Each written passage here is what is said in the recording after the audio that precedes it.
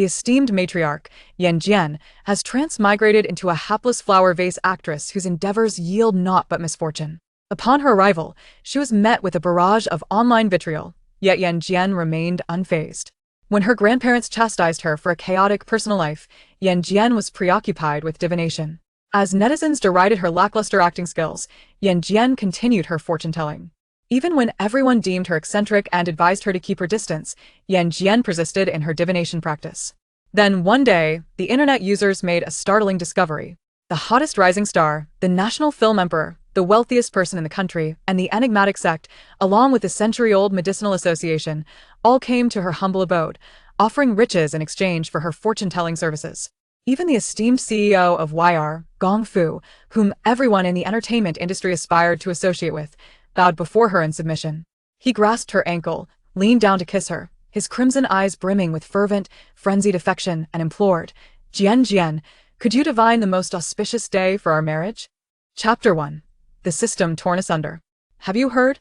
The handsome boyfriend of the one in bed 301, who suffered from alcohol poisoning, abandoned her to engage in a scandalous affair with an unattractive man late at night. Truly, the world is in decline. Such bizarre occurrences abound. How do you know? She seems quite innocent, not like someone with a tumultuous personal life. One cannot judge a book by its cover. Despite her appearance, she is, at her core, a promiscuous individual. If you doubt it, just check Weibo. It has become common knowledge. Yan Jin awoke with a throbbing headache, overhearing several nurses whispering about her. Alcohol poisoning? A chaotic personal life? Yan Jin cradled her head, her expression impassive. Here she was, a ghost cultivator who had drifted for millennia, now inexplicably reborn into the body of a recently deceased human, facing distressing circumstances from the outset. In her past life, she was a remarkably gifted senior sister of a prestigious sect in the realm of cultivation, yet her peers ultimately conspired against her, usurping her celestial bones for a duplicitous, White Lotus junior sister, leading to her demise. Following her death, her resentment and hatred became so potent that she inadvertently became a ghost cultivator. After vanquishing her enemies, she wreaked havoc in the underworld, extinguishing the soul of her foe with unyielding resolve. Thus, Yan Jin ascended to divinity, becoming a figure of dread among mortals, deities, and spirits alike. Now, she found herself inexplicably thrust into the narrative of this entertainment industry tale, cast as a mere cannon fodder character destined to perish before the first chapter concluded. The information she possessed was solely derived from the book, while others remained oblivious, as if they could not perceive its existence. The tome continued to relay new revelations. For instance, to restore her original self, she must remain in this world, bind herself to it, and amass wealth. Only upon accumulating 999.9 billion could she depart. Furthermore, this tome was designated as the 001 system, capable of opening a redemption channel. With enough wealth, it could exchange anything Yan Jin desired. Is this truly all? Is this what I covet? Accustomed to living freely, Yan Jin harbored a disdain for control. Aside from her fondness for reading tales and collecting vengeful spirit puppets, she held little interest in other matters. With a cold smile, she had yet to finish reading the information when she forcefully tore the book known as the 001 system in half. This peculiar act only served to reinforce the nurse's belief that the occupant of bed 301 was indeed unhinged. Yan Jin lifted her gaze, her intimidating stare locking onto them, causing the nurses to freeze in place. That sinister gaze, as fierce as that of a malevolent spirit, sent shivers down their spines. The nurses instinctively shut their mouths, refraining from casting her any more peculiar glances, and dared not utter another word. Yan Jin let out a soft snort when suddenly, a ringing sound pierced the air. Reflexively, she answered. On the other end, a voice erupted in a furious roar. "What are you doing? In the dead of night? How can you not calm down? Even if you are desperate for a tryst, you must not let anyone catch you. Do you have any idea how chaotic Weibo has become? Hurry back. If you are not here in 20 minutes, we will terminate the contract." Weibo? What manner of entity is that? Yan Jin furrowed her brow, absorbing all memories of this body, and soon discovered Weibo. Her curiosity piqued as she clicked to view it. The trending topic was none other than her own name. Shock. Yan Jin caught in a late-night affair with a strapping man. Beneath this headline were several unfiltered images, revealing her disheveled appearance as she was held by an unattractive man, their proximity intimate, her head bowed, obscuring her expression. The man's face was awash with an expression of arrogant depravity as he pulled Yan Jin towards a sleek black automobile. The atmosphere, coupled with the headline, left little room for doubt, igniting the curiosity of netizens who thrived on drama. They eagerly joined the commentary. The remarks beneath the trending topic were saturated with animosity directed towards Yan Jin. Some individuals rallied in defense of her boyfriend, Wan Zai. Others mocked Yan Jin for her desperate choices. There were those who simply relished the unfolding spectacle, while others sought various resources. Meanwhile, the few fans Yan Jin had swiftly turned their backs upon seeing the trending news. She found herself in a situation where the walls were collapsing and everyone was pushing her down. Yet, Lu Yi was acutely aware that the boyfriend publicly acknowledged as Wan Zai was merely a fabricated match orchestrated by the company, and they had never genuinely been together. A mere clarification from them would have dispelled the rumors of infidelity without challenge. However, they chose to remain silent, allowing the filth to be hurled upon the original's reputation, subjected to the scorn of millions of netizens. And now, how dare this Lu Yi come seeking her? Yan Jin scoffed. After only a brief perusal of Weibo, Lu Yi, not hearing a response from the other end of the line, grew incensed. Are you deaf? Did you hear what I said? If you keep stalling, you can forget about making a living in this industry. Yan Jin had a rather volatile temperament. Who do you think you are, daring to shout at me like this? Young man, I advise you to temper your arrogance. Otherwise, it would be wise to tread carefully when walking alone at night. Lu Yi. This seat? Young man. Hesitantly, she glanced at her phone screen, confirming the number was correct, and then furrowed her brows. Was Yan Jin truly so shaken that she had lost her senses?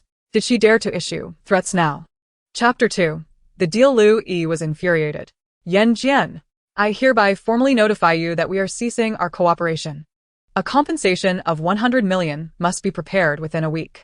If the funds are not received by then, our legal department will promptly take you to court. With that, Lu Yi hung up.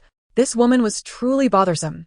Ever since she became a ghost cultivator, when had she ever been threatened in such a manner? Yan Jin snorted coldly. The puppets that had traversed here with her shivered in unison. One of the red puppets decisively transformed into a quivering black mist, which swiftly vanished from sight. Lu Yi was still awaiting Yan Jin in the apartment when she sneezed, and a stream of black mist rushed into her nostrils. Before long, she fell into a terrifying nightmare. In the solitary hospital room, only Yan Jin remained. She suddenly looked up, confronting the space ahead. Still not out? A wisp of white mist materialized, coalescing into a shadow that was none other than the deceased original self. Surrounding the original self was an overwhelming aura of resentment. With a slightly dazed expression, she gazed at Yan Jin, pleading, "Please, help me take revenge." "Help you?" Yan Jin laughed. "I never engage in unprofitable transactions. If you wish for my assistance, what can you offer in return?" My soul." The original self clenched her fists, her resentment intensifying. Yan Jin had a particular fondness for vengeful spirits, as absorbing them would render her even more powerful. Although she was presently human, her treasured puppets had all traversed here with her, and the resentment they absorbed would ultimately serve her own interests. The means may differ, but the end result was the same, an enhancement of strength. This Yan Jin from Nanshur was the first sustenance her treasures encountered upon arriving in this foreign realm. From a tender age, Yan Jin had been neglected. She had lost her mother at 3, her father at 4, and had a stepmother who eyed her with hostility. Her stepmother's situation was equally tragic. Having just married, her husband passed away, leaving only an unborn child. Consequently, the original self's life in the Yan family became increasingly unbearable. Besides her unsympathetic stepmother and half-sister, she had 2 biological relatives, her grandfather and grandmother. However, their attitude towards the original self was dismissive, as they always believed she was the cause of their sons and daughter-in-law's demise. Thus, the unfortunate original self had never been cherished, cultivating a timid personality that rarely spoke up. Ultimately, the original self met her demise due to misplaced trust in a lover, leading her to a rendezvous in an underground parking lot, where she was captured by a nefarious man and succumbed to alcohol poisoning. The man, realizing he had caused a death, discarded the body and fled, while the sanitation workers discovered her and took her to the hospital. After her death, her resentment surged, summoning her own spirit. The puppets were ravenous, their bellies growling. Yan Jin grinned. "It's a deal. Just before my death, I heard a name. Jiang Ting." The original self's face twisted with resentment. Jiang Ting is my stepmother. I believe I have never wronged her, so why did she conspire to harm me? Why indeed? Yan Jin scoffed. Naturally, the kind-hearted are often taken advantage of, and the foolish are easily ridden. The original self's face was imbued with profound sorrow. In the Yan household, she had continually retreated, merely seeking a peaceful existence, yet even this simple desire had never been granted. And as for Ming Yan, her deity, her sole light in life, why did even he betray her? She fixed Yan Jian with a fierce gaze. Yan Jian, far from angered, merely smiled. The more the original self seethed with fury, the denser her resentment became, much to the delight of her puppets. However, mere resentment would not suffice to satiate their hunger. It seemed more provocation was required. That very evening, Yan Jian completed her discharge procedures, hailed a ride, and arrived at the Yan family mansion. Before even stepping through the grand entrance, she heard the voice of Yan Tiantian. Chapter 3. Shamelessness. Grandmother, sister still hasn't returned so late. Could something have happened? Should we go look for her? What is there to find? The rumors on Weibo are rampant, claiming she went off to sleep with a man. Mom? Is that true? Did sister really do such a thing? Impossible. This must be a misunderstanding. Yan Tiantian chimed in with her mother, Jiang Ting. The two elders within the house grew increasingly grim. Although they held no affection for Yan Jian, she was still a descendant of the Yan family, the biological flesh and blood of their deceased son. To witness such shameless behavior from her was deeply distressing. Yan Jian was tarnishing their family's honor. As the original self listened to the words of her kin, her resentment swelled further. Yan Jian cast a glance at her, then suddenly kicked open the door, stepping into view before them. Everyone was taken aback. You, how are you back? Seeing her, Jiang Ting looked as if she had encountered a ghost. According to her plans, the current Yan Jian should have been a corpse. What was happening? What's the matter? Can't I return? That's not what I meant. Jiang Ting trembled as she met Yan Jian's icy gaze. This was uncanny. How had Yan Jian, having narrowly escaped death, become so imposing? Yan Jian, with a smile that danced on the edge of mockery, approached the two elders, pivoting on her heel to sit casually on the sofa beside them, crossing her legs in a nonchalant manner, which only darkened their expressions further. How absurd. Out gallivanting at such a late hour and returning without so much as a greeting. What happened to your upbringing? Yan Tiantian, already harboring disdain for Yan Jian, partly because they were not true sisters, and partly due to Yan Jian's striking appearance that overshadowed her own, couldn't help but add fuel to the fire. Sister must be exhausted from a night of fun, which is why she forgot the Yan family's etiquette. Grandfather, grandmother, please don't blame her. Exhausted? Yan Nai, Tiantian, you're simply too kind-hearted. We are all too aware of your sister's true character. Spare her your defense. In truth, we would prefer she perish outside. Yan Jian rested her chin on her hand, intrigued as she observed their theatrics. Her eyes, glinting with a dark hue, settled upon them, eliciting a collective shiver. They instinctively halted their conversation. Meeting Yan Jian's gaze, they found her thoroughly entertained. The original self, fueled by their words, felt her resentment surge, while the puppets absorbed it with delight. Yet they had ceased their commentary. Yan Jian, dissatisfied, tugged at the corners of her mouth. Don't stop, continue. Jiang Ting, Yan Tiantian, Yan Yi, Yan Nai. Is she ill? Why is she so pleased despite being insulted? Why has everyone fallen silent? Yan Jian raised an eyebrow, indicating that it was her turn. She had no intention of engaging in idle chatter. She unleashed her offensive puppet, Xiaohei, intending to eliminate them outright. However, upon nearing her target, she noticed a layer of white light enveloping the individuals, which completely thwarted all of Xiaohei's attacks. At that moment, the very book she had torn apart mysteriously reappeared before her, seemingly mended with glue by an unknown hand.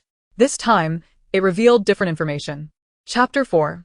Counterattack. The supporting characters within the entertainment industry narrative had yet to fulfill their roles. Their existence could not be obliterated. To defy this was to oppose the heavenly principles. Yan Jian recited the contents of the book, yet her voice was inexplicably muted. To those around her, the scene appeared particularly bizarre. What on earth was she saying? Jiang Ting and the others, witnessing Yan Jian's cryptic behavior, instinctively recoiled. Suddenly, Yan Jian burst into laughter, for she detested being threatened above all else. She fixed her gaze on the 001 system, which shivered in response. Before it could comprehend the situation, it was torn into fragments, scattering across the floor. What was wrong with this host? It had never experienced such a frustrating scenario in its years of system work. Yan Jin paid it no mind and turned her attention to the others, who had fallen into an abrupt silence. Since she could not engage in matters of the underworld, she would instead embark on some affairs of the mortal realm. She closed her eyes, taking a few moments to digest the rules and order of this world that resided in her original self's mind, then decisively initiated a live stream on Weibo. Already trending. Even at the midnight hour, numerous night owls were keenly following the developments. As soon as her stream commenced, thousands flocked to her broadcast. The comments began to flood in. Yan Jin dares to show her face? Is she planning a live crossover dance? Cough, cough, take it easy up there. If the stream gets shut down, we won't see anything. That ugly man, she can really stomach it? What a peculiar preference. Ha ha ha. No one paid heed to the sarcastic remarks. The original self held the camera directly towards the Yan family's living room. Preparing herself, Yan Jin suddenly grinned widely. Jiang Ting shivered. What was up with Yan Jin? Why did she suddenly look so sinister? Before she could ponder further, Yan Jin tapped her phone, activating the recording feature, and the familiar voice echoed throughout the Yan household. 100,000 is too little? I, Yan Jin, am worth that much. If you're willing, then go ahead. If not, I'll find someone else. Work is hard to come by during this pandemic, so think carefully. Hey, can I do it? You want to kill Yan Jin, right? No problem. Leave it to me. Just take a picture of the person, make sure it's adjustive, and clean up any traces. If they trace it back to me, I won't be paying you the remaining amount. The recording swiftly concluded. This was a conversation recorded by the man after accepting the job. A piece of evidence that the original self had managed to extract upon sensing something amiss. It was now proving invaluable. After hearing the entirety of the recording, the Yan family members were left with no doubts. Jiang Ting had not only hired a hitman but also, in turn, sold out the murder while casting aspersions on Yan Jin's personal life. What a cunning two-for-one maneuver. Yan Yi, Yan Nai, both turned to the pale-faced Jiang Ting, their expressions etched with discontent. Is this true? Dad, Mom, I didn't if you're going to claim the recording can be fabricated, I can turn it over to the police for them to verify its authenticity, Yan Jin interjected, her impatience manifesting in her raised brow. I now present you with two choices. 1. I call the police. 2. You confess. Attempted murder carries a prison sentence. Jiang Ting realized that she was being deprived of any escape route. Her face turned ashen, trembling as she lunged to snatch the phone from Yan Jin. Yet, she never laid a finger on her. It was as if her body had collided with an invisible barrier, flinging her backward. She crashed heavily to the ground, dazed and in excruciating pain. Ouch! Jiang Ting's agonizing scream left everyone in shock. Yan Yi rubbed his eyes. Did I just imagine that? Yan Nai blinked. Did I just see a ghost? Yan Tian, neither old nor blind, was horrified and stepped back repeatedly. Unbeknownst to her, she could not kill Jiang Ting. But that did not mean she could not strike her. With a cold smile, Yan Jin rose to her feet, placing a foot upon Jiang Ting's face. It seems you've made your choice. Congratulations, you will descend to the 18th level of hell, enduring torment for eternity. What do you think? Do you fancy this reward? Though her complexion was pale, Yan Jin's condescending gaze was imbued with arrogance. The sheer force of her presence sent shivers down Jiang Ting's spine, causing her teeth to chatter. Yet, despite her terror, she could not concede to the situation. Suppressing her fear, Jiang Ting shouted, "You're insane. Dad, Mom, look at her. Yan Jin has completely lost it. You can't trust what she is saying. The recording must be fake. We should hurry and send her to a mental hospital. Or she might harm you." Anyone would prioritize their own safety above all else. Jiang Ting's words struck a chord with Yan Yi and Yan Nai. They glanced at Yan Jin, who had yet to speak. Yan Tian quickly interjected on Jiang Ting's behalf. Grandpa, Grandma, you know what kind of person my mom is. After all these years, you're most familiar with her. She has always been so filial. Who in the Yan family doesn't praise her? How could such a gentle person commit such acts? There must be some misunderstanding. Sister must have wronged her. Filial? Gentle? Yan Jin found the claims utterly laughable. She waved her hand, summoning another alluring puppet, Xiao Hong, which floated in midair. Suddenly, a dark mist enveloped Jiang Ting. Yan Yi and Yan Nai watched in horror as the familiar visage of Jiang Ting transformed before their eyes. Chapter 5. Counterattack 2. Those two elderly souls should have known better, had they anticipated such difficulty in persuasion. They ought to have applied a more potent poison to eliminate them and seize the Yan family fortune once and for all. Jiang Ting was bewildered, unsure how she had suddenly begun to voice her innermost thoughts uncontrollably. Startled, she quickly covered her mouth, but it was too late. Everyone heard her loud and clear. Poison? You wish for them to die. Who could possibly tolerate such a statement? Yan Yi and Yan Nai's hearts hardened as they immediately dialed the police. Jiang Ting collapsed weakly to the floor, gazing at her beloved daughter, only to see Yan Tiantian's turned profile. A wave of desolation washed over her. Even as the police arrived and escorted her away, Jiang Ting remained in a daze. The Weibo live stream had surged from thousands to hundreds of thousands, showcasing the Yan family's dramatic performance to a vast audience online. Meanwhile, the barrage of comments in the live stream surged wildly, dazzling the viewers. It turned out that those photos trending online were mere misunderstandings. We had wronged Yan Jin. Poor Yan Jin indeed, for although she appeared somewhat neurotic, who wouldn't go mad with such a stepmother? The world of the wealthy is rife with disputes and grievances. For heaven's sake, could someone send a dozen such stepmothers to her ex-boyfriend? The original character, with an expressionless face, diligently continued the live broadcast while Yan Jin crossed her arms. Upon finishing her statement, she noticed Yan Tiantian sneaking away, attempting to flee. Did she not consider consulting her first? Yan Jin scoffed. Yan Tiantian, how is your biological father faring? Yan Tiantian abruptly halted, turning around in disbelief to gaze at her. What was going on with Yan Jin? How could she possibly know about this matter? Within the Yan family, aside from her and her mother, no one else was privy to the secret. The affection she received was primarily due to her sweet tongue, but more importantly, it stemmed from their blood relation. Should the elder generation discover that she was not actually a descendant of the Yan family, her situation would undoubtedly become exceedingly precarious. She might even be directly expelled from the family. No, she and her mother had schemed for years to secure their rightful share of the inheritance. Tomorrow was the day when her grandfather would announce the division of assets, and there could be no unexpected occurrences at such a critical juncture. Yan Tiantian steadied herself, feigning an innocent smile. Sister, I have no idea what you're talking about. I understand that mother has made mistakes, causing you distress, but I truly did not foresee her actions. I'm here to apologize on her behalf. I'm sorry, sister. Her gaze fell, silently conveying her regrets to her mother. Abandoning her mother was indeed a last resort. For the sake of their long-standing plan, she had no choice but to proceed in this manner. Should mother be aware of her good intentions, she would surely forgive her. With this thought, Yan Tiantian felt a bit more at ease, looking up at Yan Jin with a pitiful expression. Sister, are you feeling any happier? You chatter too much. Yan Jin rolled her eyes, counting on her fingers as she deduced their secrets. Your father, Tian Yi, is 52 years old and from the capital. Years ago, your mother was the mistress who usurped her position, only to be discovered by the legal wife, leading to her disgrace. She returned to Nan City while pregnant with you and married Yan Ziming, the only son of the Yan family.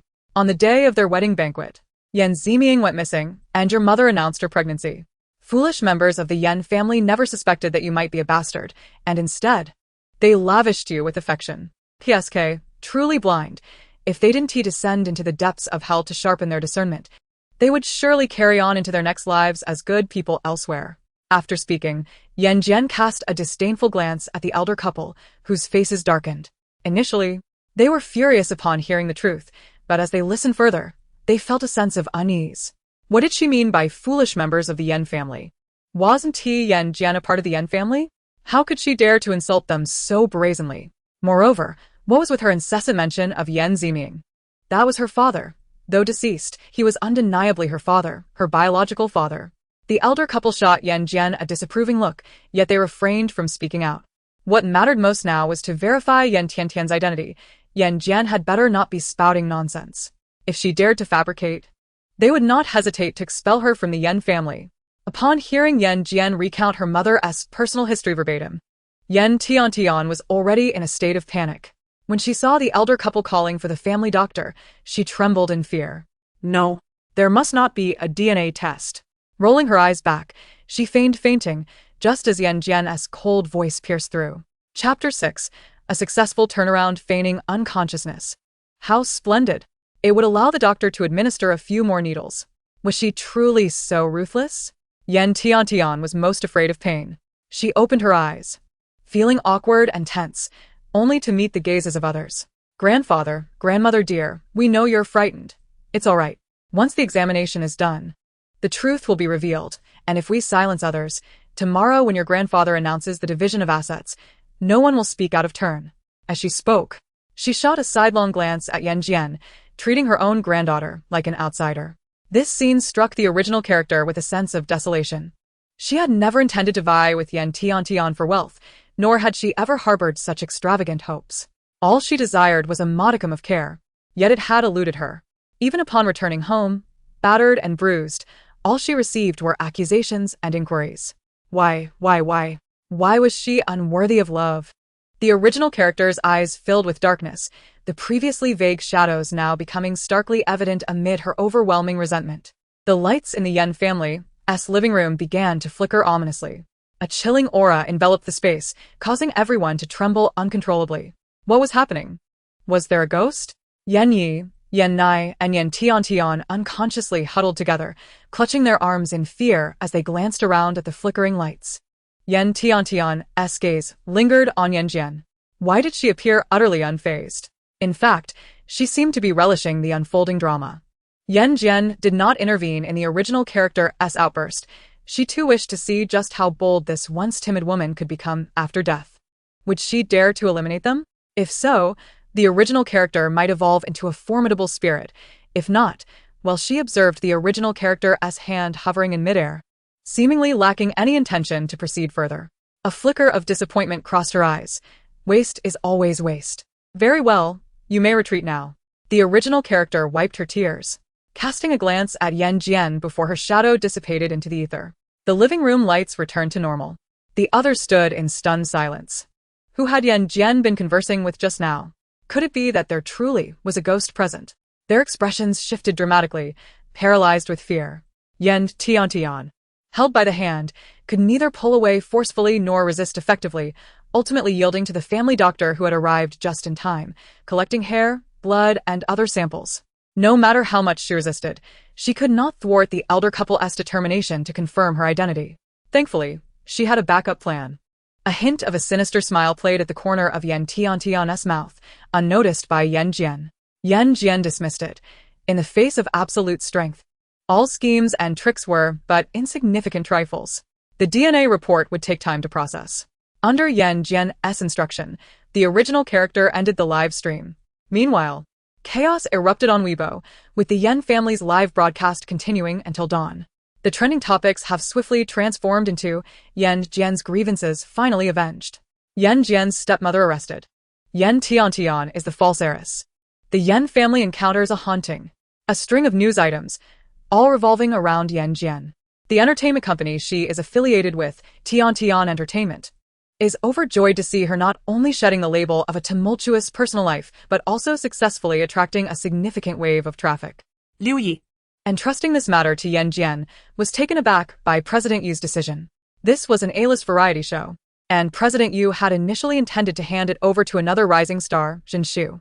Moreover, wasn't President Yu previously planning to exploit this opportunity to extort an exorbitant termination fee from Yan Jin? Why the sudden shift?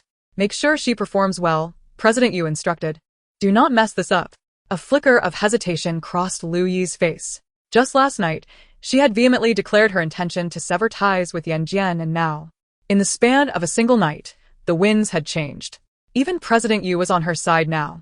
Recalling the haunting nightmares from the previous night, she felt an even greater sense of bewilderment. In her dream, she had been trampled underfoot by several pale-faced women clad in red, rendered utterly immobile. Sinister voices echoed in her ears. How dare such a diminutive human vex our ancestor? You must be courting death. The women's toes had shifted from her body to her face, pressing down mercilessly. The humiliation made Liu Yi feel both terrified and repulsed as she recalled the dream, where no matter how she struggled, she could not escape their clutches. Being pressed to the ground was a truly unbearable sensation.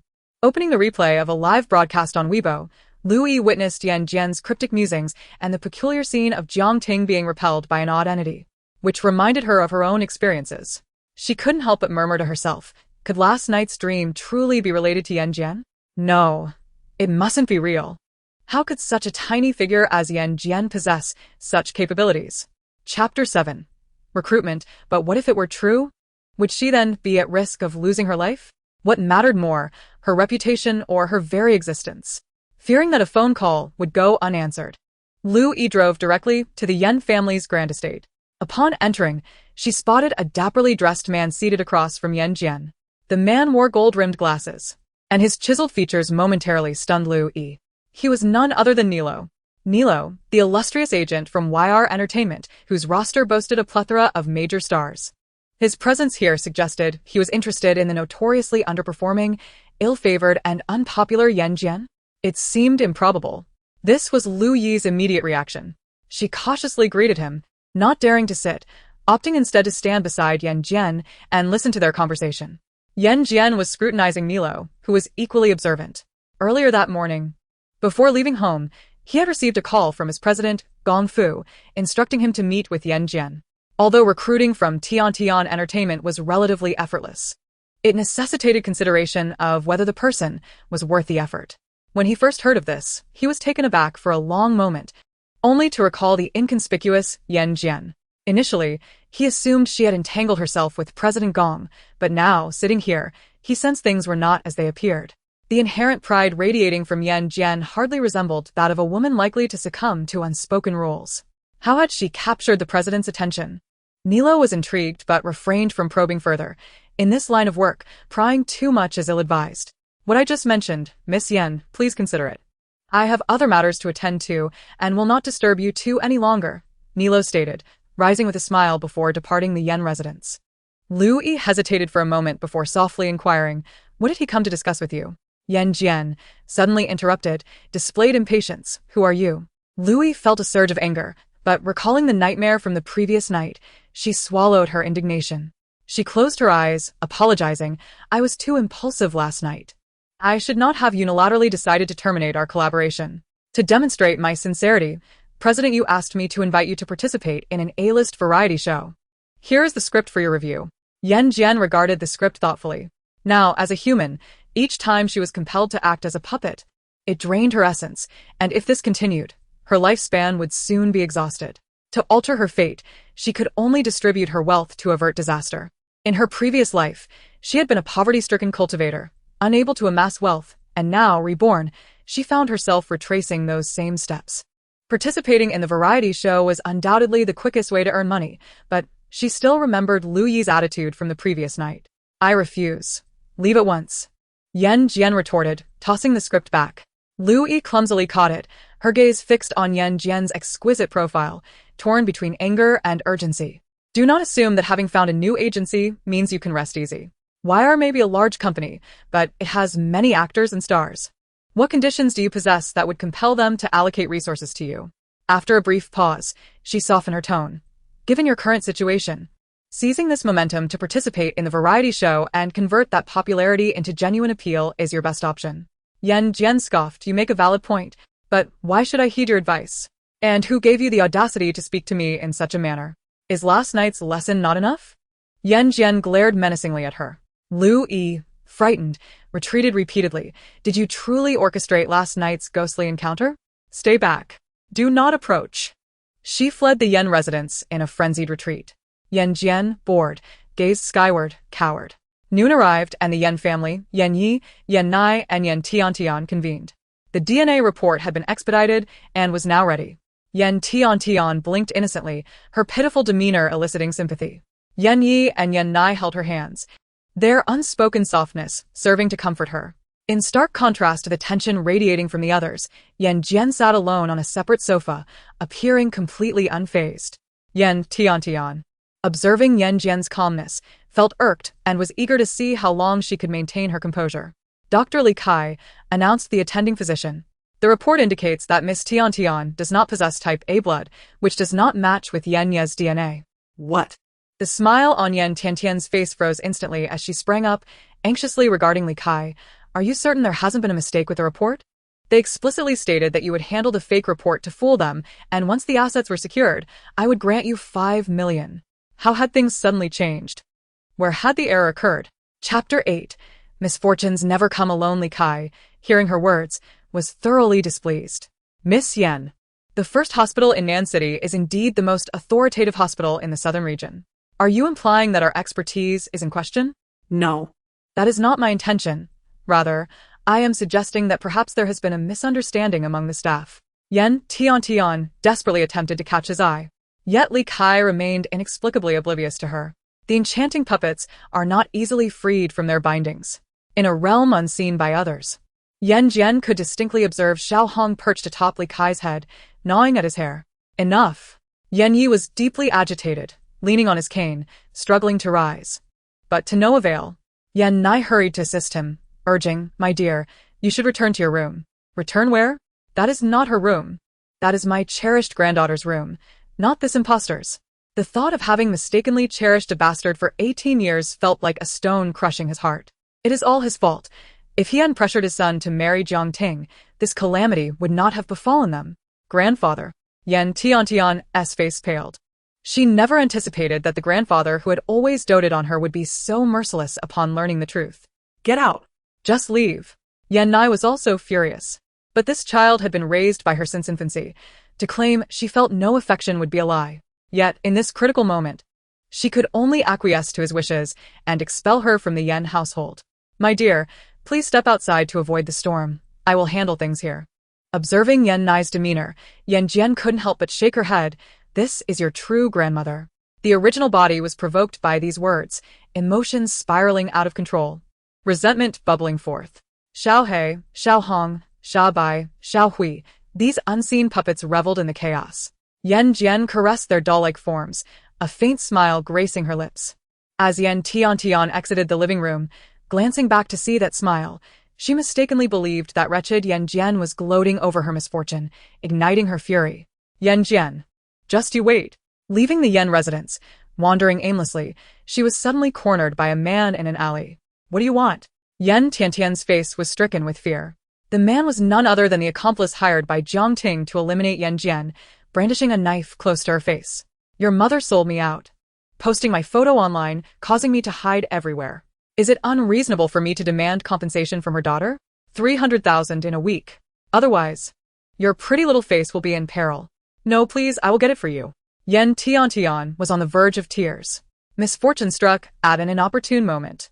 The man, seeing her terrified expression, felt a sense of satisfaction. His goal was solely monetary. After providing Yan Tian with a payment address, he quickly departed. Once free, she leaned against the dark wall, taking some time to compose herself before remembering to call the capital. "Dad," Yan Tian lamented into the phone, recounting the events that had unfolded within the short span of a day and a night. Upon hearing this, Tian grew anxious.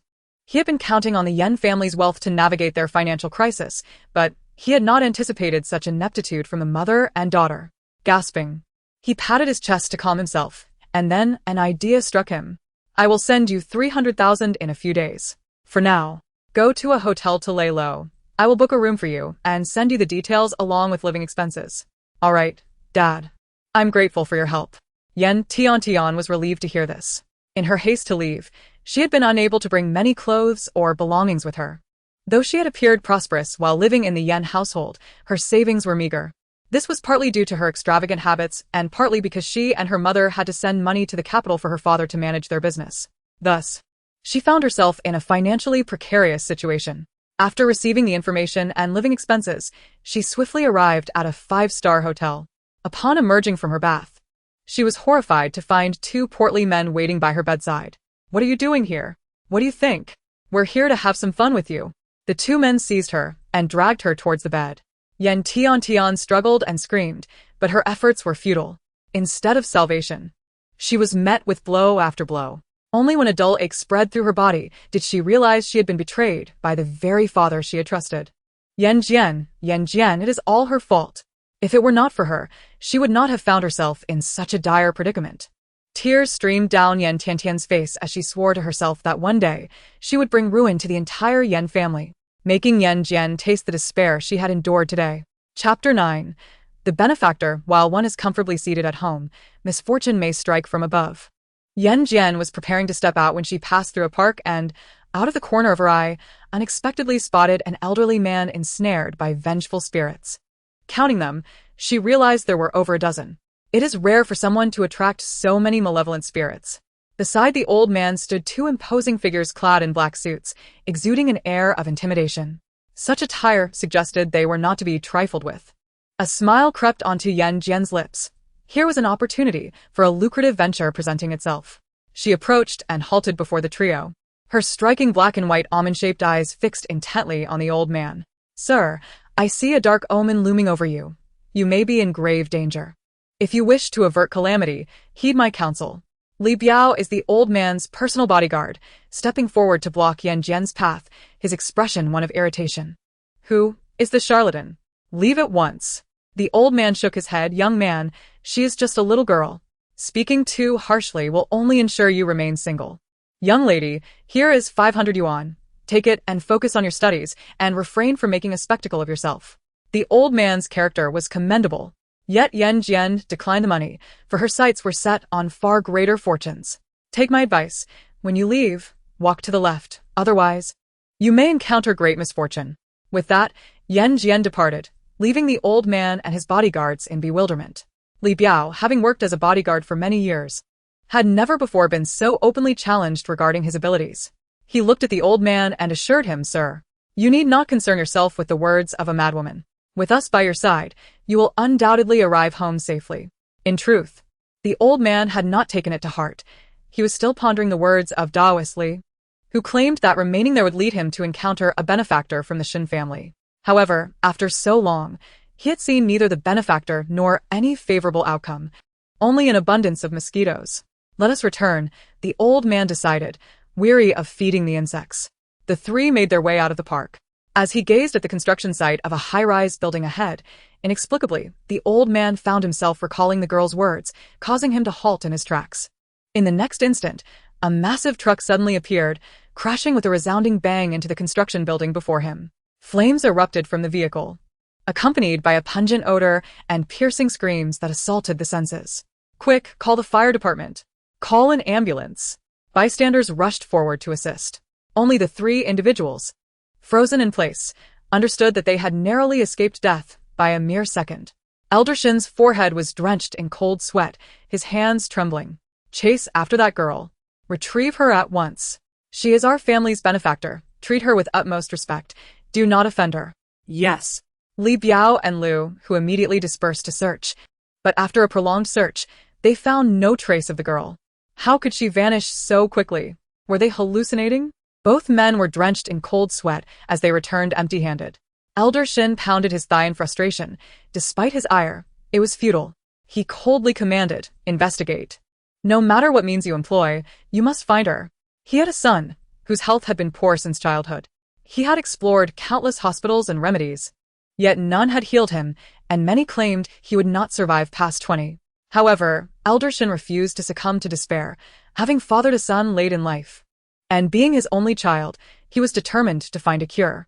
To this end, he had sought the help of Daoist Li, who had prophesied that the Shin family would encounter a benefactor today, one who could help his son survive the perilous threshold of 20 years. Concerned for his son's life, Elder Shin did not hesitate to post a 1 million yuan reward on the dark web to locate Yan Jin. Meanwhile, the very person who had stirred up the storm, Yan Jin, found herself at YR Company. She gazed at Nilo, who sat across from her, and leisurely tapped the table. "I agree to the terms you propose today." Before Nilo could respond with a smile, Yan Jin continued, "However, I have two requests. First, find me a more secluded residence.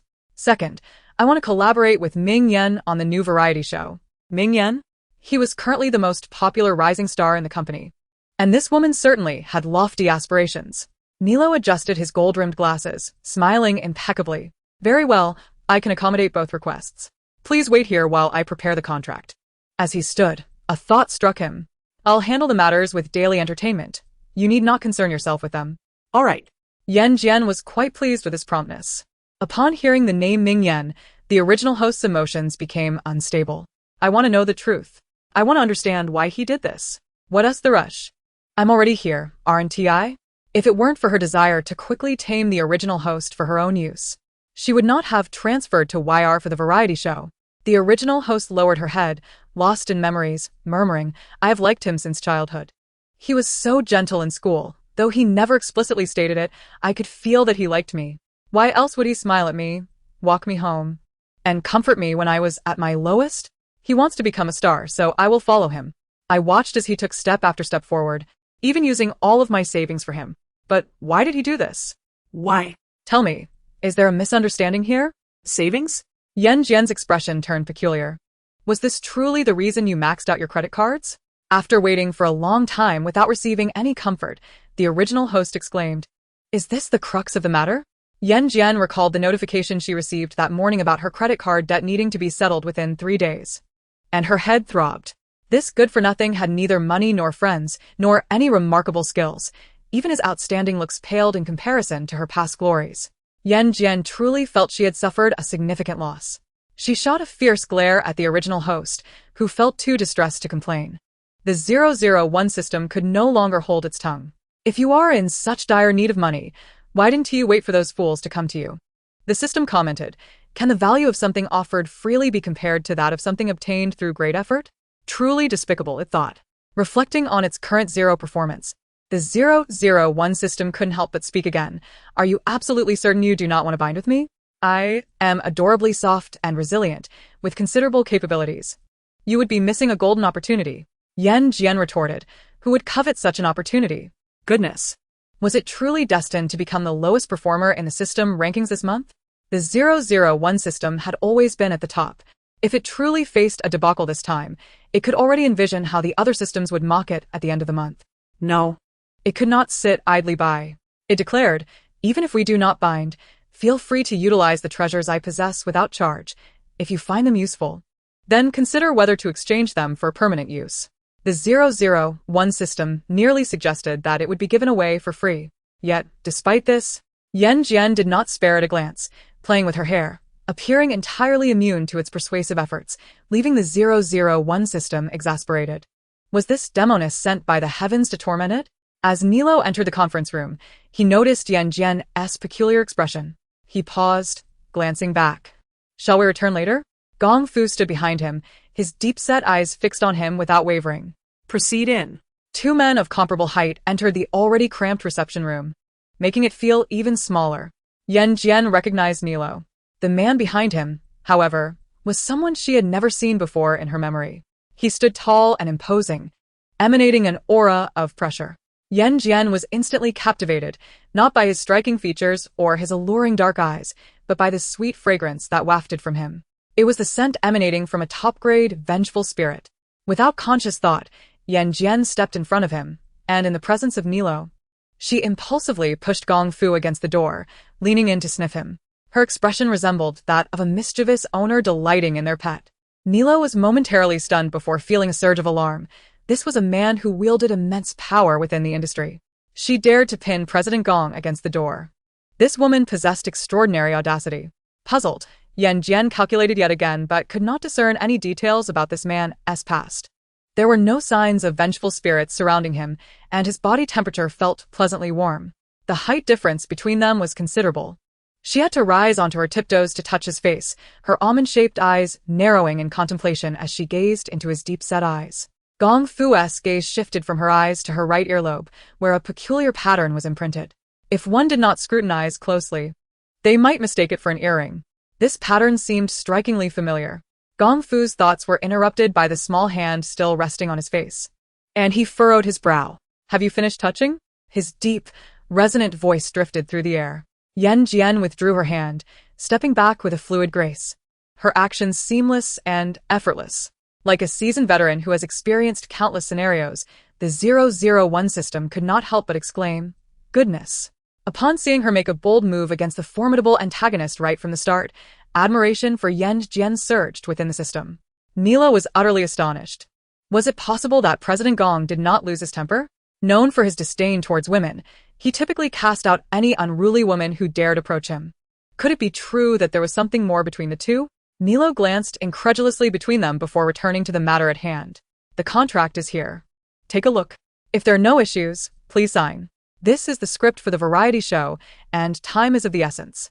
After you've reviewed it, you'll need to attend this afternoon. Rest assured, Ming Yan is also involved. After signing the contract and receiving the script, Yan Jin cast one last glance at the taciturn man. Shall we dine together this evening? Gong Fu? Nilo? I find you quite intriguing. Nilo's eyes widened in surprise, eagerly anticipating the unfolding drama. Gong Fu's expression darkened. Yan Jin regarded him with sincerity. I've never encountered someone so fortunate, yet with the visage of an early demise. Nilo. 001 system. Early demise? The long-buried sentiment struck a nerve, rendering him quite uneasy. Gong Fu's brow furrowed sharply. He stepped forward and grasped her neck, a flicker of madness flashing in his eyes. You seek death. Cough, cough, cough. Yet, there was not a hint of fear in Yan Jin's eyes. Rather, they sparkled with a hint of excitement. The aura of resentment grew stronger. Just as she prepared to retaliate, Gong Fu inexplicably released his grip, stepping back with remarkable restraint, uttering a single word, scram. Yan Jin touched her slightly reddened neck, a peculiar smile curling at the corners of her lips. I'll be waiting for you tonight. As she departed, Gong Fu turned to Nilo. Has she always been this eccentric? You ask me? Nilo replied, puzzled. Isn't she the person you specifically wanted to snatch? Had he known she was such an oblivious madwoman, he would never have shown up. Gong Fu's expression darkened as he left. In the afternoon, on a deserted island in the outskirts of Nan City, the director, Li, expressed his dissatisfaction. What is happening? We're about to start filming. And suddenly a connection lands here? Arriving neither early nor late, but precisely at this moment, he glanced at Yan Jin, finding her strikingly beautiful at first glance. Yet beauty alone held no significance. He did not know her. A mere nobody, an unexpected arrival. It was evident she had latched onto some wealthy benefactor. Chapter 12. Survival Variety Show. The assistant director quietly reminded him, Director Li, please bear with it. I've heard her backing is President Gong. President Gong? There was only one company head with the surname Gong in the industry. Could it be Gong Fu? Just her? How could she possibly have entangled herself with that cold-faced reaper? Li was skeptical but dared not offend Yan Jin, closing his mouth in silence. The survival show featured a total of 5 permanent guests, Ming Yan and Wu Yi from YR Entertainment, Wang Jingjing from Tian Tian Entertainment, Su Ke from Xingha Entertainment, and Zhang Mei from Daida Entertainment. All of them were currently among the most prominent young stars in the entertainment industry, excelling in both looks and talent. Naturally, they looked down upon a mere vase like Yan Jin. Having an extra person vying for the spotlight, especially one with connections, was unwelcome to anyone. Given that she made it onto the survival show, she must have endured quite a bit last night, right? Wang Jingjing's comment drew the attention of the others. Though they shared the same sentiment, they would not voice it openly, as it was a taboo topic. Was she so brazen as to risk angering Yan Jin's backers and facing a blacklist? One could not fathom whether she was audacious or utterly foolish. Yan Jin scoffed. No wonder your fortunes are so bleak. It turns out you possess such an unsightly mouth. Wang Jingjing's anger flared. What do you mean? How dare you? A mere 18-line nobody. Speak to me? The pawns, hearing this, were incensed. They flew over, grabbing hold of Wang Jingjing's clothes and tugging fiercely. Ryup! The sound of fabric tearing echoed through the air. Wang Jingjing felt a chill at her rear. Before she could check the situation, Wu Yi chimed in. Your pants have ripped. Could it be that she had indulged too much recently, gaining weight to the point of bursting her pants? In their line of work, appearance and physique were paramount. Wang Jingjing's face flushed crimson with embarrassment as she hurriedly used her jacket to cover her pants. The pawns had vented their frustrations, laughing as they flitted about, with Xiao Hong running to Yan Jin, seeking praise and affection. Yan Jin smiled, unbothered by the pawn's antics. She raised her gaze, deep in thought, surveying the island. Surrounded by the sea, the landscape was pristine. It should have been a prime location, yet it was steeped in heavy yin energy, as if a fracture had marred its auspiciousness. The title of the show was equally ominous, seemingly clashing with the essence of good fortune at every turn. Yan Jin felt a surge of interest. To have business as soon as she stepped out was rather fortuitous. She turned to the director. Director Li, you appear pale. Your nose is reddening. This indicates impending misfortune and a sign of financial loss. To evade disaster, I advise you to reconsider the name of this variety show. Change the name? Are you jesting? Director Li could no longer contain his amusement. Survival on a Deserted Island is an S-class variety show.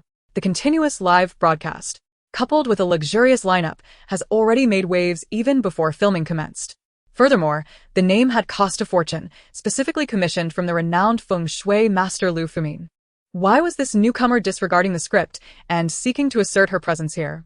As Lee's gaze turned increasingly unfriendly, he added, "If you do not wish to participate in the variety show, you may leave at once." The other guests were already displeased with Yan Jin. With the facade of courtesy discarded, they began to whisper among themselves as they witnessed her lack of awareness. Su-ko could not help but chuckle, given the current pandemic. Where else can one go? This site was painstakingly secured by Director Lee, and the name was chosen with great consideration. If you are desperate for fame, don't use this as a platform. Zhang Mei remarked coolly, since you are so keen on reading faces, why not participate in a feng shui program instead of causing a stir here? Needless to say, after years of tepid fame, she was now willing to resort to any means necessary to gain attention, following wherever the heat was. However, one must possess a sense of self-awareness. Changing the name was not something one could whimsically decide. They were all grown adults. Could she not exhibit a bit of maturity? Did she still consider herself the cherished princess of her family? Wang Jingjing joined in the mockery, adding fuel to the fire. In the realm of daily entertainment, Yan Jin has always been the sworn adversary of Jinshu. They are close friends, which, by extension, makes her an implacable foe of Yan Jin as well. Previously, she had caught wind of rumors suggesting that Yan Jin nearly usurped Jinshu's spot on a variety show, although the information proved to be false. Yan Jin's presence here now only exacerbates Wang Jingjing's displeasure. This woman could not seize Jinshu's opportunity on the show, yet she dares to intrude upon her space. Is she not utterly shameless? The more Wang Jingjing observes Yan Jin, the more distaste she feels. Stealthily, she retrieves her phone and begins recording. The assistant director, noticing her subtle actions, refrains from intervening. The show has garnered significant attention even before airing, and any additional sensational topics can only stoke the flames of its popularity. Chapter 13. Trending again. Director Lee shares the same sentiment. Observing Su-ko and Wang Jingjing targeting Yan Jin, he notes that there is no intention on their part to mediate. A few short videos swiftly circulate on Weibo, igniting a new wave of excitement. Yan Jin is insane. Yan Jin is causing a scene. Confirmed list of cast for survival on a deserted island. A series of trending topics concerning the survival variety show rapidly ascends into the top 10. Netizens, indulging in the unfolding drama, flood the comment section beneath the trending topics. Has Yan Jin been purchasing trending spots recently? She's always in the limelight. It's becoming tiresome. Such a small fry, yet with such a big temper. Who does she think she is to critique the show as title? Hilarious. Wanzai. Keep your woman in check. She shouldn't be prancing about every day. The negative comments aimed at Yan Jin come in waves. Liu Yi, who has been closely monitoring Yan Jin, smirks at the barrage of criticism. Did she think that by climbing onto YR's coattails she could rest easy, becoming overly self-satisfied? She deserves the scorn. Beside Liu Yi stands Jinshu, who narrowly escaped having her spot on the show snatched away by Yan Jin, her eyes flashing with disdain. Does she truly believe that a stroke of luck elevates her to the status of a sage? Almost everyone harbors malice towards Yan Jin. The assistant director casts a glance at Weibo and decisively signals to the cameraman, who immediately understands and initiates a live broadcast, directing the camera towards Yan Jin's exquisitely beautiful face. Yan Jin, possessing keen intuition, fixes her gaze on the camera and suddenly smiles, warning them that they should not come seeking her assistance later. Her words carry a weighty implication. The others are momentarily taken aback, their brows furrowing in confusion. How can she still smile after saying such a thing? The online discourse has labeled her as deranged and cryptic. Seeing her now, they can't help but agree. Such a lunatic is best left unengaged. Wang Jingjing bursts into laughter. Seek your help? Rest assured, we wouldn't even ask a ghost for your assistance. Others join in her laughter. The assistant director, reveling in the unfolding drama, is soon met with an inexplicable chill. Oddly enough, it had been quite warm just moments ago. The crowd rubs their arms in discomfort. Wang Jingjing tugs at her sunshade jacket when, all of a sudden, she feels a hand touching her. Which audacious man dares to invade her personal space? Her brows furrow in irritation, and she spins around, only to be met with the sight of a bloodied face. A ghost. Ghost? Wang Jingjing, have you been sleepless last night, hallucinating? Zhang Mei, standing nearby, finds the laughter on her face abruptly wiped away by the sudden appearance of a white shadow. Help, help. The emergence of a female ghost sends shockwaves through everyone present, shrieks erupting as the cameraman abandons the camera and races back to the boat. Director Lee, the assistant director, Ming Yan, and others hurriedly retreat to the safety of the boat, wiping the cold sweat from their brows. Upon glancing back, they discover Yan Jin standing still, arms crossed. observing them with an air of calm indifference. They can clearly see the mocking glint in her steady eyes, while the ghost that caused the panic has vanished without a trace. As they recall their hasty and embarrassing retreat, their faces flush with shame. This entire scene is broadcasted live through cameras strategically placed around the area, capturing every moment of the crowd's genuine terror. Viewers witnessing this bizarre spectacle online feel a chill run down their spines. The live chat continues to refresh with comments. Is there really a ghost? I didn't see anything. Did Yan Jin truly have her mouth blessed? I think these people are just seeking attention, deliberately putting on a show for us, treating us like fools. Unfollowing survival on the wild. I'm done. This script is exceedingly contrived. The folks on site have lost the inclination to engage with the live chat. Director Lee is certain he did not see anything. Even if he had, it is impossible for everyone to have experienced the same hallucinations simultaneously. There was indeed a ghost. Yan Jin is truly uncanny. Chapter 14. A slap in the face in an instant. The gazes directed at Yan Jin become complex. Wang Jingjing's face remains pale. The ghost had been closest to her. She can still vividly recall the ghastly scars adorning the ghost's face. Desperate to avoid Yan Jin's mockery, she finds herself uncontrollably fearful and instinctively inches closer to Ming Yan. Ming Yan glances at her, decisively stepping back to distance himself. Wang Jingjing's expression stiffens. She hadn't anticipated Ming Yan would be so unaccommodating. This scene does not escape Yan Jin's notice. A faint smirk curls at her lips. Ming Yan. This man is enveloped in a purple aura, a favored child of destiny. According to the description from the 001 system, Ming Yan is the male lead in this entertainment narrative, ascending from humble beginnings to become an acclaimed actor, ultimately evolving into an irreplaceable legend within the industry. But so what?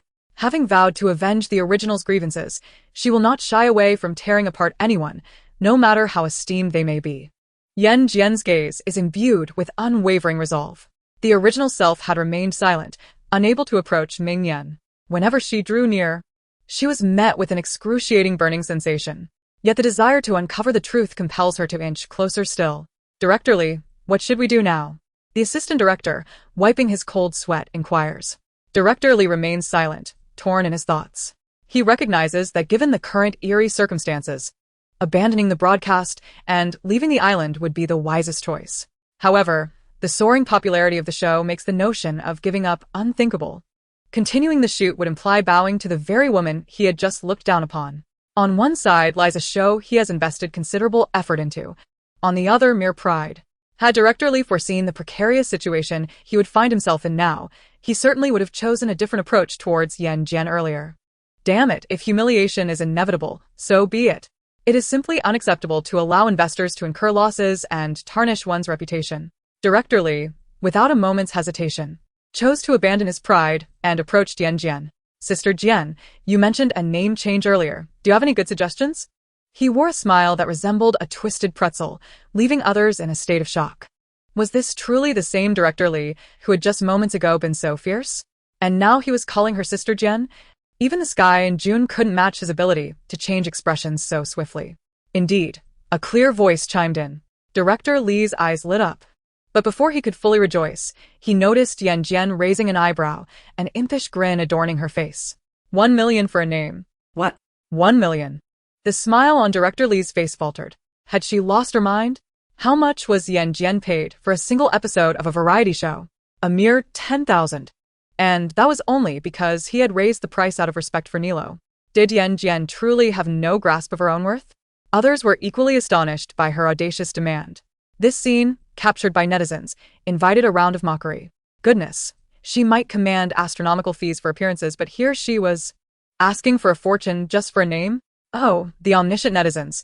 Could someone check if she pays her taxes? Haha, this ISNTA survival show. It's a cash grab featuring Yan Jin.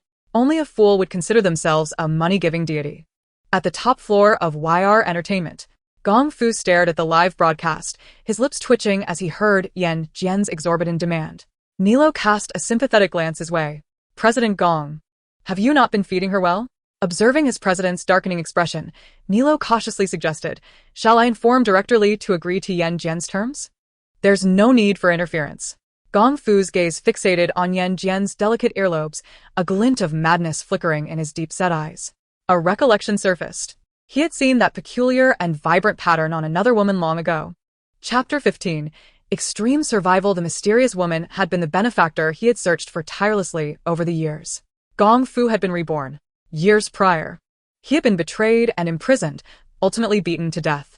In his final moments, it was that woman who appeared and bestowed upon him a jade pendant, granting him a second chance at life. At that time, his eyes had been damaged, preventing him from seeing her clearly, yet he distinctly remembered the markings on her body. Now he discovered that Yan Jin bore the same insignia. Gong Fu caressed the jade pendant around his neck, an unsettling obsession gleaming in his eyes.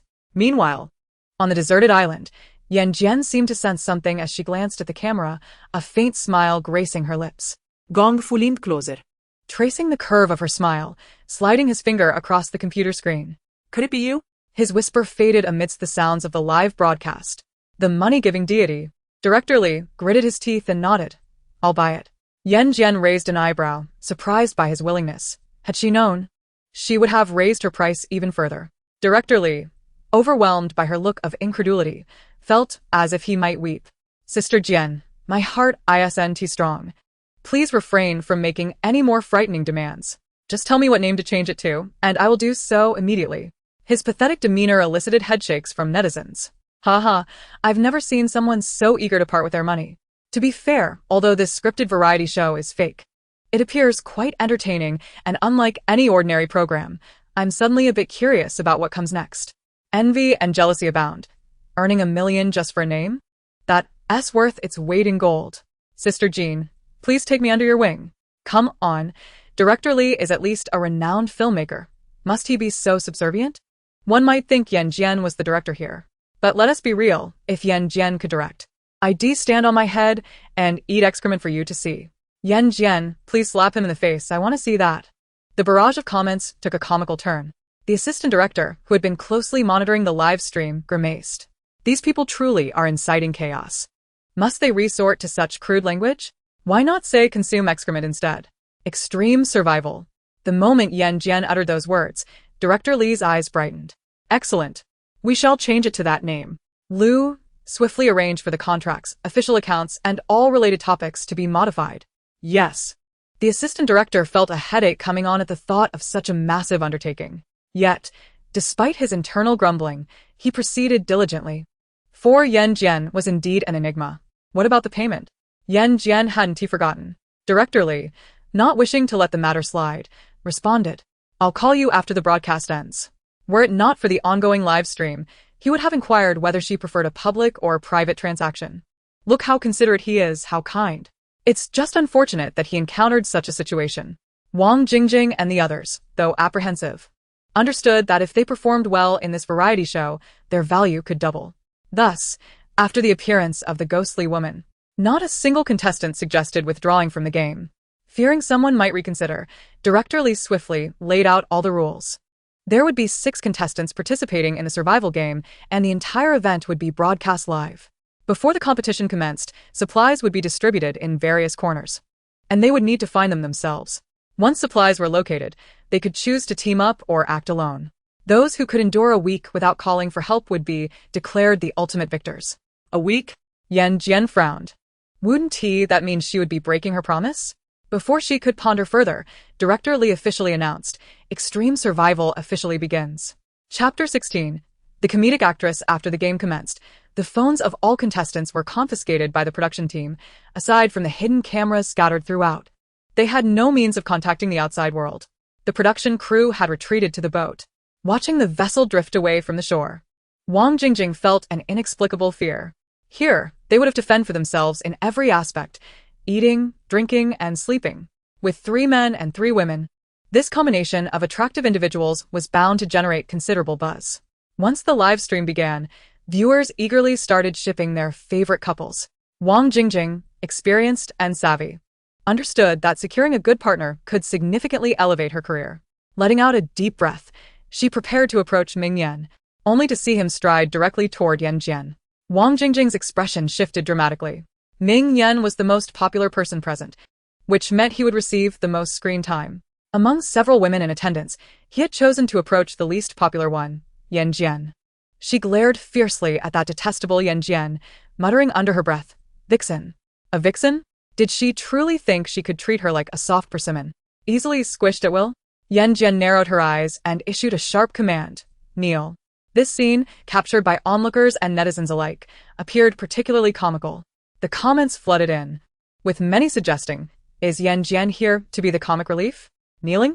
Does she truly believe she is untouchable?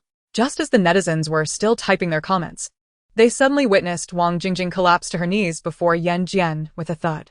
What on earth is happening with Wang Jingjing? So spineless? Kneeling on command? Is it really necessary to take it this far? Yan Jin was indeed impressive. But impressive or not, it was undeniably eerie.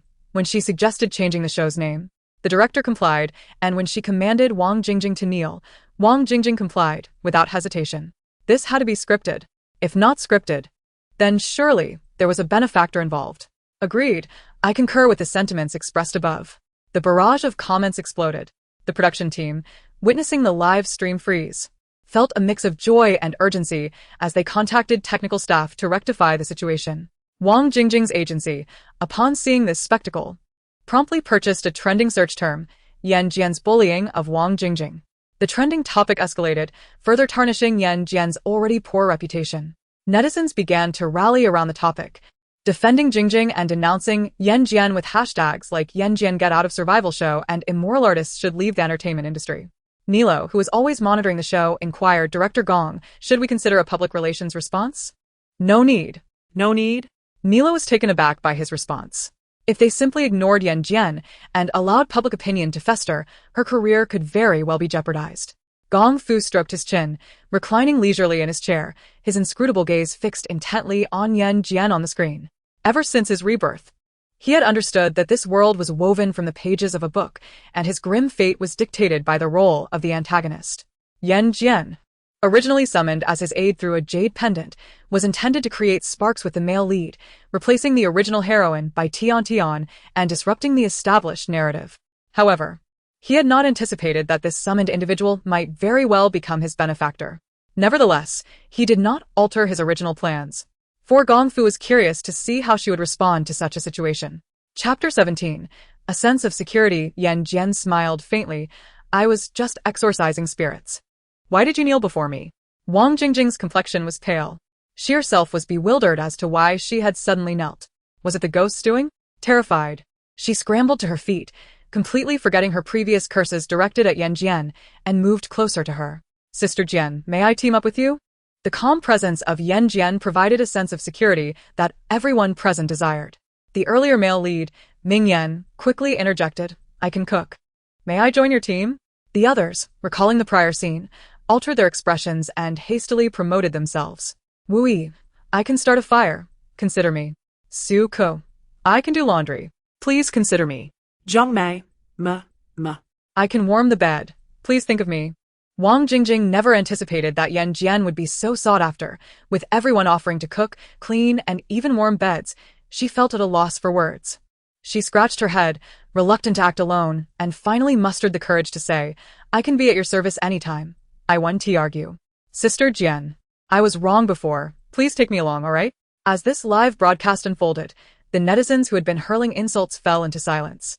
What the heck is this bullying? If this is bullying, why is Wang Jingjing so eager to approach?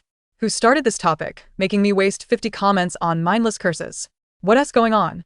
Did I just insult the wrong person again? Looks like I'll have to silently munch on the gossip next time. This is unbelievable. Good heavens. This isn't a survival show. It's a dating show. Truly, my sister Jian is irresistible, charming both men and women alike. Sister Jian is magnificent. Even if it's scripted, it's still exhilarating to watch. The comments shifted dramatically. The trending topic of bullying was quickly overshadowed by seeking Yan Jin's affection. Nilo suddenly felt an urge to smoke. No wonder Director Gong had remained so composed. He had evidently anticipated the subsequent developments. What a fool he was to worry so unnecessarily. Zhen Shu, witnessing her good friend currying favor with Yan Jin, couldn't he help but scowl. Lu Yi, observing Yan Jin's improving public perception, found herself grinding her teeth in frustration. If it weren't for Yan Jin, she wouldn't have been so thoroughly chastised by Director Yu. The thought of Director Yu successfully terminating a contract because of Yan Jin without paying a dime in penalties only fueled her anger. Unable to contain herself, Lu Yi made a phone call. Meanwhile, Yan Jin, isolated on the deserted island, remained oblivious to the conspiracy brewing against her. Observing the change in demeanor among the others, Yan Jin shook her head. I will not team up. What? Not teaming up? Not considering anyone? The crowd erupted in astonishment. They had never expected Yan Jin to refuse so decisively. The netizens were equally taken aback. Has she lost her mind? Haha, Ming Yan is so kind. Yet Yan Jin refuses him. Truly blind. What do you mean blind? My sister Jian is simply powerful and intimidating. Haha, being beautifully independent is wonderful. Why must she team up? Ming Yan frowned, realizing that acting alone was not a wise choice in this context. Yan Jin merely smiled, remaining silent. She turned and walked deeper into the mountains. The others watched her graceful departure, feeling helpless, yet compelled to press on despite their fears. Apart from Yan Jin, the remaining contestants ultimately decided to band together in search of supplies. The 001 system followed closely at Yan Jin's side, puzzled. The male lead possesses extraordinary luck. Sticking with him would ensure a smooth journey. Why must you act alone? Chapter 18. The awakening of perception before the 001 system could finish speaking. A procession of female ghosts began to emerge one after another.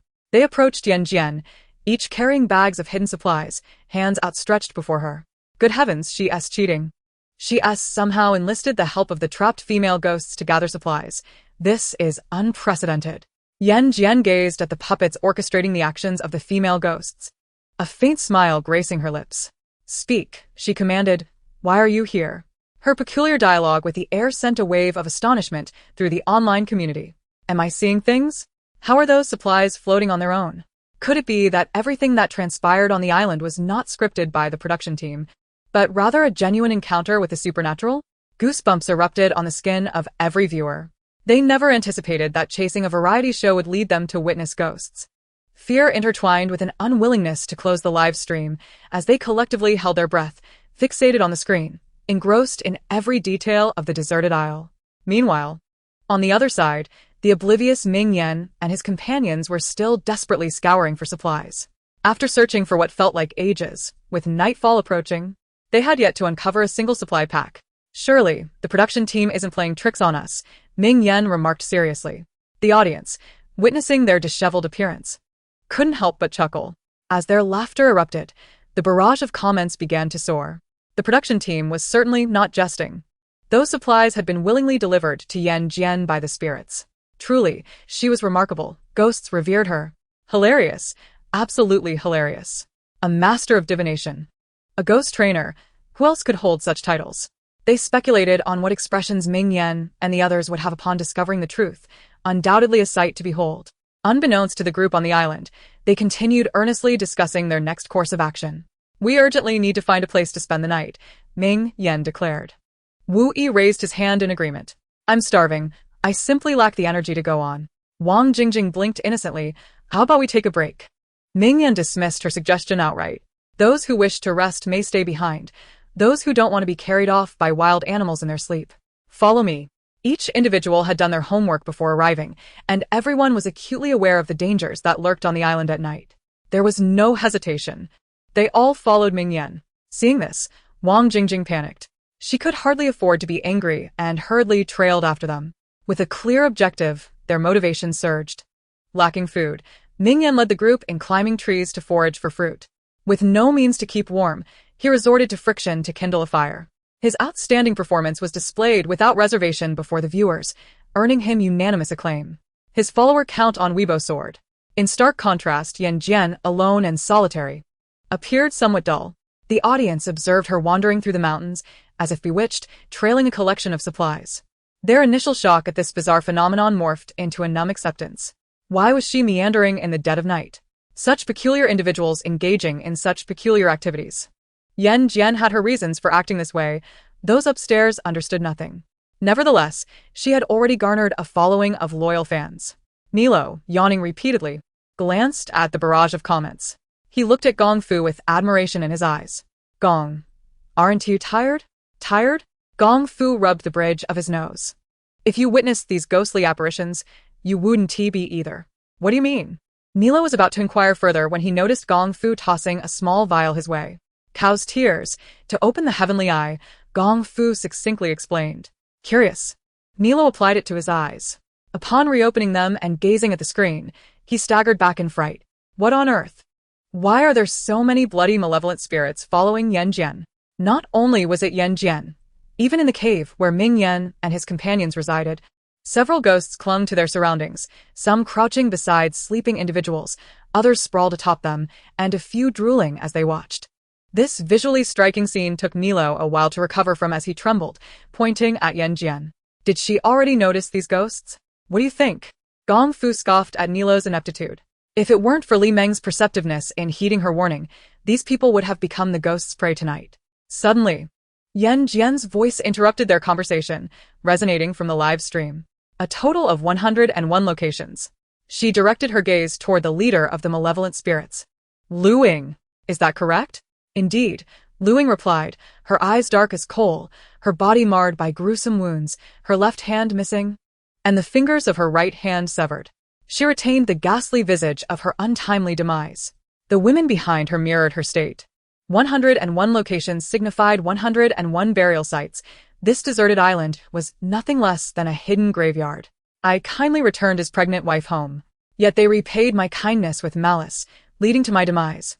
Luing lamented, tears of blood streaming down her cheeks, her eyes burning with unbridled rage. As a ghost, I cannot escape this place.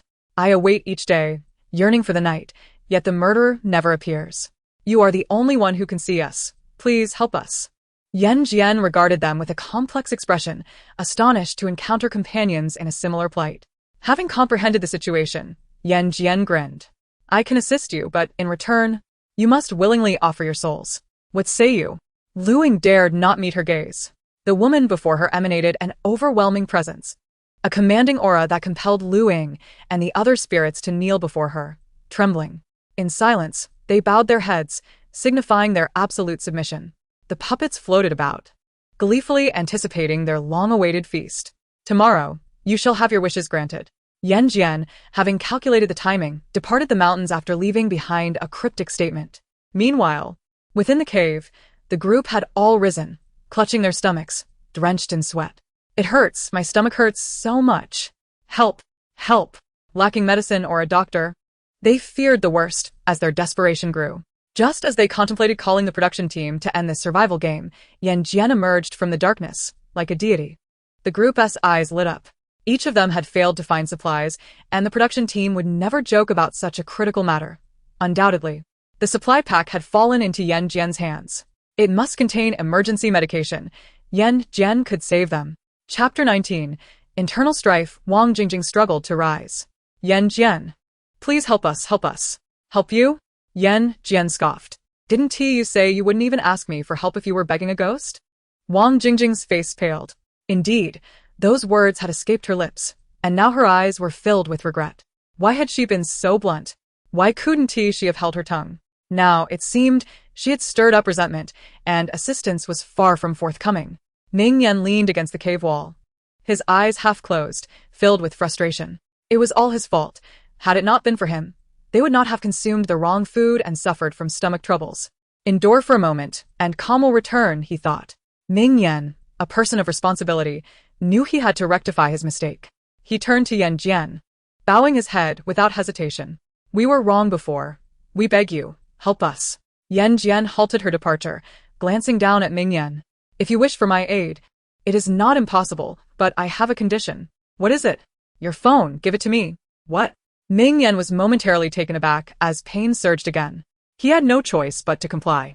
Here, take it. Don't mention just one. If you need several, I'll give them all. Can you hurry? They can't hold on much longer. What did you eat? Wild fruits from the trees. Wild fruits? Yan Jin's expression turned peculiar. She had wandered around for quite some time and had not seen any fruit-bearing trees. Surely, they hadn't consumed something vile conjured by vengeful spirits? What else with that expression?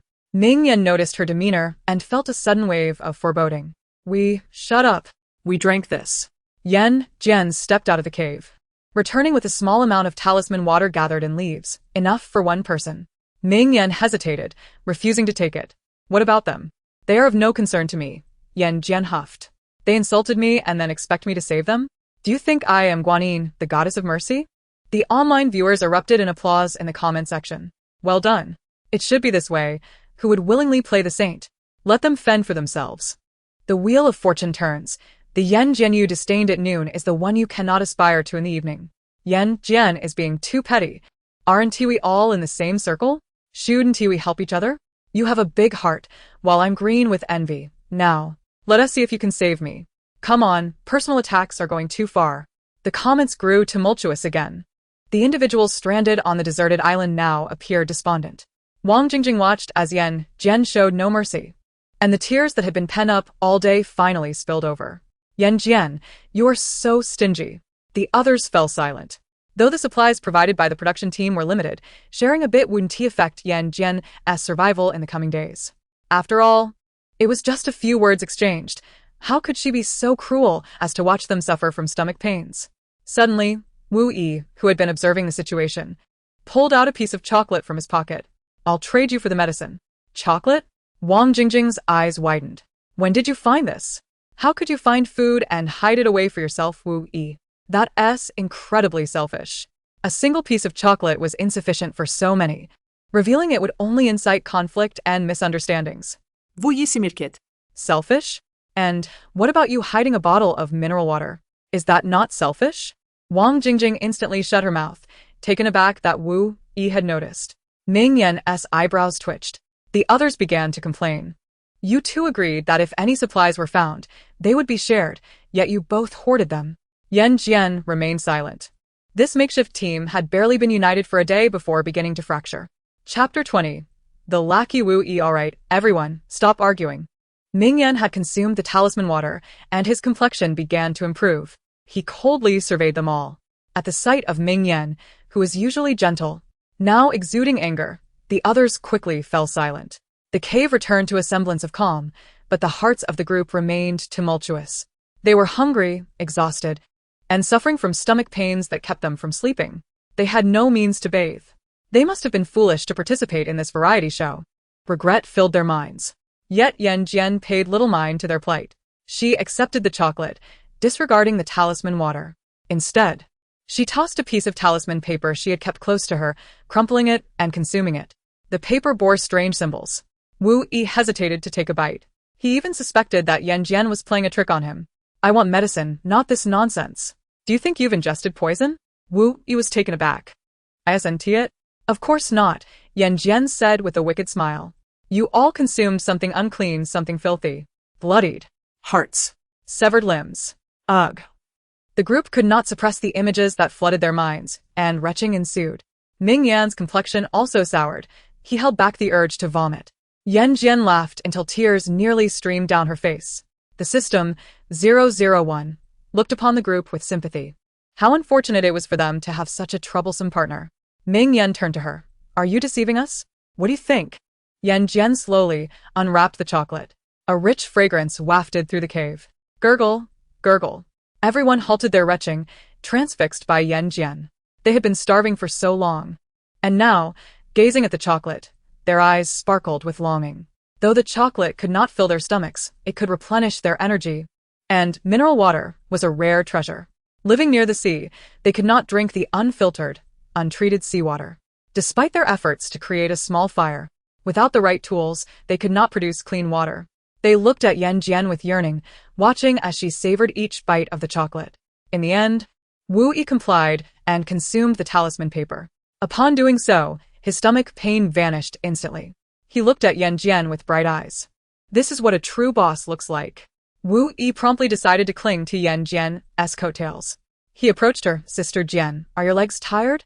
Would you like me to massage them? The comments in the live stream erupted once more. Lackey Wu Yi, haha. This is a clever child. Those who cling to the powerful do not go hungry. Yan Jin glanced at him.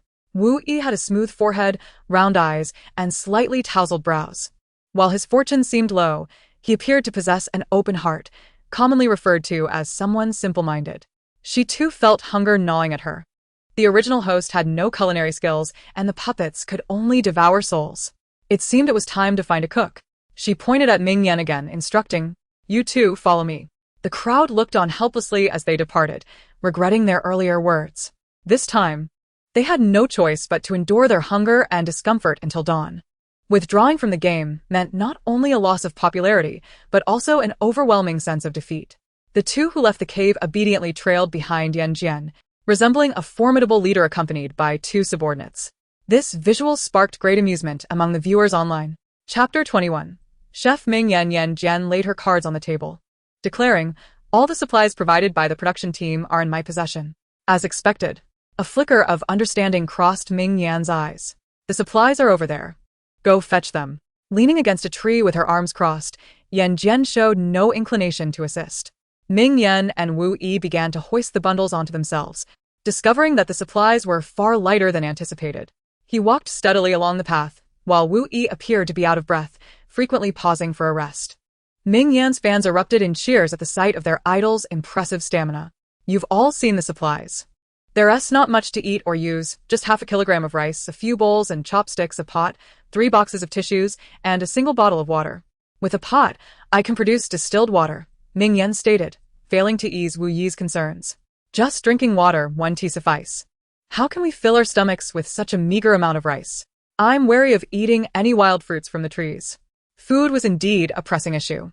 The ocean was too deep, making fishing an impractical option. It was clear that the production team would not be so benevolent.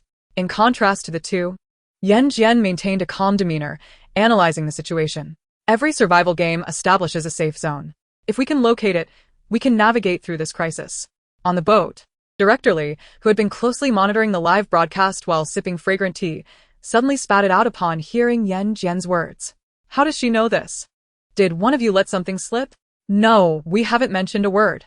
Director Lee, recalling the recent naming controversy, looked at Yan Jin with newfound respect. She was far from the superficial persona portrayed online. Her capabilities were substantial. A safe zone. Ming Yan and Wu Yi stared at her in astonishment. Yan Jin merely smiled enigmatically as she led them across a vast stretch of mountain terrain, arriving at an open clearing. "Is this the safe zone?" Wu Yi, a hosted. Dropped the supplies with disappointment, exclaiming, "There's nothing here." "Nothing?" Yan Jin shot him a glance. "Did you not notice the medicinal herbs growing on the ground?" "Medicinal herbs?" Wu Yi's eyes widened in realization. Li Zisu, sweet and palatable, toxic when raw, but can be consumed when cooked to relieve heat. Both Ming Yan and Wu Yi regarded her with admiration. "Impressive." Wu Yi gave her a thumbs up, while Ming Yan wore a look of appreciation. The 001 system observed as the male lead's fondness for the host surged, perplexed by the sudden change. The host had never shown him any kindness. Her character was notoriously difficult, and yet, for merely identifying an edible herb, her favorability skyrocketed? How extraordinary! Reflecting on previous hosts who went to great lengths to win favor. Doing everything from affectionate gestures to self-sacrifice, the 001 system felt a swirl of conflicting emotions. This is a stark contrast. Ming Yan's culinary skills were exceptional, and soon a pot of fragrant Li Zisu porridge was ready. They feasted heartily, admiring his culinary prowess. Yan Jin felt she had indeed chosen the right chef. The 001 system used, she asked the first to treat the male lead as a mere cook in the history of transmigration. The original host was envious. She had known Ming Yan for ages, but had never tasted his cooking. Yet here was Yan Jin, enjoying it without hesitation. Seeing her satisfied smile, Ming Yan couldn't help but smirk. Despite her transformations, her ease of satisfaction remained unchanged. Ming Yan's fans, rarely witnessing their idol in the kitchen, were ecstatic, rolling about in bed, screaming in delight. After their appetites were sated, Yan Jin casually inquired, "Do you remember your birth dates?" Reclining comfortably on the grass, Wu Yi lazily replied, "Who remembers the exact time? I just know I was born on September 9th, 1993. Ming Yan looked at him in surprise. "Me too, September 9th. Wu Yi paused, astonished by the coincidence. Yan Jin narrowed her eyes. "What a coincidence. I am too." What? Ming Yan and Wu Yi were covered in goosebumps. Was this mere coincidence or a deliberate arrangement? Chapter 22. The enigmatic detective clearly. The latter was more plausible. The information they had publicly disclosed was mostly fabricated. Only the internal staff knew their true birth times. Ming Yan and Wu Yi were sweating profusely. Yan Jin smirked, glancing at the camera with a chilling smile, causing Director Lee to feel a shiver run down his spine. What is happening? He wondered, utterly bewildered. Yan Jin turned her gaze upwards at the darkening sky. contemplating that if her hunch was correct, the others would also share the same birth date of September 9th. To gather 6 individuals born on the same day was no simple feat. The mastermind behind this was undoubtedly cunning. From the moment they arrived on the island, she had sensed something amiss. To validate her suspicions, she chose to act independently, seeking out the source of malevolence and discovering this suspicious clearing, where the arrangement of stones was exceedingly peculiar. It was a ritual for human sacrifice, designed to suppress malevolent spirits. If everyone remained together until dawn, they would all be trapped here indefinitely. This was precisely why Yan Jin had chosen to separate them. The formation would falter with even one absence. Having consumed her talisman, Ming Yan and Wu Yi were currently safe. As long as the others did not congregate in the cave, the malevolent scheme would not succeed. Dawn was approaching. The mastermind must be feeling anxious, she calculated. Indeed, it wasn't long before Lu Ying appeared. Ming Yan and Wu Yi sensed an immediate drop in temperature, drawing their limbs closer as they saw Yan Jin engaged in conversation with an empty space. Is someone coming? Lu Ying shook her head. Someone has arrived. But it isn't him. Yan Jin was unfazed. The perpetrator, afraid of confronting them directly, had resorted to the ritualistic sacrifice of living beings to suppress the vengeful spirits of Lu Ying and the others. It was evident he would not show his face. Wu Yi felt a twinge of fear. He wanted to ask Yan Jin who she was speaking to but lacked the courage to do so. Ming Yan was intrigued. He pondered too deeply on the matter. Although Yan Jin's actions were unconventional, every step she took was deliberate and calculated. For instance, her decision to act independently surely stemmed from her anticipation that they would consume something that would upset their stomachs. Furthermore, her ability to locate supplies indicated she had deduced the whereabouts of the stash. If the 001 system possessed telepathic capabilities, it would undoubtedly exclaim that he was overthinking. This indolent woman, aside from wandering around the mountain a few times, had seemingly accomplished little else. Unbeknownst to him, Ming Yan had silently begun to affirm Yan Jin's identity as a master strategist. Yan Jin, on the other hand, found the man's gaze peculiar. Dismissing her thoughts, she rose and cheerfully declared it was time to welcome their guests. Welcome guests? Ming Yan and Wu Yi exchanged bewildered glances. What was she talking about? Guests? What visitors could possibly arrive on this desolate island? Before they could process the situation, Yan Jin appeared before them, effortlessly dragging a man garbed in Taoist robes. Wow. This woman possesses incredible strength. Observing Yan Jin lift the man as one would a small chick and toss him to the ground, Ming Yan's eyes gleamed with admiration. Speak. The Taoist priest, bruised and battered, with torn clothing, bore the unmistakable marks of having been severely reprimanded. Trembling, he never imagined that after years of navigating the underbelly of society, deceiving countless individuals and committing innumerable misdeeds without ever facing retribution, he would ultimately fall into the hands of this woman. Despite her seemingly fragile appearance, her ruthless methods surpassed even those of men. The Taoist priest dared not linger on his thoughts and divulged everything, including the sacrificial formation, the presence of 101 corpses buried on the island, and the revelation that the perpetrator was a force they could not contend with. Ming Yan and Wu Yi were astounded. They had been right alongside Yan Jin, yet it felt as if they had been entirely oblivious to her actions. How had she accomplished so much beneath their very noses without detection? Discovering the murders, apprehending the culprit, locating the burial site, each of these revelations was sufficient to leave them utterly flabbergasted. The online community was equally taken aback. Goodness. I'm not watching a survival reality show. This feels like a supernatural detective story. Truly, Sister Jian was formidable. When she chose to act, her impact was astounding. With 101 burial sites on this relatively small island, the implications were staggering. Sister Jian, please ensure the capture of this murderer and seek justice for the unfortunate victims. Go, Sister Jian. You're incredible. The live stream's comment section flooded with enthusiastic messages. This incident quickly stirred a sensation throughout the internet and within the industry, once again igniting trending searches. Master strategist Yan Jin discovers 101 murders on the island shot to the top of the charts. Not even the marriage of a renowned actor or the birth of a celebrated actress could overshadow this explosive news. Chapter 23. Ruthless and reticent 101 burial sites implied the existence of 101 ghosts. The realization struck Director Lee, causing his expression to shift dramatically. Had these spirits been lurking among them all along? the awareness of coexisting with the supernatural sent shockwaves throughout the ship's crew. They leapt to their feet, huddling together, frantically shouting into the air, "Stay away! Don't come near us!" Chaos erupted aboard the vessel. Meanwhile, the island was far from tranquil. The Taoist priest, despondent, recognized that his revelation of so many secrets had shattered the unspoken code of their dealings. His life as a conman was over. He could expect no further clientele. With this thought, he couldn't help but glare at Yan Jin, who responded by delivering a swift kick to his head. The priest let out a pained cry, and the other eye, previously uninjured, now mirrored the appearance of a panda, creating a rather symmetrical spectacle. This scene provided immense satisfaction to the viewers, who showered the live stream with likes and donations. "Sister Jian, you're fierce and succinct. Bad people deserve a beating. You're so cool, Sister Jian. Let us go." Ming Yan and Wu Yi gazed at her with starry-eyed admiration. Yan Jian's prowess had profoundly altered their perception of her delicate demeanor. The live stream focused on capturing the murderer had escalated into a significant event. Before dawn, the police arrived, sealing off the island and shutting down the live broadcast. However, this did not diminish the fervor of the online discussions.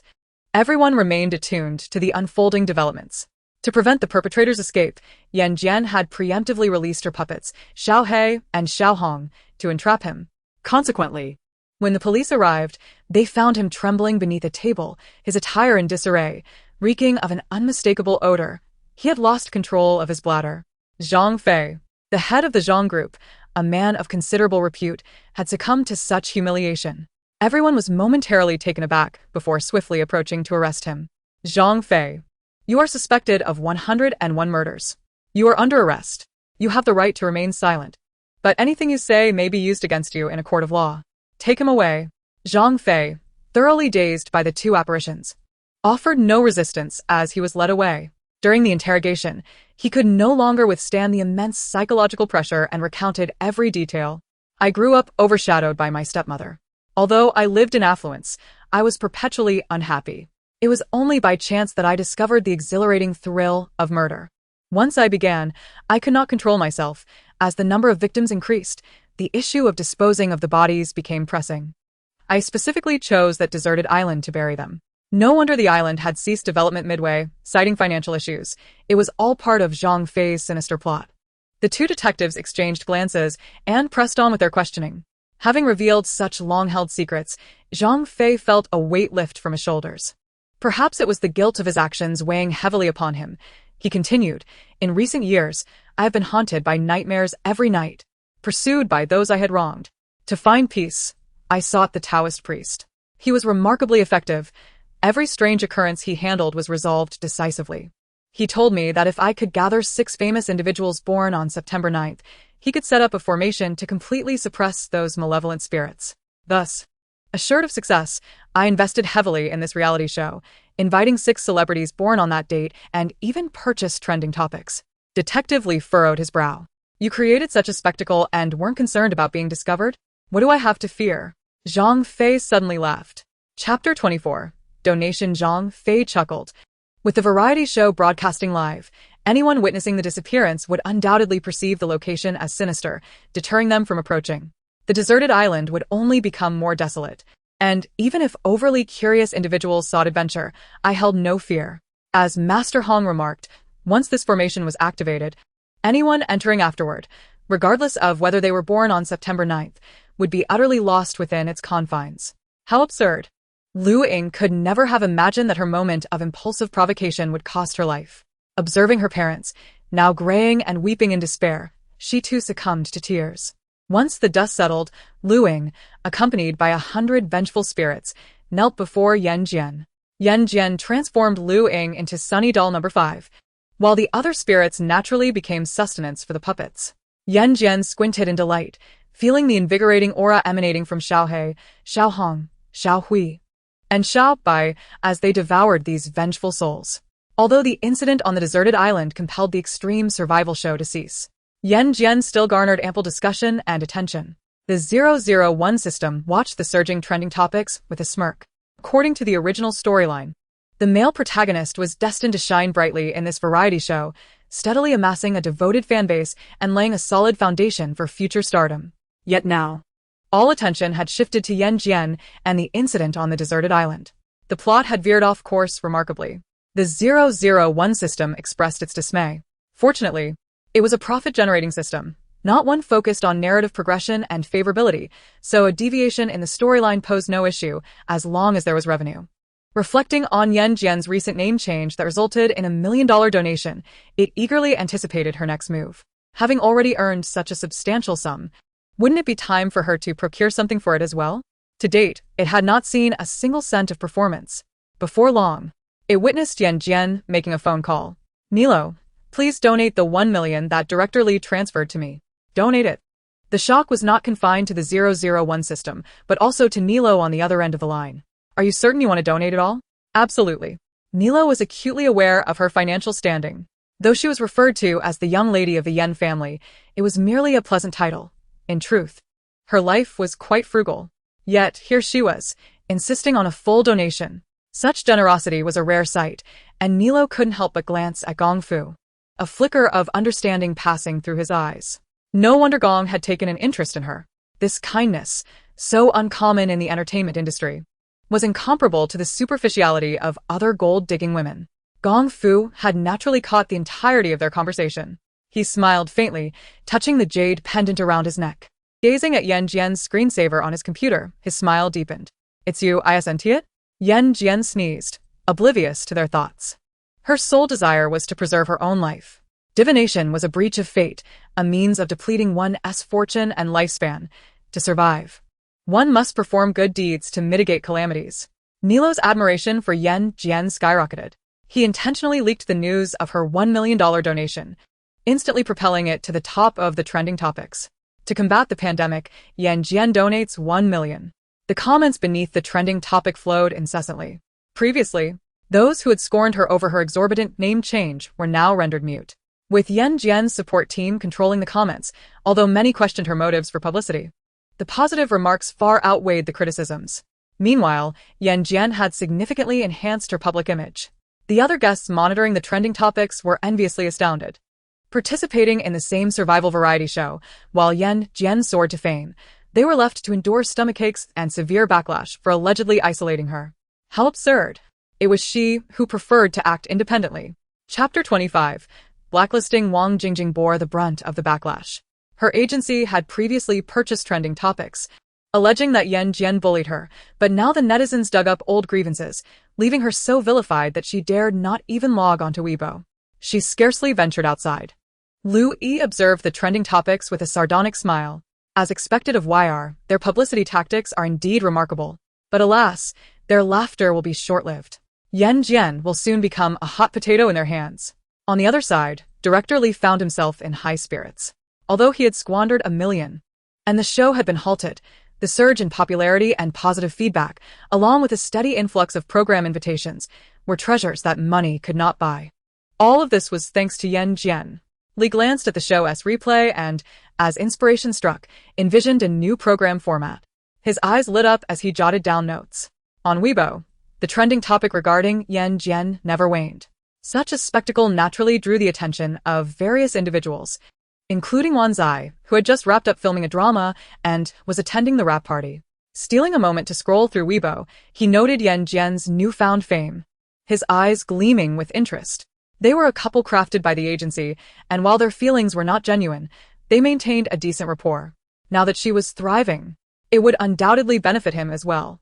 Without a second thought, Wan Zai dialed Yan Jin's number, only to be met with the cold, mechanical voice of a robotic response. "She actually blocked me." Wan Zai's expression darkened. Was it really necessary to hold such a petty grudge over a failure to defend her? He muttered a few curses under his breath. Before he could put his phone away, he caught sight of a strikingly handsome and aloof man approaching. It was Gong Fu. Wan Zai quickly stood, smiling ingratiatingly. Gong Fu walked past without even a glance in his direction, causing Wan Zai's face to stiffen. A nearby young actor seized the opportunity to deliver a coolly mocking remark, suggesting that he ought to be more mindful of his own status. With so many people around, Wan Zai couldn't afford to lose his temper. The dispute between the two did not escape Gong Fu's notice as he glanced back, a frown creasing his brow. "Is this the boyfriend of Yan Jin?" Nilo, observing Gong's effort to catch a glimpse of Wan Zai, couldn't help but chuckle. They were merely a fabricated couple with no genuine connection. In this new company, it was time to discard the old baggage. Discard? Milo quickly grasped his implication. Nodding in understanding, he promptly instructed the removal of Wanzai from all upcoming contracts and arranged for an official announcement on their and the official Weibo account regarding their amicable separation. Wanzai found himself inexplicably blacklisted, unable to even locate his backers. He realized someone was conspiring against him. However, he was devoid of wealth and connections, and even if he were aware, he could do nothing about it. Yan Jin's phone remained unreachable. She had not returned to the Yan family. The apartment she once inhabited was no longer her residence. The only person who could assist him was nowhere to be found.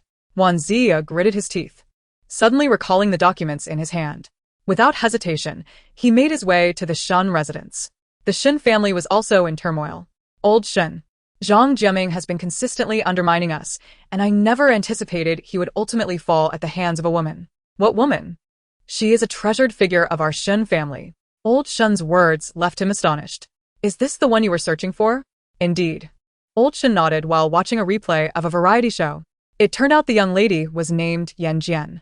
During their first encounter, she had foretold a prophecy that saved his life, and now she had eradicated the Shen family's long-standing adversary, the Zhang family.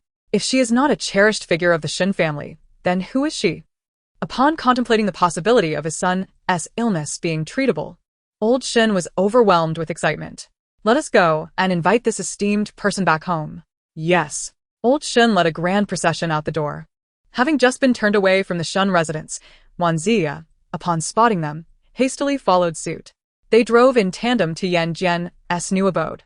Wanzia remained cautious, refraining from exiting the vehicle. He observed as Old Shen and his entourage approached the door, with Old Shen at the forefront.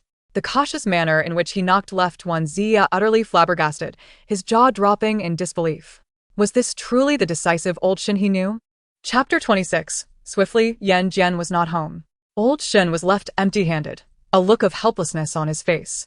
Although anxious, he understood the importance of discretion. Now that he had discerned the esteemed person's identity, he refrained from taking further action to avoid causing her discomfort. Instead, he left his business card at the door. Wanzia, noticing their departure, hurriedly approached to pick up the card, discovering it bore Old Shen's personal phone number. What kind of relationship did these two share? Had Yan Jin's sudden rise to fame been orchestrated by Old Shen? Were they involved? Wanzia's expression darkened. It was no wonder he had been blacklisted. No wonder he had faced obstacles at the Shen family, even being denied entry. So, this was the reason. Yet, regardless of Old Shen's power and wealth, his age was a factor. Was Yan Jin truly so desperate for fame? With a grim expression, Wanzia pocketed the card. Fortunately, he had taken a photograph earlier. If she lacked compassion, then she could not blame him for being unprincipled. Yan Jin was still outside, oblivious to the messages transmitted from the door's surveillance. She had successfully obtained Ming Yan's mobile phone. After technical verification, she found no evidence suggesting that Ming Yan had arranged a meeting with the original host. This confirmed for Yan Jin that Ming Yan was not the one who sought to harm her. Upon learning this, the original host felt a sense of relief. Yet, hatred still lingered in her heart. Jiang Ting had exploited her relationship with Ming Yan, arranging a meeting in his name that ultimately led to her demise at the hands of that man. Only by finding the one who had wronged her could justice be served, allowing the original host to find peace. Despite the complications, Yan Jin set out to find him.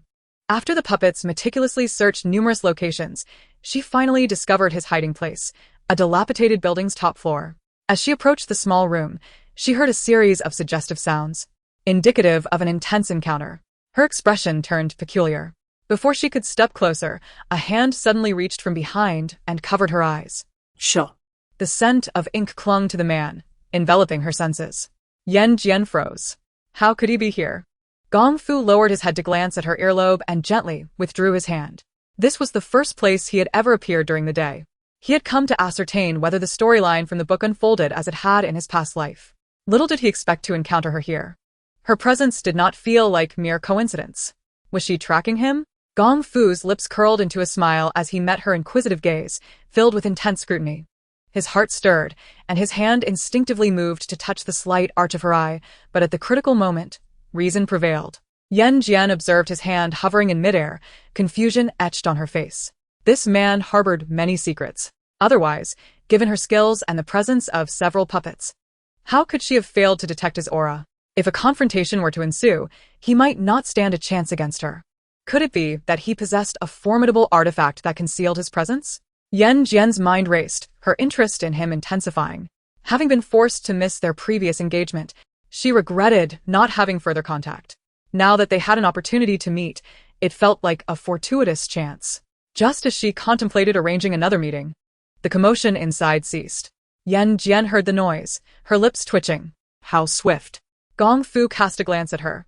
Yan Jin, her composure unruffled, raised her foot and forcefully kicked open the door of the small room. Bang! The door slammed against the wall with a resounding crash, startling the two occupants inside. They were still unclothed and scrambled to cover themselves with nearby garments upon seeing two figures silhouetted against the light. Yan Jin stood still, her eyes widening in surprise at the sight on the bed. How could it be her? Chapter 27. Invitation. The person who had just been entangled with a man was none other than her, the once proud second miss of the Yan family, Yan Tian, the original host's younger sister. The original host gazed at them, her emotions a whirlwind. Yan Tian, upon seeing the intruding duo, turned pale. She could scarcely believe that her most humiliating moment would be witnessed by Yan Jin. She felt as if she could die from shame. After being expelled from the Yan family, she had been betrayed by her biological father, Tian Yi, and had her innocence taken by two portly older men. Subsequently, dragging her exhausted body from the hotel, she had barely managed to evade danger for a few days before being found by this man. Unable to pay him the 30,000, he was anything but courteous. Being violated by this hideous man was one thing. He also beat her daily and even sold her to others, forcing her to entertain guests every night, reducing her to the very lowly status she had once scorned. She was meant to have a bright future, a promising life, yet because of Yan Jin, everything had been ruined.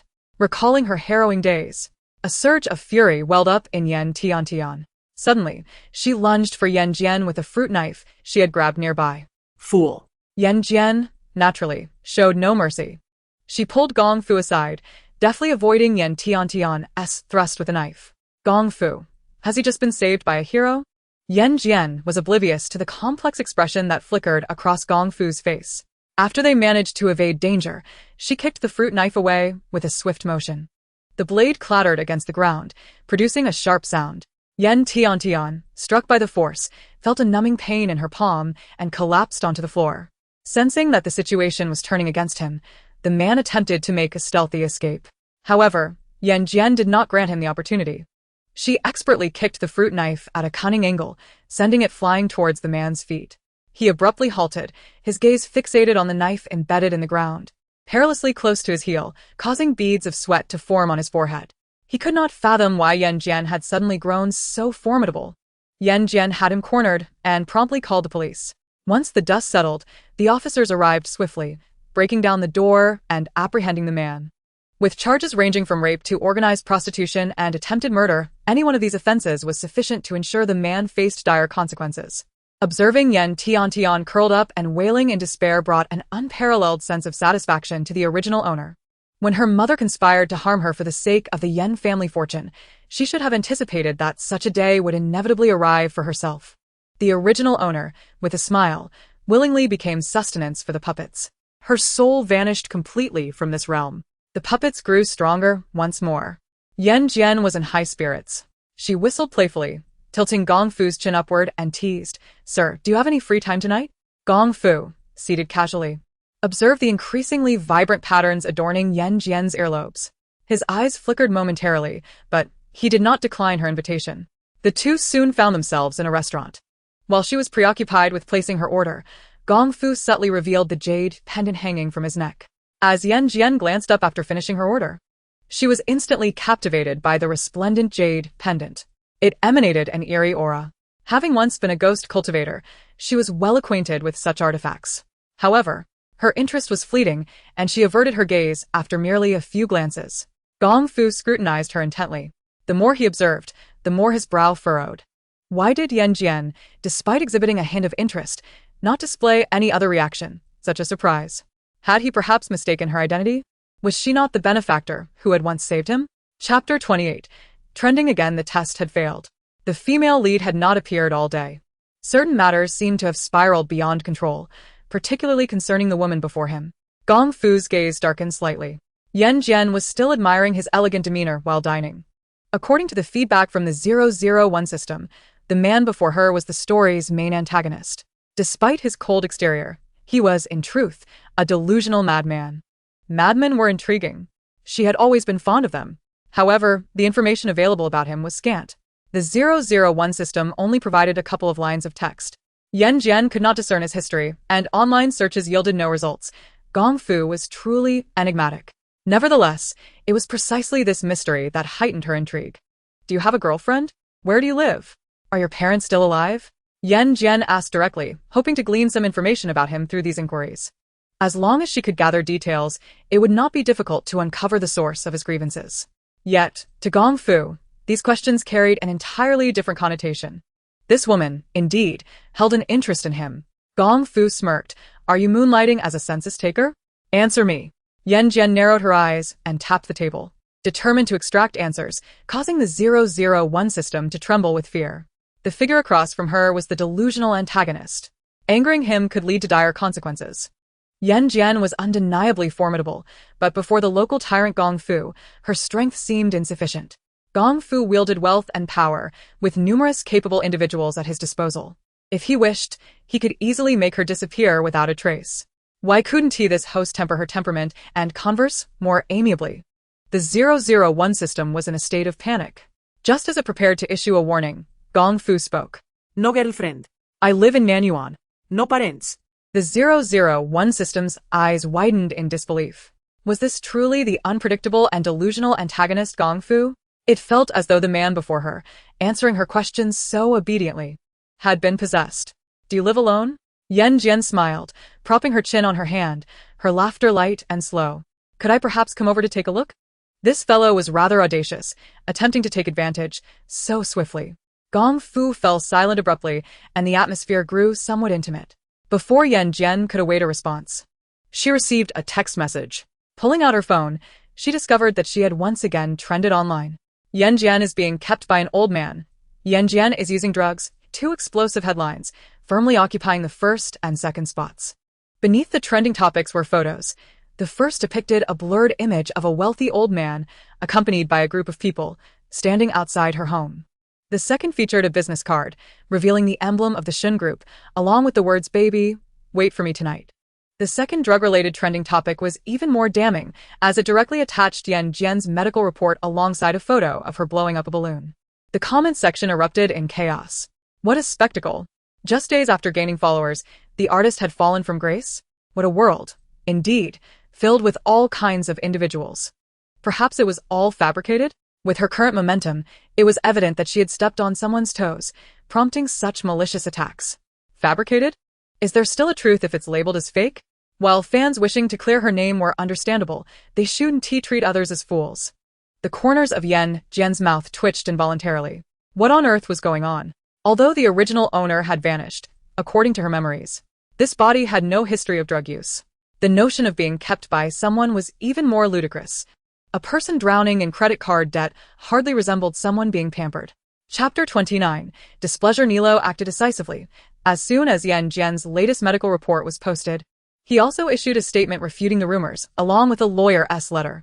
Tion Entertainment paled in comparison to YR. Their methods of handling rumors were worlds apart. With him around, she could momentarily feel at ease. Yan Jin put away her phone and turned her attention back to Gong Fu. Have you made up your mind? At such a critical juncture, she still had the leisure to flirt with him. Gong Fu twitched his lips and turned his head away, effectively rebuffing her. Yan Jin's eyes glimmered with regret. However, there would be other opportunities. The puppets had consumed numerous vengeful souls. It was time for them to pause and digest their gains properly. The two individuals, each harboring their own thoughts, had just finished their meal when the trending news took another unexpected turn. The Shun Group issued a statement. False. Do not believe it. Accompanying the statement were detailed records of Mr. Shin's tightly packed schedule over the past 2 months, along with his authentic handwriting. Mr. Shin, who rarely engages on Weibo, made a rare appearance to express his sentiments. Miss Yan Jin is an exceptionally good girl. The reason for my visit was to express my gratitude for her life-saving assistance. Unfortunately, This opportunity has been seized by malicious individuals, resulting in Miss Yan suffering an undeserved injustice, for which I am deeply apologetic. Furthermore, I shall promptly identify the instigator behind this and will not tolerate such occurrences again. Who is Mr. Shin? He is the head of one of the leading publicly listed groups in the southern city. Known for his outstanding reputation, he is affable in demeanor, yet decisive in his dealings. No one dares to offend him. That such a prominent figure would apologize to Yan Jin, a virtually invisible starlet, is astonishing. This incident instantly ignited fervent discussions among netizens. Is this true? A benefactor? I find it hard to believe. Hard to believe. Haven't you seen the statement from the Shun group? The accuser merely released 2 ambiguous photos and had you all spinning in circles. Anyone with a modicum of sense knows not to trust such claims. Indeed, if it weren't for the overwhelming amount of orchestrated hype, I would have said this long ago. In those photos, Mr. Shin and Yan Jin clearly did not even meet. How can there be any insinuation of an ambiguous relationship?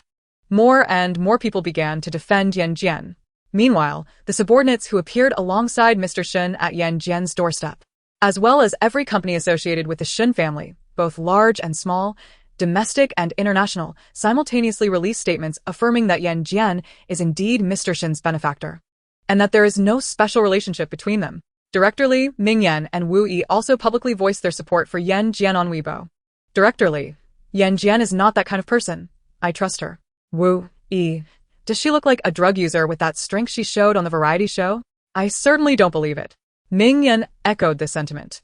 Having known her for many years, he understands her character best. Although she has changed significantly, her inherent kindness remains steadfast. After all, how could she have donated $1 million?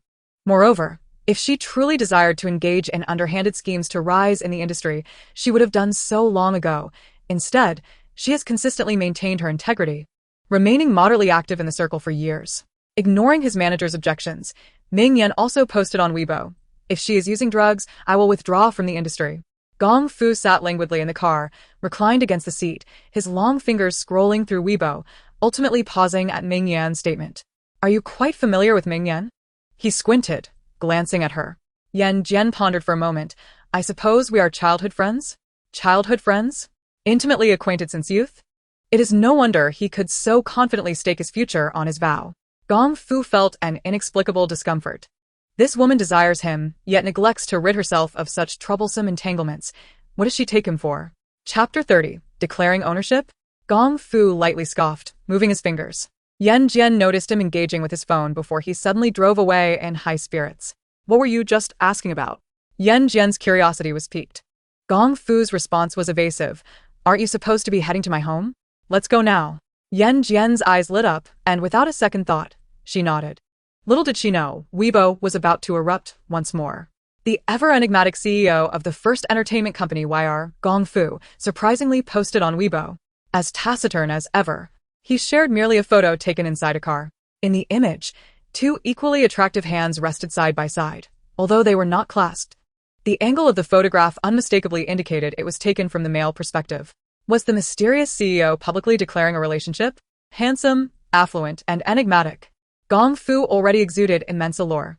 His sudden post naturally incited a flurry of speculation among countless netizens, with many resourceful individuals beginning to compare the female hand in the photo against a roster of well-known actresses. Eventually, they were astonished to discover that the hand belonged to none other than Yan Jin, the very individual recently embroiled in allegations of being sponsored and drug use. The comments section erupted. What is happening? It seems they are not merely announcing a relationship but asserting ownership? Hahaha, Mr. Gong is magnificent. With such a dashing and wealthy man, how could Yan Jin possibly still be enamored with an old man? Besides, Mr. Gong is undoubtedly far more appealing than Mr. Shin. What a load of rubbish. She is not worthy of Mr. Gong? No wonder she previously issued a statement claiming a peaceful breakup with Wan Zaya. I see now that she simply discarded him for money. Let's not be too cynical here. Who decided that dating must lead to marriage? Breakups and reconciliations are perfectly normal. Exactly. Must one remain chaste for an ex after a breakup? Ming Yan clenched his phone as he saw the new trending topic. Are they together now? With his boss having made a clear stance, Nilo could not afford to lag behind. The netizens who had previously lambasted Yan Jin were now silent. Yet Nilo did not let those deliberately misleading social media accounts off the hook. These individuals would stop at nothing for clicks and views, fabricating any story. Consequently, many stars in the industry suffer from depression. The man he once managed, too, succumbed to suicide due to such unfounded accusations. Jiang Fei. Had he still been alive, he would undoubtedly be shining on the stage he loved most. However, he is gone.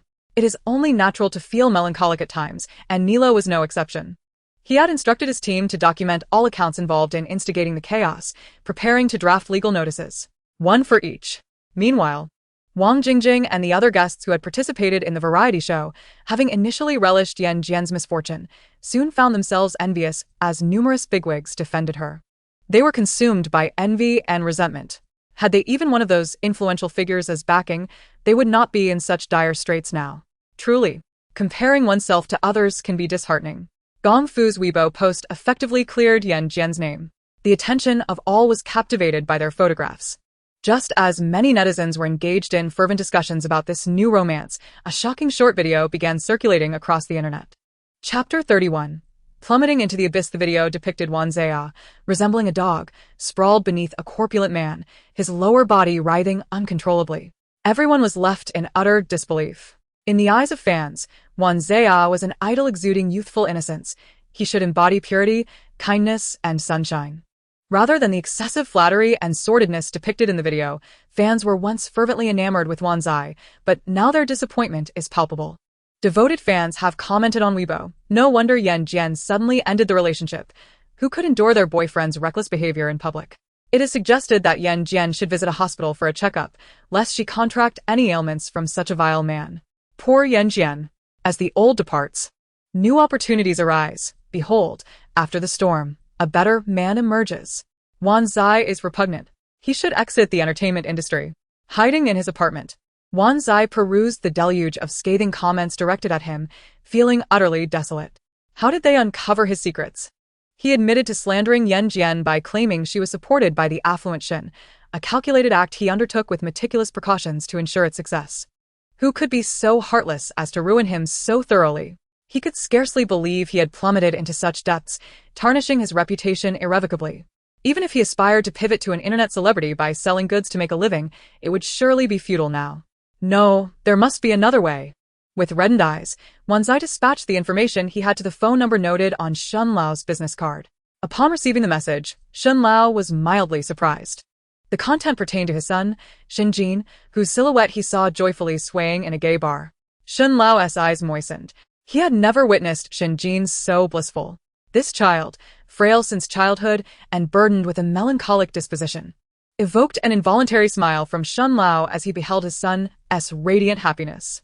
So, what if he preferred the company of the same sex? As long as Shin Jin was content, he would not intervene, irrespective of the circumstances. Yet, what could Wan Zai be insinuating by sending this message? Was he attempting to threaten him? Shun Lao scoffed. If he were so easily intimidated, the Shin family would not have attained such success. Meanwhile, Wan Zai, anxiously awaiting a response, was soon engulfed by a group of men in black who stormed into his apartment and swiftly rendered him unconscious. When he regained consciousness, he found himself in Africa, accompanied by Yan Jin's former manager, Louis. But that is a tale for another time. On the other hand, Yan Jin had yet to arrive at Nanyuan when the trending topic had been deftly resolved, turning her misfortune into a blessing. Nanyuan. Yan Jin trailed behind Gong Fu. Observing the understated yet luxurious decor surrounding the residence, and realizing that this man was no ordinary affluent individual, Gong Fu, too, was observing her. Witnessing her captivated expression, a smile crept upon his lips. He could not believe that she would dare to compare her wealth with his. Aside from holding the title of male lead, how could Ming Yan possibly rival him? Unbeknownst to Yan Jin, Gong Fu's childish competitive spirit was at play. She halted in the center of the living room, her gaze fixated on a large painting adorning the wall, her brow furrowed in contemplation. In the sketch, a woman reclined gracefully, her long hair flowing and her presence striking. Yet what captivated the eye most was her featureless visage. Who was she? My benefactor, Gong Fu replied without hindering her inspection. In truth, he had brought her to Nanyuan precisely to showcase this painting. Yan Jin smiled, appreciating the artistry. Gong Fu's eyes brightened momentarily, yet before he could revel in her praise, Yan Jin added, Chapter 32, Card Payment. I never would have guessed you had a penchant for stealing portraits of women. Gong Fu. Is that the crux of it? Did she not find the painting vaguely familiar? Yan Jin observed for a while before striding towards the largest room in the house. Gong Fu froze. That was his room. Did this woman yearn to spend the night with him so eagerly? His mind raced with complexities as he contemplated how to navigate the situation. Should he follow her in or remain outside? Without turning back. Yan Jin gazed in awe at a grand bed, at least 3 meters wide, exclaiming how comfortable it must be. Of course. Custom-made. How could it not be? Gong Fu lingered at the doorway. In a mere blink, he witnessed Yan Jin leap onto the bed and recline upon it. Shouldn't a woman visiting a strange man's home feel anxious, shy, and avoid making eye contact? Instead, she appeared to treat it as her own abode. Truly comfortable. No wonder you adore this place. Yan Jin squinted, her demeanor suddenly turning icy as she flung aside the covers. The ghost concealed within glared back with bloodshot eyes, astonished at being discovered. Before she could react, Yan Jin's slender fingers tightened around the specter's throat, and with a slight contraction of her grip, she observed the ghost's futile struggles, raising an eyebrow in amusement. Had enough of this game? Help! The ghost pleaded, having merely been tempted by Gong Fu's handsome visage. Leading her to linger here. How unfortunate to encounter such a calamity. The specter writhed in desperation until a puppet named Xiao Hong devoured her whole. Watching Yan Jin's actions directed at thin air, Gong Fu wisely refrained from interrupting her. Once the lecherous spirit was dealt with, Yan Jin lightly hopped off the bed and approached Gong Fu. Sharing a bed with a ghost, you certainly possess a bold spirit. 1 million, please. She extended her hand, devoid of any pretense of politeness simply because he was her employer. What a mercenary woman. Gong Fu found himself questioning his sanity. How could he possibly feel that this woman was his benefactor? The absurdity was overwhelming. Yan Jin smiled. WeChat, Alipay, cash, your choice. Gong Fu gritted his teeth. Card. Yan Jin snapped her fingers and promptly retrieved a card reader from her bag. Gong Fu fell silent. Was she toxic? What sort of woman carries a card reader instead of lipstick, tissues, a phone, or cosmetics? Upon receiving the notification of 1 million, Yan Jin's eyes sparkled with delight. Thank you. Gong Fu seethed with frustration. It dawned on him that this woman had no intention of desiring him. She merely aimed to swindle him. Yan Jin sensed the lingering resentment emanating from him, yet the house was devoid of any other spirits. A flicker of confusion crossed her mind. Before she could ponder further, Gong Fu abruptly stood and retreated to the bathroom to shower. Not long after, he emerged clad in a fresh set of clothes, pausing before her as though showcasing something.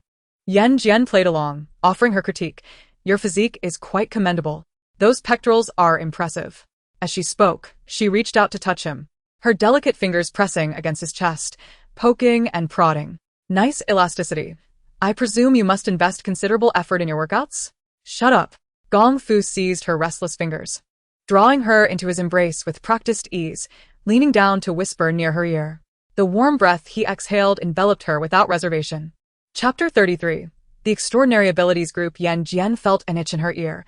Instinctively, she recoiled, only to hear a soft chuckle. What's this? Afraid? Perhaps she ought to be. Such trepidation is a normal reaction for a woman. Gong Fu, momentarily doubting his own allure, had not yet managed to smile when Yan Jin suddenly turned, forcefully pinning him onto the bed with a thud. Surprise flickered in his eyes. Afraid? A few strands of hair from her forehead fell onto Gong Fu's face, and the ticklish sensation spread, momentarily leaving him dazed. Seizing the opportunity, Yan Jin boldly caressed his lips, a teasing grin on her face. Fear is not a word in my vocabulary. His expression darkened instantly. This woman truly possessed audacity, beyond measure. Did she truly believe he would not retaliate? Gong Fu narrowed his eyes, firmly grasping her delicate waist and applying pressure downwards. Their bodies aligned seamlessly. The overwhelming warmth coursing between them made him forget that he had donned the attire he had worn on the brink of death, solely to ascertain her identity, rather than indulge in frivolous games with her. Yan Jin, however, was oblivious to such concerns. Who could resist a handsome man, let alone one of exceptional quality standing before her? She leaned closer, inching nearer until Gong Fu saw nothing but her. Within the room, the atmosphere grew increasingly intimate. Yan Jin lowered her gaze upon him, her eyes clear and discerning. The alluring aura of resentment emanating from him was palpable. Could it be that the spirit was concealed within his very being? Few could maintain self-awareness while possessed by a vengeful spirit. How intriguing. With a swift motion, she wrapped her arms around his back, affixing a talisman to him before quickly retreating. Be good. I have pressing matters to attend to. She brushed her fingers across his face. I shall spare you today. I will return another time. After rousing his restless desires, she intended to depart. Had she sought his opinion? Gong Fu darkened his expression, showing no intention of releasing her. On the contrary, he desired to escalate their encounter. Who was Yan Jin? She was a force that had once single-handedly stirred the underworld into chaos. If she did not wish to comply, who could force her? Gong Fu felt a tingling in his grip as she slipped away from the bed like a fleeting breeze. He watched her tease him and then leave without a trace. Fixated on the closed door, he peeled the talisman from his back, gazing at the familiar script, and suddenly broke into an enigmatic laugh. Indeed, it is you. Departing from Nanyuan, Yan Jin arrived home only to be greeted by an unexpected gathering of visitors. She lowered her gaze at the 5 men and 2 women before her, revealing no hint of emotion, calm and composed. This was the first impression of the members of the National Extraordinary Abilities Group. The leader, Jiang Qi, extended an olive branch. We are from the National Extraordinary Abilities Group, abbreviated as the National Abilities Group. Miss Yan, your capabilities are remarkable. It is a gross underutilization for you to be merely a small star in the entertainment industry. Would you consider joining us? The 001 system's eyes sparkled with excitement. The National Abilities Group operated beyond the confines of law, dedicated to addressing supernatural incidents. It was a certified underground organization by the state, though fraught with peril. It offered unparalleled prestige and enticing benefits. It was said that every member earned millions annually, and even the book's heroine, by Tian, dreamt of one day joining the National Abilities Group. Yet, Yan Jin had just arrived in this world, and they had come to invite her? This was an extraordinary turn of events, surpassing even the capabilities of the all-encompassing system known as the Golden Finger. Chapter 34. The rare S regardless of the external circumstances. As long as there was wealth involved, the 001 system yearned to expand its horizons. Unfortunately, its host demonstrated a proclivity for extravagance. Naturally, it hoped for Yan Jin to accumulate even more wealth. Eagerly, the 001 system observed her, only to hear her respond with a nonchalant "Oh. Oh." Both the 001 system and the members of the National Abilities Group were taken aback. Had she not comprehended Jiang Qi's words? Or was she entirely unaware of the significance of the National Abilities Group? Yan Jin was indeed impressive. Single-handedly challenging 101 vengeful spirits and emerging unscathed, a feat few could accomplish within the National Abilities Group. Yet, the group was formidable in its own right, backed by even more powerful organizations. Was she perhaps overestimating her own abilities? Though Jiang Qi harbored such thoughts, he dared not show any sign of it. The members of the National Abilities Group were ranked according to a system of levels, S, A, B, C, and D, with S being the highest and D the lowest. Based on the information they had gathered, they could deduce Yan Jin's potential ranking. She was very likely to be a rare S. Faced with such a formidable individual, it was clear that a forceful approach would be unwise, especially since Jiang Qi was on a mission. He did not wish to return empty-handed. He patiently explained that the National Abilities Group offered high salaries, provided meals and housing, and even purchased $5 million in personal insurance for its members each month, along with countless other benefits. It sounded appealing, yet for an organization of such magnitude, strict discipline and regulations were inevitable. With her temperament, there was no way she could endure such an environment. I decline. Please leave. Yan Jin yawned. She had to participate in a new variety show that Nilo had arranged for her the following day, and she lacked the energy to entertain them. Jiang Qi felt a headache coming on. The members who had accompanied him stared in disbelief, initially believing this to be a promising opportunity, only to encounter a tough nut to crack. It was common knowledge that the National Abilities Group was a coveted destination, one that even they had to endure numerous challenges to be selected. Yet, the place they all yearned to join was dismissed outright by her? This contrast was truly perplexing to all present, especially the 001 system. It had never witnessed someone so dismissive of their own future and the prospect of wealth. Master, might you reconsider? The National Abilities Group is an extraordinary place, and missing this chance may mean there will be no better opportunities in the future. It fluttered anxiously about. Yan Jin, overwhelmed by the system's fervor, swatted it to the ground, commanding, "Be quiet." No one could perceive the 001 system. Not even the members of the National Abilities Group. Yan Jian's peculiar gestures, directed toward thin air, appeared exceedingly bizarre in their eyes. However, they had certainly experienced the world, understanding that beyond humanity, there are greater forces at play, and in such a vast universe, one can encounter all manner of strange and wondrous things. Reflecting on this, the gazes of the onlookers towards Yan Jin shifted, becoming increasingly wary. Jiangqi, fearing to draw unwanted attention, dared not linger. He left behind a golden business card and departed with his teammates. Poor 001 system lay helplessly on the ground, watching them vanish with longing. How infuriating! What sins had it committed to encounter such an unpredictable host?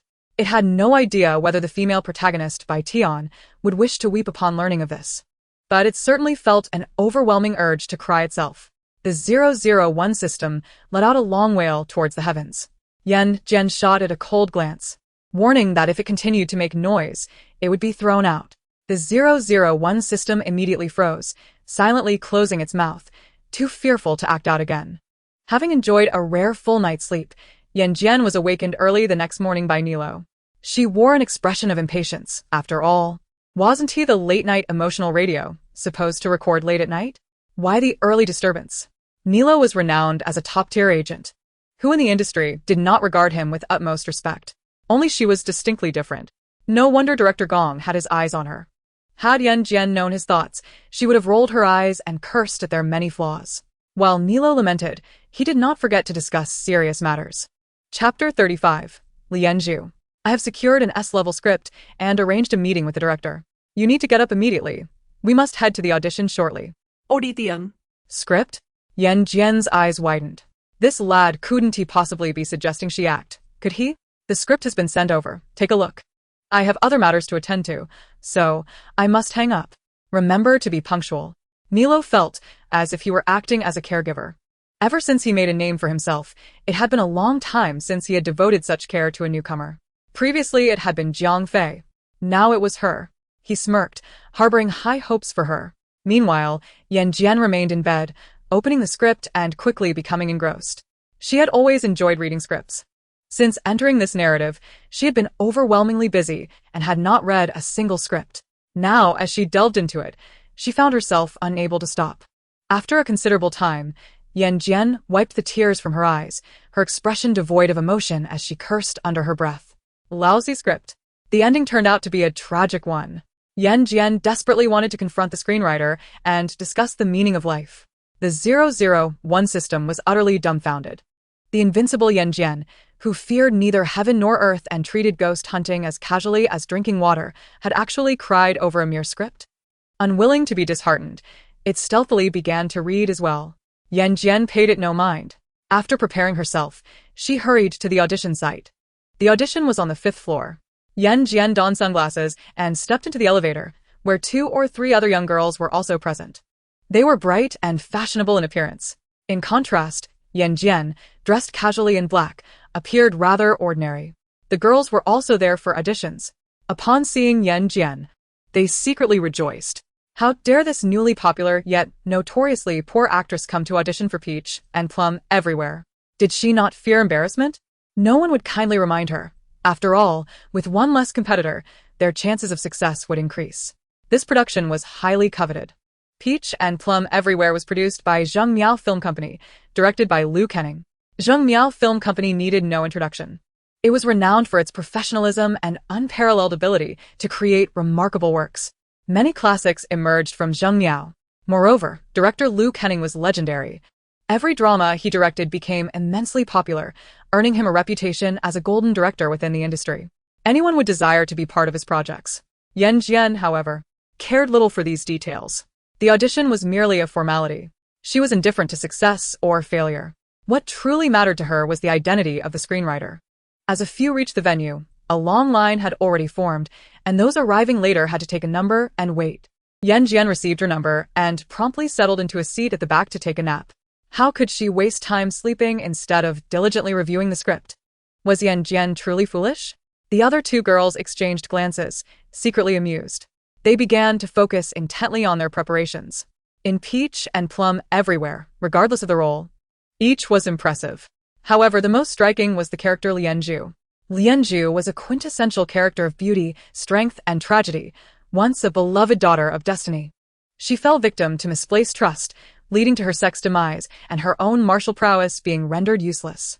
In her quest for vengeance, she embarked on a path fraught with challenges, ultimately forced to descend from a righteous disciple to a pariah of the demonic sect. Nevertheless, she remained steadfast in her desire for revenge, ultimately fulfilling her wish to slay her enemies. In the end, she chose to end her own life, concluding her pitiful yet hate-filled existence. This was a character that left a profound impression. Simultaneously, it stirred a sense of unresolved emotions. When Lu Xiaoxiao and Li Jiahui witnessed Lianju's demise, they wept uncontrollably, vividly imagining the scene of Lianju, clad in red, standing at the place where they first met, resolutely taking her own life, and how impactful that portrayal would be on screen. Regardless of the outcome, they were determined to secure this role. Chapter 36, The Audition 301, Lu Xiaoxiao. Present. Lu Xiaoxiao hurriedly stood and approached, straightening her posture for an introduction. Director Lu glanced at her. Lu Xiaoxiao had a decent appearance and a reasonable resume, having played the lead in a primetime drama and several smaller web series, along with minor roles as a supporting actress. She was somewhat popular. He nodded without expression, signaling her to begin. Lu Xiaoxiao quickly fell into character. She deliberately chose the scene of Lianju's final act of taking her own life, commencing a performance without props. She clutched her arm, dragging her injured body to the place where she first met her beloved, lifting her chin to gaze at the sky. Her eyes, filled with despair and anguish, glistened with unshed tears, seemingly questioning the heavens for their unfairness. The performance concluded swiftly. Lu Xiaoxiao's eyes were red, clearly still immersed in her character. Director Lu remained silent. Her acting was indeed commendable, standing out among the multitude of actors. However, the Lianju he envisioned ought not to embody such a portrayal. Lu Xiaoxiao felt satisfied with her recent performance. It was her best yet. Yet, Director Lu displayed no discernible expression, causing her to feel increasingly anxious. Next, Li Jiahui also selected this segment. The beginning was similar, but as she fell to the ground, she added a line, "If there is a next life, let us never meet again." Who permitted you to add lines? Director Lu's face darkened. The script contained no extraneous lines, yet she, having not even succeeded in her audition, was already attempting to embellish her role. Would she not be a constant source of annoyance once she joined the cast? Li Jiahui blinka confidently, asserting. This is my interpretation of the character. I don't want your interpretation. I want mine. Am I the director or are you? Li Jiahui's face flushed with embarrassment from the retort. Director Lu, both amused and exasperated, called out, "Next. Number 303, Yan Jin." Yan Jin responded to the 001 system summons, her eyes hazy as she stepped forward. Upon seeing her, a flicker of discontent crossed Director Lu's gaze. However, he said nothing, merely uttering, "Let's begin." Lu Xiaoxiao and the others stifled their laughter, who was unaware of Director Lu's meticulous attention to detail. Yan Jin, nearly asleep before her audition, was clearly dismissive of the opportunity. No director would appreciate such a lackadaisical attitude, especially not someone as demanding as Director Lu. As Yan Jin commenced, she gazed upward, extending her palm, slowly closing it as if trying to capture something elusive. After enduring the vicissitudes of life, only tranquility remained in her eyes. A faint smile graced her lips as she suddenly brandished a sword. Her graceful figure danced in the eyes of onlookers, and as her performance concluded, she wore a triumphant grin, resolutely taking her own life with the very sword she had wielded. Her eyes, which had been fixed on the heavens, slowly closed. Not a single tear fell throughout her performance, yet she inexplicably evoked a profound sense of despair in others. The room fell silent, all captivated by Yan Jin's emotional depth, including the seasoned Director Lu. Even the 001 system was moved to tears, lamenting, "Oh, dear Lianju, your demise is so tragic." It flitted about, weeping uncontrollably. The noise irked Yan Jin, who merely wished to swat it away. After a prolonged moment, Director Lu snapped back to reality, rising in excitement. "This is the Lianju I have been searching for." Chapter 37. A Bounty of Talent. Yan Jin, is that your name? Indeed. Director Lu scrutinized her carefully. He envisioned Lianju as a girl with unwavering beliefs, capable of pressing forward on her path of vengeance despite any obstacles, even when her adversary was the one she loved most dearly. Even amidst her own suffering, she showed no hesitation in delivering the fatal blow. In essence, Lian Zhu was a rational being, unclouded by trivial affections. The notion of her weeping was entirely inconsistent with her character, and Yan Jin's adeptness only enhanced Lian Zhu's martial prowess. Director Liu had a disdain for actors who relied on doubles. Yet, in the industry, most actresses lacked martial arts training, and some maneuvers could not be effectively rehearsed in a short period. Thus, sometimes hiring a double was a necessity. However, Yan Jin's appearance filled him with delight.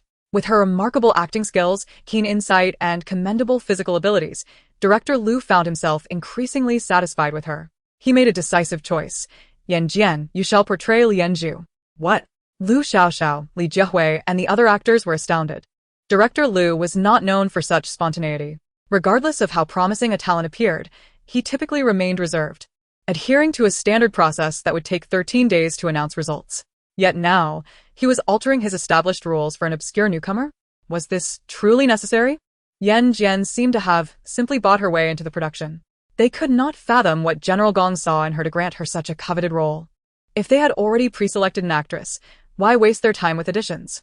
It was infuriating. No amount of effort could match the allure of a smile in front of a powerful patron. Doubts regarding Yan Jin began to surface. Yan Jin raised an eyebrow. Are you all suffering from envy? You're the one who has a problem. You know exactly what you've done, Liu Xiaoxiao scoffed. Everyone knows you've latched onto General Gong. The entertainment industry is rife with beauty. You'd better hold on tight, or when you fall, you'll have plenty to lament. Rest assured, I won't need your concern. You should focus on yourself, lest you find yourself in an unfortunate accident one day, Yan Jin replied, her gaze laden with meaning. Liu Xiaoxiao suddenly recalled Yan Jin's reputation as a fortune-teller. Did she uncover something? The thought of her own secret sent a shiver down her spine, prompting her to silence her tongue, unwilling to take any chances. Li Jiehui, unaware of the underlying tension, interpreted Liu Xiaoxiao's silence as a sign of intimidation from General Gong. She cast a disparaging glance at Liu Xiaoxiao and was about to retort against Yan Jin when Liu Kenning interrupted. Enough. What are you all arguing about? Director Liu's brow furrowed. The lack of skill was evident, yet their capacity for nonsense was remarkable. You claim to be diligent, but where is your evidence? Your cries lack authenticity, your laughter is unappealing, and your figures are either too heavy or simply unattractive. The essence of being an actor lies in restraint, restraining appetites and maintaining physique. This is fundamental, yet how many of you can achieve it? Director Liu did not intend to crush their confidence, but felt compelled to speak bluntly when they grew too complacent. The assembled actors, chastised, fell silent, their pride bruised. Yan Jin could not help but chuckle at their pitiable state. Director Liu shot her a glare but, fearing to scare off a promising talent, refrained from reprimanding her, instead emitting a cold snort. To the others, this exchange suggested a different meaning entirely. Chapter 38. A slap in the face. The esteemed director Liu Kenning, known for his severity, was now showing leniency towards Yan Jin. Jealousy flared among the others. Yet what could they do? They could not compete with her acting prowess, nor could they rival her beauty, let alone her connections. They dared not offend Liu Kenning, leaving them to depart the scene in frustration. Yan Jin remained focused on her purpose, turning to Director Liu and inquiring, Director, may I ask who the writer of A Bounty of Talent is? Director Liu, taken aback, responded, You don't know? Should she have known? Yan Jin's puzzled expression suggested otherwise. Director Liu, unable to decipher her intentions and reluctant to divulge too much, merely replied, Ask that lad Nilo when you return. He will inform you. With the audition concluded, Yan Jin left without having achieved her goal. News regarding the upcoming filming of Peach and Plum Blossoms all over the world spread rapidly, and as soon as netizens learned that the role of the second female lead, Lian Zhu was to be played by Yan Jin, they began to question the discerning eye of director Liu Qiu. It is true that Yan Jin has gained considerable popularity. However, her abysmal acting skills are common knowledge. In her last web series, she was unable to shed a tear, allegedly resorting to eye drops, and viewers expressed their disdain for her performance, which they found unbearable to watch. Her attempts at feigned eating fell flat, and her expressions of surprise were limited to wide-eyed stares. Apart from her appealing visage, everything else was simply appalling. Previously, Yan Jin had faced backlash for her lackluster performance, and now she had the audacity to take on such a role. The trending topics soon emerged. Casting confirmed for Peach and Plum Blossoms. Yan Jin's acting is lamentable. Yan Jin lacks self-awareness and requests to director Liu Qiang for a cast change.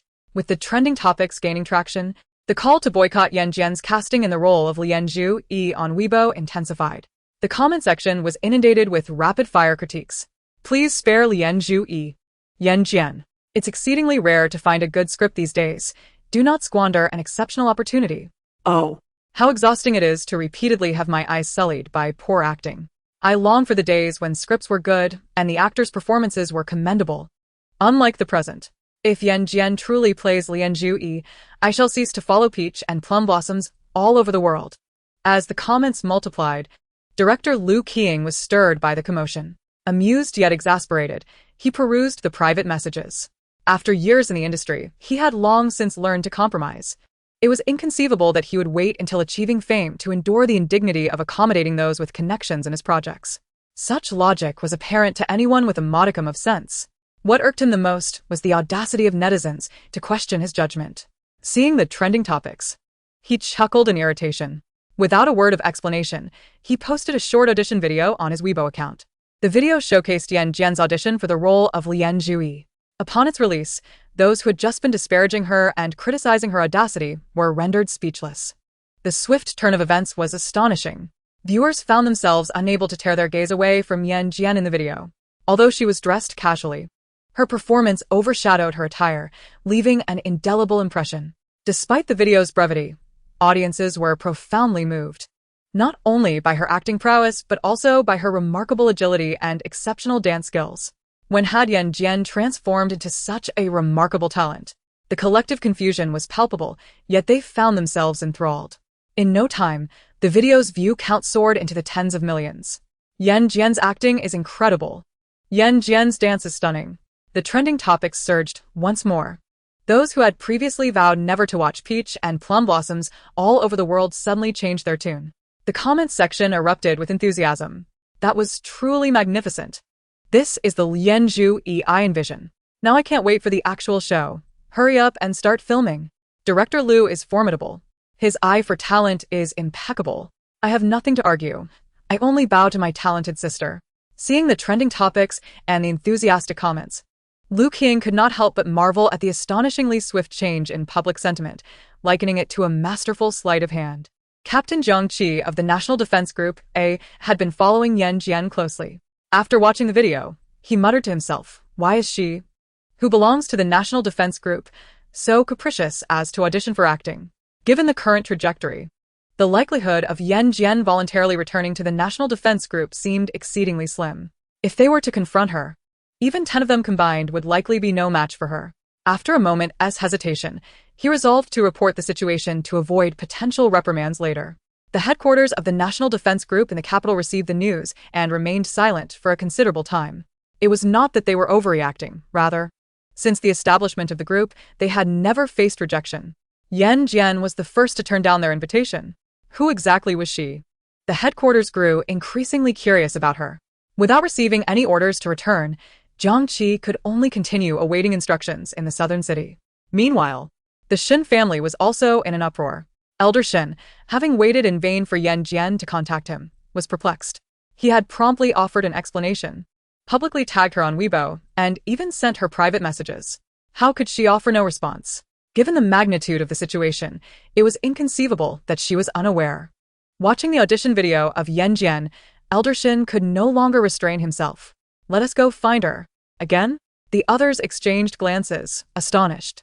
For Elder Shin to take the initiative to seek her out a second time, Yan Jin must indeed be extraordinary. They departed en masse. Meanwhile, the other actors leaving the audition venue were not as fortunate. They were envious at the trending topics. Being on the trending list signified popularity. With popularity comes traffic, leading to commercial value, and good scripts and roles would naturally come knocking. Unlike their current situation, where opportunities were presented but not readily accepted. Lu Xiaoxiao and Li Jiehui walked together, unable to contain their discussion about Yan Jin. To be precise, it was Li Jiehui doing the talking while Lu Xiaoxiao appeared lost in thought. Suddenly, a car sped towards them. Amid Li Jiehui's screams, Lu Xiaoxiao was struck and fell to the ground, the vehicle speeding away without stopping. Blood began to pool around her. Lu Xiaoxiao felt excruciating pain, a combination of agony and terror as she realized, I was right about Yan Jin. While Li Jiehui called for an ambulance, Lu Xiaoxiao succumbed to unconsciousness. As she beheld Lu Xiaoxiao's broken leg, Li Jiehui was filled with dread, realizing she had narrowly escaped a similar fate. Remembering Yan Jin's words on set, she reflected on how immediately after leaving, Lu Xiaoxiao had met with an accident.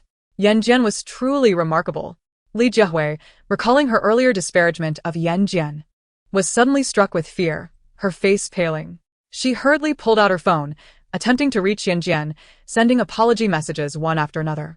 Meanwhile, Yan Jin had already arrived at Wire. Upon seeing her, Nilo was slightly taken aback. President Gong just left. So what if he left? Why tell me? It became evident that President Gong had been in a foul mood all day. It appeared the two had quarreled. Nilo's expression shifted as he realized. Yan Jin glanced at him, sensing something peculiar in his gaze, but she dismissed it and got straight to the point. Do you know the screenwriter of Peach and Plum Blossoms all over the world? Of course. Nilo nodded with a smile, saying, by Tian Tian, I will introduce you to her another day. By Tian Tian? A glimmer of curiosity flickered in Yan Jin's eyes. Isn't she the heroine of the story? According to the information provided by System 001, Bai Tian should be working in law enforcement. How did she suddenly become a screenwriter? Yan Jin found it quite perplexing. She hadn't disrupted the plot. So, why such a drastic change? System 001 twitched slightly at the corners of its mouth. Had she not disrupted the storyline? The male lead scenes had all been seized by her. The survival on a deserted island had not propelled Ming Yan into the limelight. Rather, it was her who had emerged as the center of attention. Peach and Plum Blossoms all over the world was meant to be led by Ming Yan, yet it had switched leads, with her now playing the most prominent role of Lianzhu. Wasn't all this destruction in itself? While other hosts followed the heroine's path, leaving her with no options, she had boldly chosen the male lead's route instead. If this continued, wouldn't she turn the world upside down? A hint of worry flickered in System 001's eyes. What did you just say? Yan Jin's words had been automatically muted. Nilo could only see her lips moving, but heard nothing. Yan Jin shook her head, asserting, forget about another day. I want to meet her now. So eager? Nilo glanced at the schedule. I have something to attend to later. I can't take you. I will have someone escort you. All right, you arrange it. Yan Jin had no objections. But System 001 began to feel anxious. What was her sudden desire to find the heroine by Tian Tian about? What grand scheme was she concocting? Before System 001 could ponder further, Yan Jin uttered a statement that nearly caused it a heart attack. I will transfer 1 million to you. Help me arrange for it to be fully donated. Another donation? Did money fall from the sky? It came from the wind that blew from Gong Fu. Yan Jin considered seriously for a moment and nodded. Pretty much. Nilo was left speechless. All right, I will make the arrangements. System 001 was somewhat displeased. This host had barely earned a little money and was already spending it all. No one was as generous with their finances. Remembering how it had been harshly criticized just yesterday, System 001 couldn't help but shed tears of despair. 1 week of being in the story. It had plummeted from the top performer to the bottom. The tragedy was more theirs than anyone else's. System 001 was indignant. Grappling with a host who was impervious to reason, resistant to both soft and hard tactics, and hard to deceive, it resolved to change its strategy. Yan Jin remained blissfully unaware of its inner turmoil. Guided by her assistant, Yan Jin arrived before a grand building. Room 503, just go in and mention Nilo's name. I have other matters to attend to, so I won't go up. Okay. Yan Jin was quite agreeable. The assistant held her in high regard. She was generous and straightforward. Not at all pretentious, unlike those flashy and vulgar women outside. No wonder she had captured the boss's heart. Upon reaching 503, before she could knock, the door swung open. She raised her gaze and met the eyes of the person inside, both of them momentarily stunned. What are you doing here? Chapter 41. Dream. According to past conventions, the antagonist was usually a supporter of the heroine. Thus, Gong Fu's appearance here was not surprising. Yan Jin smiled. Hello, Mr. Gong. Gong Fu's eyes widened in surprise. At this hour, shouldn't you be at the recording studio? He glanced at his watch. Behind him, Bai Tian Tian peeked out with her fluffy head. Upon seeing Yan Jin, her face brightened. It's you? Come in quickly. Bai Tian Tian was exceedingly warm, pushing aside the obstructive Gong Fu and affectionately taking Yan Jin's hand, eager to lead her inside. I saw your scene as Lianzhu. I really liked it. You performed splendidly. You embody the Lianzhu I envisioned. Her eyes sparkled with excitement. System 001 couldn't help but twitch its mouth. Was this really the heroine? With a messy hairstyle and clad in pajamas, she bore no semblance of an image. Gong Fu glanced down at their joined hands, his expression darkening. Have you resolved the matter we discussed? Bai Tian stiffened at his words. What's the rush? This man truly lacks romantic understanding. Can't he see we have something to discuss? Yan Jin curiously observed the two of them. Was this the daily interaction between the legendary antagonist and the heroine? Something seemed off. Seeing that Bai Tian had no intention of releasing her grip, Gong Fu's face darkened further as he pulled Yan Jin's hand, lifting his gaze. Come with me. System 001 watched Yan Jin caught in the middle, its mouth twitching even more. Normally, a minor supporting character would concoct a scheme upon witnessing the heroine meet the antagonist, intending to capture evidence and sully the heroine's reputation, thus affecting her relationship with the male lead.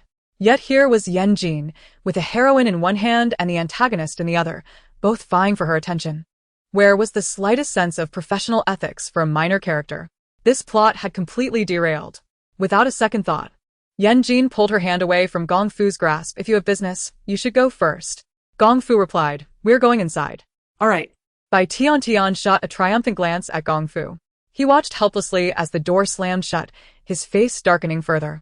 Leaning against the wall, he irritably rolled up his sleeves, showing no intention of leaving. Bai Tian's home was in disarray. Clothes were piled on the sofa, and leftover takeout containers cluttered the table. Sensing Yan Jin's gaze, Bai Tian felt a bit embarrassed and attempted to justify. Full-time writers are like this. Haha. Yan Jin chuckled and looked at her with curiosity. How did you come up with the B ending? You mean peach and plum blossoms all over the world? Upon seeing Yan Jin nod, Bai Tian's excitement surged as she blinked rapidly. She had finally awaited someone to inquire about this. Do you believe in intuition? Intuition? What does intuition have to do with writing? Yan Jin was bewildered. Bai Tian stroked her chin. To be precise, it was more like a dream. I once dreamed of a woman very much like Lian Zhu, but unlike the script, that woman was betrayed by her sect. Upon hearing her words, Yan Jin narrowed her eyes. She had often felt a sense of familiarity while reading the script. If she wasn't mistaken, the woman Bai Tian dreamed of was likely her past. But wasn't this a story set in the entertainment industry? How did it connect to her past? Was her transmigration truly an accident, or was it orchestrated by someone? Who could that person be? Yan Jin despised being controlled. If her suspicions were correct, that person would be doomed. Gong Fu sneezed, rubbing his sore nose as he gazed at the door, a shadow of gloom passing through his eyes. Why hadn't they come out yet? What could they possibly have to talk about for so long? Chapter 42. The main consort, the talisman, has vanished. As Yan Jin stepped out and beheld Gong Fu, her immediate reaction was one of furrowed brows and unspoken thoughts. If this elusive entity were so easily captured, it would not have been ensnaring her attention. The more formidable the vengeful spirit, the more she found herself drawn to it. I shall escort you back, Gong Fu declared, fastening his cuffs as he guided her into the vehicle. As he started the engine, a fleeting glance in her direction led him to casually remark, she has an affinity for men. Yan Jin raised an eyebrow, perplexed. Do not let her daytime demeanor deceive you. She is, in fact, quite conventional in her preferences. A sudden realization dawned upon Yan Jin. Are you feeling envious? Gong Fu ground his teeth, retorting, you are overthinking this. Still refusing to admit it? Yan Jin smirked. If it is not jealousy, then what is the meaning behind your words? Do you believe my inclinations are somehow abnormal? Her words were audacious, and upon hearing them, Gong Fu nearly veered off course. I merely intended to offer a friendly reminder. Oh? A friendly reminder? I had no idea that Mr. Gong had such leisure. Yan Jin observed, her gaze laden with meaning. Gong Fu's expression darkened. This woman had quite the audacity. Were it not for her prior act of saving him, he would have cast her aside long ago. Rest assured, even if Bai Tian were disinclined towards me, she would harbor no affections for you either. A loud thud echoed as the 001 system fell to the ground, its expression one of utter bewilderment. How could this host possess such a loose tongue? She spouts everything that ought to remain unspoken. Who would desire her affections anyway? It was evident that the two were fundamentally misaligned, and Gong Fu's countenance grew even darker. Not interested in Bai Tian's affections? Yan Jin mused, her gaze playful. Then whom do you covet? Mine? Gong Fu fell silent, contemplating her lack of modesty. What kind of ordinary woman would so boldly inquire about such matters? In contrast to the women who had previously pursued him, though equally audacious, they had never dared to broach this topic so directly. The more he compared, the less Yan Jin resembled an ordinary person. Recalling the incident from the previous night when she had pounced on him, Gong Fu's feelings became increasingly convoluted. Did she treat others in the same manner? Typically, Yan Jin would have relished in such banter, but today, her mind was preoccupied with the identity of that individual. As she pondered, Gong Fu felt a sense of unfamiliarity. During their first encounter, she had approached him without hesitation. In their second meeting, she had tackled him. Yet, in this third encounter, she seemed notably subdued. Had she developed an interest in someone else? Perhaps by Tian? Gong Fu's expression darkened as he succumbed to wild speculation. Their journey continued in silence until Gong Fu dropped her off at the radio station. Upon their arrival, the busy staff in the recording studio began to gossip upon seeing them together. This is the first time I've seen Mr. Gong escort a woman. It seems Yan Jin has become the main lady. Main lady? Who knows if they'll last? Let us not speak too definitively. Ha ha ha, what? Do you think you can outdo her? Gong Fu overheard their whispered exchanges, but chose not to intervene, instead casting a pleased glance at Yan Jin. He too had admirers. And if he wanted one, he needed to seize the opportunity. Yan Jin, however, failed to comprehend the meaning behind his gaze. Without a backward glance, she entered the recording studio, leaving Gong Fu standing there. Had she truly not even spared him a look? Was she attempting to play some game of emotional manipulation? Had someone been speaking ill of him in her presence? Gong Fu was entirely oblivious to his own tumultuous emotions, which ebbed and flowed with Yan Jin's every move. Nilo, upon receiving his call, was momentarily taken aback. Chapter 43. Late-night emotional radio. Miss Yan is surrounded by an orderly entourage. There are no unruly individuals present. Wait, it seems there are a few. Who? It appears to be a group claiming to be from the National Abilities Group. The National Abilities Group? Why have they been stirred to action? Gong Fu furrowed his brow. Why was such crucial information being withheld? Did Mr. Gong expect him to monitor Yan Jin's every action, including whom she met, what she did, and what she consumed? Nilo, increasingly bewildered, realized the couple had yet to reconcile. Why involve him in their squabbles? While he was indeed their agent, he was not a mere messenger. Despite his internal grievances, Nilo relayed the National Abilities Group's intentions regarding her. Upon hearing this, Gong Fu's expression soured further. After so much effort to recruit someone suitable, now others had set their sights on her. If she truly joined the National Abilities Group, she would undoubtedly leave YR. The thought of potentially never seeing her again filled Gong Fu with distress, and he squinted his eyes, heading directly to the National Abilities Group's base in Nan City. Meanwhile, a contest for her allegiance was about to commence. On the other side, the Shun family faced another setback. Yan Jin was nowhere to be found. Neither at home nor at YR. Shun Lao's expression was one of utter frustration. Had he known it would be this arduous to meet Yan Jin, he would never have pushed her away for a mere 500. Alas, there was no remedy for regret. No matter how vexed he felt, he could only wait. Let us return. The others, witnessing Shun Lao's demeanor, dared not utter a word. Their perception of Yan Jin had shifted significantly.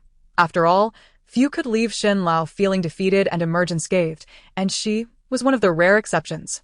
Meanwhile, Yan Jin in the recording studio had familiarized herself with the script and program format, and the late-night emotional radio show commenced in earnest.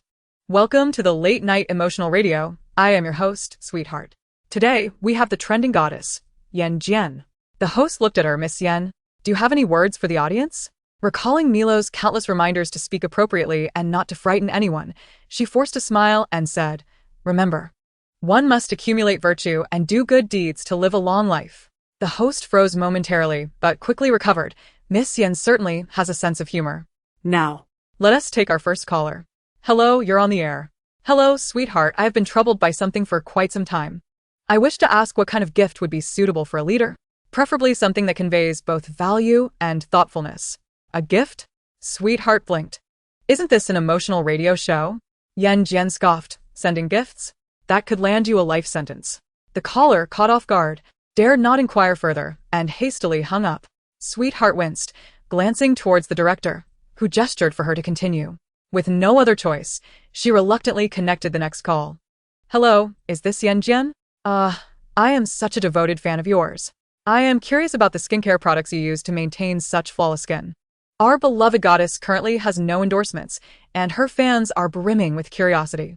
Yan Jin remained expressionless, casually mentioning her use of products like Light Skin, PS, Daily P, and Meishyoshio.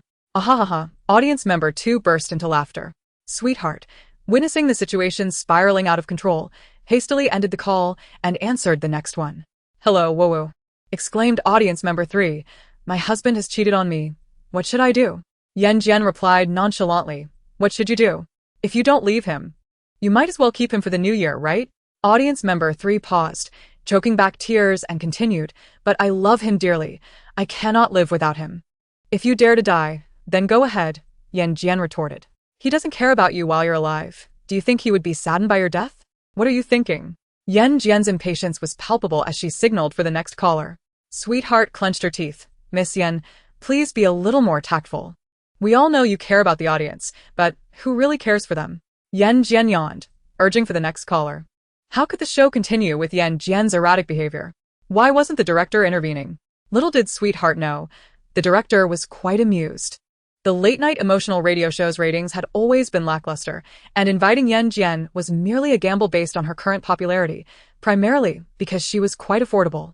However, he was pleasantly surprised to find that Yan Jin's unpredictable antics had significantly boosted the show's ratings. Indeed, inviting Yan Jin was not a miscalculation.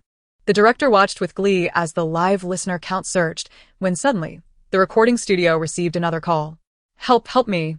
The call's signal was weak, its voice intermittent and crackling with static, causing Sweetheart's ears to throb. Yet, what concerned her more than the pain was the distress signal emanating from the call. She quickly exchanged a glance with Yan Jin. Was this genuine, or merely a prank? Miss, please remain calm. Can you tell me your current location? I will immediately contact the police, Sweetheart gestured to the director, who understood her intentions. Yan Jin, surprisingly, remained quiet, not causing any disruption at that moment, which brought Sweetheart some comfort. Yet, before she could feel reassured for more than a fleeting moment, Yan Jin doused her with cold water, declaring, It's fake. Don't believe it. Miss Yan, Sweetheart exclaimed. How can you be so certain about something unverified?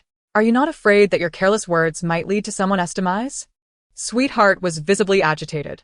She had long harbored disdain for Yan Jin. While Yan Jin was not unappealing in appearance, her disposition was utterly unbearable. It baffled her what General Gong saw in her. Was it her arrogance, her self-importance, or her utter disregard for others? Yan Jin, believing she was only offering a kind warning due to Sweetheart's benevolence, felt no need to say more, crossing her arms and adopting an indifferent attitude. Sweetheart's face flushed with anger. What an insufferable attitude. Having such a guest was truly unfortunate. Just as Sweetheart finished her internal rant, the call suddenly erupted with laughter. Ha ha ha. I told you she'd believe it. You all didn't believe me, but now you see. Are we going a bit too far? Too far? We haven't done anything. We just made a phone call. Hearing this banter, Sweetheart froze. These little rascals were making a joke, out of a serious matter. And how did Yan Jin ascertain that it was a hoax? Was she just guessing? It certainly didn't appear so. But this was all too bizarre. Sweetheart bit her lip, a flicker of apprehension flashing in her eyes. She could not bear to meet Yan Jin's gaze, and she couldn't help but wonder if Yan Jin was secretly mocking her. The more she pondered, the more entrenched that thought became. In a huff, Sweetheart ended the call and connected to the next one. Hello. Audience member 5. I would like to seek a partner. Huh? Seeking a partner? What on earth is happening? Sweetheart felt particularly drained this evening. For some reason, an array of peculiar callers had emerged, despite her hosting a late-night emotional radio show. She suppressed her emotions, forcing a polite smile. Please go on. I am 6 feet tall, weigh 150 pounds, own a house, a car and savings, and currently hold an executive position in a publicly listed company. Interested parties may contact me at 135. Before audience member 5 could finish, Yan Jin's eyelids flickered. Suddenly, the studio lights flickered, and the call was abruptly disconnected. What just happened? The group exchanged bewildered glances. In all their time broadcasting, this was the first instance of a power outage, albeit for just a few seconds. Yet it was a serious matter for them. The director quickly glanced at the live listener count, which plummeted sharply, darkening his expression. Truly unfortunate. Meanwhile, Yan Jin's eyes gleamed with excitement, a smirk gracing her lips. She tossed aside her headphones and equipment, bolting towards the exit of the recording studio, leaving everyone momentarily stunned. What was she doing? The program hadn't even finished airing, and she was behaving like a diva, leaving everyone to wonder who would dare invite her as a guest again. Sweetheart snickered at her erratic behavior, but just as her smile began to reach her eyes, she saw Yan Jin suddenly halt in front of the camera. Coldly smirking at the lens, "Get out." The director, witnessing her bizarre demeanor, felt a chill run down his spine. He recalled the unsettling events that had transpired on the deserted island with Director Lee and others, causing him to step back in fright. Could it be that there were ghosts here? As the director's words faded, the lights flickered ominously, a chilling presence swiftly enveloping the room, causing the temperature in the recording studio to plummet. An eerie ticking resonated in their ears. He was so frightened that he instinctively clung to the person next to him. Yan Jin remained rooted in place, while the others began to panic. Sweetheart, too frightened to disconnect the call, fled from the studio. The director, recalling Yan Jin's past ghost hunting exploits, suddenly had an epiphany. "Yan Jin, if you help me deal with this ghost, I will pay you not just 1 million, but 2 million. While he was terrified of being broke, he was even more terrified of dying. Yan Jin glanced at him and smiled. So, The director has become quite affluent, has he? 001 couldn't help but think her smile was rather cunning. Sure enough, the next moment, Yan Jin produced a card reader, presenting it to the director without a hint of politeness. "Pay up." The director, initially apprehensive, found his lips twitching at the sight of the card reader. "You carry that around with you?" Had it not been Yan Jin's first time here, he would be inclined to suspect that she had plotted this all along, relying on ghost hunting to make money despite having connections to the powerful Gong family. Was Gong Ping truly so miserly, not even willing to give her pocket money? The director reluctantly produced his card, wincing as he transferred 2 million. The 001 system, witnessing the funds flowing in, was elated. Seizing the moment, it exclaimed, "Master, how can you catch ghosts without weapons? I possess many treasures. Feel free to take what you desire. All complimentary. Behold, the superlative, invincible yellow talisman. The exquisite peachwood sword is yours. Take whatever you fancy." It was confident that she would be swayed. Once her interest was piqued, binding her to it would surely follow. The 001 system, brimming with delight, envisioned a future where it would rise from the depths of servitude, singing songs of triumph. Yet, before it could bask in its joy, a sodden and ghastly specter materialized, crashing to its knees before her. As a malevolent spirit, could it not aspire to something greater? This had been the case with the previous 101 ghosts. Now, it was no different. Even if Yan Jin was formidable, she was merely human at present. The 001 system nearly spat blood. Yan Jin cast a knowing glance at it, her expression a blend of amusement and skepticism, as if to say, "Do I truly covet your trifling treasures?" The 001 system felt an overwhelming sense of fatigue. The ghost before them was a drowned specter, its body grotesquely swollen, rendering its features unrecognizable, save for its once stylish hairstyle, indicative of a life once lived with elegance. The bystanders beheld the apparition. The director, suppressing his fear, focused on the ghost's ears, which were adorned with a black earring that struck him as familiar. He did not dwell on it. Now that Yan Jin was present, he surreptitiously initiated a live broadcast, titling it shocking, "Master Yan Online to Capture Ghosts." As the stream commenced, thousands flocked to it. In the dim light, a deep voice resonated. you can help me. He raised his bloated face, his eyes, shrouded in black mist, fixated on Yan Jin, his words imbued with certainty. "You intentionally disrupted the phone connection to prevent others from hearing that phone number, did you not?" Surrounding Yan Jin were 5 colorful weather dolls, emanating a palpable aura of hostility. As she crouched down to meet the ghost's gaze, he faltered, yearning to prostrate himself on the ground. "Was that man the one responsible for your demise?" The onlookers were astounded by her audacity to approach the specter. They could hardly bear to witness its ghastly visage. It seemed the male ghost sensed the malice in the crowd's gaze. Clenching his fists, his resentment intensified. "I have but one request." Chapter 46, The I.O. Earring. The drowned ghost lifted his head. "Find him." "Him? Who is he?" Under Yan Jin's orchestrated guidance, the viewers in the live stream beheld a ghost for the first time, resulting in a cacophony of screams and curious comments flooding the chat. Soon, the director's live stream attracted an ever-growing audience. The comments continued to pour in. "Master Yan? No wonder that name sounds familiar. It's my idol." The idol seemed trivial in comparison, Watching my idol capture ghosts is far more exhilarating. The IO earring, with only 100 pieces sold globally, is now impossible to acquire even with money. Who would have thought I would see it on a ghost in my lifetime? I seem to be living a lesser existence than a ghost. Speaking of that earring, I feel like someone I know often wore it. Who could it be? Strange. I can't recall. I know who it is. It's Jiang Fei. Upon reading this comment, the director froze in place. Jiang Fei? The idol who once rose to fame through a talent show, only to be vilified by a sensational news report that led to his tragic suicide? He recalled the details of that report, which accused Jiang Fei of luring fans home and committing heinous acts, only for the girl to escape and expose the shocking truth. Though the police later cleared him of wrongdoing, the public remained unconvinced, and his demise silenced all dissent. But he had been dead for 5 years. Now he reappeared, requesting Yan Jin's assistance in finding someone. Who was this him Jiang Fei referred to? Could there have been more to the story than met the eye? All mysteries remained shrouded in uncertainty. After reaching an agreement with Jiang Fei, Yan Jin turned her gaze towards the director. He felt a chill run down his spine under her scrutiny, hastily shutting off the stream. The abrupt termination left the audience, eager for more, in suspense. The trending topics surged once more. Yan Jin's ghost capturing live stream. Io e a ringraziare. Seeking follow-up on the live stream. The conversation gained momentum, and Nilo was taken aback by the trending topics, staring at the IO earring, lost in contemplation.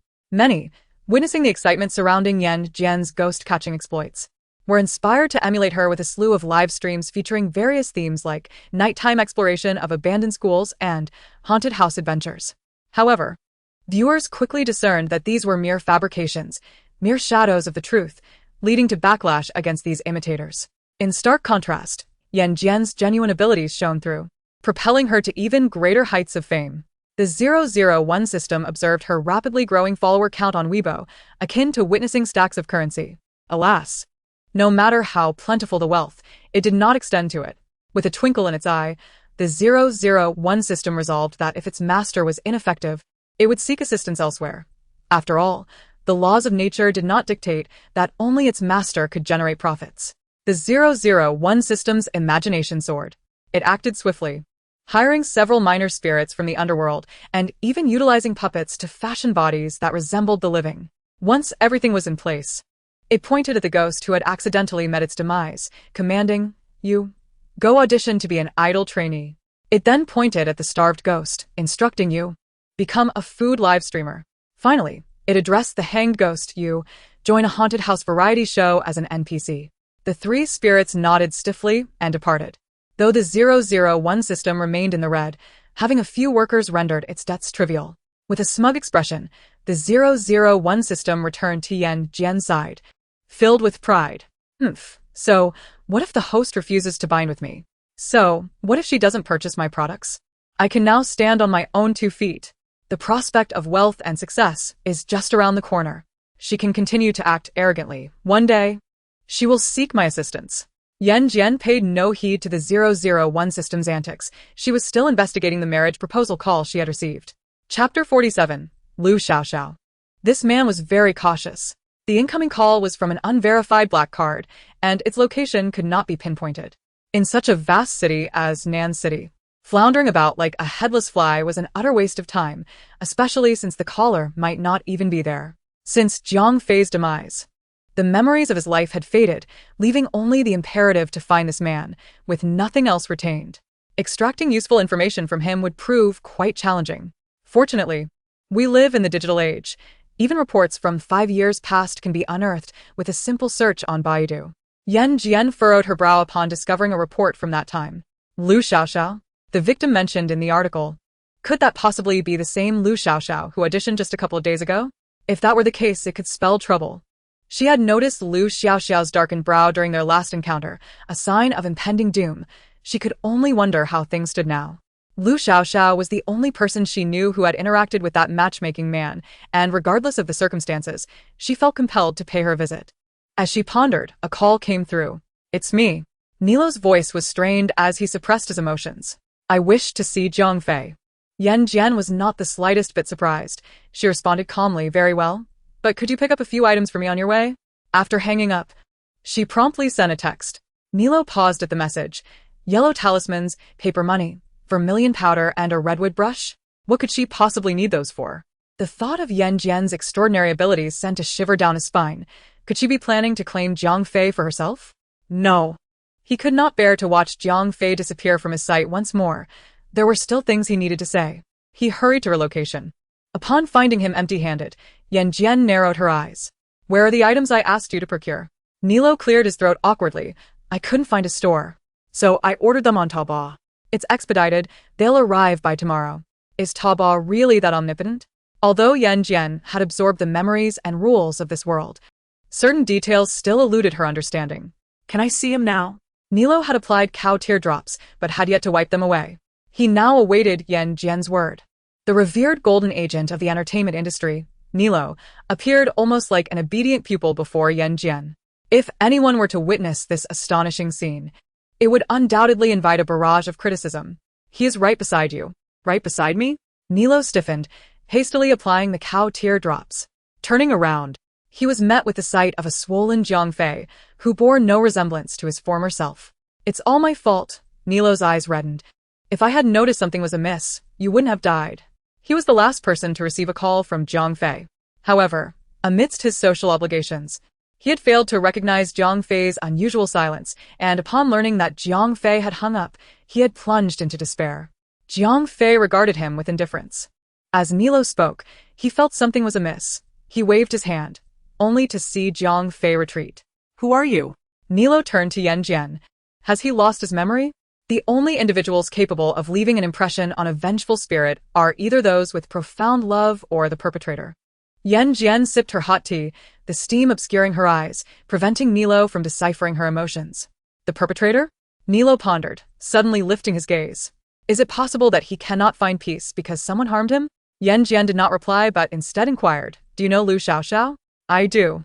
Nilo ground his teeth. That woman would stop at nothing for fame. Had she issued a statement back then, Jiang Fei would not have met such a tragic end. Was Jiang Fei's death linked to her? What else do you know? I'm not sure of the specifics. He was on the rise. With too many artists under his wing, he simply lacked the time and energy to oversee Jiang Fei. By the time I saw the news and inquired, Jiang Fei refused to divulge anything, merely asking me to trust him. Soon after, he took his own life. Nilo was jolted back to reality, only to find Yan Jin looking at him with disdain. Chapter 48. The truth TSK, with a demeanor like yours. Do you really expect anyone to remember you? What a daydreamer you are.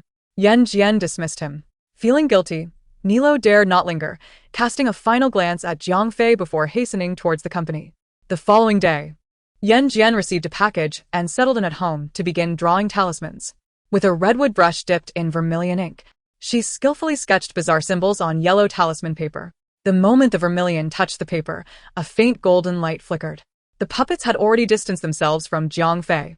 The 001 system hovered nearby, observing Yan Jin's preference for crafting her own talismans rather than purchasing from it, feeling a pang of jealousy.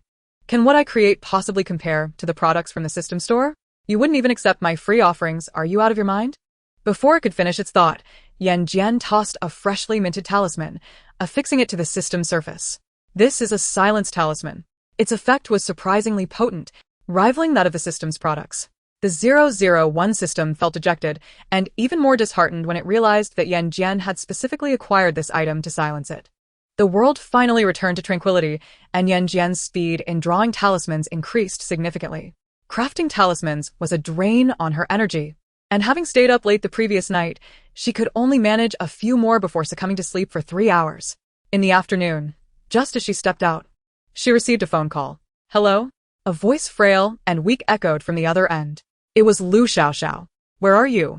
Yan Jin hailed 2 taxis, lazily settling into one. Even with a mask, her imposing aura could not be concealed. The driver couldn't help but steal glances at her. The girl's hair flowed like satin. Her exposed brows and eyes exuded a cold yet exquisite allure, and even the sound of her voice was clear and melodious. He felt she resembled someone familiar, yet could not recall where he had seen her. Having gathered the information she sought, Yan Jin ended the call and instructed the driver to turn around, heading towards the first hospital of Nan City. Upon her arrival, she found Nilo already there. Seeing him did not surprise her in the slightest. Lu Xiaoxiao now appeared quite disheveled, one leg bandaged and the rest of her body swathed in gauze, her face swollen. Upon spotting Yan Jin, a flicker of light ignited in her otherwise lifeless eyes. "I am willing to disclose everything I know."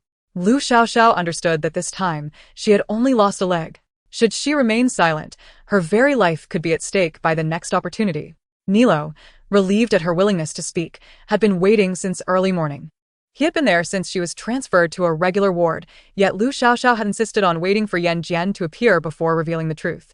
"Years ago, I was introduced to that man through a radio program. He was successful, handsome, and we shared an engaging rapport. After a month of acquaintance, we arranged to meet. Jiang Fei unexpectedly overheard my phone call and kindly advised me against it, but I was hopelessly ensnared by love and paid him no heed. Subsequently, calamity struck. Upon visiting his home, I discovered that he harbored intentions to end my life. He had no affection for me. I was merely a random prey he had ensnared online. I employed every conceivable means to escape, ultimately reporting him to the police, but to no avail. He was cunning and had already vanished without a trace. After verification, the authorities informed me that everything I knew about him was fabricated. Consequently, my career plummeted, and my company decided to put me on ice. Later, someone leaked a silent video of Jiang Fei meeting me that day, leading everyone to believe he was the murderer, thus providing a turn in my fortunes. Upon hearing all this, Nilo's anger intensified. Jiang Fei had truly been ungrateful. If it weren't for Lu Xiaoxiao's constant backing by her wealthy patron, whose influence was quite considerable, I would have long avenged Jiang Fei. Why would I still tolerate her presence to this day? Now, witnessing her with a severed leg, her career in ruins, and her patron having abandoned her, Nilo felt a measure of satisfaction. What goes around comes around, Lu Xiaoxiao. Tread carefully. Lu Xiaoxiao, seeing Nilo depart with Yan Jin, could no longer restrain her tears. Had she foreseen such a fate, she would have acted differently back then. Alas, no amount of regret could reverse time, nor could Jiang Fei be resurrected. Chapter 49. The sixth floor in the car, Yan Jin toyed with a black button. One she had snatched from that man during Lu Xiaoxiao's struggle years ago. She had kept it all this time. Nilo cast a sidelong glance, still apprehensive. Could this button truly lead us to him? Indeed, the tracking talisman could trace the lingering scent on the button to its owner. Although the button had aged, it would only prolong the search, not alter its outcome. "I'll take a nap. Wake me when we arrive," Yan Jin instructed, tossing the tracking talisman to him. Nilo clumsily caught it, his expression grave as he observed the talisman flickering erratically. The 001 system had been lingering nearby. Even a premium tracking talisman from the system's marketplace might struggle to locate someone from years past. It was skeptical that Yan Jin's drawn talisman could perform so remarkably. Were it not for being silenced, the 001 system would have eagerly promoted its newly released Heavenly Eye, capable of searching any corner of this world, far superior to the so-called tracking talisman. The 001 system found amusement in their predicament. Unfazed, Yan Jin focused on reclaiming her rest while Nilo, navigating the winding roads, felt dizzy from the twists and turns. Just as he began to doubt the efficacy of the talisman, it abruptly ceased its motion. Nilo parked and looked up, astonished to find they had arrived at the very building where Yan Jin had auditioned. "Are we here? Is he truly inside?" Nilo mused, skepticism creeping in. The audition building was a hub for industry insiders, bustling with activity. If he were indeed present, it would be exceedingly audacious of him. If so, this individual must possess remarkable psychological resilience and acting prowess, as he had eluded detection for so many years. We'll know once we investigate further. Yan Jin opened her eyes, her demeanor shifting dramatically. What had been languid moments ago morphed into the sleek, lethal grace of a serpent poised to strike. Nilo suddenly recalled a thought. Could Lu Xiaoxiao's sudden accident be his handiwork? A cunning murderer, upon seeing a former quarry reappear, would surely be unable to suppress the urge to hunt again. Yan Jin regarded him with a glimmer of approval. "At last, you've shown some acumen." They entered the building, following the tracking talisman. Nilo remained perplexed. It didn't quite add up. Although Lu Xiaoxiao had not achieved superstardom, she had garnered some popularity, frequently appearing on shows and in numerous films. Surely, if he had exerted even a modicum of effort, he would have discovered her whereabouts. If you can decipher the mind of a pervert, does that not make you one as well? Yan Jin scoffed. The truth of the matter will be revealed upon encountering him. What purpose does your speculation serve? I'm merely analyzing the situation, Nilo replied. The building was relatively unoccupied that day. Nilo noted the talisman ultimately came to rest on the 6th floor. The 6th floor? A curious look crossed his face. This the office bought by President Gong? Was it possible the talisman had led them astray? Before Nilo could ponder further, Yan Jin kicked the office door open with ease. He gasped in astonishment. How had she effortlessly forced it open? Did the door not deserve some dignity? It was an aluminum alloy door, after all. What kind of strength did her legs possess? Unbeknownst to him, Yan Jin had been empowered by the talisman, granting her such force. He was still mulling over whether to switch renovation companies. Upon entering, they found no one inside. Once the talisman reached its destination, it disintegrated into ashes. They were left to search room by room. As they approached the last room, Nilo hesitated. This was President Gong's frequently utilized office. By barging in, would they not be casting suspicion upon him? Although President Gong often appeared cold, he did not strike Nilo as a murderer. Moreover, even if he did harbor such intentions, he had ample means to enlist assistance rather than resorting to direct action. Amidst his swirling thoughts, Yan Jin had already pushed the door open. Upon witnessing the scene within, Nilo's jaw dropped in shock. Yan Jin narrowed her eyes, a cold smirk gracing her lips. Indeed, a true pervert. Chapter 50, framing the innocent. Nilo could scarcely believe it. After searching high and low for the murderer, they had stumbled upon President Gong's secret instead. He covered his face, unable to bear the sight before him. Yan Jin strode confidently inside, lifting her gaze to admire her own photographs adorning the walls. The vast office was plastered with images of Yan Jin from various angles, even some of her sleeping. With a derisive chuckle, she tore one from the wall and scrutinized it. The photo depicted a younger Yan Jin, seemingly taken during her school days. Sipping milk tea, while gazing out the window, Nilo caught sight of it as well. No wonder President Gong had recruited her during her most challenging times. It appeared he had been plotting this since she was a student, harboring an interest in her all along. Yan Jin flicked the dust from the photograph. It appeared to have been displayed for quite some time. However, prior to this, the two individuals were unfamiliar with one another. One was a formidable antagonist who thrived in the latter stages, while the other was a mere supporting character, destined to perish within half a chapter.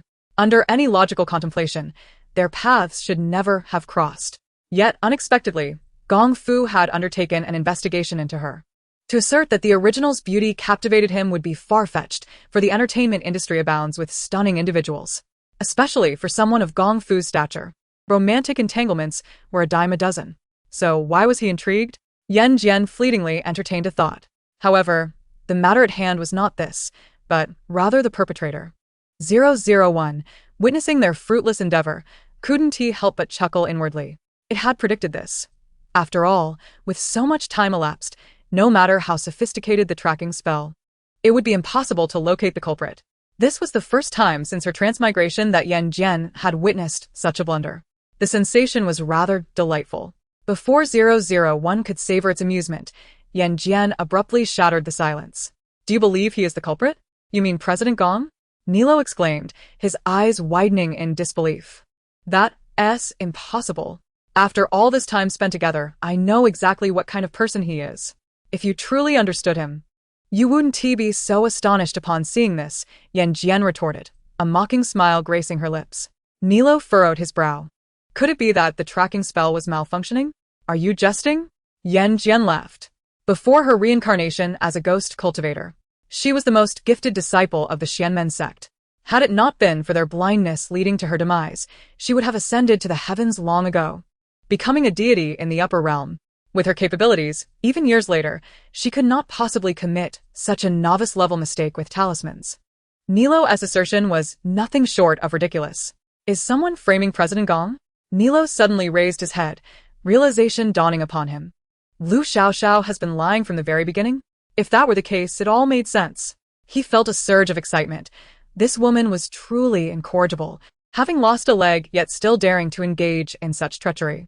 Did she not fear divine retribution? Lying and facing death, regardless of who it was? They would choose the former. Yan Jin leisurely approached the sofa and sat down, propping her chin on her hand, a wicked smile curling her lips. Isn't that right, Nilo? Nilo was taken aback. What? Are you still going to pretend? Yan Jin smiled. You intentionally summoned me here for an audition, subsequently injured Lu Xiaoxiao, revealed Jiang Fei's identity, and ultimately coerced Lu Xiaoxiao into framing Gong Fu. Your meticulous planning led me here, all just to exonerate yourself through my actions. You have quite the audacity.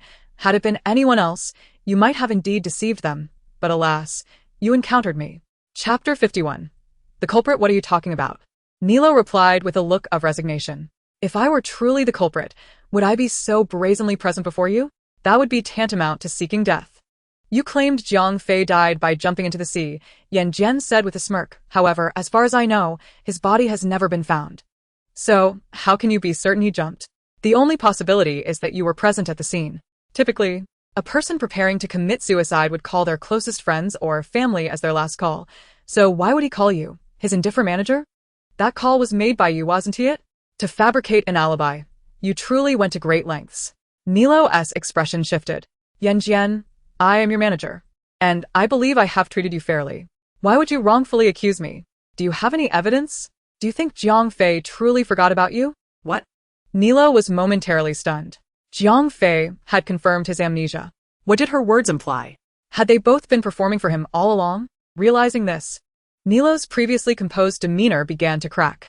The absence of evidence and the victim's testimony were the most damning. Had he known this, he would not have acted so hastily. Ever since he learned that applying cow tears could reveal things one should not see, he had noticed Jiang Fei lingering nearby. Time and again, he had interfered with his search for new prey at crucial moments. After 5 years of restraint, he could hardly contain himself. Gong Fu had single-handedly built Wire to its current scale, lacking any family to support him. If something were to happen, seizing Wire would be a mere trifle. He contemplated for a long while, considering Yan Jin's unique identity and formidable abilities. If he could eliminate 2 obstacles through her, not only would he secure wealth, but he could also freely seek new prey and vent his pent-up emotions. Yet, he had never anticipated that despite his meticulous planning, each step taken with caution, he would ultimately be ensnared by her attention to detail. Yan Jin could kick open an aluminum alloy door with one leg. If he were to be kicked, he would likely lose his life. Nilo's face darkened as he contemplated fleeing. Just as he turned, he found Jiang Fei standing before him.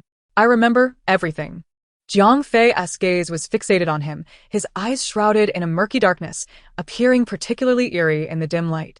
You think I discovered you were the one who intended to murder Lu Xiaoxiao, which is why you released the news to frame and slander me, don't you? But in truth, he knew nothing. He was merely suspicious. This man was utterly ruthless. They had known each other for so many years, and he had trusted him implicitly. Yet in the end, Nilo chuckled. I can't be bothered to argue with you. Regardless, I am innocent. Yan Jin remained silent. Her mission was to unearth the true criminal and fulfill Jiang Fei's wishes. Whether or not to apprehend Nilo or teach him a lesson thereafter was no longer her concern. Jiang Fei could act as he wished. She would not interfere. Suddenly, Jiang Fei's muddled mind cleared. Then you can die. He watched Nilo, who still refused to admit his guilt, and finally lost control of the anger that had been festering within him. He extended his damp hand and seized Nilo by the throat, lifting him into the air, exerting all his strength to gradually tighten his grip. Nilo kicked and clawed at the icy fingers, desperately struggling. Yet it was futile. The dwindling air turned his face crimson, and his mind began to spin.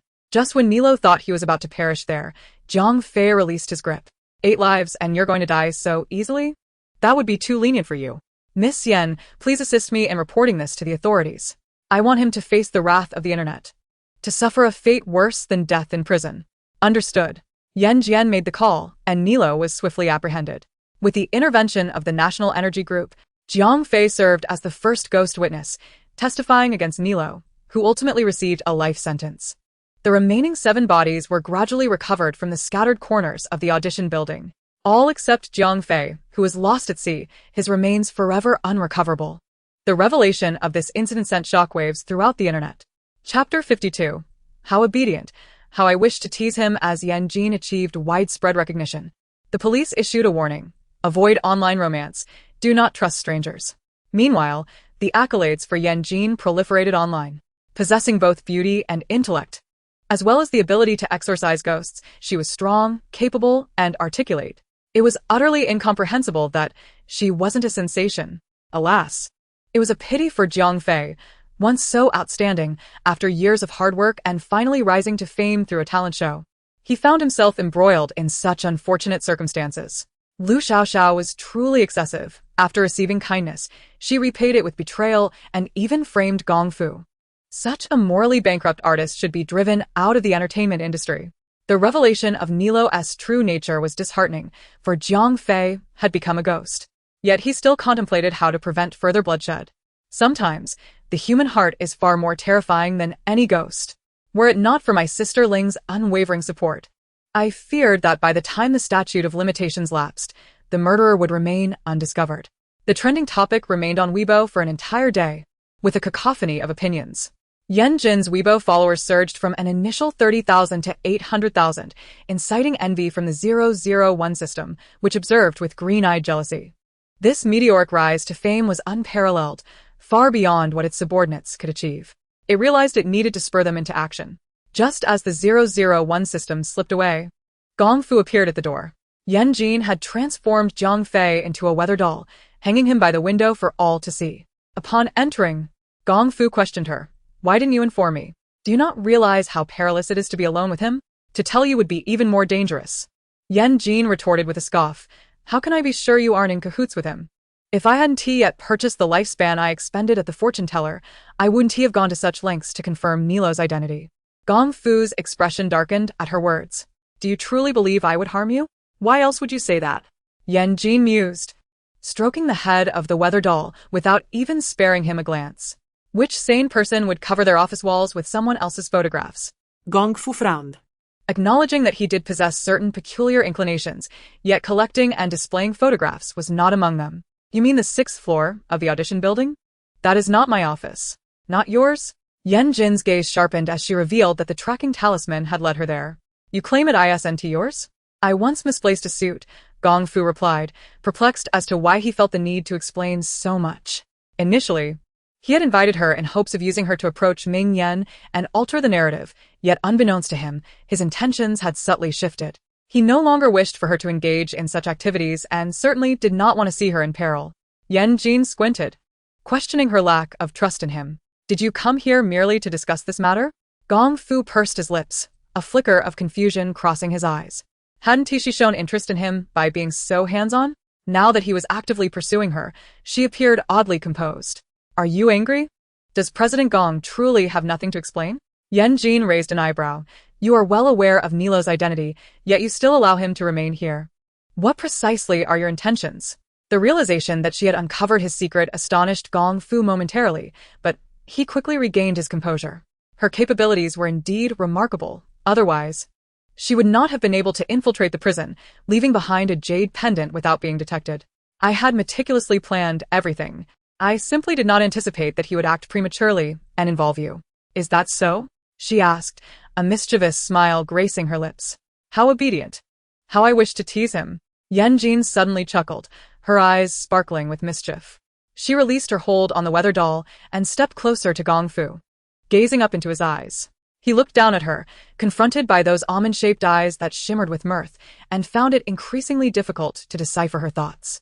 Before he could process it, Yan Jin abruptly seized his tie and yanked him down, pressing her lips against his. Gong Fu's pupils dilated. He could feel her excessively sweet breath against his face, igniting a tantalizing itch. Was she preparing to tease him once more? Chapter 53. 3 Bowings. How tempting. Yan Jin leaned in closer, captivated by his scent. Regardless of how many vengeful spirits she had subdued or how much she had gained, she always found Gong Fu's allure to be the most intoxicating. His gaze flickered as he realized that she was drawn to this obedient demeanor. He remained still, allowing her to toy with him. The typically icy man, when subjected to her playful attentions, revealed an unexpectedly charming side, piquing Yan Jin's interest. Just as she contemplated pushing him onto the sofa, the doorbell rang. She halted her movements and glanced towards the entrance. Gong Fu's expression darkened. Who dared to interrupt their moment?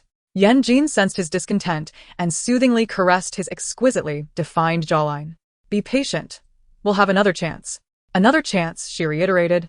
Having already said it before, Gong Fu, recognizing the situation, chose to swallow his grievances in silence. Satisfied, Yan Jin opened the door, revealing a group led by Elder Shin. Is there something you need? She inquired, neither cold nor overly courteous, striking a balance that left Elder Shin's subordinates quite astonished. Dressed in black suits and exuding an intimidating aura, they certainly did not appear benign. Most women would have felt weak in the knees or uneasy in their presence. But not Yan Jin. Her cool demeanor revealed no trace of unnecessary emotion. No wonder Elder Shin had returned to seek her out repeatedly. A glimmer of understanding passed among the group. Elder Shin, however, was visibly excited. 3 times. This is the 3rd time I've come to see you. What a rare occurrence. Miss Yan, do you recall our previous meeting at Meifu Park? You even cast my fortune and warned me of impending calamity. Oh, is there something you wish to discuss? Coughing slightly, Elder Shin suggested, shall we step inside for conversation? Standing at the threshold, he felt somewhat awkward. He had never anticipated a day when he would find himself so obsequiously humble. Let us converse here, Yan Jin insisted, unwilling to let them inside. With so many people present, she feared it might frighten her little treasure. Moreover, that delightful appearance of his was something she intended to savor alone. Exposing it to others would be a disservice. Is Lady Yan concealing a prize gem? Elder Shun's eyes glinted with understanding as he delved straight into the matter. This is a token of gratitude for your previous assistance. A small gesture, truly. Yan Jin accepted the check, her gaze falling upon the figure of 10 million. A smile crept upon her lips. Your life must be quite valuable, indeed. Upon hearing this, the crowd could not help but twitch their lips. If the life of Old Shin were deemed worthless, then who truly was Old Shin? It was undoubtedly her. Who among the others would dare utter such words? Old Shin chuckled softly, revealing that his purpose for this visit was to beseech her assistance once more. My son has been frail since his youth. They say he won't live past 20, yet I refuse to believe it. Your esteemed capabilities are extraordinary. Surely, you possess a means to save him. If you can ensure his survival, I would willingly offer not only 10 million but even my own life, if that is what it takes. Old Shin. The crowd was moved by his declaration.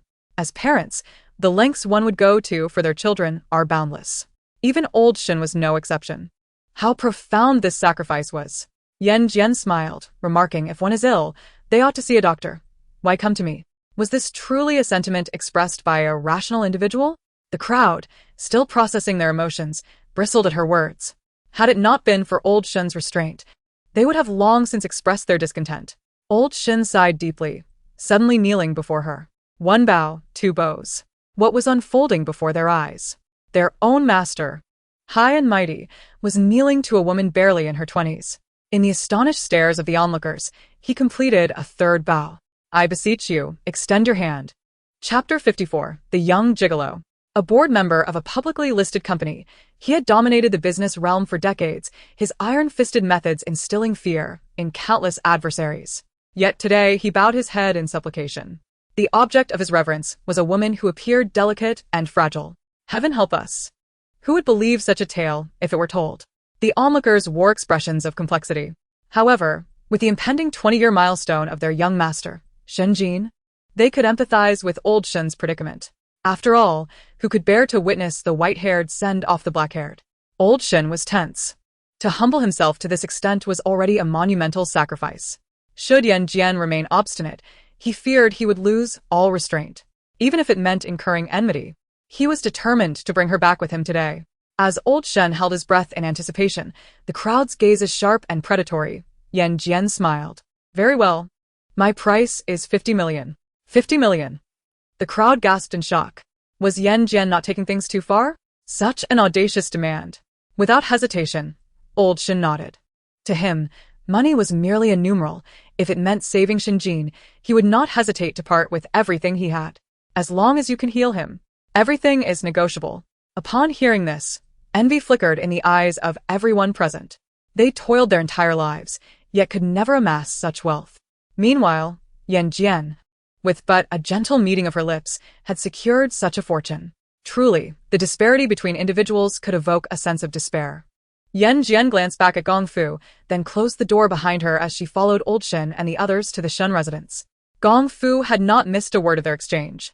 Rubbing his jade pendant, he felt a surge of impending crisis.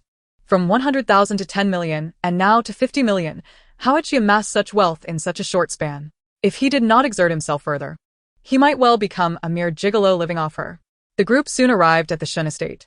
Upon entering the grand residence, Yan Jin was immediately struck by a heavy, ominous energy. She furrowed her brow, halting her steps to survey her surroundings. The twin tigers at the entrance were a grand display, but why were they positioned thus? Huh. Old Shin was taken aback. This has been the arrangement since my parents' generation. But as he spoke, a shadow crossed his face. Could it be that the scarcity of their lineage, since his parents, was not mere fate or coincidence, but the result of deliberate malevolence? Yan Jin's voice turned icy. Change the tigers to lions, seal off the pond in the front yard, and place a compass beneath the threshold before entering. You must keep this pressed down under the compass. As she spoke, she tossed a charm for dispelling evil toward him. Old Shin caught it hastily, following closely behind Yan Jin, displaying an obedience that sent a shiver down the spines of his subordinates. As they ventured deeper into the Shin abode, Yan Jin's frown deepened. Upon entering, she was met with a view of the kitchen and restroom directly facing the main door, the bathing area in line with the bed. Yan Jin was bewildered. How could such a grand estate be so riddled with violations of feng shui? Did you not consult feng shui when constructing this house? We did. I recall employing a renowned master for the task, Old Shin replied, his brow furrowed tightly. As for who that master was, I have forgotten. I will have someone investigated immediately. Miss Yan, are there any other issues here? Forget it. It's futile to meddle further. You can either renovate or move. Yan Jin touched her earlobe. Where is Shin Jin? In his room. Old Shin responded, but before he could finish, a flustered maid rushed in. Master. It's terrible. Young master. He has vanished. What? Old Shin and the others were taken aback. Indeed, Yan Jin was no ordinary person. She had even foreseen this occurrence. Chapter 55. The Cemetery. What are you all still dawdling for? Go search for him. After the initial shock, Old Shin became frantic. This child had always been well-behaved, yet recently had grown increasingly rebellious, often sneaking out alone. He did not forbid him from going out, but merely wished for him to take someone along, even if it was just one companion to ease his worries. Calm down. Yan Jin pinched her fingers, turning her gaze northeast. She pointed, there, in that direction. Northeast? Isn't that where the cemetery lies? Old Shin's expression shifted. He led the group hastily onward, with Yan Jin trailing behind.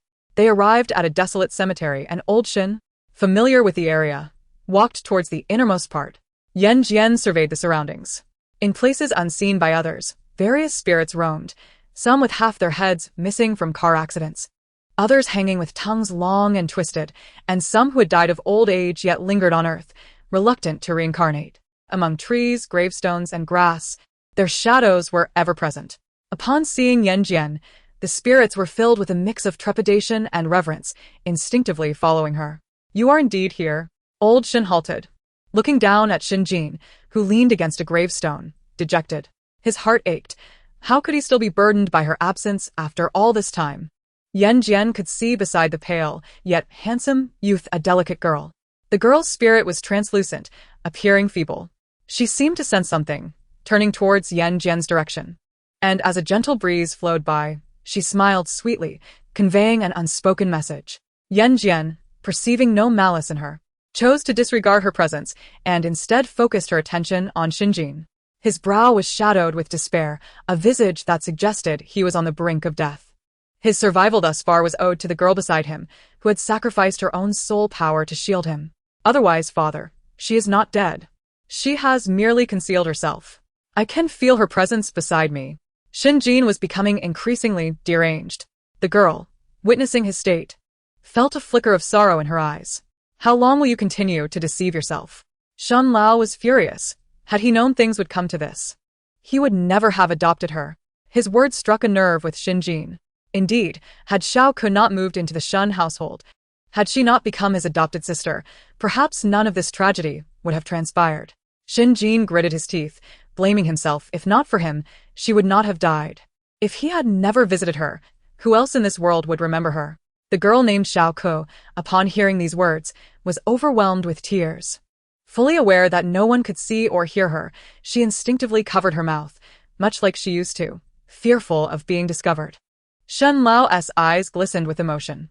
How could you think this way? After living together for over a decade, do you truly believe I harbor no feelings for her? The accident that befell Xiao Ke was just that, an accident. None of us wished for this outcome. An accident? Shin Jin shook his head in denial. It was no accident. He cast his gaze downward, his face etched with regret and sorrow. He and Xiao Ke had shared an innocent camaraderie, growing up side by side, their bond exceptionally strong. If only his sexual orientation had not posed an issue, if only he had not revealed the truth that day. If only he had gently declined her confession, perhaps she would not have rushed out, nor would she have met with that tragic accident. But alas, there exists no remedy for regret. If there were, he would gladly trade his life for it. When a heart contemplates death, even the greatest deities cannot intervene. Suddenly, Yan Jin's voice pierced through the suffocating atmosphere. Shen Lao, upon hearing her, grew more frantic. Do you wish to die? You would forsake me for someone with no blood ties? Father, I am sorry. Shen Jin felt the weight of existence pressing down upon him. His frail constitution had demanded that he tread carefully through life. Xiao Ke's presence had bestowed upon him endless light and joy. Yet he had inadvertently led that radiant little son to her demise. He yearned for redemption. Xiao Ke, upon hearing his words, ceased her weeping. She had not anticipated that she was the very cause of his despair. No, she retreated, panic rising within her. Suddenly, as if struck by a thought, she raised her gaze to Yan Jin. Please help me. I am willing to exchange everything for you. I only wish for him to live, if possible. Let him forget me. Yan Jin silently curved her lips into a smile before speaking again. The ailment of the heart requires a remedy of the heart. Shen Lao. Hearing this, turned to her. What kind of remedy? What must I do? Tell me, and I shall arrange it immediately. Chapter 56. Business card. Shen Jin was somewhat resistant, attempting to flee. Shen Lao, now enraged, restrained him. Calm down, he exhaled. Do not harm him. Release me. Shen Jin struggled incessantly. But his frail body was no match for the strong bodyguards who easily subdued him. You lack the courage to die. Why then? Do you feign such theatrics? Yan Jin's words struck home, causing Shen Jin's face to pale, his struggles coming to an abrupt halt. Indeed, if he truly wished for death, he would not have survived to this day. Shen Lao was exasperated. Why isn't Yan Jin adhering to the plan? She promised to help save Shen Jin, yet it seems she is only pushing him deeper into despair. He suppressed his urgency and refrained from interrupting her. Yan Jin approached Shen Jin, lowering her gaze upon him. If you fear death, I can assist you, but you must wait until you see her, then decide your own path. How does that sound? Her? Shen Jin was taken aback, staring up in confusion. Before he could discern her identity, Yan Jin affixed a talisman to his forehead. The moment it touched his skin, it vanished without a trace. Shen Jin felt a sudden chill on his brow, which faded as he seemed to be transported to an entirely new realm. Before him stood a woman, surrounded by a multitude of spirits. He gazed upon their faces, marred with various wounds, as drops of blood fell to the ground, causing his complexion to turn ashen. Brother Jin. Before he could succumb to fear, he heard that familiar and long-missed call. He turned, excitement surging within him, and beheld the adorable little son, his angel, Xiao Ke. Shen Jin leapt to embrace her, only for his fingers to pass through her translucent form, causing him to stumble and nearly fall. It dawned on him that Xiao Ke now existed as a half-transparent spirit. Brother Jin, yes, I am dead. I do not blame you. I understand that you revealed everything for my sake, not wanting to hold me back. It was my impulsive decision to rush out without thinking that led to this. It is not your fault. Meeting you and father has been my fortune. Without you both, how could I have experienced such happiness? Brother, for my sake, you must live well. Promise me. Tears streamed down Shen Jin's face as he lowered his head, overwhelmed with emotion. I promise. I will do whatever you ask. Xiao Ke exhaled in relief, feeling as though a weight had been lifted. She turned towards Yan Jin. The lesser talisman would soon lose its efficacy. Shen Jin, realizing he had lost her presence, sprang up in panic, searching frantically. Seeing him in such anguish, Yan Jin could not help but smirk mischievously. Do you still intend to forsake her? Do you realize that to save your life, she expended half her soul power? Even if she were to be reincarnated, it would only be as a beast. What? Shen Jin froze in shock. Xiao Ke glared at Yan Jin. Why did she have to say that? Yan Jin, brushing her hair aside, arched an eyebrow and tossed a high-grade talisman into his hands. Since you have made your choice, wear this and remember, never take it off, day or night. I understand. Shen Jin clutched the talisman tightly. He realized he could no longer afford to fall into despair, at least not to the point of disappointing Xiao Ke. He would not let her sacrifice be in vain. Seeing him regain some semblance of vitality, Xiao Ke felt a flicker of hope and sighed in relief. She glared at Yan Jin. This sister is truly insufferable. She could have spoken kindly, but chose to provoke Brother Jean instead. Nevertheless, she wanted to express her gratitude. Thank you. As the situation settled, Shun Lao breathed a sigh of relief. He stepped forward with a smile. Thank you, Miss Yan. 50 million, please, and I will pay by card. Thank you. Yan Jin retrieved a card reader, presenting it before Mr. Shun. He was momentarily taken aback but quickly regained composure, instructing someone to process the payment for her. Once the transaction was completed, Mr. Shun handed her a business card, indicating that should Miss Yan encounter any difficulties in the future, she could reach out to this individual. Oh. Yan Jin cast a brief glance at it before casually stowing it away in her pocket. A glimmer of admiration flickered in Mr. Shin's eyes. Truly, Yan Jin embodied the grace of the Shin family. Even upon receiving a business card from a mysterious figure of the Xianmen sect, she remained utterly composed. One must ponder. How many individuals in this world possess such poise? Chapter 57. Are you an idiot? Having settled matters with the Shin family, Yan Jin returned home. Upon opening the door, she found Gong Fu still seated obediently on the sofa. Have you been here all this time? She inquired, glancing at her phone. It was already 8 in the evening. Have you had dinner? No. Gong Fu answered candidly, rubbing the sofa cushion with a smile. I was waiting for you to eat together. He seemed to have grown somewhat clingy, though Yan Jin dismissed the thought. She proceeded to her room, unwrapping the newly arrived doll, Jiang Fei, placing a few trinkets onto him. To his astonishment, upon manifesting, he realized he could interact with tangible objects. Time to cook. To her surprise, being a ghost also entailed the duty of preparing meals. The other dolls were elated. Finally, a newcomer had arrived to take over their chores. Cooking daily, washing dishes, doing laundry, cleaning the house, scrubbing the toilets, mopping the floor, and so forth. Despite the modest size of the place, the workload was exhausting, even for a solitary ghost. Jiang Fei fell silent for a moment, as if he had come to understand the reason behind Yan Jin's inexplicable decision to keep him nearby. And he quietly made his way to the kitchen to begin cooking. Hearing the commotion, Gong Fu glanced up to find pots and pans levitating in the open kitchen. He hadn't brought his glasses, rendering him unable to discern the exact situation. However, the realization that he had spent the afternoon in the company of some unsightly entities made his brows furrow. Are you frightened? Yan Jin asked playfully as she approached. Taking a seat beside him, Gong Fu exhaled deeply. How could I be? Eventually, I must acclimate to this. At least he possessed some self-awareness. Yan Jin mused with a slight smile. Gong Fu sent a message, informing her that a new agent would be assigned to her the following day, along with the agent's details. If she found the individual unsuitable and wished to request a change, she was free to voice her preference.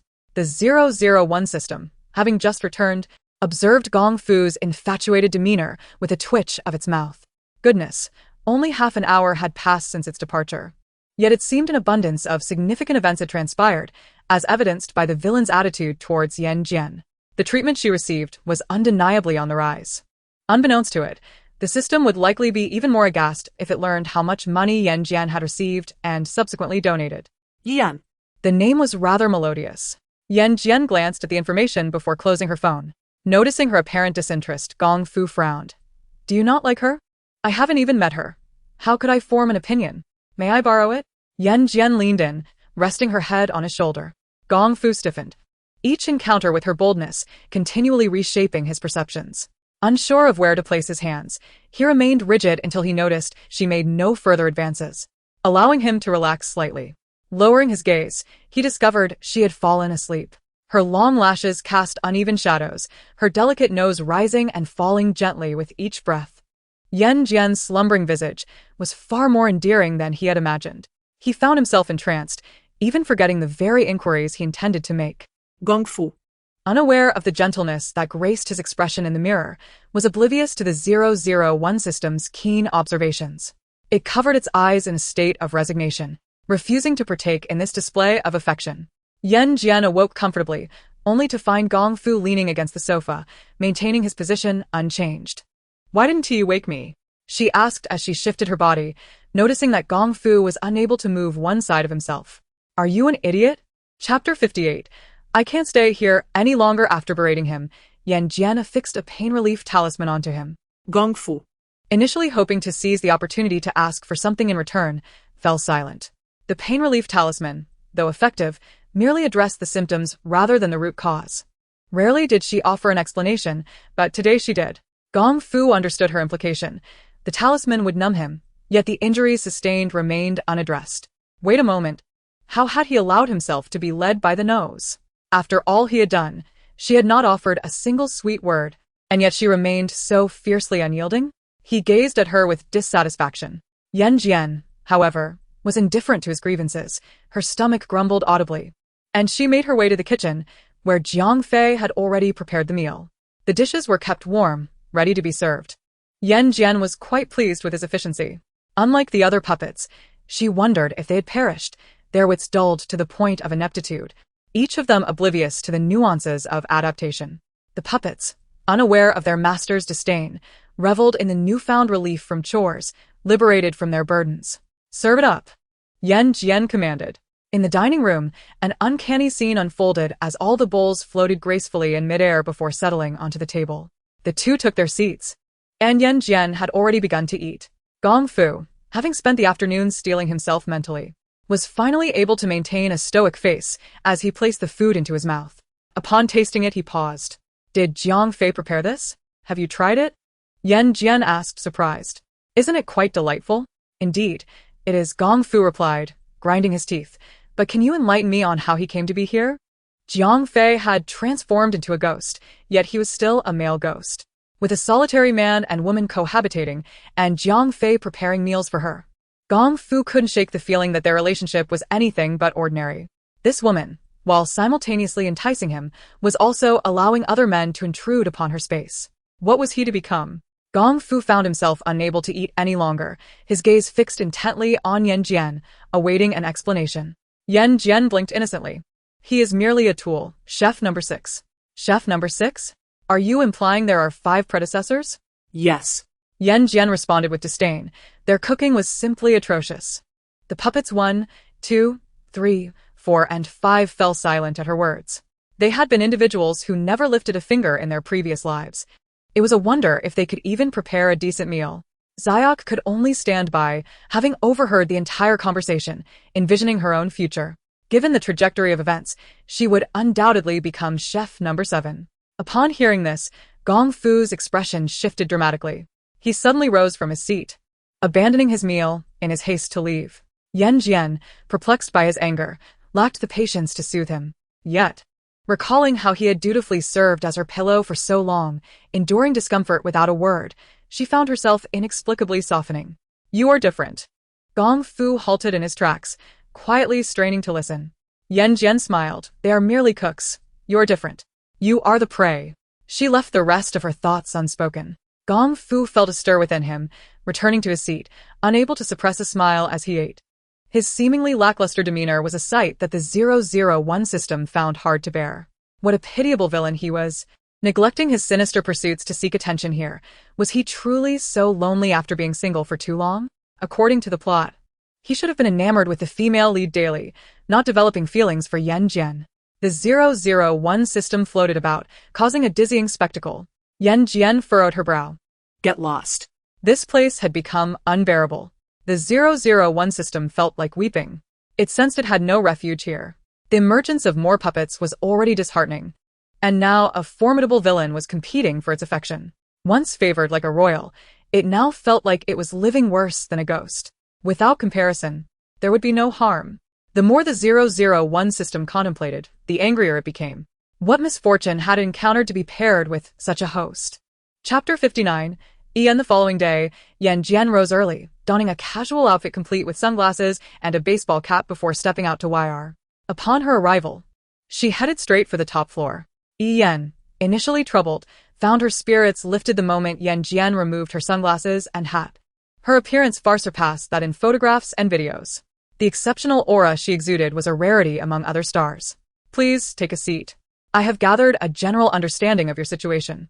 A hint of warmth graced Yan's previously icy countenance. Having been Gong Fu's personal secretary, she had been unexpectedly reassigned to become Yan Jin's exclusive manager. Remembering how Gong Fu had instructed her to keep an eye on Yan Jin, her curiosity about this individual deepened. She had never seen Gong Fu show such concern for anyone else. To be honest, Yan held reservations about Yan Jin.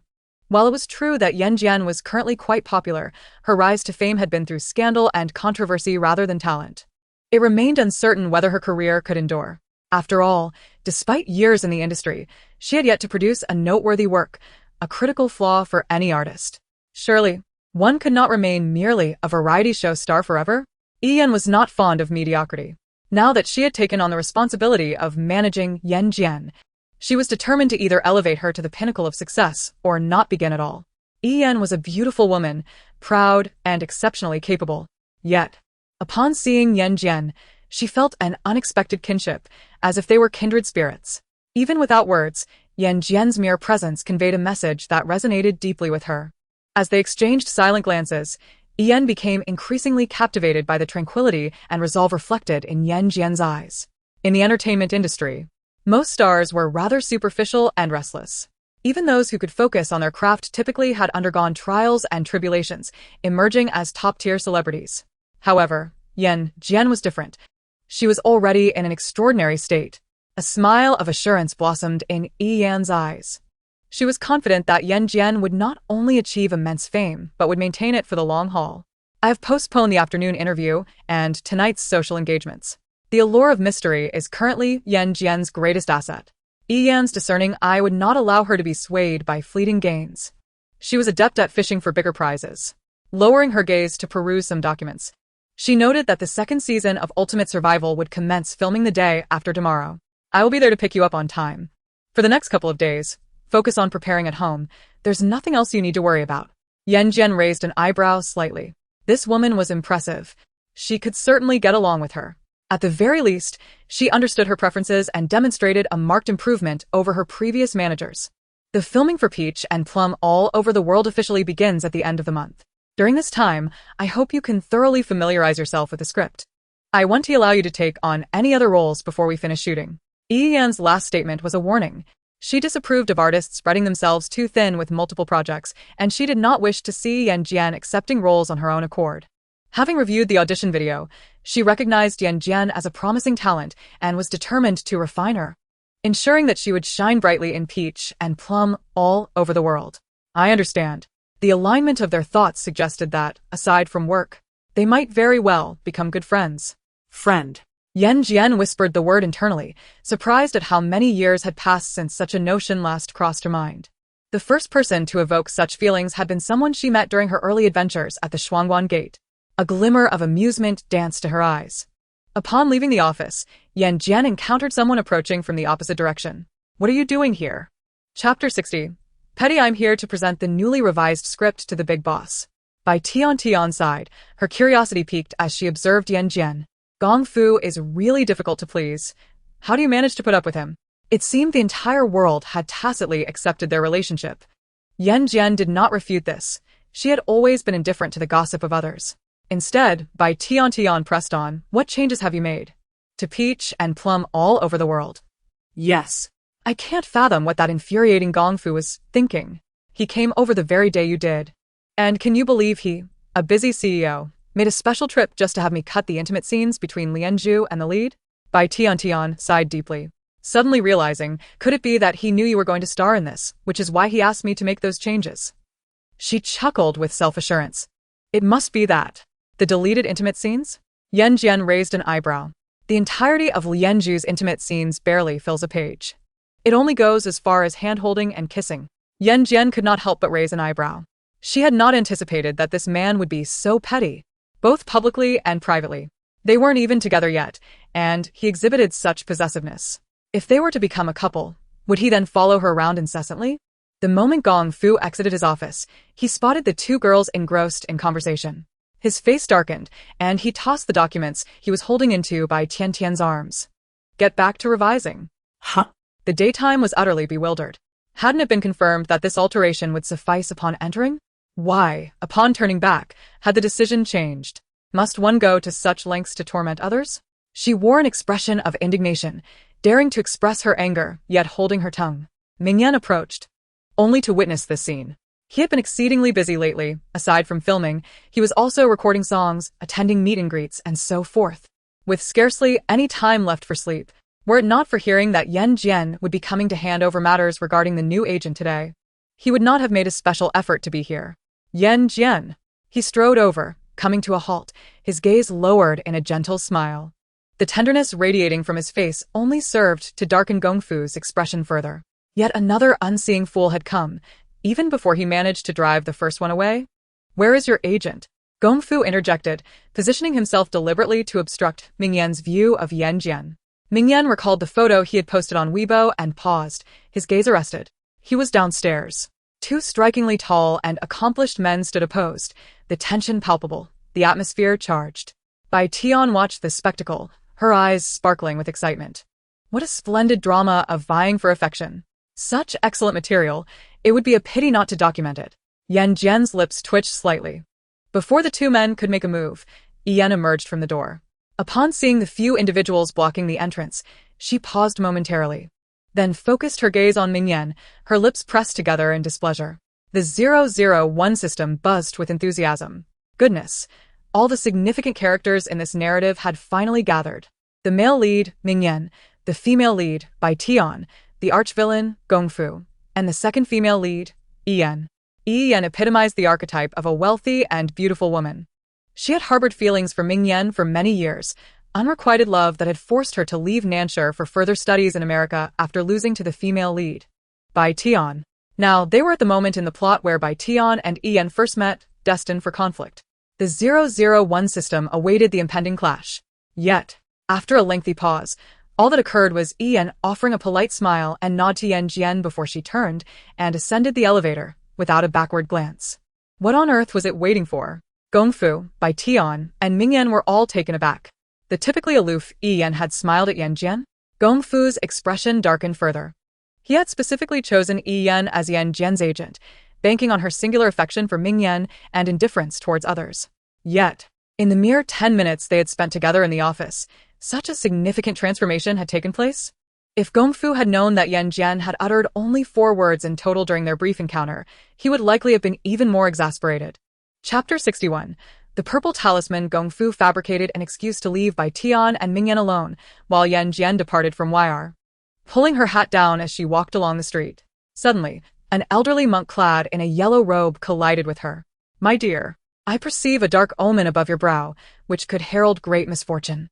To avert calamity, you must wear this consecrated talisman. It is currently on sale for a mere 100 yuan. Would you care to acquire one?" Typically, she was the one deceiving others. Yet today she unexpectedly encountered someone attempting to dupe her. Yan Jin glanced down, her gaze caught. The old monk held a collection of talismans, one of which glowed with a violet light. The violet light signified fortune, typically seen on those blessed with good luck, such as Mingyan and Bai Tian. Yet now it was. Yan Jin pointed at the purple talisman. She had just opened her mouth to speak when a man in a suit emerged from the side, interrupting her. "Young lady, he is nothing but a fraud. Do not believe him. I've been following him, and he says the same to every girl. Stop your nonsense. Go away. Do not disturb our business." The old monk was furious. Just as the deal was about to be secured, an unexpected interloper had appeared. This interloper was rather handsome. Why was he so intent on meddling? Yan Jin shot him a glance, her finger still pointing at the purple talisman. "I want this one." "Very well, 100 yuan. Please. WeChat is here." The old monk expertly produced a QR code from around his neck, essentially a walking payment machine, and Yan Jin concluded the transaction. He could not fathom why, in this day and age, there were people eager to hand over their money. Was this young lady truly naive? Despite his earnest advice, she seemed oblivious to the ways of the modern world. The man, frustrated, turned to leave. "Wait," Yan Jin called after him. The old monk slipped away with the money. The man turned back, exasperated. "What do you want? You are in for great misfortune tonight. Avoid water at all costs. If unavoidable, take this." Yan Jin tossed the talisman she had just purchased at him. The 001 system was taken aback. When had Yan Jin ever been so kind-hearted and generous? What scheme was she concocting now?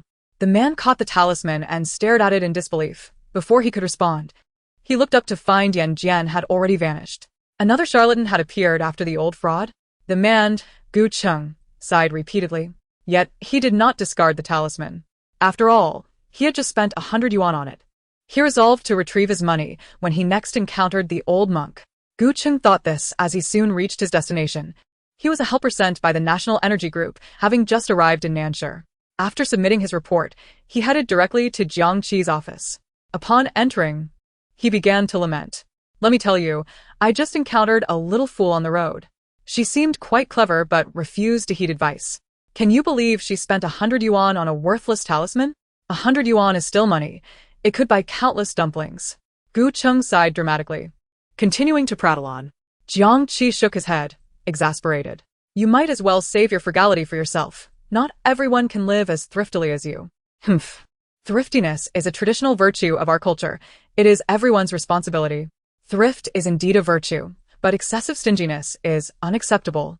To put it bluntly, that is simply being miserly. As the self-proclaimed most miserly representative of the National Energy Group, if it weren't for his outstanding abilities, formidable presence, and thick skin, he would likely face judgmental gazes from others. When it came to the topic of saving money, no one could surpass him. Jiang Qi decisively changed the subject. Look at this. He placed a tablet in front of Gu Cheng and proceeded to open a video. Chapter 62. Scandal in the video. A pitch-black lake nestled against the mountains came into view. With a flashlight illuminating only a meter ahead, the camera shifted angles, revealing nothing but a small boat and the unfathomable waters of the lake. Before long, a series of chilling screams erupted, followed by the sound of someone plunging into the water, and the recording ceased abruptly. At the Linchong port, a case of a missing angler has emerged. Following an investigation, the police have transferred this case into our hands. The video captured by several colleagues who ventured out for support before their disappearance has been relayed to us. Our mission is to locate those who have vanished into thin air. Upon viewing the footage, Gu Cheng experienced a peculiar sensation, as if he recalled the young girl advising him to steer clear of the water's edge tonight. He dismissed it as mere coincidence, thinking that a gullible and vulnerable woman could hardly possess any significant insight. During the day, everything appeared normal, and considering the timing of their disappearance, it was evident that calamities struck after nightfall. Gu Qi took a drag from his cigarette and exhaled a plume of smoke, urging the team to rest and conserve their energy for the arduous battle that awaited them that night. Gu Cheng, ever obedient to directives, voiced no objections. Meanwhile, on their way back, Yan Jin could no longer contain her curiosity and queried 001, "Why did you give him the talisman without charging him? Who has possessed you?" Yan Jin absent-mindedly patted her pocket, realizing she had forgotten her silencing talisman, and lazily replied, "He has money. He has money." 001, particularly sensitive to matters of wealth, remarked. Although the man was clad in a suit, it was the most inexpensive variety, and it was clear to see that a small hole had formed beneath his armpit. Yan Jin, disinterested in further explanation, thought of the novels that Bai Tian had recommended to her and yearned to return home to read. That night, Gu Cheng and his team set off promptly to Linchong port, armed with specialized weapons designed to combat these malevolent entities. They donned bulletproof vests and life jackets before boarding the boat to cross the river. The water's surface was frigid, and the chilling temperature permeated from their feet. Gu Cheng shivered, but remained silent, vigilantly scanning his surroundings. Suddenly, a damp hand emerged from the water near the stern of the boat, stealthily reaching for Gu Cheng's ankle. Sensing something amiss, Gu Cheng glanced down but found nothing there. Was it merely an illusion? He raked his fingers through his hair, and just as he lifted his gaze, that hand shot out again, aiming directly for him. Just as it seemed to be within reach, a series of violet beams erupted from Gu Cheng's body, striking the hand. Instantly, the water below emitted a piercing, shrill cry akin to that of an infant. The sound reverberated painfully in their ears, causing dizziness. Gu Cheng managed to recover after inserting custom earplugs and rummaged through his pocket, where the forgotten talisman now felt slightly warm. Had it just saved him? Had the young girl spoken the truth? Had he misjudged her? With no time for astonishment, Gu Cheng swiftly drew his energy gun and fired into the water. The 5 members formed a protective circle, their backs to one another, demonstrating remarkable synergy. Before long, the aquatic creature fell silent.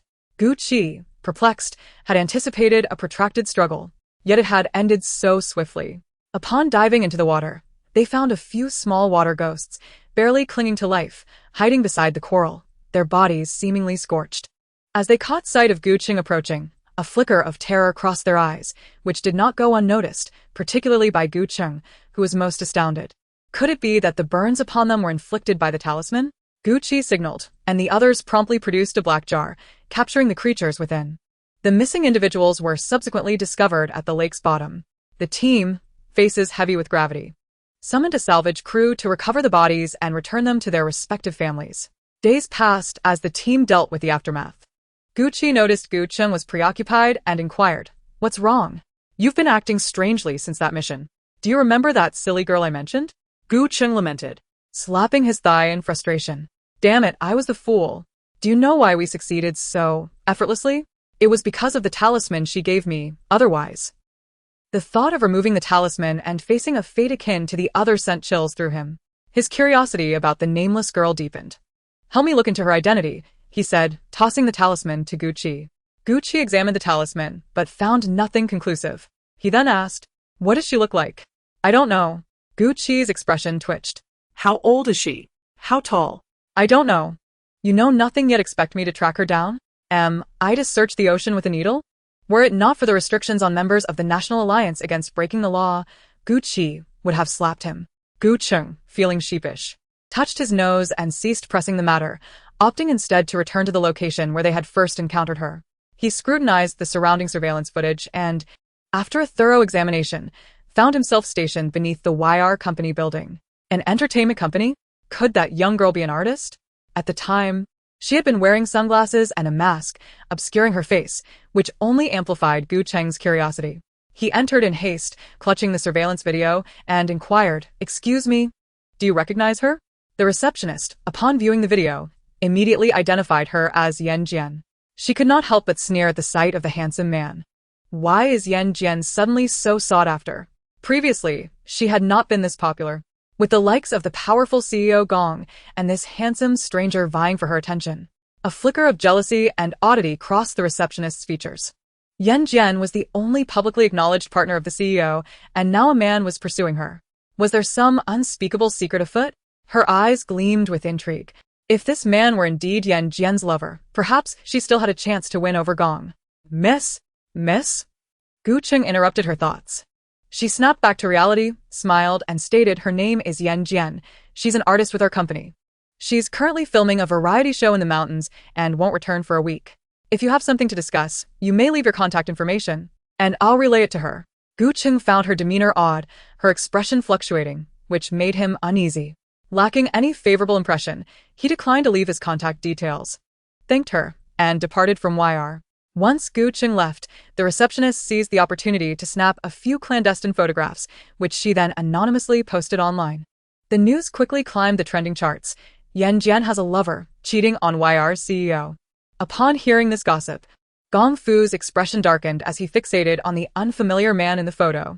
By Tian Ming Yan, the National Energy Team, Jiang Fei, Yan, how many more had she entangled herself with? Meanwhile, Yan Jin, oblivious to the storm brewing around her while participating in extreme survival challenges, found herself grappling with an unprecedented dilemma. Chapter 63. The gift in the second season of Extreme Survival, aside from Ming Yan, Wu Yi, and Yan Jin. The other three participants were too afraid of the backlash to join. They had all signed contracts for 3 seasons, and even the prospect of incurring penalties for breach of contract did not entice them to participate. Director Li Meng, in a bind, had no choice but to enlist 3 lesser-known individuals, Yang Ji, Su Xiaoxiao, and Ding Xiu. Having watched the first season, they arrived with their expectations set. Fully aware that Yan Jin was the key player, their strategy was simple: cling to her for support. Director Li was acutely aware of the nature of these individuals. Thus, to enhance the show's appeal, he introduced a new rule for the game. In addition to confiscating their phones, all participants were required to draw lots for team formations, with pairs being formed into 3 teams. At that moment, Yan Jin was grappling with a significant dilemma. The 001 system, observing her serious expression, assumed she was facing a grave situation and eagerly inquired, "Master, what troubles you?" Yan Jin glanced at it and sighed deeply. This sigh evoked a wave of emotion in the system, as it had long awaited its moment to shine. However, before it could revel in its anticipated glory, Yan Jin coldly stated, "I forgot my novel." "What?" 001 was taken aback. "You say, forgot to bring it?" Here it was, dispatched to a desolate mountain to partake in an extreme survival game, and instead of worrying about food, shelter, and sustenance for the upcoming week, it was fretting over a forgotten book. The others paused, thinking they had misheard. Yan Jin offered no explanation, standing amidst the group in front of the lottery drum. As the lottery phase commenced, everyone was eager to draw first. Knowing that the chances of drawing Yan Jin were the highest for the first person and the lowest for the last, they began to prepare for the lottery. The live broadcast had already commenced, with cameras trained on several participants. Yan Jin's name still trended on social media, accompanied by a torrent of derogatory remarks. As the live broadcast unfolded, a swarm of haters flooded in. Despite Yan Jin's engagement in the game, her past was laid bare, and she was forced to maintain a facade.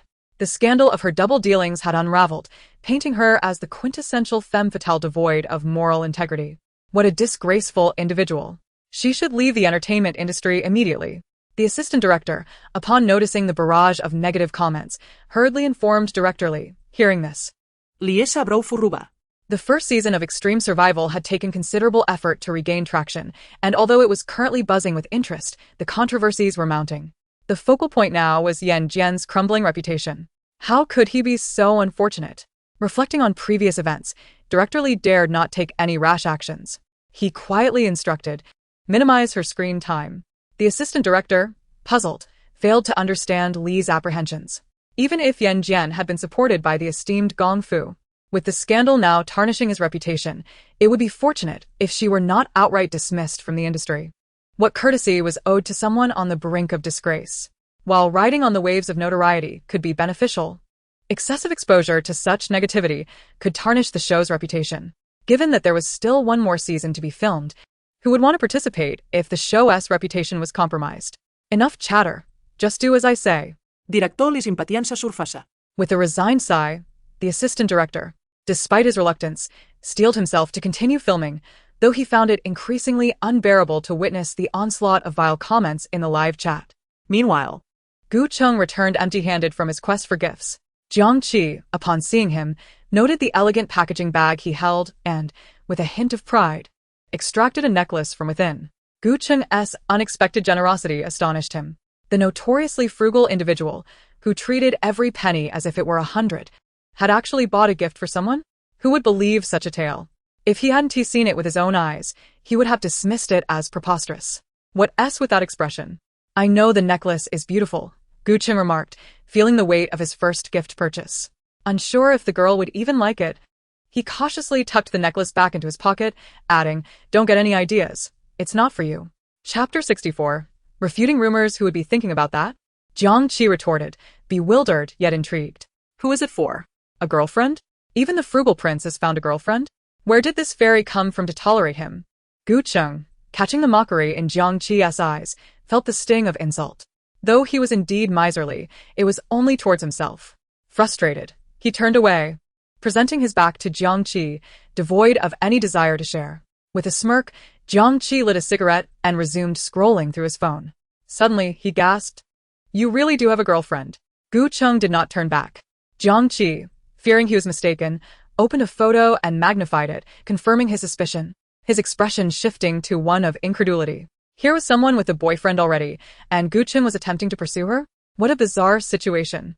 Gu Cheng typically used an old phone, which served no purpose beyond making calls and sending messages. He was blissfully unaware of the trending topics Jiang Qi spoke of.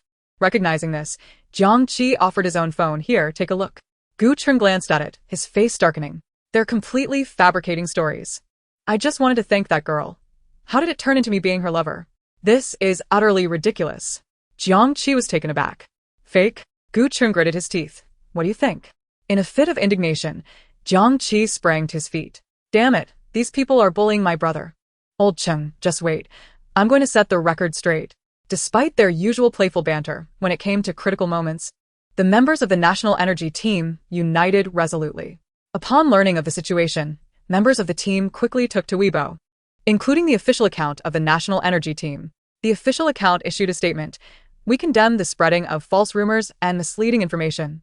Those engaging in unlawful activities are welcome to visit our headquarters for a month. Underneath the official post, team leaders from various squads began to surface. Squad 1 leader. The person in the photo is my brother Gu Cheng. He is not that kind of person and would never do such a thing. Squad 2 leader. Is there no cost to spreading rumors these days? Squad 3 leader. The scandal is false, a lover? What a joke. Squad 4 leader. The girl is beautiful. How could she possibly like him? This rumor is absurd. Squad 5 leader uploaded a fist emoji. Squad 6 showcased a stick. Squad 7 went even further, releasing a video of a military dog baring its teeth. All 18 teams rallied together, their leaders uniformly voicing their support. At first, the online community was bewildered. Who were these suddenly emerging team leaders? But it didn't take long for the astute netizens to uncover the National Energy Team's impressive background. Upon discovering the Team's extensive connections, they gasped in awe. Supported by the nation? Earning millions annually? Even CEOs of publicly traded companies would bow to them. The man they had just been vociferously denouncing turned out to be a special invitee from the National Energy Group? Goodness gracious. What sort of person is Yan Jin? To know so many significant figures. They no longer had the inclination to ponder the connection between the two. Each individual who had hurled insults at Yan Jin received a private message in the Weibo backend, containing only a lawyer's letter. Panic ensued. The exhilaration of their earlier tirades was now replaced with dread. A multitude of keyboard warriors scrambled to log into various accounts, frantically deleting posts and comments while issuing apologies in a desperate attempt to salvage their reputations. Meanwhile, Gong Fu had already ascertained the identity of the poster. Yan raised her head and inquired how Gong would handle the situation. He glanced at the resume at the front desk and couldn't help but smirk. As law-abiding citizens, we must certainly lead by example. And then, toss her off to Africa? Is this what it means to be a law-abiding citizen? Did he misunderstand the essence of those words? Yan's lips twitched as she prepared to depart when suddenly the office door burst open and Secretary Wang rushed in, panic-stricken, exclaiming that a crisis had erupted. Chapter 65. Venting what on earth is all this commotion? Yan's expression turned icy. Had they forgotten their usual training? Apolodisa? Secretary Wang stammered, standing at attention. A large number of people have arrived downstairs, demanding to apprehend the front desk girl. Gong Fu furrowed his brow. Who were these people moving faster than him? He exchanged a glance with Yan, and the two descended together. Upon arrival, they found the front desk girl on her knees, weeping profusely and repeatedly begging for mercy. I'm sorry, I'm truly not at fault. Not at fault? Then it must have been intentional. Gu Chung, though having a notoriously bad temper, had never laid a hand on a woman. He glared at the front desk girl, a chilling demeanor enveloping him. Yan Jin is my benefactor, my savior, and yet you have unfoundedly slandered her. Do you think I am powerless to act? He was accompanied by a ferocious dog, flanked by dozens of imposing men radiating an intimidating presence. The front desk girl had already weakened in terror. Catching a glimpse of Gong Fu, her eyes lit up. President Gong, save me. They want to take me away. She was an employee of YR Group, surrounded by colleagues. Even if Gong Fu did not recognize her, he would certainly not stand idly by to prevent his employees from feeling disheartened. Gu Cheng followed her gaze and saw a cold, aloof figure standing there, hands in pockets, his deep-set brows devoid of any emotional fluctuation. Are you her boss? Gong Fu scrutinized Gu Cheng, assessing the man who had stirred up a scandal with Yan Jin. A flicker of displeasure crossed his face. No. What? The front desk girl was momentarily stunned, then surged into panic. Was President Gong not planning to protect her? Even in front of so many employees, he remained so cold-hearted, all for the sake of Yan Jin. He was indifferent to the morale of his staff just for that woman. What sort of enchantment did Yan Jin possess to incite such madness? No, I intend to take her with me. No, by what right do you take me away? Gu Cheng scoffed. You are suspected of defaming a public official, which constitutes a legal violation. A public official? The front desk girl was taken aback. He is a public official. Yan glanced at her phone, confirming Gu Cheng, a special envoy of the National Energy Group, 30 years old, recently transferred from the capital. The front desk girl paled, utterly collapsing at the realization of having provoked the National Energy Group. Until she was taken away, she remained enveloped in shock. Before departing, Gu Cheng threw a glance at Gong Fu, inexplicably sensing that this man harbored a strong dislike for him. How could they be meeting for the first time, yet he felt this animosity? Perhaps it was due to the ruckus he had caused at Wire that had led to this man's displeasure? Gu Cheng felt a twinge of embarrassment. He thought to himself that when he next saw Yan Jin, he would invite her boss out for a meal, as a gesture of gratitude and apology. This way, he would save on one meal. The frugal-minded Gu Cheng was quite pleased with his cleverness. Had he known that the meal a week later would turn into a banquet of intrigue, he certainly would not have risked orchestrating such a gathering. The front desk girl from Wire was apprehended for malicious slander, and Wire CEO took a stand for his girlfriend, leading the matter to instantly trend on social media. The marketing accounts that had previously jumped on the bandwagon to chase clout now issued apologies to both Gu Chung and Yan Jin, declaring, "I'm sorry, I was wrong." Viewers eagerly chimed in with their commentary.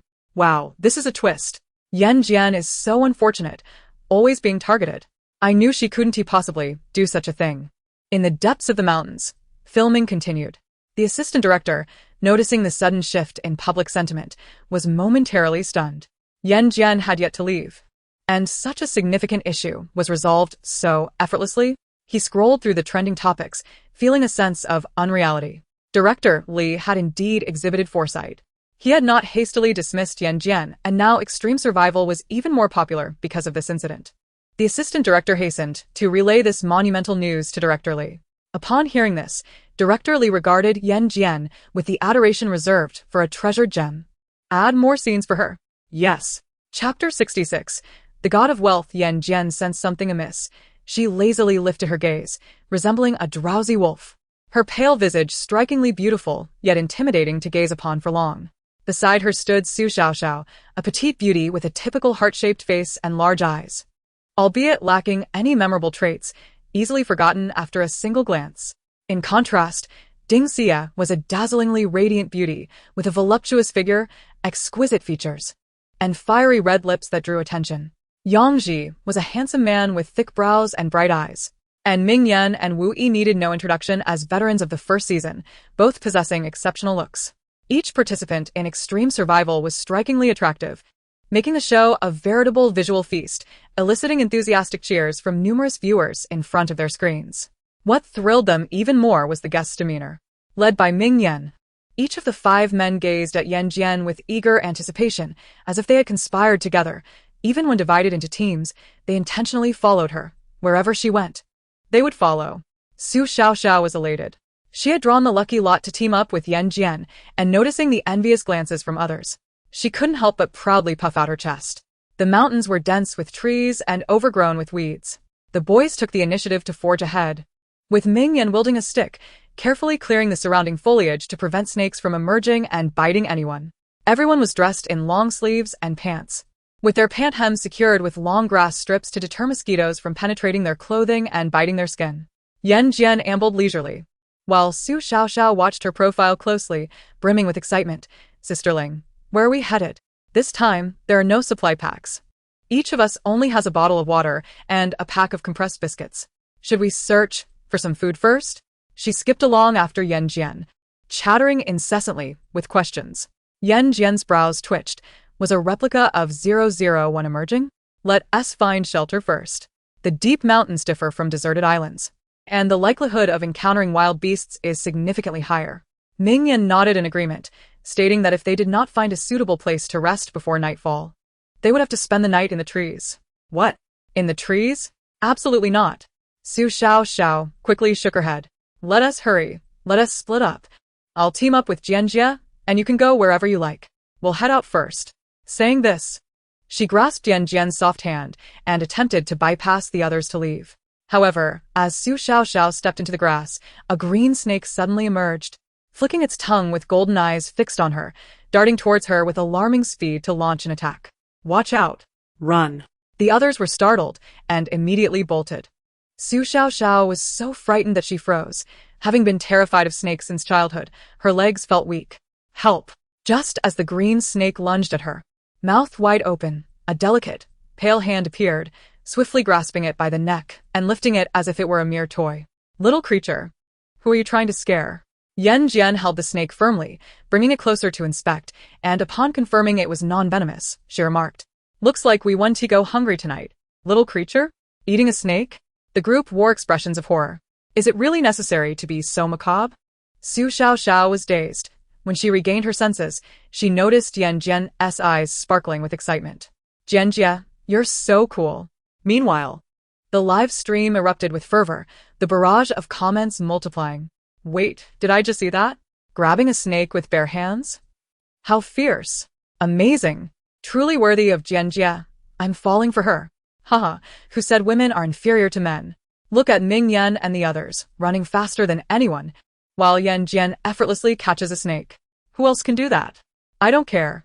I hereby declare that from today onwards, I am Jianjia, #1 fan. Gong Fu, Jiang Qi from the National Energy Group, and others remained glued to the live stream, astonished by Yan Jin's bold actions. Gifts like romantic carriages and dream castles began pouring in. Gong Fu, initially the top fan, found himself pushed to the back, sulking as he rewarded Yan Jin multiple times. As he donated, others quickly followed suit, competing for the top spot. In no time, the screen was ablaze with carnival gifts, igniting a frenzy online.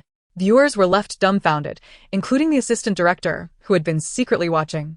Seeing the affluent individuals flooding the screen with gifts made him feel a pang of envy. What a world of wealth. Yet he inexplicably felt a sense of joy. Be still.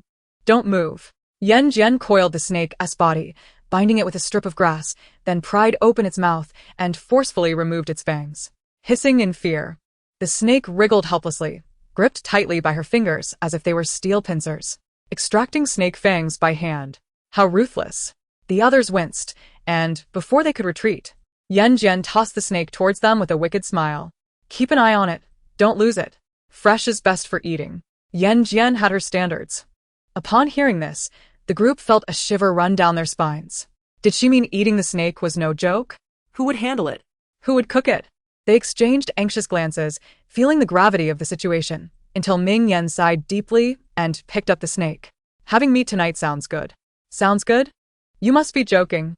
If Ming Yan's smile had appeared less strained, perhaps the others would have believed him. The director, assistant director, and cameraman were left agape, while viewers were equally baffled. Unbelievable. Forgive me, I didn't graduate elementary school. Besides, wow, I really don't know what else to say. Huh? She asked the first female celebrity to catch a snake and extract its fangs barehanded. This survival show is truly a treasure. As they continued on their journey, summer evenings lingered longer, yet they could not afford to waste too much time. For some reason, perhaps due to bad luck this time, after 2 hours of searching, the three men had each caught several snakes, but had not found a single safe resting place. 2 of the girls were struggling to keep up. What do we do? We've been searching for so long, and Haven T found a suitable place to rest. Su Xiao's face was flushed, exhausted and weary. She had stayed up all night filming and had only managed a couple of hours of sleep before coming to participate in the extreme survival show. She tugged at Yan Jin's sleeve, her eyes pleading. Jian Jia, should we take a short break, just a little one? Ding Shiyu was equally fatigued. The heat and numerous insects were unbearable, and had she not applied waterproof makeup before setting off, her face would likely have been a mess by now. She caught sight of the faint blush on Yan Jin's face. Even without makeup, she held up beautifully under the high-definition camera. Those who are born for this profession are truly different, she thought enviously.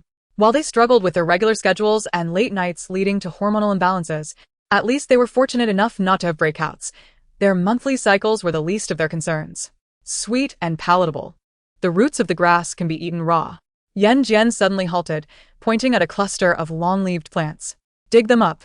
They can replenish our strength. The 001 system was curious. How do you know so much about outdoor survival? Why? Yan Jin's thoughts drifted back.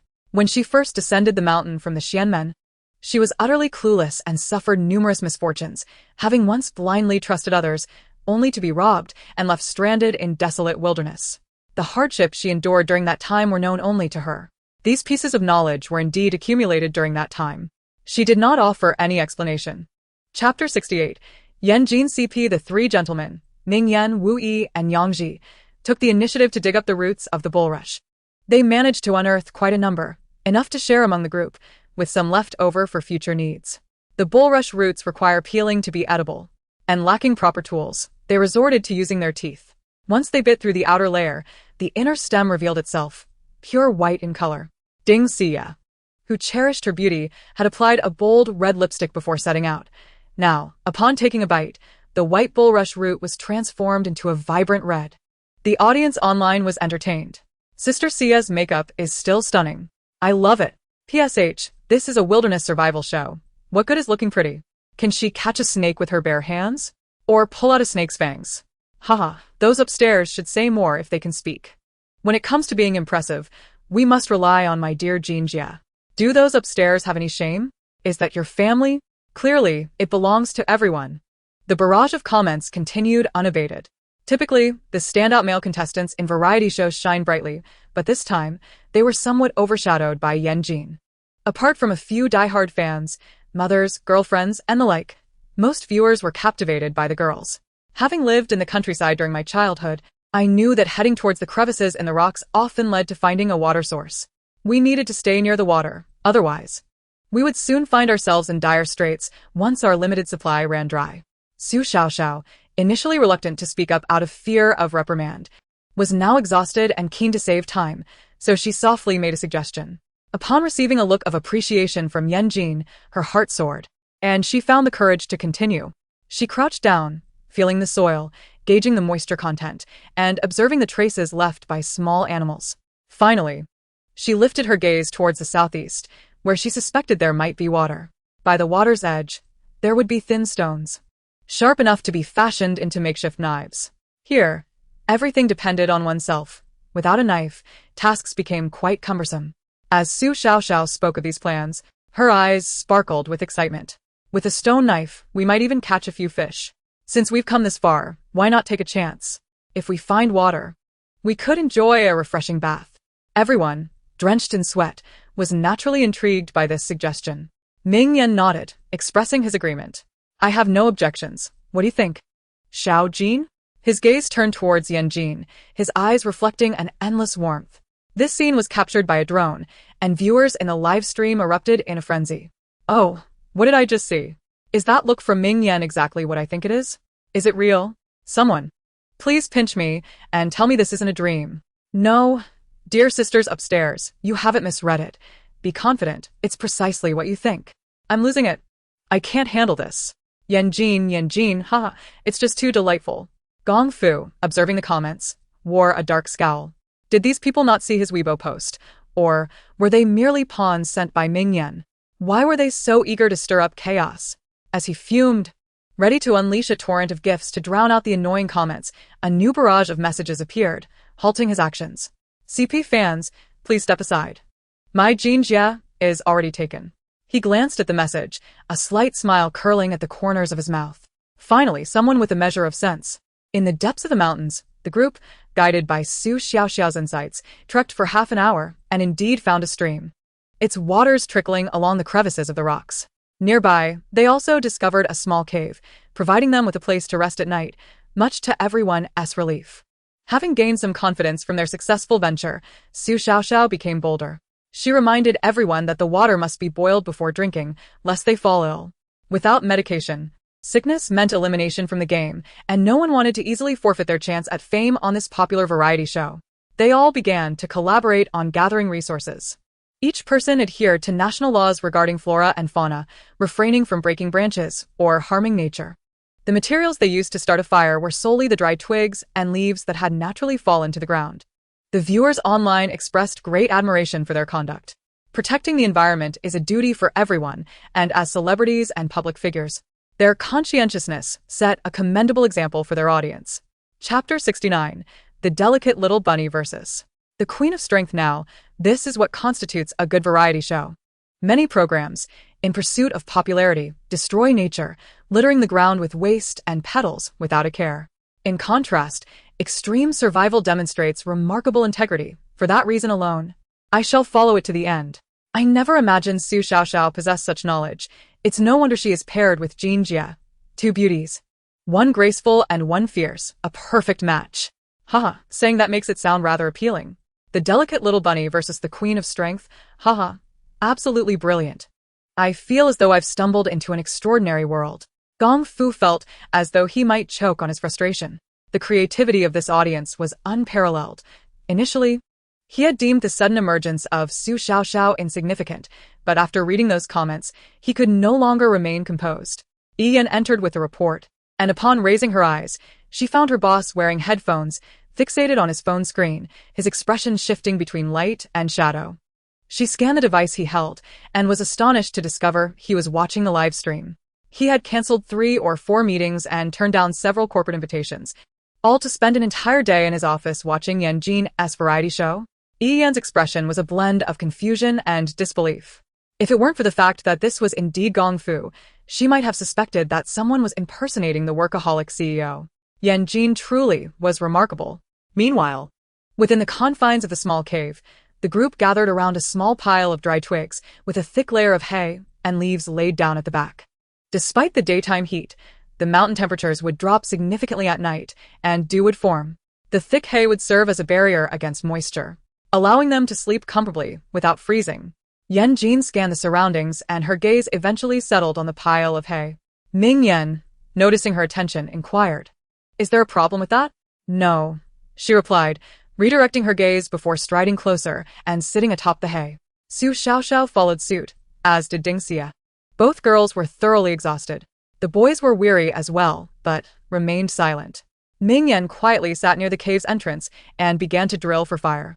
Wu Yi and Zhang Ji hesitated to join him inside, opting instead to squat beside Ming Yan, whispering, "How will we sleep tonight? The space is limited. We can't possibly share it with them. That would be inappropriate, especially since Yan Jin is taken. Her partner, Gong Fu, is someone we cannot afford to provoke." Wu Yi had considerable concerns. Ming Yan felt similarly. Zhang Ji was reluctant to sleep outdoors. The deep mountains at night posed significant dangers, with wild beasts frequently roaming the area. Additionally, he was unaccustomed to slumbering in trees, fearing that he might fall in the middle of the night without being aware. However, despite his thoughts, he was not foolish enough to voice them before the camera, choosing instead to silently assist with the task of drilling wood. Their discussions reached the ears of Yan Jin and the others. Su Xiaoxiao glanced at Yan Jin, noticing that she had closed her eyes to rest. Hesitant, she contemplated whether to speak up. Ignoring the conversation could lead to netizens turning it into a sensational topic. Recalling how harshly the contestants from the previous season had been criticized, her anxiety deepened. Just as she was caught in her indecision, Ding Xia suddenly spoke up. "You all can rest here at night. It's perilous outside." Xia. Wu Yi and Zhang Ji looked at her with gratitude. When a girl took the initiative to speak, it was far preferable to them doing so. Had they spoken first, it might have raised suspicions of impropriety, but with her leading the way, the circumstances were entirely different. Ming Yan, glancing at Yan Jian's moment of repose, saw sparks flying from the wood in his hands. He disregarded any concern for her discomfort and hastily protected the precious flame before finally managing to kindle a fire, letting out a sigh of relief. You all take a break.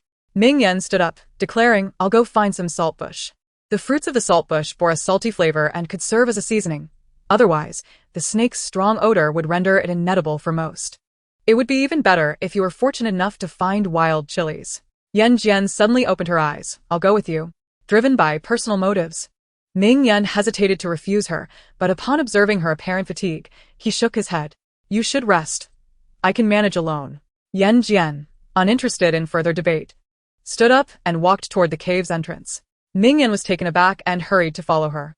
Meanwhile, Gong Fu, who had been watching the live stream, nearly crushed his phone in frustration. What on earth was she doing? Is she rushing to find a man in front of so many people? Chapter 70. Gong Ku Ai. The sight of handsome men and beautiful women walking through the woods was exceptionally pleasing. The netizens expressed their admiration. "They make such a lovely pair. Their looks are simply breathtaking. They resemble a couple straight out of a comic." Gong Zong, I'm sorry for you. At this moment, I can only ship Yan Jian and Gong Ku Ai. Haha, if you hadn't mentioned it, I would have forgotten about Gong Zong by the West Lake. Wait. This idea that us ruthlessly bashing the carnival seems familiar. Could it be GF? Is that Gong Fu? Oh my, everyone, don't ship them. The main character has appeared. Haha. I was wondering why the carnival was so obstructive, always blocking the screen and comments. It turns out someone is jealous and causing trouble. I inexplicably find Gong Zong a bit adorable. Same here, haha, Gong Zong is cute, Gong Ku Ai. From now on, I'll just call her Jia and Gong Ku Ai. Gong Fu was already displeased, and seeing the barrage of comments only intensified his irritation. What on earth is this Gong Ku Ai nonsense? In the deep mountains, the assistant director, who had been closely monitoring the comments, nearly choked. Gong Ki. These netizens are rather audacious. Do they not know that Gong Fu is notoriously cold-blooded and ruthless? How could adorable possibly relate to him? He watched the comments with growing trepidation, fearing that Gong Fu might discover them and, in a fit of rage, could shut down the live stream. Fortunately, it seemed he remained oblivious, engrossed in the carnival. The assistant director glanced at the back end and noted that Gong Fu had already spent 7 to 8 million on gifts, prompting a sharp intake of breath. Crazy for love. How extravagant. Is this how money is spent? The world of the wealthy is truly incomprehensible. His gaze shifted to Yan Jian. and he felt a pang of envy. Alas, if only he had been born the right gender. Who wouldn't he want to be with such a generous man? Willing to spend lavishly to support his girlfriend? Sunlight filtered through the trees, casting dappled patterns on Yan Jin's fair face, illuminating it with a radiant glow. Seeing her exquisite profile up close only accentuated the translucence and smoothness of her skin. Ming Yan had been stealing glances at her, believing himself to be discreet. Yet unbeknownst to him, Yan Jin had noticed. She simply chose not to address it. Suddenly, Yan Jin halted, eyeing Ming Yan, who continued walking, and raised an eyebrow. Still going? Don't you want the salt bush? Ming Yan snapped to attention. Looking down, he noticed that a vast patch of saltbush thrived where she stood. Clearing his throat awkwardly, he felt a faint blush creeping onto his pale earlobes, a moment that the high-definition camera did not miss. The netizens erupted in excitement. Ah. Did I just witness him getting shy? Haha, what a feast for the eyes. I'm craving it, sisters. I'm craving it. So this is how a shy brother looks. The comments continued to flood in. Ming Yan had already gathered a considerable number of salt fruits, but without bags. He could only use his clothing to carry them. Had Yan Jin not been present, he would have removed his shirt to hold the salt fruits, avoiding this hassle altogether. Nonetheless, even in this manner, as he lifted the front of his shirt, the back exposed a glimpse of his physique, revealing a narrow and muscular waist, prompting even more fervent reactions from the viewers. Yan Jin cast a quick glance before looking away. Ming Yan felt increasingly uncomfortable. Sensing her gaze caused his heart to race. Just as the atmosphere shifted, an unexpected crisis arose. Be careful. Chapter 71. Miracles arise from great strength, be careful. Ming Yan saw a black wild boar suddenly emerge from the grass, charging directly toward Yan Jin's back. Though the boar did not appear especially large, it likely weighed a couple of 100 pounds. With Yan Jin's slender frame, should it ram her, her waist would surely be in peril. His pupils dilated as he instinctively reached out to grab her, intending to pull her behind him, but she unexpectedly pushed him away, and he stared at her, incredulous. Xiao Jian, are you out of your mind? The wild boar was remarkably swift, closing the distance in mere seconds. In a moment of crisis, Yan Jin pivoted quickly, delivering a powerful kick to the boar's head. Surprisingly, the stout-bodied creature was halted in its tracks. This scene left everyone astonished. Yan Jin smiled, ugly thing. Can you no longer restrain yourself? Unable to restrain yourself? Ming Yan's heart raced. He was momentarily stunned by her words. Did she mean to imply that she was aware of the boar lurking in the shadows, waiting for the right moment to strike? How could she remain so composed, casually picking salt fruits with him, when she was facing a wild boar for the first time? Beads of cold sweat formed on his forehead as the salt fruits he had gathered spilled chaotically to the ground, mirroring his current tumultuous emotions. Why did he feel as if he was increasingly unfamiliar with her? With bare hands, she had caught snakes, extracted their fangs. And now she was battling a wild boar. This was not the Yan Jin he once knew. In her past, the mere sight of a mouse emerging would send her into a terrified scream. However, Mei Yan's eyes glimmered with a flicker of confusion that she quickly masked. The barrage of comments in the live stream surged rapidly. Goodness, sheer force brings miracles, exclaimed one viewer. Sister Jean is simply anti-human. To engage in hand-to-hand combat with a wild boar requires a level of courage that even the strongest of men might lack, yet she accomplished it, against all odds. Words fail to encapsulate the absurdity of this event. Reflecting on the astonishing feats of ghost hunting that had transpired, these occurrences seemed less implausible. Haha, truly, Sister Jean. When she finally acts, she always manages to produce stunning results. The admiration flowed freely. Sister Jean, you're the best. Being under her protection must provide an immense sense of security. Suddenly, envy washed over me for the other guests. Oh. How I longed to experience the joy of being shielded by such a magnificent woman. The wild boar momentarily paused, seemingly taken aback that this frail human could halt its advance with a single kick. Anger surged within it. With a powerful thrust of its bristly head, it charged. But Yan Jin effortlessly retaliated with another kick that not only halted it, but caused it considerable pain, sending it staggering backward. How could this human possess such strength? Its resolve wavered, and it turned to flee. Yet, a duck once caught is not easily released. Yan Jin pursued without hesitation. The onlookers stood in disbelief. Am I seeing correctly? Is she really chasing after a wild boar? My admiration for Sister Jean soared beyond measure. With 9 years of mandatory education, How is she so exceptional? This sister was nothing short of remarkable, truly impressive. Amidst the wild underbrush, the wild boar darted through the dense vegetation, with Yan Jin hot on its heels. The commotion they created startled the birds into flight, their cacophony filling the air. Still intent on escape, Yan Jin quickened her pace, seizing a fallen log and hurling it in the direction of the fleeing boar. With a resounding thud, the hefty log struck the boar, pinning it to the ground, eliciting a pained cry. Yan Jin stood before it, her head bowed, brushing a stray lock of hair from her face as she scoffed. "Why have you stopped running?" Chapter 72. Jin Mengmeng. Tears welled in the boar's eyes. If only it had known it would encounter such a formidable human, it would never have ventured here. Driven by gluttony, now it found itself ensnared. When Mei Yan arrived, the boar lay lifeless, a pool of blood staining the ground, the metallic scent heavy in the air. He froze momentarily, then rushed to her side, maintaining a respectful distance as he scrutinized her with concern. "Thank goodness you're unhurt," he sighed with relief, then scolded. "Do you realize how dangerous this is? A single misstep could cost you your life. Why are you so reckless?" Yan Jin raised an eyebrow. "Are you worried about me?" Mei Yan was momentarily taken aback. Before he could muster a response, she continued, "Quickly call the others to help carry the boar back. The scent of blood is too strong here. It could attract other predators. Let us head back together." "No dawdling, I plan to enjoy some roast meat tonight." She had expended considerable effort, even risking her life, all for the sake of a morsel of roasted meat. Mei Yan felt an exasperated frown settle on his face. How had she become so greedy? Even the 001 system admired her audacity, declaring, "She is relentless in her endeavors." Mei Yan sighed, ultimately conceding. Yan Jin's decisions were not to be challenged. He turned back, glancing over his shoulder as he made his way to gather assistance. When the others arrived and beheld the boar, their jaws dropped in astonishment. Su Xiaoxiao gasped this. "This is what Sister Jean caught?" Ding Xia momentarily forgot her refined demeanor, exclaiming, "Goodness." Wu rubbed his eyes in disbelief. "Am I imagining things?" Zhang Ji was rendered speechless. The online community erupted with exclamations. This is no mere survival challenge. It's clearly a showcase of Yan Jin's prowess. Haha, all for a bite to eat. Who knew our sister Jean had a hidden gluttonous side? How adorable. Jin Mengmeng and Gong Kuei complement each other splendidly. Laughter echoed through the comments. "Admit it. You're just envious after watching the carnival, aren't you?" Indeed, they were a fitting pair. Gong Fu smiled at the comments, his lips curving upward. Although he understood the audience's motivations were driven by monetary gain, he couldn't help but feel a surge of joy.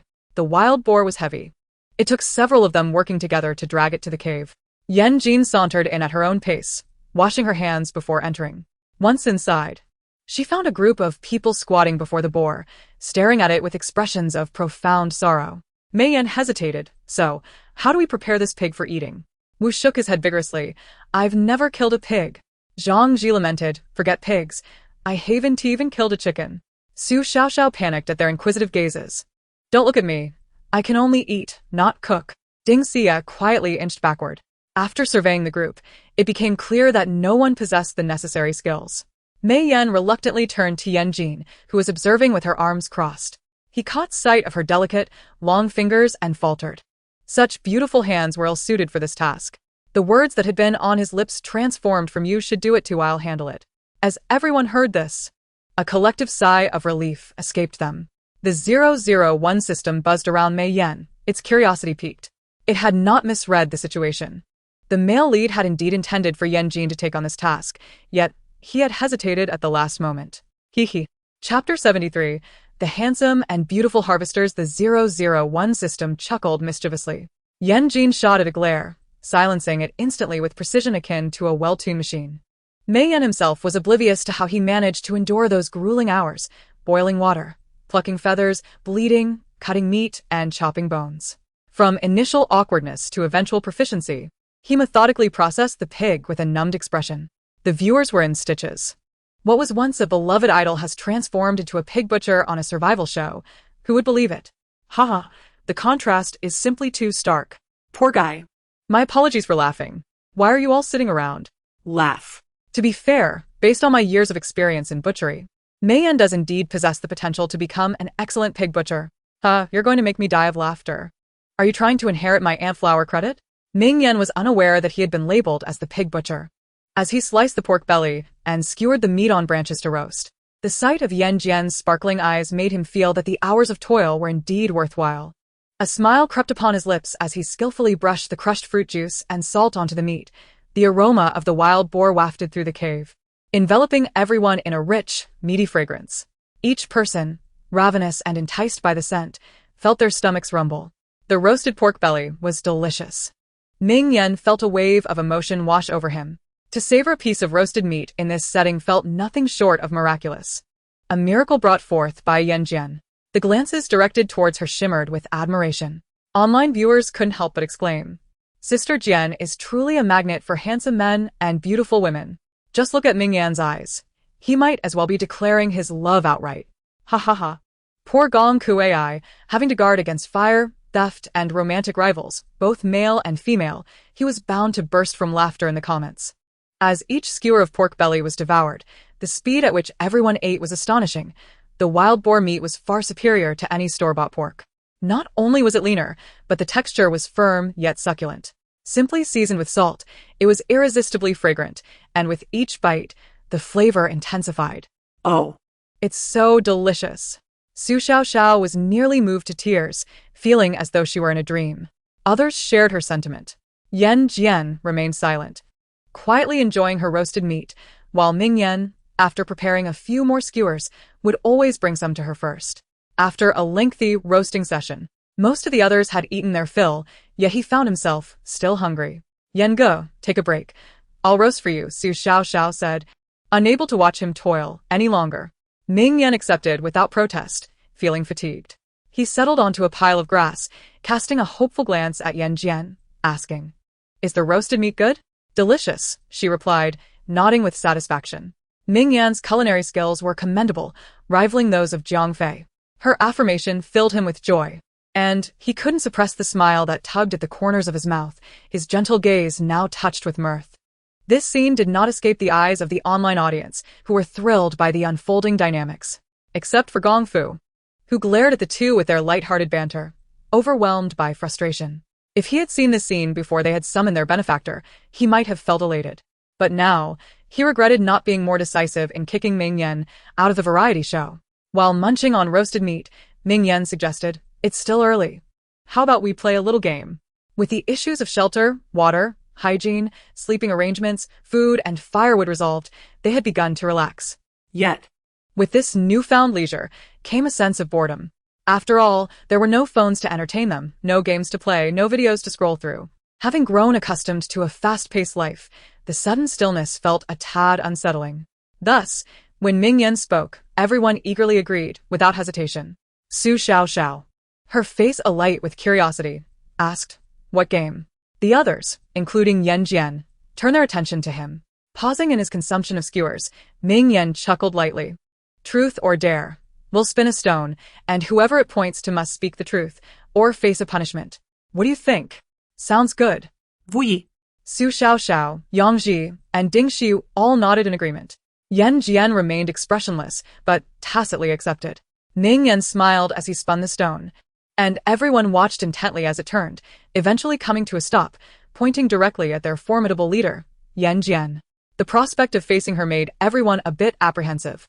After all, a person of such formidable strength might not take kindly to a careless remark. What if they asked her something she refused to answer? Should they volunteer to take her punishment instead? Su Xiaoxiao and the others had never shared such unspoken camaraderie before. The same thoughts surged through their minds simultaneously. Seemingly oblivious to the hesitation around him, Ming Yan gazed at Yan Jian with a playful smile. "Xiao Jian, could you share how you and Gong Zong came to be together?" His curiosity flared, and it seemed others were equally intrigued, though none dared to ask. With Ming Yan breaking the ice, the group perked up and the online spectators buzzed with excitement. "Oh my gosh, our brother truly understands us. I'm eager to know how Gong Zong won Sister Jian as heart." They had set up their chairs, snacks, and fruits, all waiting for Yan Jian to speak. The anticipation hung thick in the air, and Ming Yan gripped his skewer a bit tighter, concealing the unease and glimmer of hope buried deep within. Meanwhile, at the YR penthouse, Gong Fu fixed his gaze upon Yan Jian, unwavering. How would she respond? Would she confess, risking embarrassment, or would she feign ignorance? Yan Jian thought to herself, Why must he ask such a loaded question? I refused to answer personal inquiries. What is the punishment? She was willing to accept the consequences of her choice. Disappointment washed over the crowd and online viewers alike. They had come so close to uncovering the nuances of her relationship with Gong Fu, only for it to end with a simple refusal to discuss personal matters. Curiosity piqued. The audience felt a burning desire for answers, almost as if they wished to pry deeper. However, Gong Fu felt elation in his eyes. Her refusal to answer was tantamount to acquiescence. If she didn't deny it, did that not imply she acknowledged the relationship? With a smirk, he began showering gifts during the live stream, making the assistant gleeful, which in turn brought even more attention to Yan Jin. Ming Yan, however, felt a wave of disappointment wash over him. He lowered his gaze to mask his displeasure and chuckled lightly. I apologize for my impudence. I forgot that such inquiries might not be suitable for this occasion. Allow me to pose a different question. Hu Yi. Zhang Ji. Ding Xiu. Su Xiao Xiao. This was the first time anyone had heard of a game of truth or dare allowing for a change of question. Was it truly acceptable to be so lenient? Ming Yan's ears flushed slightly. He recognized that he had been rather obvious in his leniency. Yet, he harbored a private desire to learn more about Yan Jin. Having known her for so long, she had never shared anything personal. This was a golden opportunity, and if missed, he knew not when it would arise again. With a directness that disregarded the notions of propriety, Ming Yan inquired, "Were you happy in the past? Do you have any particularly memorable experiences? What prompted your sudden desire to enter the entertainment industry? As for the original self's happiness, how could she possibly know? Moreover, wasn't he agreed that only one question would be asked at a time?" Yan Jin pursed her lips and resolutely declined to respond. Upon receiving no answer, Ming Yan's appetite for skewers dwindled. Su Xiaoxiao sensed an unsettling atmosphere. Her eyes widened as she glanced back and forth between the two. No way. Could it be, as she suspected? Wu Yi cleared his throat, declaring, "Today, Jin Jia is the true hero. If not for her, we wouldn't be enjoying such a delightful meal. I'll take the blame for her." Zhang Ji chimed in, "No, allow me to take the lead." Ding Xiu shot a glare, exclaiming, "You men ought to mind your own business when it comes to matters between women. Let me handle this. How about I take a turn?" Su Xiaoxiao laughed, her eyes crinkling with mirth. "Jin Jia and I are already a team, so don't compete with me." Yan Jin retorted, "Is she really that weak? So many people are willing to take the fall for her?" Ming Yan mused, their actions make him seem somewhat ineffectual. The audience erupted in laughter. This variety show was delightfully harmonious. How refreshing. I agree. Me too. I rewatched the first season, but it pales in comparison to the second. The first season had only Jin Jia and Yan Go worth watching. The rest was utter rubbish. Now, the second season is simply exquisite. Chapter 75. Her legend is everywhere. I can manage on my own. Yan Jin firmly rejected their offers. Upon hearing this, the others felt not joy, but a fleeting sense of disappointment. Su Xiaoxiao sighed inwardly, speculating, did I do something wrong, making Jin Jia dislike me? Wu Yi gazed skyward. Is being proactive no longer appreciated in this day and age? Zhang Ji remarked, did my initial attempt to assert my presence fail? Ding Xiu commented, Jin Jia is truly unique, full of character. Ming Yan lamented, I am insignificant. Their complex and humble expressions amused a vast audience online. Only Jin Jia could make such a statement. Had it been someone else, would the brothers even pay her any mind? Astonishing. The formidable Jin Jia transforms into the beloved darling. Is this a distortion of human nature or a decline in morality? Haha, one can hardly blame them for their disappointment. I detected an unmistakable tone of disdain in Jin Jia's words. As the game progressed, the bonds among the group visibly grew closer, their laughter banishing any lingering sense of strangeness or distance. Ming Yan observed this with satisfaction, as it was one of his motives for suggesting the game. There were still 6 days remaining until the game concluded. He was keen to avoid an experience akin to the last variety show, which had left him not only exhausted but also mentally drained. The following morning, Zhang Ji, having stood vigil the previous night, retired to sleep after breakfast. The others, having completed their morning routines, gathered by the stream to discuss the day's itinerary. While meat is delightful, if we have it at every meal, it's unbearable. I certainly don't wish to return home and expend effort on dieting. How about we venture out to forage for wild vegetables? Su Xiaoxiao and Ding Xiu, needing to maintain their figures for filming, were particularly mindful of their appearance, aware that even a slight increase in weight could be unflattering on camera. The mere thought of dieting was too daunting for them. Ming Yan and the others resonated with their sentiments. Yet, Yan Jin remained unfazed. She continued to enjoy her meat, and her appetite was considerable, provoking envy among the others. Many in the industry, regardless of gender, often hesitated to indulge freely. With some having not experienced a hearty meal in years, they could only admire those who could eat without gaining weight. Yan Jin glanced at the sky, noting the low-flying dragonflies, predicting an impending downpour. If they were to go out, they should not venture too far. A heavy rain. Wu Yi's brow furrowed deeply. We need to prepare extra firewood. It will be quite cold in the mountains when it rains. I'll go gather some. Su Xiao dismissed her worries about dieting. She'd simply eat less of the grilled meat. Ding Shi stood as well. The group set off quickly. Yan Jin strolled leisurely behind, and Ming Yan, noticing her, intentionally slowed his pace until they walked side by side, at which point he resumed his normal speed. This moment did not escape the notice of the online audience. Excited screams erupted from the viewers. He definitely has feelings for Jin Jia. I don't care. I'm shipping them. So sweet, it's making my teeth ache. Haha, one must be wary of Gong Fu sneaking off with Jin Jia in the dead of night. Gong Fu, upon seeing the barrage of comments, indeed entertained such thoughts. However, they had yet to establish a real relationship. Such actions could provoke her aversion, a risk not worth taking. Pondering this, he found himself restless. What were Yan Jin's true thoughts? What feelings did she harbor towards him? Was she merely toying with him? The very possibility darkened Gong Fu's expression. For the first time in his life, he found himself so concerned about another, only to suspect that she might be playing him. Who could remain cheerful under such circumstances? Fans enthusiastic about pairing them took delight in the situation. Any pairing here is shipworthy. Yan Jin and Jin Su. To the one shipping Jin Su upstairs. Are you a devil? Ha ha ha. My laughter is uncontainable. Unbeknownst to Yan Jin, she had become quite the sensation, her legend resonating everywhere. Following the variety show's premiere, she repeatedly trended on social media. After gathering firewood, the group had yet to return to the cave when thunder rumbled and rain began to fall. They hurried back. Standing at the cave entrance, gazing at the darkened sky that threatened to collapse, a flicker of heaviness crossed Yan Jin's eyes. This rain was far more intense than she had anticipated. The production team, noticing the downpour, began to worry. The assistant director furrowed his brow. Director Lee, should we temporarily suspend the live broadcast? Director Lee, still hesitating as he gazed at the sky, was interrupted by Su Xiao's terrified screams echoing through the live stream. A mudslide is coming. Chapter 76, An Incident. What?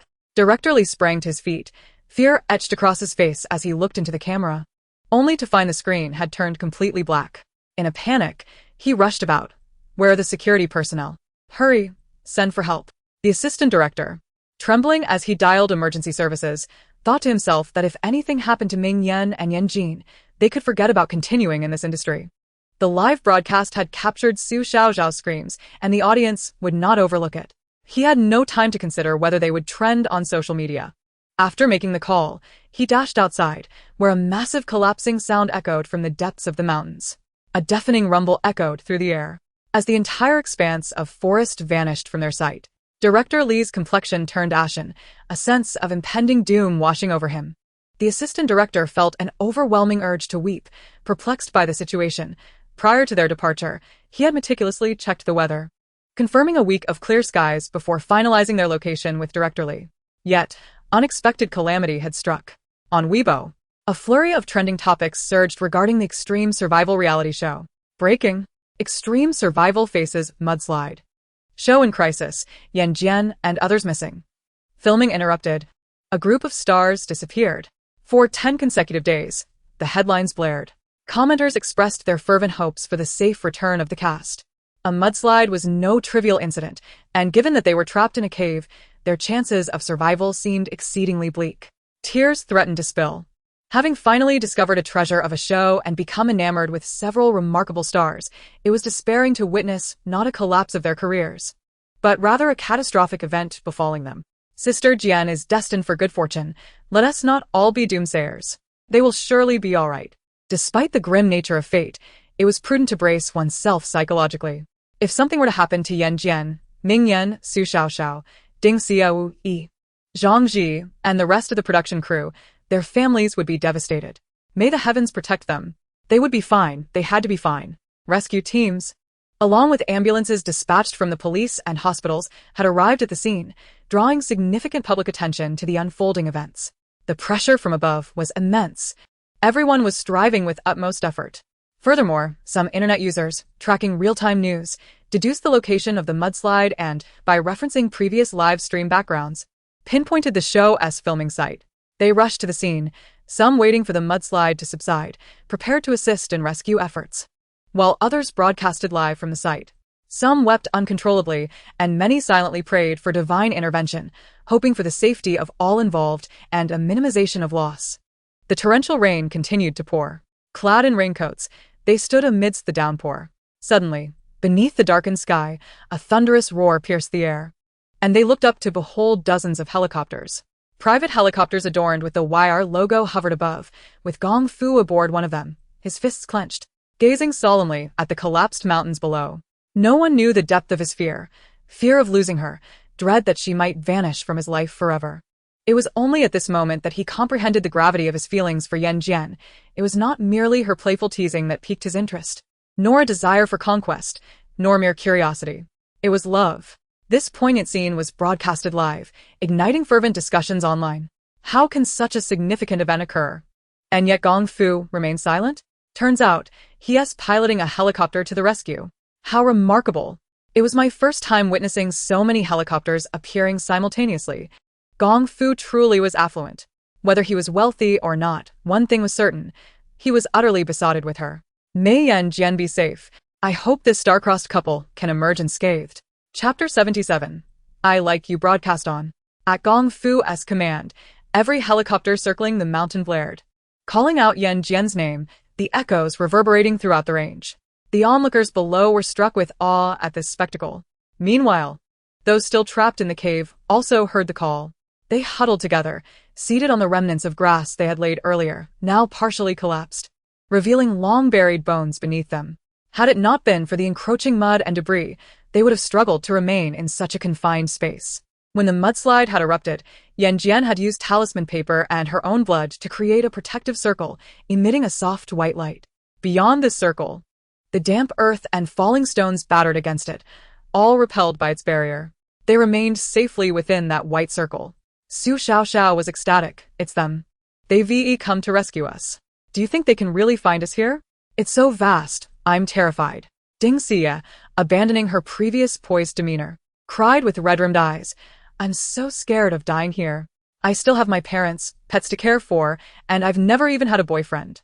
I don't want to die. Su Xiaoxiao embraced her, softly comforting her. We will be fine. Wu Yi nodded. With Sister Jian here, there's no need to worry. Zhang Ji chimed in. Exactly. If not for Sister Jian, we'd have perished long ago. That's uncertain. Ming Yan interjected, the child of fate. The embodiment of this narrative. Should he perish, the world itself would unravel. Yan Jin's face paled slightly as she touched the warm talisman, realizing that their sanctuary might not endure for long. Are you all right? Ming Yan reached out to touch her face, but hesitated, fearing it might be too forward. He could only gaze at her with concern. Yan Jin shook her head. By saving them, I've repaid the life force lost when my previous fortune-telling revealed too much. Ming Yan looked at her, feeling that Yan Jin was far too resilient. Her complexion was so pale, yet she insisted she was fine. He increasingly felt inadequate.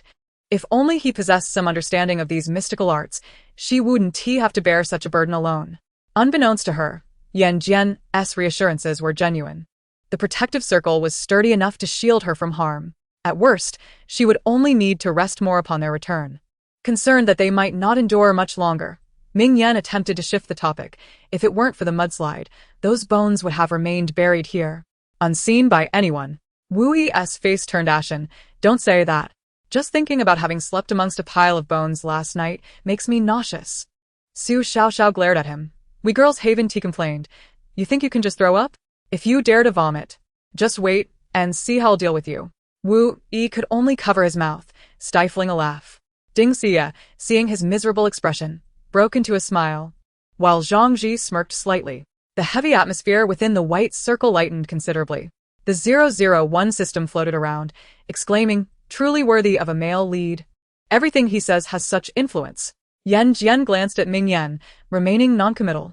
Suddenly, the earth and stones pressing down from outside began to shift, and they heard commotion from beyond.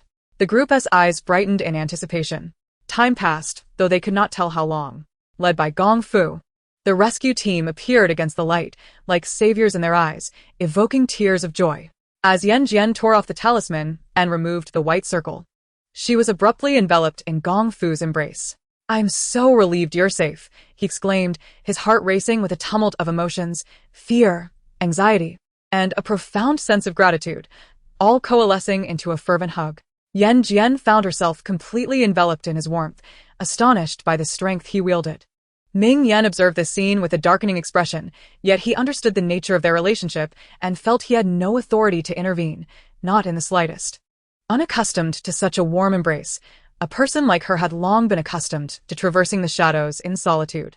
Don't move, let me hold you for a while, Gong Fu said, sensing her desire to break free. He tightened his grip, showing no intention of loosening his hold. Catching a glimpse of Ming Yan's grim demeanor, a teasing smile crept upon his lips. Yan Jin, listen closely. I like you. Very much. His voice, rich and magnetic, resonated in her ears, transmitting warmth and fervor without reservation. Yan Jin was momentarily taken aback. Did he truly declare his feelings in front of so many onlookers? The astonishment of the system, akin to Conan's spirit, was palpable. Had she genuinely ensnared the villain? Yet, it seemed she had done nothing of note. Their encounters barely reached the count of 10 fingers. What could have captivated Gong Fu about her? Was it truly her ability to catch snakes bare-handed, extract their fangs, and wrestle with wild beasts? Such notions were utterly absurd. In stark contrast to the system's shock, the crowd erupted in excitement. Wow! Akish! Akish! They cheered, reveling in the unexpected spectacle. Who would have thought we'd witness such a scene in our lifetime? Gong Fu is magnificent. Yan Jin blinked, still pondering her response when Gong Fu continued, there's no rush. I will pursue you. Flowers, gifts, dates, everything other girls receive, you shall too. Complete these formalities and then you may respond. His voice dropped to a whisper, audible only to the two of them. As she turned her head, his lips brushed against hers. To those watching, the moment appeared intimate. The crowd stifled their laughter, while Ming Yan, unable to endure the suffocating atmosphere, strode away from the scene. The revelation of skeletal remains in the cave soon spread, and the police cordoned off the area.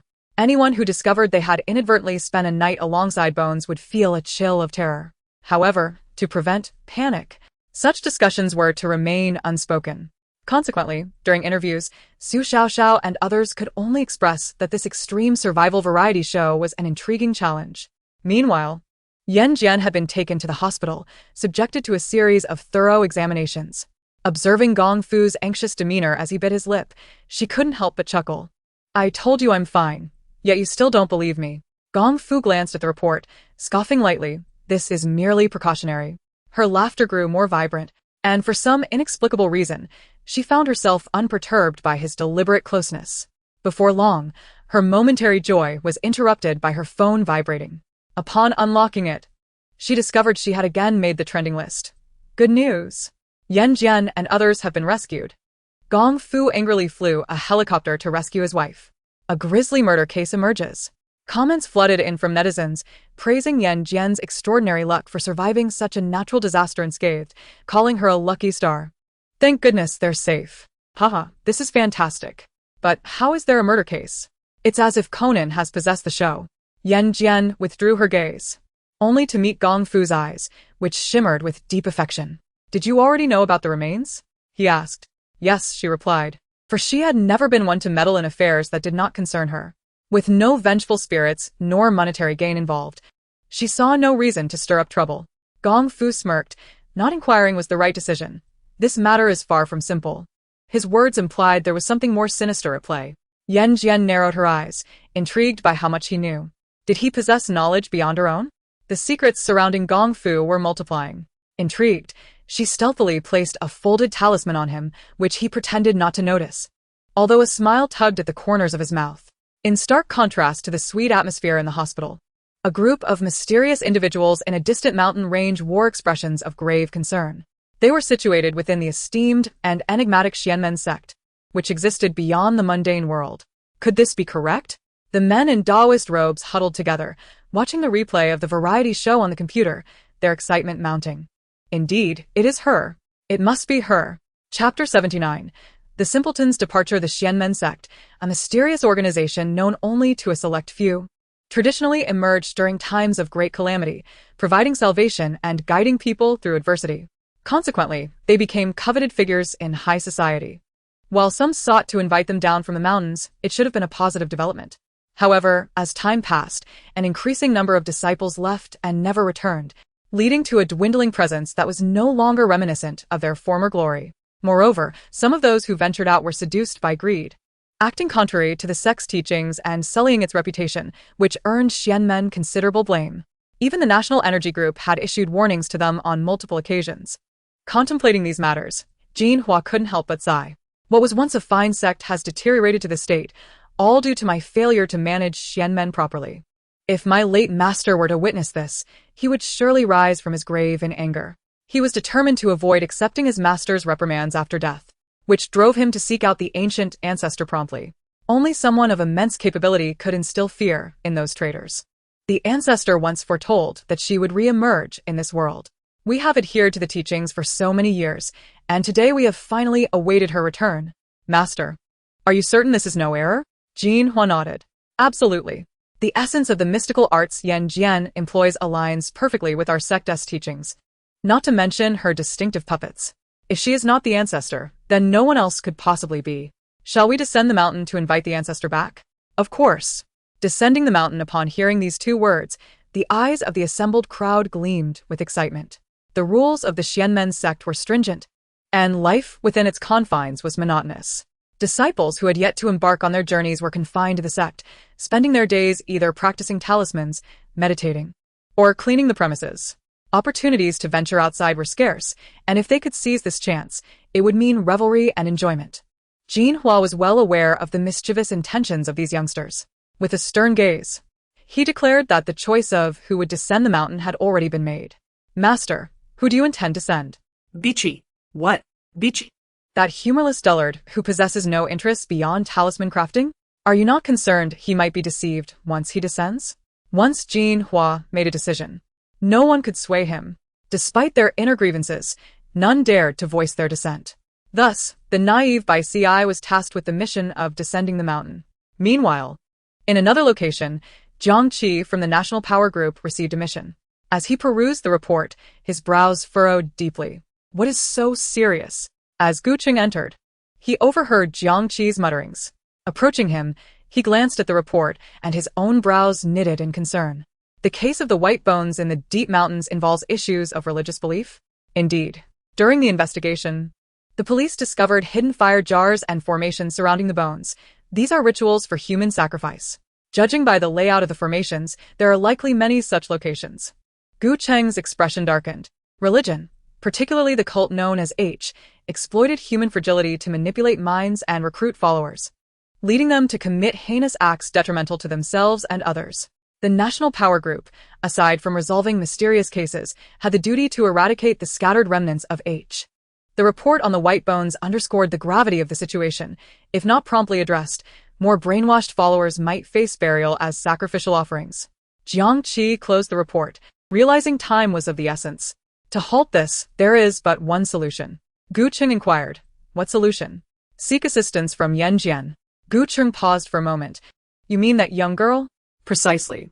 Jiang Qi suddenly smiled, patting Gu Qing on the shoulder with earnestness. Weren't you just planning to gift her something? Delegate this task to yourself. Do not falter. Whatever she desires, simply acquiesce. Do not be stingy. At these words, Jiang Qi hesitated but ultimately withheld his thoughts. The fact that Gu Qing would willingly purchase a gift implied that Yan Jin held a special place in his heart. He would surely not be as frugal with someone he valued differently. With this realization, Jiang Qi's expression softened. Gu Qing did not refuse. He was eager for an excuse to seek her out. Meanwhile, Yan Jin was still deep in slumber, blissfully unaware that two groups had already set their sights on her. By the time she awoke, a whole day had passed. In her tidy, unadorned room, Yan Jin lay languidly on her bed. Upon opening her eyes, she sensed something amiss. Come out. She hurled a talisman, glowing faintly, which swiftly flew across the room. In the shadows, a figure evaded her attack, only to gasp as the talisman crashed against the wall, corroding a small hole into it. Must you be so ruthless? Before the figure could utter more, a flurry of talismans followed suit. The shadow, cornered, had no choice but to reveal itself in a state of disarray. Cease your assault. I mean no harm. Yan Jin looked up, her brow furrowing at the sight of a man enveloped in a shroud of darkness. A ghost king? Indeed. Ghosts were classified hierarchically, ranging from malevolent spirits to ghost kings and even ghost emperors, with the latter being the most formidable. The man before her was a ghost king. Ahem. Yes, it is I. I have come not for trivial matters, but to seek someone. To be precise, it is not a person. Why come to her for a person? Shouldn't you approach the police? Having just awoken, Yan Jin was irritable. No more trifles, get to the point. The man looked slightly aggrieved. It is only natural to collect debts. You are its master, so it is not unreasonable for me to seek compensation from you. Yan Jin's lips twitched as realization dawned. That foolish system borrowed money from you? Essentially, it hired several spirits from me, promising to settle wages weekly, yet nearly 2 weeks have passed, and not a single coin has been accounted for. This insufferable system. Yan Jin's eyes flashed with indignation. Meanwhile, the errant system, 001, sneezed multiple times, bewildered, before redirecting its attention to its mission. It had ventured out to inspect the work conditions of its hired spirits and had just arrived at the first stop, the starving ghost TikTok eating broadcast. The sight before it was disheartening. The starving ghost, Tianyaya, had once been a great beauty in life. To facilitate her live streaming, the 001 system had even overdrawn its resources to restore her original appearance. However, it now lamented that the high-priced restoration was a complete waste. Look at Tianyaya, who, in her eating broadcast, gorged herself without a hint of grace, consuming bizarre and unappetizing items, worms, earthworms, and the like. No wonder her broadcast had been repeatedly banned for undesirable content. The reason for the bans had been clear: poor guidance. It had initially expected something more insidious, but this was the reality. 001 flew over and slapped her, halting her gluttony. Enough of this incessant eating. Where has your intellect gone? Who told you to consume such ghastly items in a broadcast? You did.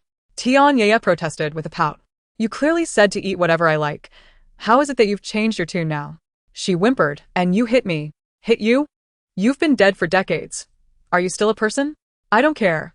I've been injured at work. You owe me compensation. The 001 system was exasperated. Not only had it earned nothing, but now she expected compensation?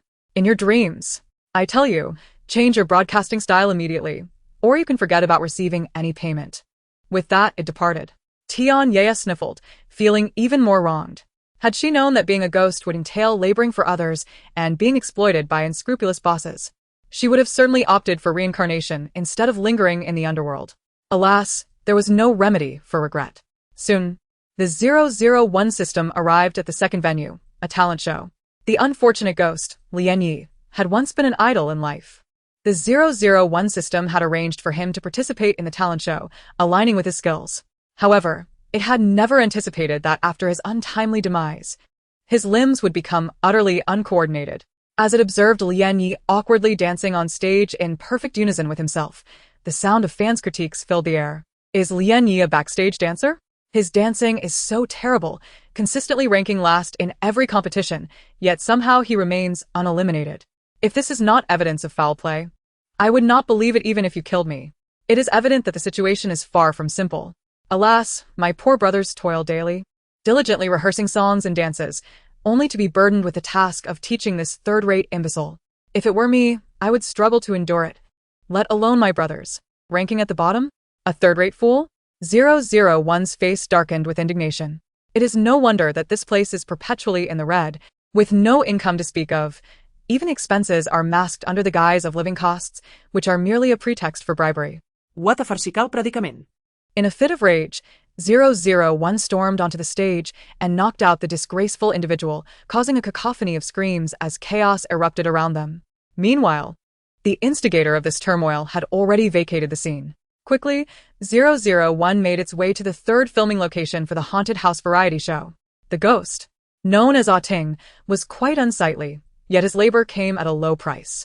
He was reluctantly hired by the 001 system, which feared that his frightful appearance might startle others. Thus, he was brought in to participate in the haunted house production. The 001 system hesitated, feeling trepidation, and even dared not raise its gaze to assess the situation. After considerable mental preparation, it finally summoned the courage to look up, only to be met with dismay. I brought you here to earn money, not to slumber. For heaven's sake, this Ting was indeed asleep, hanging by his neck, his elongated neck drooping and tongue lolling, snoring as if he were in a deep slumber. No wonder not a single soul had been seen upon entry. They must have all fled in terror. Awakened by the commotion, Ting blinked his eyes open, and upon seeing his employer, immediately wiped the menacing expression from his face. My apologies. I pulled an all-nighter last night and was too exhausted. I must have dozed off. In reality, he had been sleeping soundly all morning. However, he was not foolish enough to admit the truth, knowing that honesty would lead to a deduction in his wages. The 001 system, with a scowl, inched closer. Do you wish to meet your demise once more? D again? Another death would mean utter obliteration. Ting hastily shook his head, raising his hands in assurance. Boss, please don't be angry. I promise I won't slack off again. Rest assured, I shall be a diligent NPC. I trust you as far as I can throw you. The 001 system flicked its tongue at him. Sleeping on the job will result in your wages being docked, and should you dare to protest, you'll simply have to endure it. Ting clutched his tongue in pain, his eyes brimming with tears. The 001 system showed no mercy as it turned to leave. With 3 ineffectual workers failing to generate a single profit and instead costing it money, the impending monthly performance review loomed. It was loath to attend the meeting bearing the title of last place. It could not afford to lose face. If only Yan Jin could indulge in some of its products, it wouldn't have to constantly ponder how to break even. To be saddled with such an unpredictable host was indeed a stroke of misfortune. With a scowl, the 001 system pondered ways to generate income. Suddenly, its gaze landed on a massive billboard hanging from a building, and its eyes lit up with inspiration. Chapter 81. The overbearing CEO falls in love with me with renewed enthusiasm. The 001 system returned to Yan Jin's residence. No sooner had it stepped inside than a hefty novel titled The Overbearing CEO Falls in Love with Me struck it squarely in the face.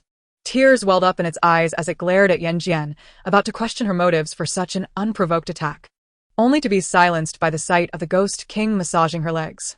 The 001 system silently retreated, attempting to escape the scene. Yan Jin shot a piercing glance in its direction, freezing it in place. Have you acquired some new skills? Have you learned to borrow money without repaying? The 001 system forced a smile. Misunderstanding. I never intended to default, it's just that my finances are a bit tight at the moment. Ghost King, rest assured. I will repay you. The Ghost King's demeanor shifted from obsequiousness to menace as he confronted the 001 system, declaring, the contract is signed, payments are due weekly, and extensions are not accepted. It was a remarkable first for a system to have a creditor knocking at its door. The 001 system was utterly perplexed. One misstep led to another, and now the only way to rectify the situation was through that one method. Yet, seeing Yan Jin's predatory gaze, it dared not speak. This woman was more fearsome than fate itself. However, the Ghost King's current stance made it clear that he would not leave without his money. It was a dead end either way. The 001 system swallowed hard, struggling to utter the words to borrow money from its host. This woman would not care for its well-being. What to do, what to do, what to do. Help. I need assistance. Urgently. In a state of panic, the 001 system was in a frenzy when the doorbell rang. The Ghost King immediately concealed himself. The 001 system breathed a sigh of relief as Yan Jin coldly opened the door, only to find the man who had previously advised her against purchasing talismans. Is there something you need? She asked with an icy demeanor. Gu Cheng's initial enthusiasm evaporated in an instant, leaving him at a loss for words. Nervously ruffling his hair, he stammered, I came to thank you. Had it not been for your intervention last time, I might have perished in the water. Yan Jin raised an eyebrow, while the 001 system observed with keen interest. It recalled Yan Jin mentioning that this man was wealthy. Very wealthy indeed. Yet he appeared anything but affluent, dressed in what looked like cheap streetwear and flip-flops. Its doubts were swiftly dispelled upon seeing the luxurious gift box Gu Cheng produced, emblazoned with the logo of a high-end brand. The necklace and earrings inside were worth at least 7 figures. Could it be that this man was not presenting counterfeit goods? Upon opening the box, The 001 system was taken aback. No, it was indeed counterfeit. With a beaming smile, Gu Cheng extended the necklace towards Yan Jin, declaring it a token of gratitude. Did this fellow truly lack the experience of gifting? Did he not understand that gifts ought to be unwrapped in the recipient's presence? Yan Jin did not accept it. Instead, locking eyes with Gu Cheng, their gazes clashed, his hand froze midair, and the smile faded from his face. Did she not appreciate the gift? Meanwhile, Gong Fu, adorned with a bouquet of fresh flowers and meticulously groomed, approached, intending to invite Yan Jin out for dinner. His perfectly placed smile faltered as he arrived to witness the scene before him, a handsome man and a beautiful woman standing in opposition. The man holding an exquisitely wrapped gift box. The idyllic setting only served to irk him further. Jian, Gong Fu seethed, striding forward to interpose himself between them. Glaring daggers at Gu Cheng. Yan Jin remained silent, while the 001 system chuckled inwardly. To my astonishment, such a melodramatic misunderstanding would one day manifest in Yan Jin's life. I am quite curious as to how she would elucidate the situation. Chapter 82. The Enigmatic Gaze. President Gong. We meet again. Gu Cheng grinned, seemingly oblivious to the altered atmosphere. He extended his hand in greeting, but Gong Fu paused, lowering his gaze to reciprocate the gesture. Suddenly, Gu Cheng felt a sharp pain radiate through his hand. Hiss. This man appeared refined and cultured, yet possessed an alarming strength. Even those accustomed to this line of work would struggle to withstand such force. Gu Cheng realized that Gong Fu was decidedly unwelcoming. Despite the pain causing beads of sweat to form on his forehead, he could only grit his teeth and endure. If he were to falter here, it would not only tarnish his own reputation but also that of the entire national energy group. Enough. Yan Jin interjected, placing her delicate, pale hand upon Gong Fu's arm. It seemed fragile, devoid of strength, yet with that gentle touch, she effortlessly dissipated all of Gong Fu's force. Gu Cheng was taken aback. Not only did Yan Jin possess remarkable divination abilities, but it appeared she was also formidable in physical prowess. No wonder Jiang Qi claimed she could assist the National Energy Group. It was clear that her talents were not mere hearsay. Gong Fu was displeased. She was aiding him. She was indeed helping him. Yan Jin patted Gong Fu's shoulder, urging, "Don't overthink it. There's nothing between us." Gong Fu pressed his lips together, remaining silent. She not only aided him but also provided explanations on his behalf. Even 001 chuckled at the scene. Yan Jin wore an expression of exasperation. Gu Cheng glanced back and forth between them, feeling as though he were on the brink of uncovering the truth, yet he could not discern the underlying intricacies. Unaware that he had become a mere bystander, Gu Cheng proposed, "How about the three of us grab some skewers tonight? My treat." Before Yan Jin could respond, Gong Fu gritted his teeth and replied, "All right." Gu Cheng grinned widely at this. Now, Yan Jin had no choice but to go out. The trio swiftly made their way to a bustling street stall. Their striking appearances drew considerable attention. Had Yan Jin not disguised herself prior to their departure, they would have likely been swarmed. "President Gong, would you care for a drink? Can a man refuse?" "Certainly not." Gong Fu smirked coldly. "Drink." "All right, boss. Bring a dozen beers." This place offered affordable food with a lively atmosphere, making it Gu Cheng's favorite haunt, and he expertly placed their orders. Upon seeing a plethora of meat skewers laid out on the table, Yan Jin felt no need for restraint. She indulged heartily. To Gong Fu's eyes, this took on an entirely different connotation. She relished the skewers Gu Cheng had treated her to. Gong Fu became relentless, pouring shot after shot of liquor. With every drink, Gu Cheng was compelled to follow suit. The more he drank, the deeper his regret sank. Had he known Gong Fu would defy all norms, treating alcohol as water with not a hint of embarrassment, he would have lamented his earlier frugality and chosen a different venue. Now, he found himself trapped between a rock and a hard place. Before Gu Cheng could articulate his crucial thoughts, he was thoroughly intoxicated by Gong Fu. He slumped over the table, his face flushed, ears burning and neck ablaze. Yan Jin couldn't help but twitch her lips in amusement. Gong Fu, too, was feeling the effects of the alcohol. He grasped Yan Jin's face, turning it towards him, his expression one of childlike grievance. "Look at me. Don't look at him." Hearing the petulance in his tone, Yan Jin fell silent. This man, was he also inebriated? Before she could devise a strategy to manage these two drunken souls, Gong Fu spoke again. "Little troublemaker, with me around, you still seek the attention of others. I am most displeased. Very displeased." Yan Jin twitched her lips again. When had she ever sought the attention of others? Gong Fu was entirely draped over Yan Jin, his head resting against her shoulder, his handsome face turned sideways. His drowsy gaze and flirtatious words drawing the curious stares of those around them. Paying no heed to the prying eyes, Yan Jin suddenly stood up. The crowd could not help but speculate. What was she planning? Did she intend to leave alone? Before they could finish their conjectures, they watched as Yan Jin wrapped one arm around Gong Fu's waist and seized Gu Chen by the collar, striding out of the street stall. What the hell? This woman is so strong.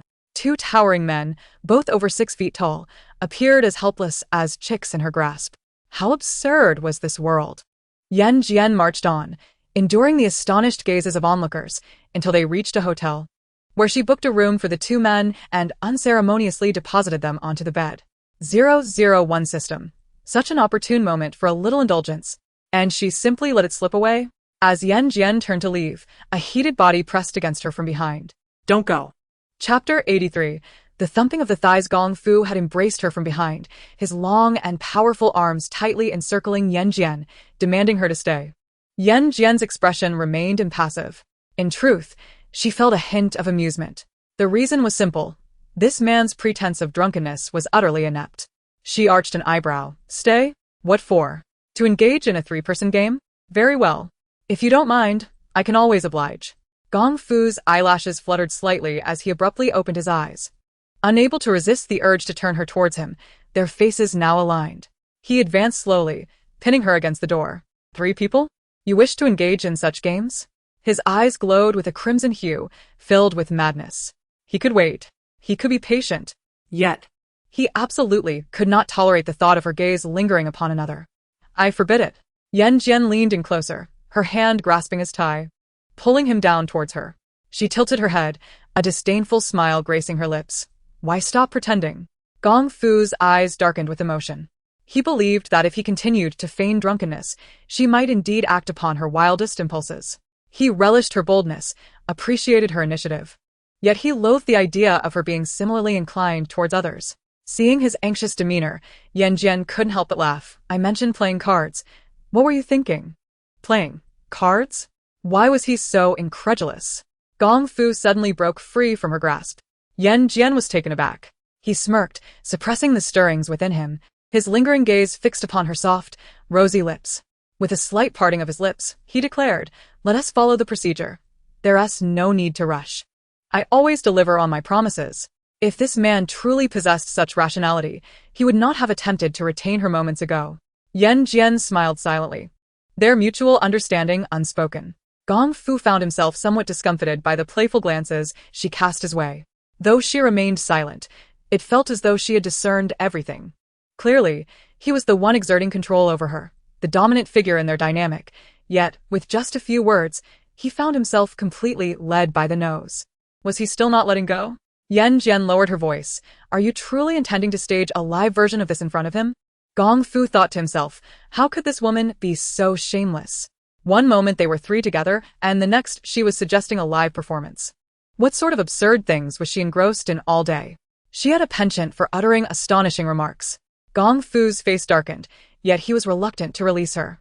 The faint, delicate fragrance emanating from Yan Jin enveloped him, fostering an irresistible longing. Gently brushing his fingers against her lips, Gong Fu slowly withdrew. It's dangerous at night. Let me escort you home. Dangerous? The 001 system felt a twitch at the corner of its mouth, who was truly in danger. Yan Jin would be just fine. With her remarkable skills and formidable strength, she could easily handle 10 adversaries at once. Not to mention, even the most fearsome of spirits would flee at the sight of her, and the mighty king of the underworld would undoubtedly turn into a sycophantic lackey in her presence. Reflecting on the scene it had just witnessed at the Yan residence, the system suddenly understood why its own circumstances were so dismal. After all, who could tame such a formidable being as Yan Jin? Nevertheless, the 001 system felt a pang of dissatisfaction. After years of being a system, it had never faced such a disheartening defeat. All right, Yan Jin nodded. I'll drive. She would drive? Wasn't it supposed to be him taking her? Gong Fu, aware of the alcoholic scent clinging to him, stepped back. I'll call for a designated driver. That's settled. Yan Jin was disinclined to argue over such trivial matters. Gong Fu quickly arranged for a designated driver, and as they settled into the back seat, he glanced down at her dangling hand. a smirk playing on his lips as he discreetly intertwined his fingers with hers. Their fingers laced together. It felt as though the distance between them had diminished significantly. Chapter 84. A sense of crisis for the first time. He found himself so enamored with someone. It was not due to any favors or her abilities, but purely because of affection, a simple yet precious emotion that he cherished dearly. No one could take her away from him. Gong Fu tightened his grip, holding her firmly within his embrace. Yan Jin, with no past experiences of affection in either her previous or current life, was oblivious to the taste of love. She only understood that the romances depicted in novels were fraught with entanglements, hesitations, and tribulations, as if all the world's misfortunes were destined to befall them. Yet, despite the trials, they invariably reached a happy conclusion. Yan Jin pondered, if she were the heroine and Gong Fu the hero, it wouldn't be such a bad scenario. However, those novels also conveyed that what comes too easily is seldom cherished. Narrowing her eyes, she resolved to observe him a while longer.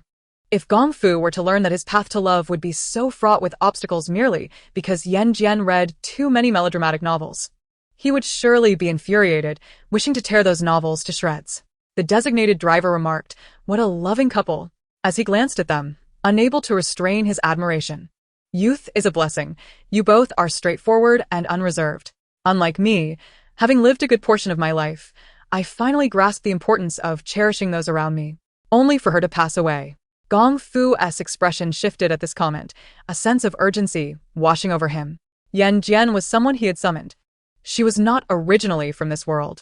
If she were to complete her mission, would she leave this realm?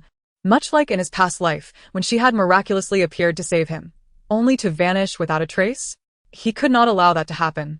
Yan Jin sensed his emotional turmoil and assumed he was merely feeling melancholic. According to the latest updates from 001, Gong Fu's lack of parents was not due to abandonment, but rather because they had perished in a horrific massacre. Strangely, she felt a twinge of compassion. Yan Jin subtly hinted, "Death does not equate to disappearance. One could still be by your side, silently watching over you." 001 recognized her intent to console Gong Fu and couldn't help but grimace, feeling quite displeased. Why was Yan Jin so gentle with him, while her demeanor towards the system was anything but kind? It was baffling. The other dolls under Yan Jin's influence shared a similar confusion. The designated driver, taken aback by her words, suddenly felt his sorrow dissipate, replaced by an overwhelming sense of dread. Memories flooded back. This woman was none other than Yan Jin, the internet sensation and renowned fortune-teller. What did she mean by that? Had she uncovered something? Swallowing hard, he made a decisive choice, steering the car out to the outskirts. By the time Gong Fu and Yan Jin realized something was amiss, the designated driver had already stopped the vehicle and locked the doors, turning to them with a menacing glare. "What have you discovered?" Yan Jin squinted her eyes, looking at him with a knowing expression. "What do you think?" The designated driver was taken aback. How does she know about H? Before he could fully process this revelation, Gong Fu wrapped his arm around Yan Jin's waist and pressed a button in the car, causing the doors to swing open with a dramatic thud. The designated driver was momentarily frozen, bewildered. Hadn't he locked them in? How could they escape? Once outside, Gong Fu explained to Yan Jin. The KP sports car has a primary feature, a panic button. No matter the situation, pressing this allows for a swift escape. The 001 system's eyes lit up. Why had it not realized sooner that a super-rich person was right in front of it? Why toil for money when a wealthy ally was available? It hatched a plan to win over the formidable Gong Fu by stealthily activating a live broadcast connected to the underworld. Meanwhile, the designated driver, his expression darkening, pressed the accelerator, aiming directly for them. Yan Jin raised an eyebrow and effortlessly halted the speeding vehicle with a single kick, leaving a significant dent in its sturdy body. 001 was left speechless. That was a KP supercar. Did she not realize that damaging it would incur repair costs in the six-figure range? It shifted its gaze to Gong Fu, who was wearing an expression of utter adoration. What was this? Did he not care at all for his precious car? His eyes seemed to be glued to Yan Jin. The 001 system was overwhelmed by a sensation akin to toothache, as if it had unwittingly consumed a hefty serving of metaphorical dog food. This scene, which unfolded before the eyes of the newly arrived spirits in the live stream, instantly rendered them starstruck. This sister is simply too stunning. Although they remained oblivious to the purpose of this unexpectedly emergent live stream, They could not help but shower her with praise. She was undeniably beautiful and audacious. In the realm of the underworld, spirits revered strength above all else. The powerful were esteemed, while the weak were scorned. Yan Jin embodied their ideal of a formidable being perfectly, strikingly attractive, and possessing formidable martial prowess. If she wasn't a goddess, then who was? Yan Jin gazed at the man in the car and scoffed. After waiting all night for you, you think you can still escape? H is the cult that the National Energy Group aims to eradicate, and the man before her is one of its prominent leaders. Even as she participated in the second season of Extreme Survival, it was inevitable that the National Energy Group would seek her assistance in resolving this matter. After negotiating with Gu Chung, they commenced their partnership with a lucrative deal of 50 million. H's members favored nocturnal escapades, preying on the unsuspecting and inebriated. Thus, they deliberately ventured into areas where H was known to operate, feigning drunkenness and exhibiting abnormal strength to attract H's attention. Ultimately, the plan proved remarkably successful. H took the bait. The man in the car wore a sullen expression. They excelled at playing on emotions, persuading others with virtue and reason. And his sudden utterances tonight were merely tactics to extract their information and recruit them as H's followers. Wealthy individuals, though difficult to deceive, offered monumental benefits once ensnared. Little did he realize, after only 2 sentences, he had inadvertently revealed his identity.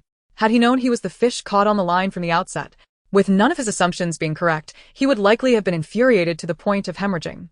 Get down. Yan Jin kicked him twice more. With each kick, the 001 system felt as though money was slipping away like sand through fingers. It was heart-wrenching. Gong Fu restrained her, murmuring, Jian, stop kicking. The 001 system's eyes brightened. Was he also feeling the pain? But before it could revel in the joy, Gong Fu continued quietly, if you hurt your foot, I will feel sorry for you. Goodness. It should never have harbored expectations of Gong Fu. Chapter 86. The light of purity before the 001 system could finish its lamentation. It noticed Gong Fu as serious demeanor as he earnestly advised, don't exhaust yourself, take a break, I'll kick for you. Was there no dignity for the single dogs? Did they not regard them as human? The 001 system felt numb. Meanwhile, the spirits in the live stream were inundated with metaphorical dog food. The barrage of comments erupted.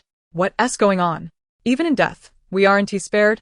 With a sister so beautiful and powerful, why not consider ditching that pretty boy and giving us a chance?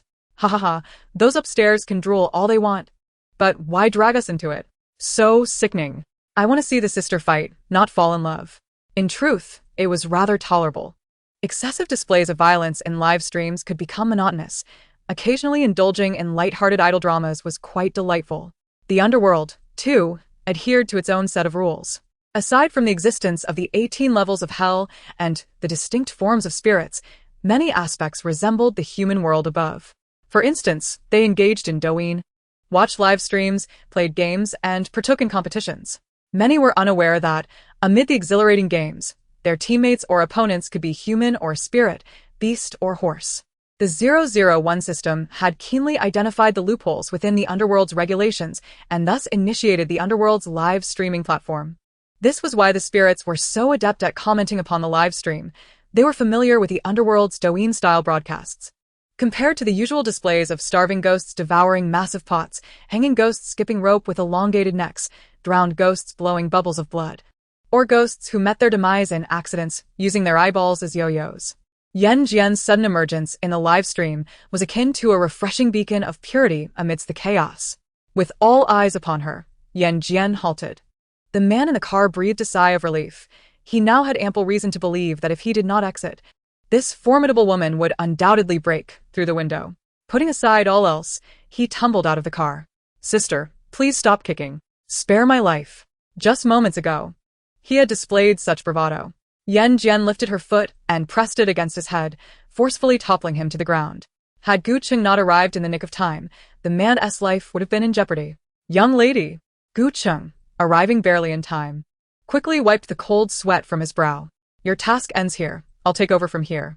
The payment will be transferred to your account. Yan Jin fixed him with a steady gaze. No credit. Gu Chung patiently explained, there's no credit. The funds will be transferred shortly. Yan Jin remained unconvinced. I want it now. Gu Chung stared silently at the impeccably polished card reader. Why did he feel that Yan Jin was more calculating than he? Was it unreasonable to expect a delayed payment? Though he was a bit stingy, surely his reputation wasn't he so poor? Gong Fu remained silent as well, sensing an inexplicable frequency of the card reader's appearances. Once the payment was completed, Gu Cheng discreetly departed with his men. Yan Jin noticed Gong Fu's gaze and clarified. This card reader is quite effective. I have several more. Would you like one? Gong Fu responded, several more? Does she lack money that much? He was aware that she had earned a considerable sum, yet he observed no signs of expenditure. Her accommodations were arranged by the company, her meals were provided. Her vehicle was managed by her agent, and she cycled through the same few outfits. Where was all that money going? Was she saving it? Unlikely. Who would hoard money without spending it? Was it possible she was merely spending it on other pretty boys? Gong Fu's expression shifted dramatically. Are you keeping a pretty boy? Isn't it just promoting a card reader? How had his thoughts spiraled to this? Even someone as astute as Yan Jin was momentarily taken aback.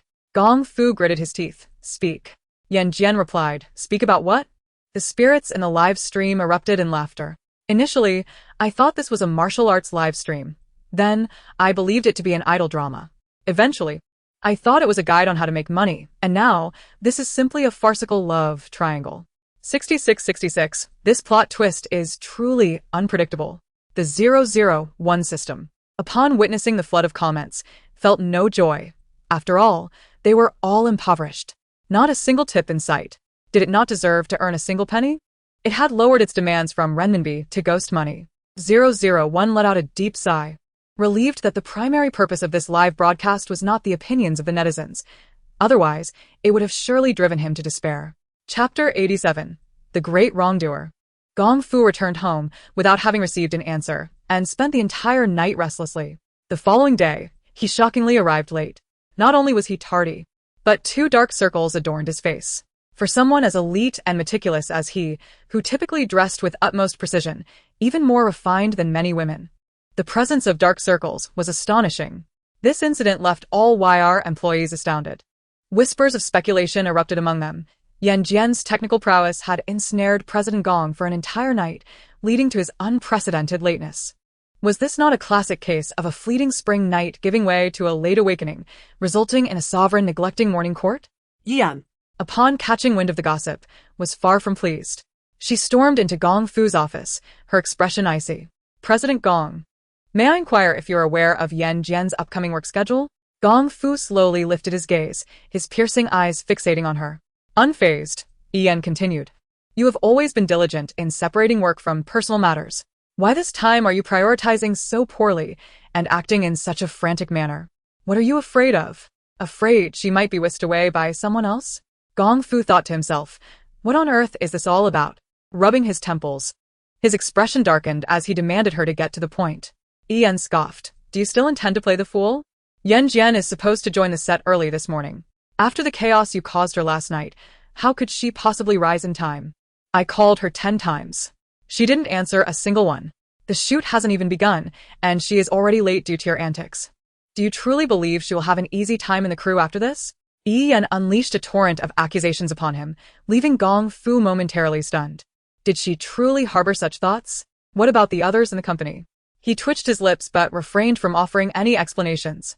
Instead, he picked up his phone and dialed Yan Jin's number. Upon seeing the screen display the words "Great Wrongdoer," Yan Jin decisively hung up. Gong Fu was left listening to the beeping tone on the other end, nearly grinding his teeth in frustration. Not only was she maintaining a relationship with a pretty boy, but she also hung up on him. President Gong, do take care of yourself. Yan tossed out that parting remark before storming out of the office. Observing her fierce retreat, Gong Fu was left bewildered. Who exactly was the boss here? Him or her? Yan Jin arrived at the Peach and Plum Blossoms Everywhere crew just in the nick of time, 3 minutes before the start. The previous night had been a whirlwind. She had stayed up late, consumed by the conclusion of the novel The Overbearing CEO Falls in Love with Me, nearly causing her to be late. Upon receiving the news of her arrival, Yan's footsteps abruptly pivoted, and she re-entered the company. Although Yan Jin had not arrived excessively late, it was still considered tardy. Many among the cast were visibly displeased with her. The leading man and woman were already present, while she, as the second female lead, had no right to steal the spotlight.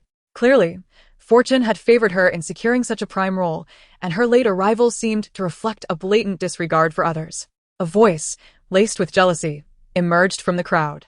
Yan Jin lifted her gaze to see a sweet-looking girl with long hair clad in a flowing dress. A stranger to her. She wasn't late after all. Moreover, the crew had not stipulated any specific time for early arrivals. Besides, the director had not voiced any complaints. What authority did this unknown minor character possess to critique her? The girl, Yi Xingxing, was incensed by the apparent oblivion in Yan Jin's eyes. Was she still pretending not to understand?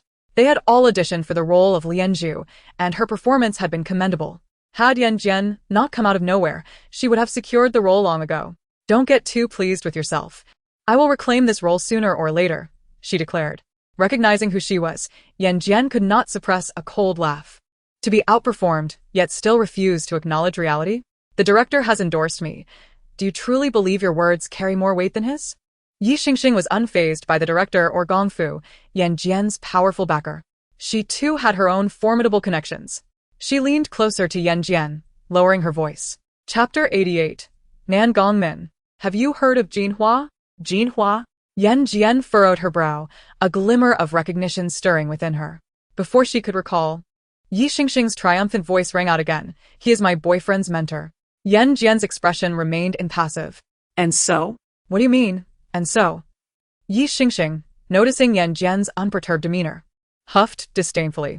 Are you pretending to be ignorant? Surely, those in your line of work must know who Jinhua is? Oh, but then again, someone like you, who trades favors for resources, wouldn't he understand? Every profession has its luminaries, those whose excellence is aspired to and who serve as guiding stars. Jinhua embodies such a figure. Yan Jin had never heard of him, and she found it hard to believe. At least, she did not believe it. Her previous comment had merely been intended to irk her opponent. Yi Xingxing regarded her with scorn. Yan Jin, allow me to offer you a friendly warning. If you wish to remain in this industry, it would be wise not to provoke me. Who is provoking whom here? Yan Jin narrowed her eyes. The 001 system promptly covered its ears. In the next moment, the puppets surrounding Yan Jin surged forth, charging at Yi Xingxing with precision. Some tugged at her hair, others clawed at her face, while a few tore at her clothing. Yi Xingxing let out a shrill scream. Ah! The commotion drew onlookers, who beheld her flailing about like a lunatic, prompting them to step back in confusion. What is wrong with Yi Xingxing? Is she having a seizure? Director, we cannot have someone mentally unstable in the crew. It could be dangerous if she accidentally injures someone. Exactly. Seizure? Mental illness, be damned. Yi Xingxing nearly spat blood upon hearing their remarks. Yet the discomfort coursing through her body left her too drained to explain further. She felt a burning pain on her face. Yi Xingxing collapsed to the ground, clutching her cheeks in agony. Pain? You can't even endure such trivial tricks yet dare to threaten me? Yan Jin looked down at her from above. Yi Xingxing felt an overwhelming sense of humiliation and disbelief. Did you orchestrate this? It was painfully obvious, yet she still felt compelled to ask, demonstrating her intellect was, indeed, as thin as the air atop the Himalayas. What do you mean by thin? Yi Xingxing finally grasped that Yan Jin's words were a veiled insult to her intelligence, prompting her to scream in rage. You just wait. With that, she stormed off, forgetting to demand her medical expenses. Yan Jin merely scoffed. As the onlookers witnessed her fierce and retaliatory demeanor, they instinctively fell silent, united in the unspoken consensus that offending anyone was permissible, but to cross Yan Jin was utterly inadvisable. The assistant director, upon completing his tasks, suddenly realized that one person was missing. Although the character portrayed by Yi Xingxing was of little significance, her presence was required for several scenes today, and finding a suitable replacement on such short notice posed a considerable inconvenience. He furrowed his brow in discontent and cast an irritated glance at Yan Jin. Before he could voice his complaints, the principal director, Lu Kenning, appeared with an exuberant expression. I have found Nan Gongmin, he exclaimed. What? The assistant director was taken aback. Nan Gongmin was the well-acclaimed second male lead. Wasn't this role already secured? Had there been a sudden change? His gaze shifted towards the man standing behind Lu Kenning. This individual, bald and clad in a yellow robe, possessed a tall and elegant stature, with a strikingly handsome face that seemed untouched by the mundane world, radiating an ethereal grace as if he were a recluse indifferent to worldly affairs. The assistant director found himself inexplicably captivated by the man's remarkable appearance. Such exceptional looks were rare. Yet, how had he never encountered this striking gentleman before? Was he perhaps a newcomer? Before the assistant director could formulate further thoughts, Director Liu eagerly introduced him. Come, let me present to you the actor who will portray Nan Gongmin by CI. As Liu's words settled, murmurs erupted among the others. By CI? That name sounds familiar, doesn't it? Wasn't he the role of Nan Gongmin already assigned to Dinga? Why the sudden switch? Could this newcomer be here due to some connections? Look at him, though, wearing a robe and a shaved head. Anyone could pull that off in an instant. If he were truly a monk, why would he be acting in our production? Indeed, it's tough to make a living these days. Even a mere monk has come to snatch a piece of the pie. Jiang Ai, the third female lead, retorted indignantly, "You're all just envious of his looks." The fourth male lead, Wu Chuan, scoffed coldly, "Good-looking? There are plenty of attractive people in the entertainment industry. Besides, being handsome only makes one more susceptible to being kept." Jiang Ai fired back, "You speak without evidence. Is that truly fair?" Wu Chuan quipped, "Are you defending him because you have a crush on him?" Jiang Ai's face flushed with anger. The arrival of Bai Ci stirred a commotion within the crew. Yet, the focal point, Bai Ci, remained unperturbed by the surrounding chaos. When Yan Jin caught his gaze, she was taken aback by the intensity of his attention. Bai Ci, upon recognizing her, halted in astonishment. He fished out a crumpled photograph from his pocket, comparing it with her several times, and upon confirming her identity, he strode purposefully towards Yan Jin. Without warning, he knelt before her, exclaiming, "Ancestor." His clear voice cut through the din of the crew, leaving everyone momentarily stunned. Ancestor? What is happening? In a world where a man's knees are considered precious, how could Bai Ci so easily kneel, and before Yan Jin no less? The expressions of the onlookers shifted to a complex mixture of confusion and intrigue. Yan Jin furrowed her brow, her demeanor frosty. "And you are?" Yang Bichi. "The 105th disciple of the Xianmen sect. I have descended the mountain in search of you, my ancestor." Bai Ci addressed Yan Jin with utmost reverence. Entirely oblivious to the multitude of eyes upon him, singularly focused on fulfilling the mission entrusted to him by his master. He had endured numerous trials to locate her. Before Yan Jin could respond, Director Liu Kenning stepped forward, laughing heartily. "Little Ci, pay no heed to what others say. They lack my vision and expertise. I declare you as Nan Gongmin, and so you shall be. Yan Jin, please keep a close watch over him." Bai Ci fell silent, reminded of the circumstances that had led him to Liu Kenning. During a desperate moment when he had been robbed of all his money and had gone 2 days without food, it was Liu Kenning who had offered him assistance, providing him with money, a meal, and a shower. Otherwise, he might still be living under a bridge. He had promised Liu Kenning that if he could help him find his ancestor, Yan Jin, he would comply with Liu's wishes and portray Nan Gongmin. Now that Liu had fulfilled his part, Bai Ci felt compelled to honor his word. Moreover, with his ancestor right before him, he had no fear of her escaping. Thus, he resolved to remain in the peach and plum all over the world production, becoming Yan Jin's devoted shadow. Meanwhile, in the mountains of the Xianmen sect, if Jin Hua were to learn that his beloved disciple had become an actor in search of him, he would likely be beside himself with disbelief. On another note, Yi Xingxing returned and immediately sought out her boyfriend, Jin Liu. "Liu Ge, hear us what happened. Yan Jin has been utterly arrogant. You must help me teach that woman a lesson." "Yan Jin?" Jin Liu hesitated. Could the Yan Jin she spoke of be the same one? The surname Yan is rather uncommon, and if it came to a confrontation, he might not stand a chance against her. Yi Xingxing discerned Jin Liu's hesitation and felt a surge of dissatisfaction, though she refrained from expressing it overtly. She wiped her tears and subtly reddened her eyes. "If you find it too difficult, it's all right. Xingxing will manage." Seeing Yi Xingxing's fragile demeanor, Jin Liu could no longer contain himself. He pulled her into an embrace, saying, "Rest assured, Xingxing, Liu Ge will take care of this." Jin Liu's eyes narrowed slightly. He would soon discover whether Yan Jin was a force to be reckoned with. Chapter 90. Reluctance. Within the production crew, Bai Ci donned a specially crafted wig and changed into ancient attire, transforming into the ethereal Nan Gongmin. Meanwhile, Yan Jin had also donned a striking red outfit. Her hair styled into 2 braids that were swept up high, with long strands framing her face, creating a captivating look that exuded both heroism and femininity. The makeup was perfectly suited to her. As they emerged from the makeup room, they left the crowd in awe, overshadowing even the leading actors. Zhang Mingxian and Jiang Suisui, who portrayed the male and female leads respectively, were both top-tier stars with countless fans and high visibility, having always been the center of attention.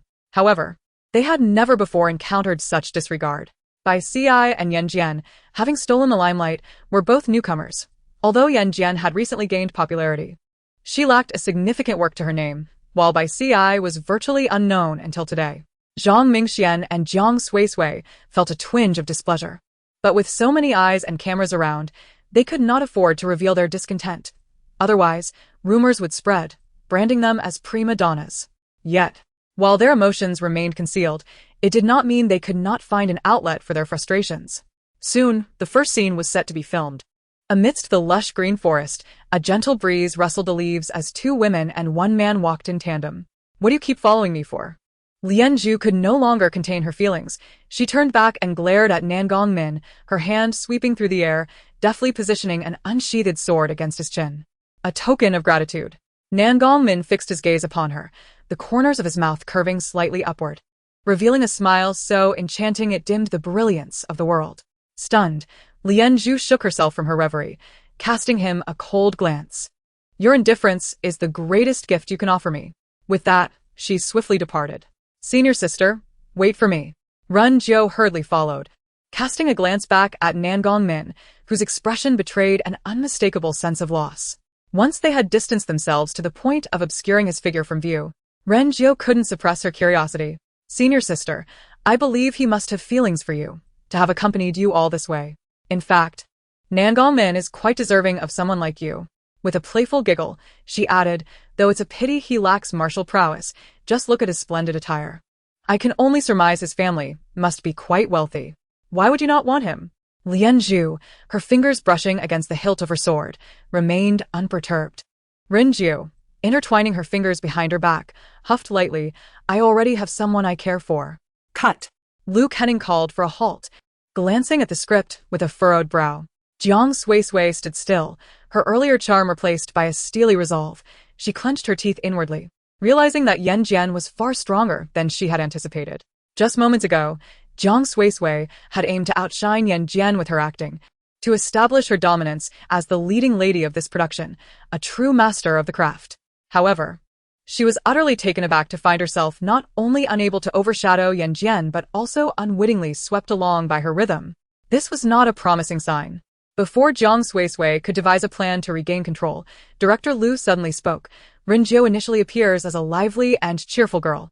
Yet she harbors a shy disposition in certain aspects. For instance, when discussing her beloved, she ought to embody a more demure demeanor, rather than the exuberance she displayed moments ago." Jiang Suisui pressed her lips together, nodding humbly. "You're right, Director. I'll contemplate this further." The director's stern expression vanished as he turned his gaze to Yan Jin, replaced by a gentle smile. "You performed admirably, keep it up. And you too, Bai Ci. Continue to strive." The other two, taken aback by the praise, had yet to respond, while Jiang Suisui's expression darkened immediately. It was no surprise that the director had not complimented her.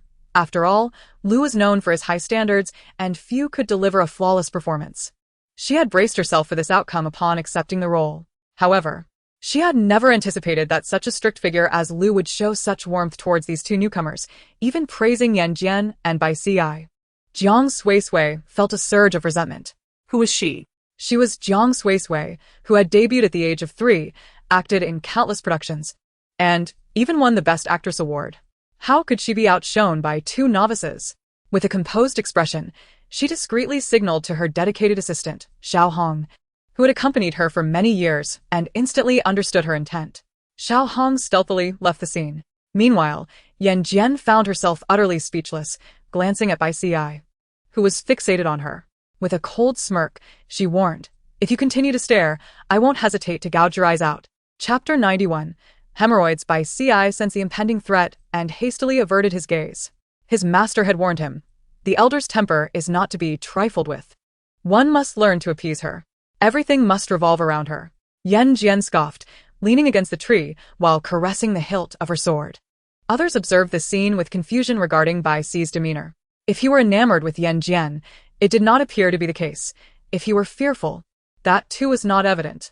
Respectful, yes, but Yan Jin seemed to be of similar age. Why then did he treat her with such reverence? As if she were a senior? What was the meaning behind his reference to the elder? Wu Chuan, unable to tolerate Bai Si's behavior, noted their similar heights and paths. Knowing they were destined to be rivals, he scoffed, what a sycophant. Bai Si was dazed, but not foolish. He shot a cold glance at Wu Chuan, his fingers pinching a talisman, which swiftly flew towards him with a whoosh. Yan Jin regarded Bai Si with a glimmer of curiosity. This fellow claimed to hail from the Xianmen sect, yet the techniques within this script bore a resemblance to the Xianmen arts she had studied in her past life. However, he had failed to grasp the essence of those arts, resorting instead to these lesser techniques. Yan Jin felt a wave of disdain. Wu Chuan, startled by the talisman, soon felt an inexplicable itch spreading from his posterior, causing him to squirm uncomfortably.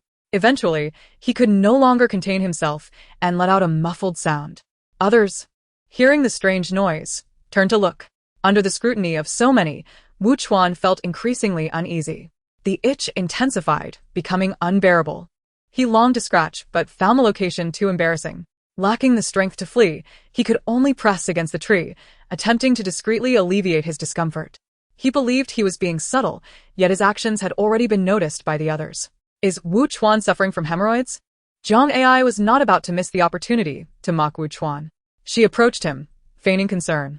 Wu Chuan, would you like me to fetch some ointment for you?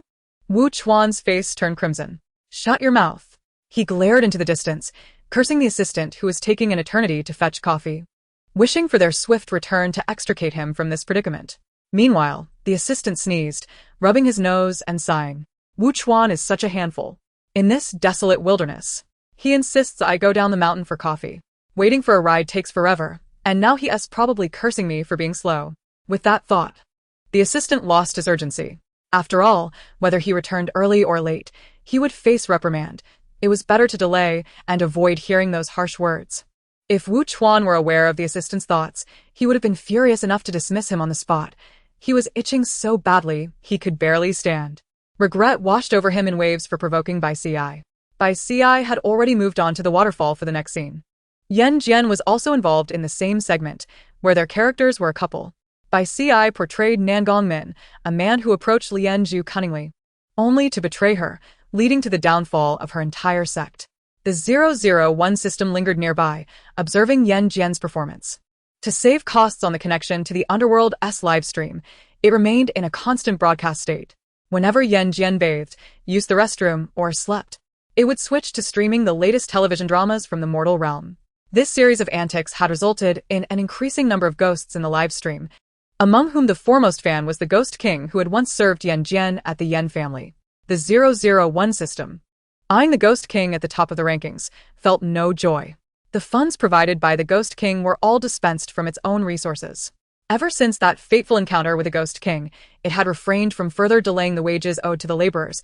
At the appointed time, it dutifully burned paper offerings. The 001 system sighed, realizing that if it did not earn some money soon, it would have no dignity left to attend the performance review meeting at the end of the month. Without hesitation, it created an account and promptly sent the download link and account credentials for the Underworld's version of Douyin anonymously to Gong Fu. Upon receiving the information, Gong Fu initially contemplated disregarding it, but was then distracted by a screenshot from Yan Jin. He paused, and without further ado, downloaded and logged in. Upon entering, he was immediately perturbed by an advertisement that popped up on Douyin, one that was grotesquely bloody. It featured a headless corpse cradling a woman's head, applying a blood-colored facial mask while reciting the advertisement's slogan with a stiff demeanor.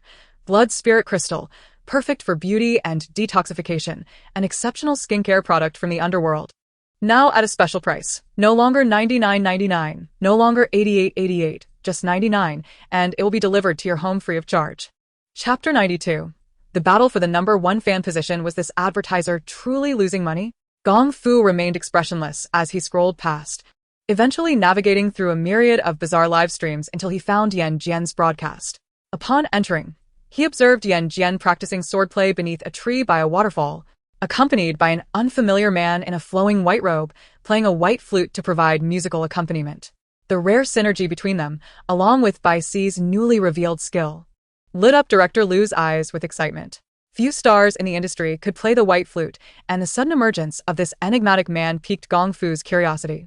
Noticing the cameras surrounding them, He understood that they were filming. Though discomfort, he concealed his anger.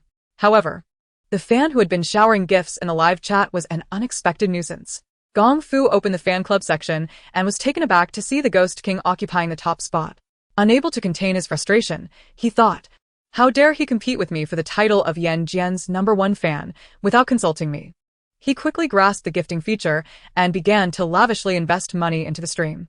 The Ghost King had not anticipated that someone would emerge to challenge him for his well-deserved position. In the underworld, strength was revered, and Yan Jin's prowess naturally garnered the Ghost King's respect. Witnessing someone vying for the attention of his beloved, the Ghost King could not remain passive. Thus, a fierce battle for the #1 fan position erupted. The 001 system watched with delight, confident that letting Gong Fu enter the underworld livestream would indeed be a successful strategy. Money was pouring in effortlessly.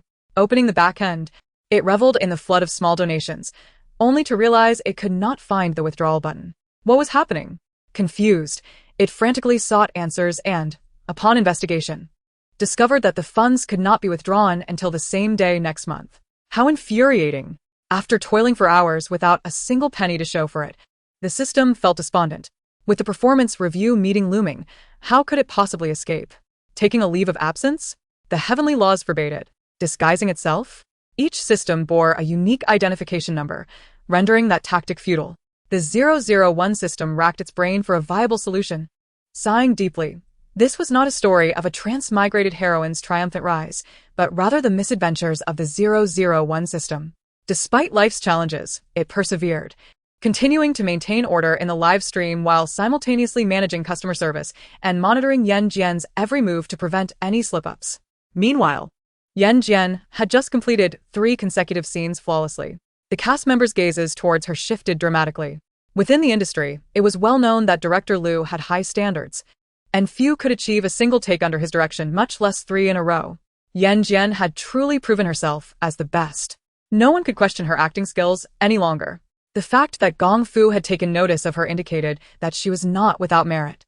Her previous struggles must have been a deliberate choice to conceal her talents. Unbeknownst to her, the cast began to excuse her past shortcomings. However, before the crew could enjoy their newfound harmony, a piercing scream erupted from the hastily erected makeup tent. Who was responsible for this? The shrill cry interrupted director Liu's filming, and he frowned, casting an irritated glance at the woman who rushed out of the makeup room in a panic. Chapter 93. Does she appear to be poor? Sway's skincare products were all shattered. Xiao Hong, flustered, looked at director Liu as if he were her lifeline, rushing to him with a torrent of complaints. Sway's skincare products were incredibly expensive. This must have been Yan Jin's doing. I saw her enter the makeup room just before, and she was the last one to leave. She must have been jealous of Sway and deliberately destroyed those valuable products. Jiang Ai furrowed her brow. Recognizing that Sway's boyfriend was Gong Fu, what luxury skincare products could she possibly lack? Why would she envy Sway? Don't make baseless accusations, she warned. Xiaoong, Visibly agitated, retorted, Gong Fu can afford these products, but that money isn't Yan Jin's. Isn't it normal for her to feel envy towards Sway? Upon hearing this, the others began to murmur in agreement. Xiao Hong's argument seemed valid. No matter how much Gong Fu favored Yan Jin, she could not freely access his wealth. Indeed, Yan Jin had only recently risen to fame, having participated in a variety show, yet she had not been seen taking on other projects. It was only natural that her finances were tight. Hearing this, Yan Jin's lips twitched. Did she truly appear impoverished? The 001 system fell silent as well. While it was true that the protagonist lacked skincare knowledge and often dressed casually, her wealth was undeniable. These individuals were rather short-sighted. Gong Fu, observing the live stream, let out a soft huff and promptly dialed Yan Jin's phone number. Annoyed, she answered, asking, "What is it?" "You fool." Gong Fu disregarded her choice of words, feeling a strange sense of joy at the fact that her calling him such indicated that their relationship had grown more intimate. Switching to speakerphone, Yan Jin furrowed her brow but said nothing, accepting the call. Gong Fu smiled, his finger hovering over Yan Jin's image on his computer screen. "If you wish, my card is at your disposal, and you may use my wallet whenever you like." Listen to this opulent and unrestrained declaration. The onlookers were taken aback. Jiang Sway and Xiao Hong, who had just been mocking Yan Jin, now found themselves silenced by Gong Fu's words. Xiao Hong could no longer continue her act, while Jiang Sui Sui's jealousy had her hands clenched so tightly that they turned red. Gong Fu is immensely wealthy, exceedingly so, to the point where any card he possesses allows for limitless expenditure. It is said that black card companies vie for his patronage, eager to entice him into acquiring their services. Those who navigate the circles he frequents have certainly amassed considerable fortunes. However, to reach the heights of Gong Fu, even 100 Jiang Sui would find it an insurmountable challenge. Not only is Gong Fu affluent, but his physique and appearance rival those of actors and idols, perhaps even surpassing them in attractiveness. Countless individuals within the industry harbor envy towards Yan Jin, including Jiang Sui herself. Yan Jin let out an exasperated curse, dismissing the call with a flick of her finger. Observing her nonchalant demeanor, those present fell into an even deeper silence. For some inexplicable reason, they were left with the impression that the illustrious CEO of YR, Gong Fu, was merely a devoted admirer of Yan Jin. Yan Jin approached Jiang Sui with a sardonic smile, accusingly stating, "It was you who instigated Xiao Hong, wasn't it? Your animosity towards me stems from your fervent pursuit of Gong Fu, which ultimately ended in rejection, correct?" Yan Jin's words were unambiguously malicious. A clear affront to Jiang Sui. Jiang Sui had meticulously crafted an image of a dedicated artist, eschewing romantic entanglements and focusing solely on her career. Yet now, the revelation that she had privately pursued Gong Fu undermined her carefully curated persona, suggesting that she was not as indifferent to fame and fortune as she had led others to believe. Jiang Sui esse complexion pallid. With a substantial fanbase predominantly comprised of male admirers, the implications of such a scandal could prove catastrophic. If this were to leak, she would undoubtedly face a significant loss of followers. Through gritted teeth, Jiang Sui retorted, "Don't speak carelessly. Do you have any evidence?" "Evidence?" Yan Jin chuckled. As Jiang Sui saw her smile without a word, an unsettling anxiety gripped her. She had always been cautious in her actions, confident that she had left no traces. Furthermore, she trusted Gong Fu to remain discreet about their interactions, given that her agency, Tianya, wielded considerable influence. As a flourishing star endorsed by Tianya, her success had brought in substantial profits for the company. Surely, they would not turn a blind eye to any threat against her. Yet, as she contemplated these matters, some of her unease dissipated. Yan Jin, noticing the flicker of hope in her eyes, smirked. "How can you be so certain that I lack evidence?" Jiang Sui froze. Was it possible that Gong Fu had divulged their secrets to Yan Jin? Meanwhile, Gong Fu, the man in question, remained focused on the ongoing live stream, attempting to support Yan Jin by calling her, only to be met with silence. Frustrated by the situation, he ultimately hung up. Yan Jin raised an eyebrow and beckoned Xiao Hong. At the mention of her name, Jiang Sui felt a rush of confidence. Xiao Hong had been her loyal assistant for years, generously rewarded for her unwavering dedication. Jiang Sui was certain of Xiao Hong's loyalty and believed she would never betray her. However, just as she was about to revel in her trust, Xiao Hong opened her mouth, causing Jiang Sui's smile to falter. Xiao Hong stared ahead and stated, "Sister Sui has a deep affection for Gong Fu. She has pursued him with all her might, but ultimately failed, leading to her jealousy of Yan Jin." The recent incident in the makeup room regarding skincare products was instigated by Sister Sui. Xiaong. Jiang Sui panicked, rushing forward to cover Xiao Hong's mouth. But the latter, fueled by an unexpected strength, shoved her to the ground, causing Jiang Sui to gasp in shock. As she lay there, disbelief etched on her face. She questioned how Xiao Hong could have revealed everything. The truth became evident. Jiang Sui, who appeared amicable on the surface, had orchestrated the bullying of a newcomer through her assistant. The betrayal stung deeply, and the whispers and judgmental glances from those around her pierced like daggers. These ungrateful ingrates. Just hours ago, they had eagerly accepted her generosity, calling her sister Sui, and now they mocked her openly. Clenching her teeth, Jiang Sui rose and headed towards her car, while others hastily paid their respects to Yan Jin, fearful of incurring her wrath. Yan Jin, in turn, enjoyed a rare moment of peace. Once Jiang Sui regained her composure, she resolved to withdraw from the production. She could no longer endure this environment. Despite her outward success, Jiang Sui's emotional resilience was mediocre at best. Since her debut, she had mostly received accolades, with criticism overshadowed by praise, thanks to the protective presence of Xiao Hong and her agency. Yet now, confronted with such hostility, she found herself unable to remain. It was preferable to leave than to force herself to endure the situation. Upon understanding her intentions, Director Liu did not press the matter further, as Jiang Sui had never been his ideal candidate. However, finding a replacement for her in the short term would be a challenge. Just as Director Liu found himself at a loss, his friend, Director Li Meng, sent him a short video. Upon viewing it, he discovered it was behind-the-scenes footage from the second season of Extreme Survival, featuring not only Yan Jin but also 2 other girls. His gaze lingered on a girl named Su Xiaoxiao. After receiving a call from Lu Kuning, Su Xiaoxiao was taken aback. Could she truly audition for the leading role in Peach and Plum Everywhere? Was this a stroke of luck? She quickly sprang from her bed, tidied herself up, and hurried to the film set. Upon seeing Director Liu and Yan Jin, her excitement was palpable. Sister Jian, she exclaimed, greeting Yan Jin before standing before Director Liu. Director Liu observed Su Xiaoxiao's natural vivacity and felt a surge of satisfaction. Let us get started, he instructed. Despite his approval, the audition process must proceed without shortcuts. Su Xiaoxiao understood this and quickly got into character.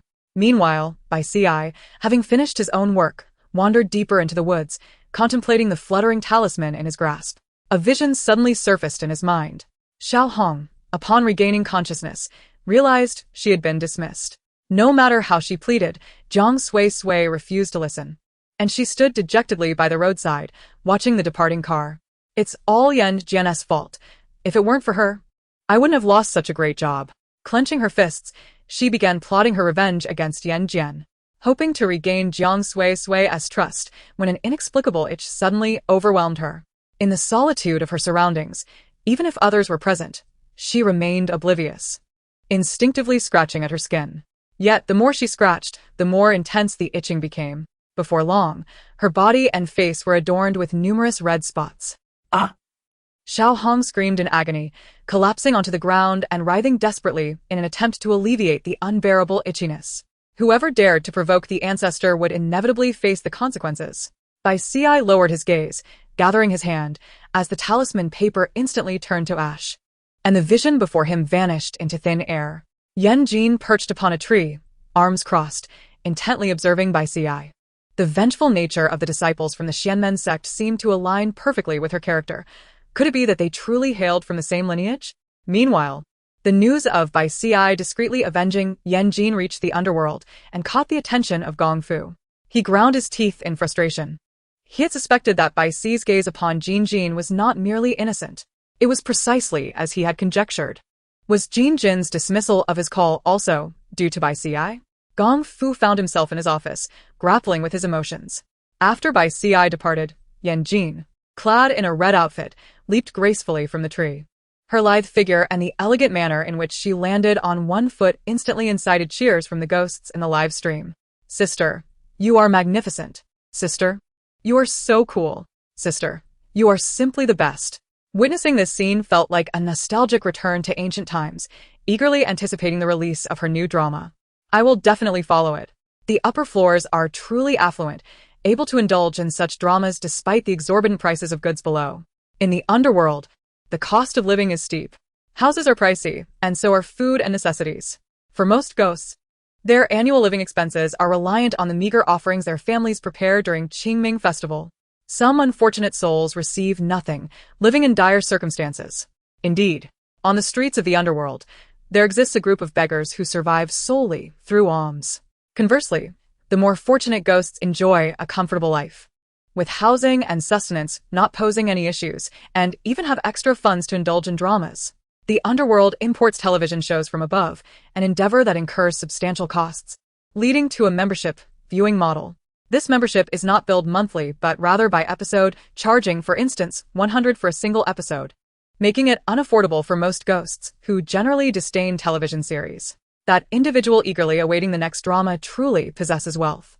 Emerging from the woods, Yan Jin arrived at the cruise campsite, just as Su Xiaoxiao excitedly rushed towards her. Sister Jin, I made it! Overwhelmed with excitement, Su Xiaoxiao forgot her lingering fear of Yan Jin, dashing forward to cling to her. Yan Jin stood firm, showing no signs of hesitation or retreat, as she embraced Su Xiaoxiao's waist and effortlessly lifted her down.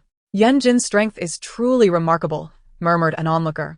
Nowadays, young people, regardless of gender, including the male actors in the crew, often struggle to execute a proper Princess Carrie, often requiring considerable effort or external assistance to achieve the dramatic effect seen on screen, utilizing props such as high stools, mannequins, or post-production editing.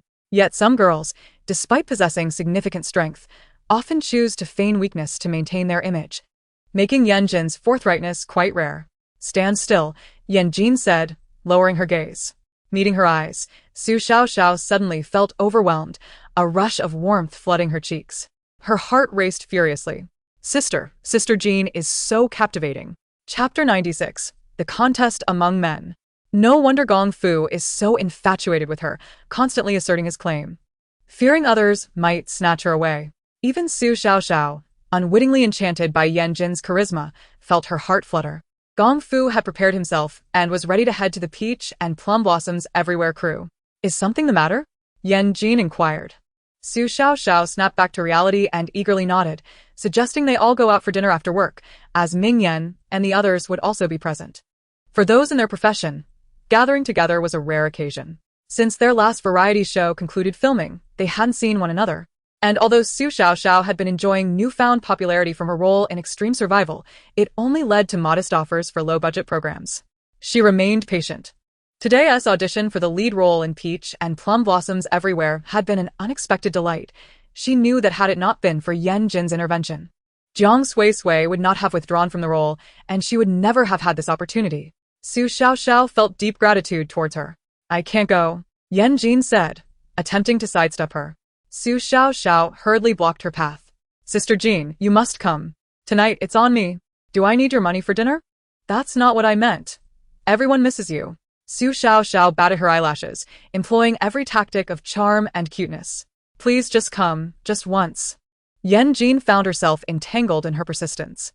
Though she typically remained steadfast against such pleas, today, seeing Su Xiaoxiao's pitiful demeanor softened her resolve, and she acquiesced.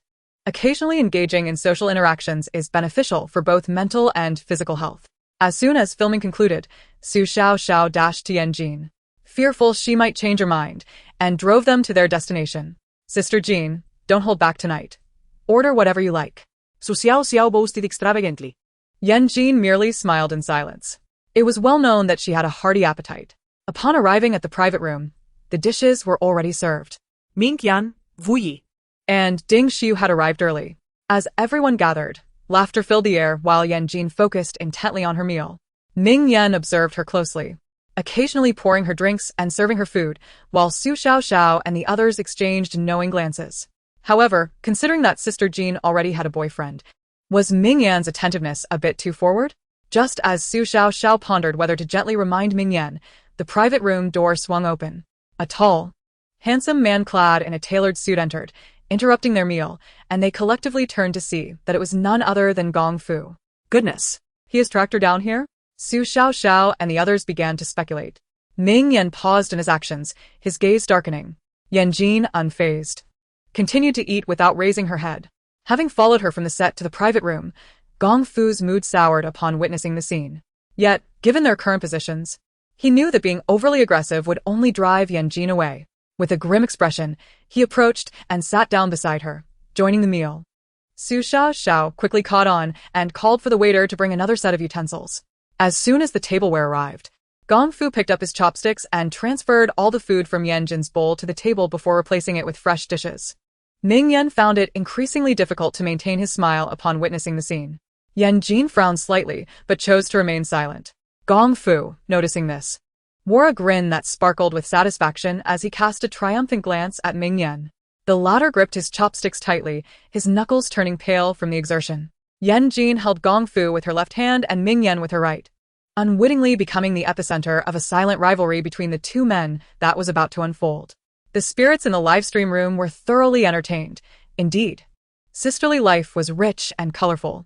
Who would have imagined that one day I would find myself engrossed in a drama during a Douyin livestream? Ha ha ha. I'm just an ordinary person, and I revel in this cliché tale of two men vying for one woman.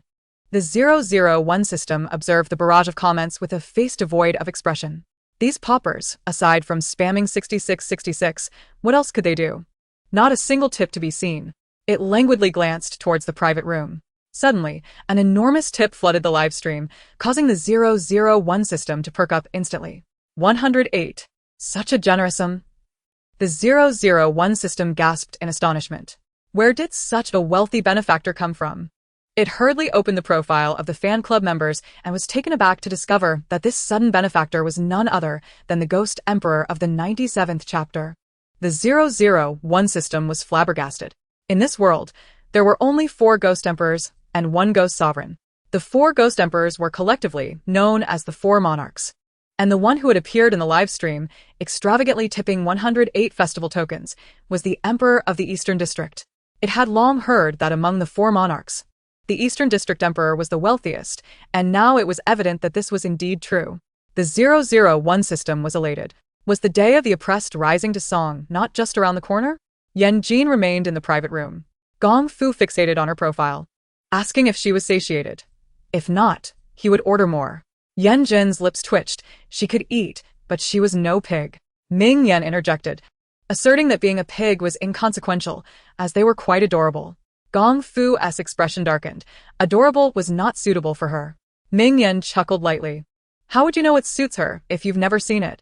Gong Fu set down his chopsticks and suddenly smiled, his laughter imbued with an unmistakable intimacy, his eyes softening with tenderness. How do you know I haven't seen it? Ming Yan's smile froze at the corners of his mouth. He had seen it? Had he truly watched? Had their relationship progressed to that level? Impossible. Yan Jin was not that open.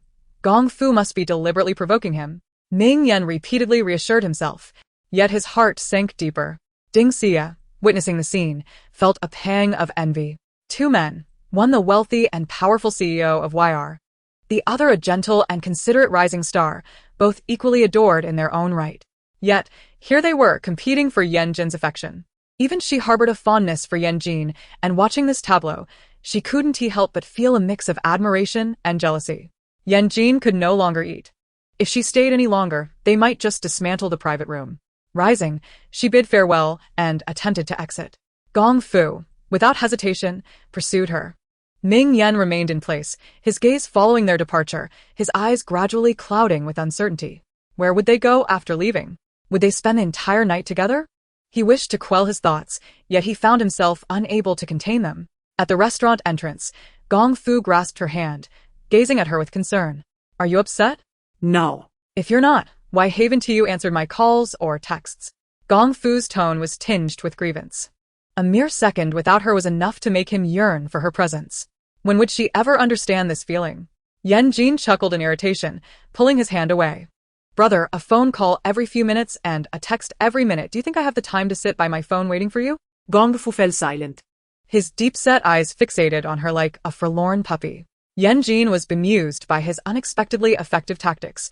Her expression softened as she placed her hand back in his palm. Let us go, take me home. All right. Gong Fu beamed, unable to contain his joy. In his excitement, he transformed into the perfect escort, opening doors, driving, and providing a seamless service all at once. Upon arriving at her home, Yan Jin retrieved her keys and felt the intensity of his gaze. With a smirk, she posed a question. Would you like to come in? Had she truly extended an invitation? Gong Fu was momentarily taken aback, before elation took over. Are you certain? If not, it's fine. Yan Jin scoffed, opened the door, and stepped inside. Just as she was about to close the door, Gong Fu quickly propped it open. Wait. Chapter 98. So much water can't help yourself, for even a moment? Yan Jin smirked. Gong Fu, undeterred, boldly entered her home. Once inside, he couldn't resist looking around.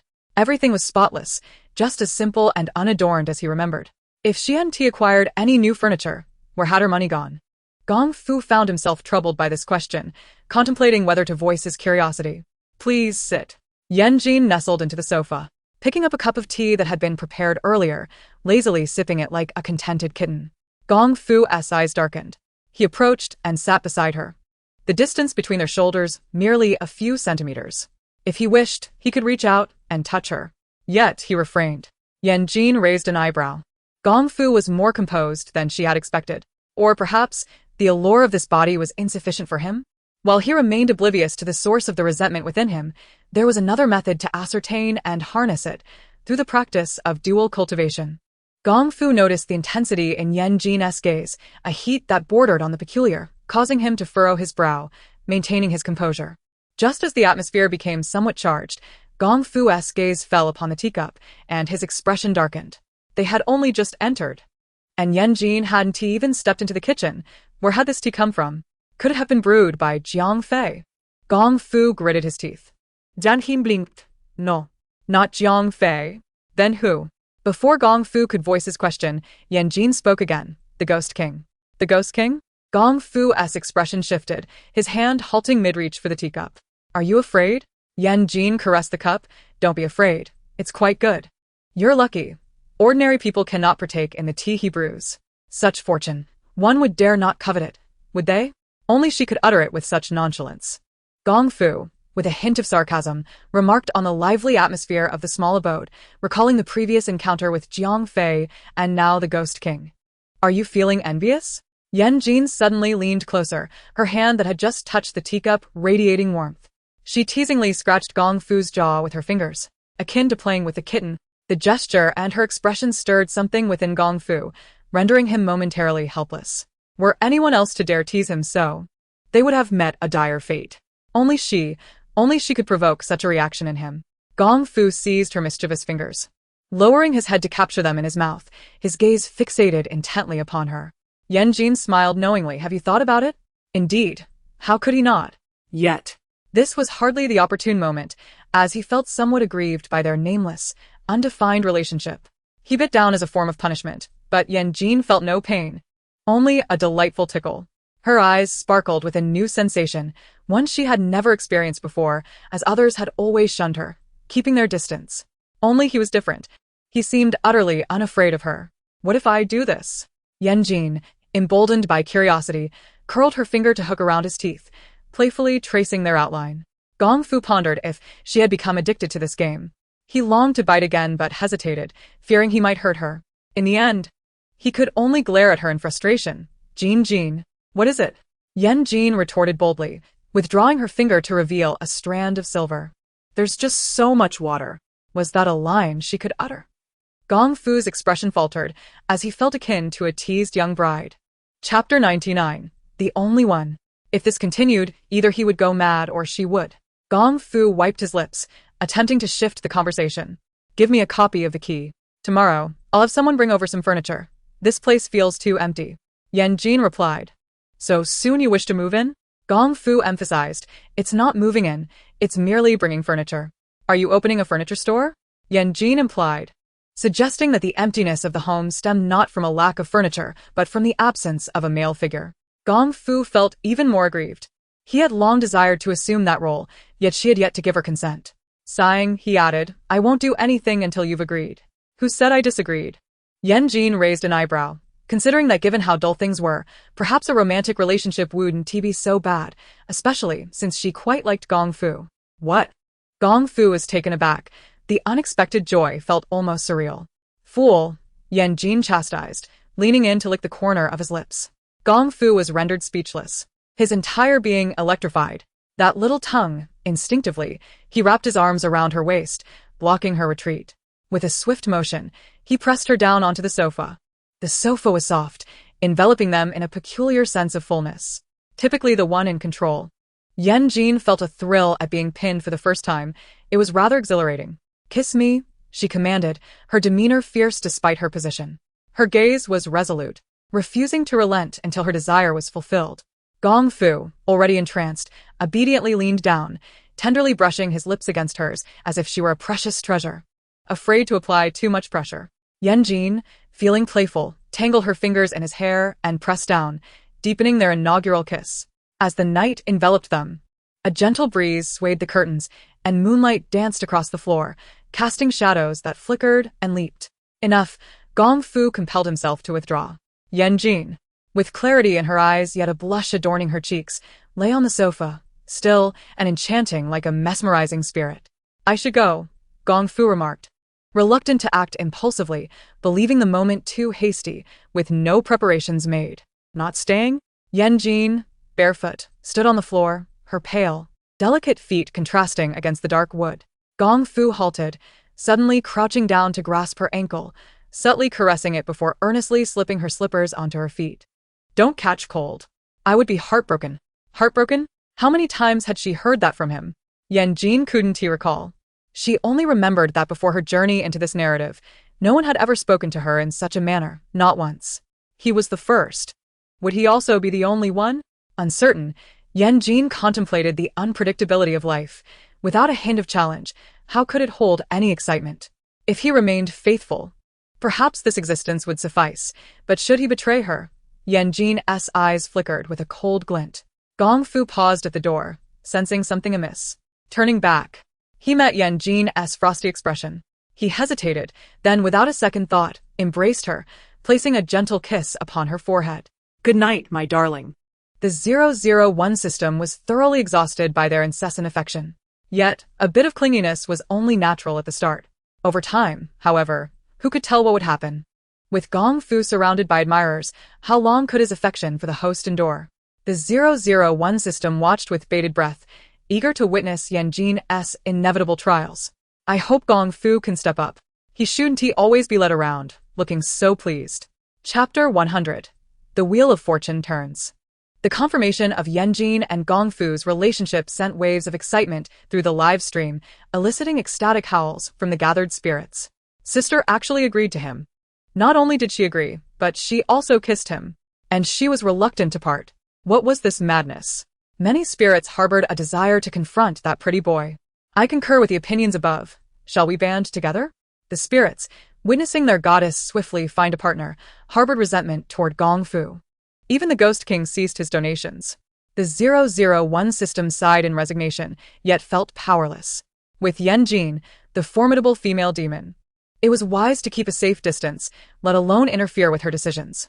After Gong Fu left, Yan Jin also succumbed to slumber. The idle 001 system, after streaming a film in the live broadcast room, suddenly noticed a section in the back-end labeled donations. Upon clicking to explore, its eyes instantly lit up. A limited-time donation event promised that funds donated today would be returned at an impressive rate of 80% by the following day. This significantly expedited the arrival of the funds, did it not? After all, a 10% service fee would be deducted upon withdrawal anyway. So it might as well contribute an extra 10% to receive the money sooner.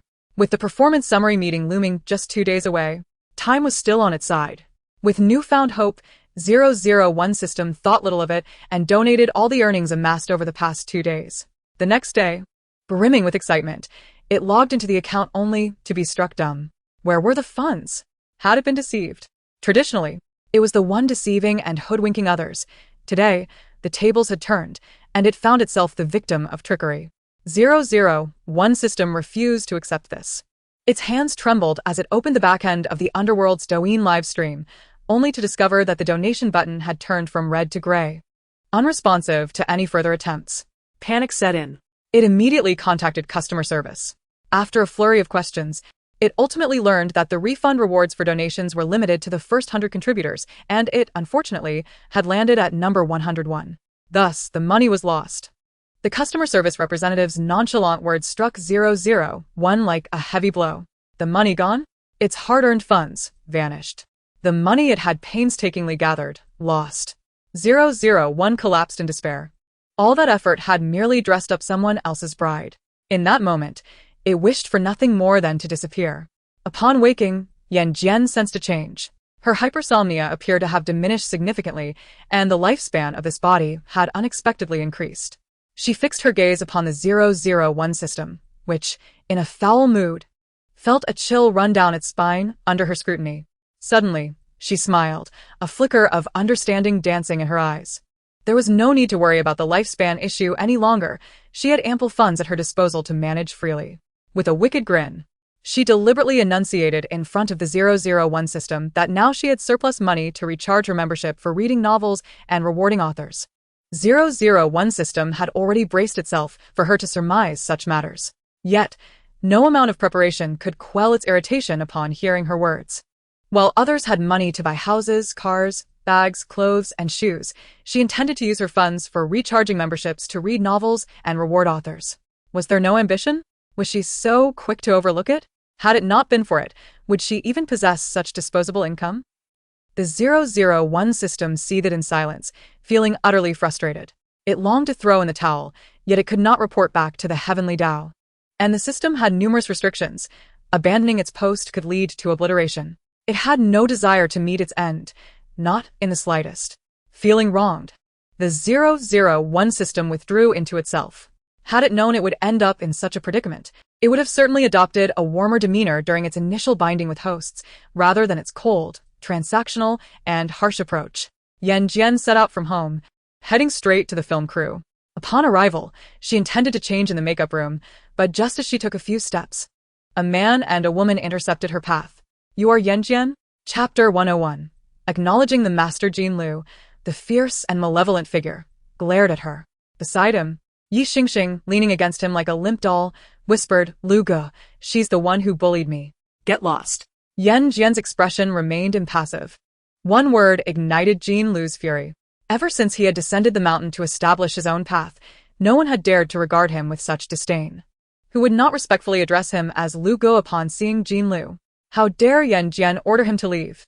Drawing a peachwood sword, he attempted to thrust it towards her. Yan Jian slightly sidestepped, evading his strike. She frowned. "Such a fine peachwood sword, wasted in your hands." Jin Lu felt a jolt of alarm. How did she recognize it as a superior peachwood sword? Since descending the mountain, this sword had been his talisman, vanquishing spirits and souls alike, assisting him in resolving countless peculiar incidents. It had brought him both wealth and a plethora of admirers, including Yi Xingxing. As thoughts of Yi Xingxing flitted through his mind, he dismissed the fleeting apprehension. With beauty before him, how could he falter? If one strike failed, he would simply attempt another. With a grim countenance, Jin Lu prepared to swing the peachwood sword again, only to suddenly feel it grow unbearably hot in his grasp. As it heated, he even sensed it trembling. Wait, trembling? A mere inanimate object like the peachwood sword could tremble. Before he could process this, the sword slipped from his control, soaring through the air to embed itself in the ground before Yan Jian, its posture reminiscent of submission. Jin Lu was left astounded. His voice quivered slightly as he spoke. "What is happening?" Yan Jian paid him no mind. Instead, she reached out to pull the sword from the ground. To her surprise, it fit perfectly in her grip, a familiar sensation washing over her. It felt as though this peachwood sword had always belonged to her. What an extraordinary feeling. Something was guiding her, helping her gradually unveil the myriad mysteries before her. The premeditated narrative, the sudden arrival of Bai Si claiming kinship. And now this peachwood sword recognizing her as its master. Lost in thought, Yan Jian found herself interrupted by Bai Si's arrival. Upon seeing him, Jin Lu's face drained of color. Without a second thought, he turned to flee, but Bai Si was quicker. With a few swift movements, he cast talismans that bound Jin Lu in place. Fortunately, few people were around. Otherwise, this bizarre scene would surely incite panic. Bai Si regarded him coldly. "Sixth brother. It has been many years. I trust you have been well." Bai Si, ever the earnest one when it came to talismans, had indeed achieved remarkable success. Even though he had entered the mountains a decade before Bai Si, he was still ensnared by the talismans. Gritting his teeth, Jin Lu protested. "You still remember I'm your elder brother? Release me at once." Bai Si shook his head. "Master said, upon encountering sixth brother, there is no need for courtesy. If you can defeat him, do so. If not, retreat." Jin Lu, his master, Jin Hua, remained as nonchalant as ever. "I merely broke the precept of lust. I have not forgotten the rules of the Xian men. I have always engaged in good deeds. Junior brother, please show mercy and let me go." "Good deeds?"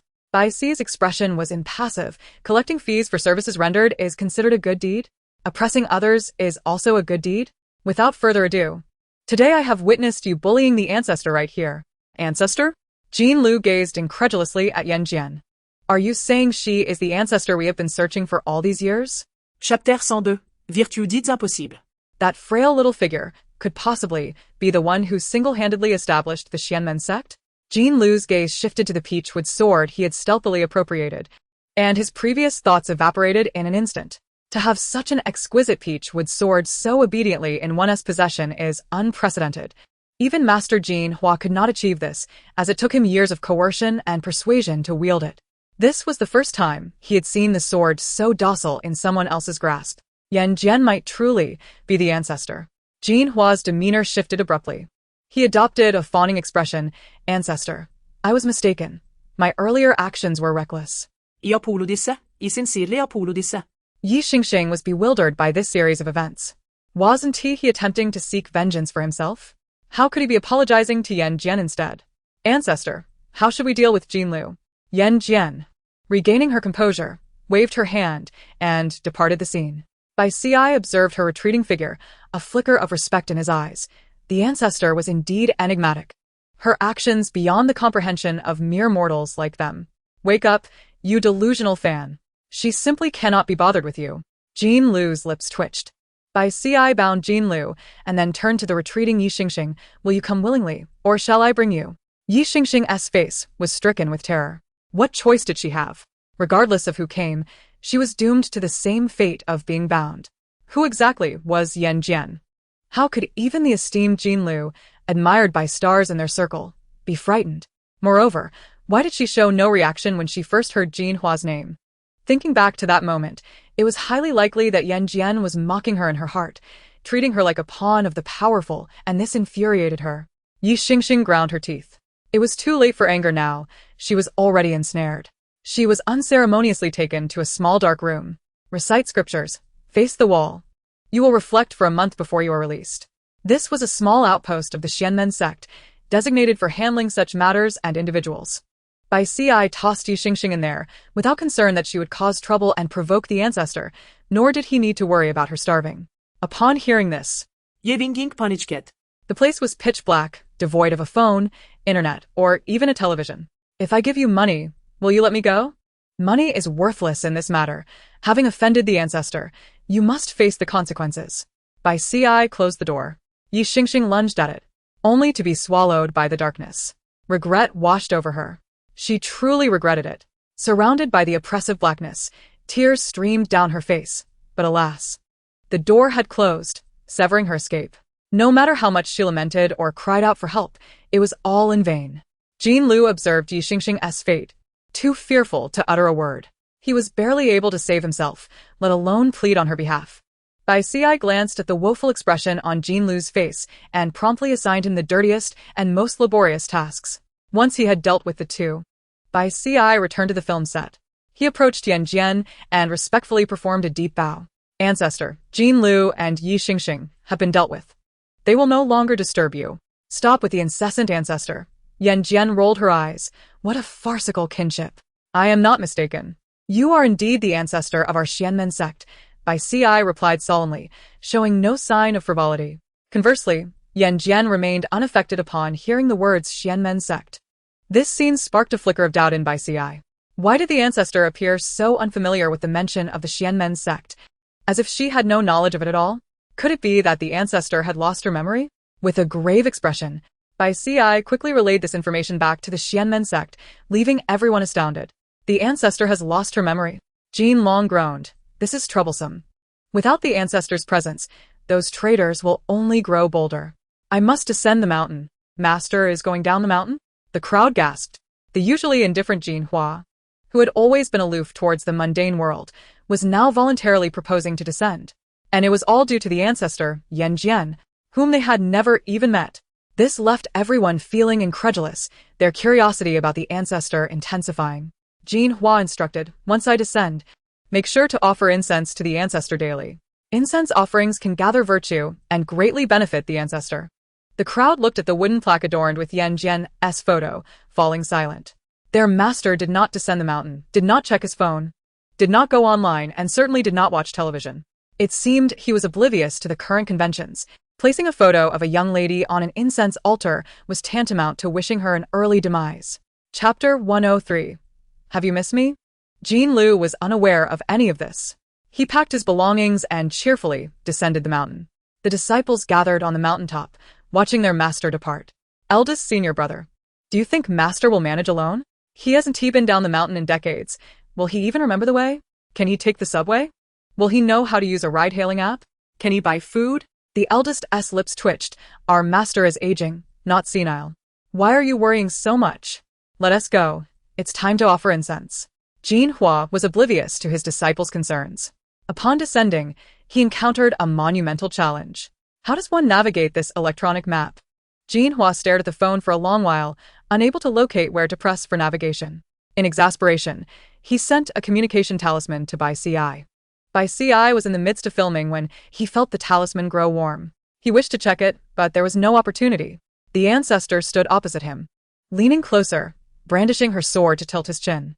Her gaze flickered like that of a flirtatious rogue in a brothel as she teased, "Do you truly hold genuine affection for me?" Bai Ci found himself unable to control the flush creeping across his face. Director Liu observed this scene, yet did not call for a halt. Wasn't this scene supposed to depict Nan Gongmin and Lian Zhu confirming their relationship after some playful banter? Bai Ci's portrayal resembled that of an inexperienced novice rather than a seasoned suitor. The assistant director hesitated for a moment, but, seeing that Director Liu remained unresponsive, decided to continue watching. In the camera's frame, Nan Gongmin and Lian Zhu stood beneath the cherry blossom tree, petals cascading around them, some landing on the ground, others adorning their figures. Nan Gongmin, with flushed ears, turned his head away and murmured, "I am fond of you, sincerely and wholeheartedly. If I speak a single falsehood, may I be struck down by thunder." Lian Zhu's eyes sparkled as she sheathed her sword, idly kicking a pebble at her feet. "Well, what about that?" Nan Gongmin failed to catch her trailing words, yet he could easily surmise her intent. He cast a lingering gaze upon her, his eyes brimming with affection. "Are you implying that you've consented to be with me?" he inquired, a hint of disbelief in his tone. "You silly girl, why must such sentiments be articulated so overtly?" Lian Zhu, having forgotten her earlier audacity in questioning his sincerity, now felt a wave of shyness wash over her upon confirming their relationship. She turned to depart. Nan Gongmin's smile dimmed, and he glanced down at a fallen peach blossom, its descent mirroring the uncontrollable plummet of his own life into the abyss. He hastened after her. Director Liu was quite pleased. Bai Ci's flushed face had significantly enhanced the scene. A true master of romance, a deceiver, immerses himself in the role. Only by first deceiving oneself can one hope to deceive others. Bici possessed the remarkable talent. Yan Jin also shone brightly, expertly capturing Lian Zhu's essence. These two have a promising future ahead. Gong Fu had been standing nearby, holding pastries for some time. Witnessing the unfolding drama between the two, he felt an unsettling discontent. Yet, despite his irritation, he understood that actors must occasionally delve into romantic scenes. Yan Jin's journey was still long. It would be profoundly unfair for her progress to be hindered by his feelings. He sighed inwardly, striving to suppress the urge to shield her away. When Director Liu regained his focus, he was startled to see Gong Fu's presence. "What brings you here today, Mr. Gong?" he asked. "I brought some afternoon tea for my wife," Gong Fu replied. The room fell into stunned silence. The esteemed president of YR, Gong Fu, who was typically engulfed in a whirlwind of responsibilities, had taken time out of his busy schedule to deliver tea to Yan Jin. This was indeed a shocking revelation. Bai Ci hurriedly excused himself to respond to his mentor's call. Yan Jin approached Gong Fu, her eyes twinkling with mischief. "Did you miss me?" she teased.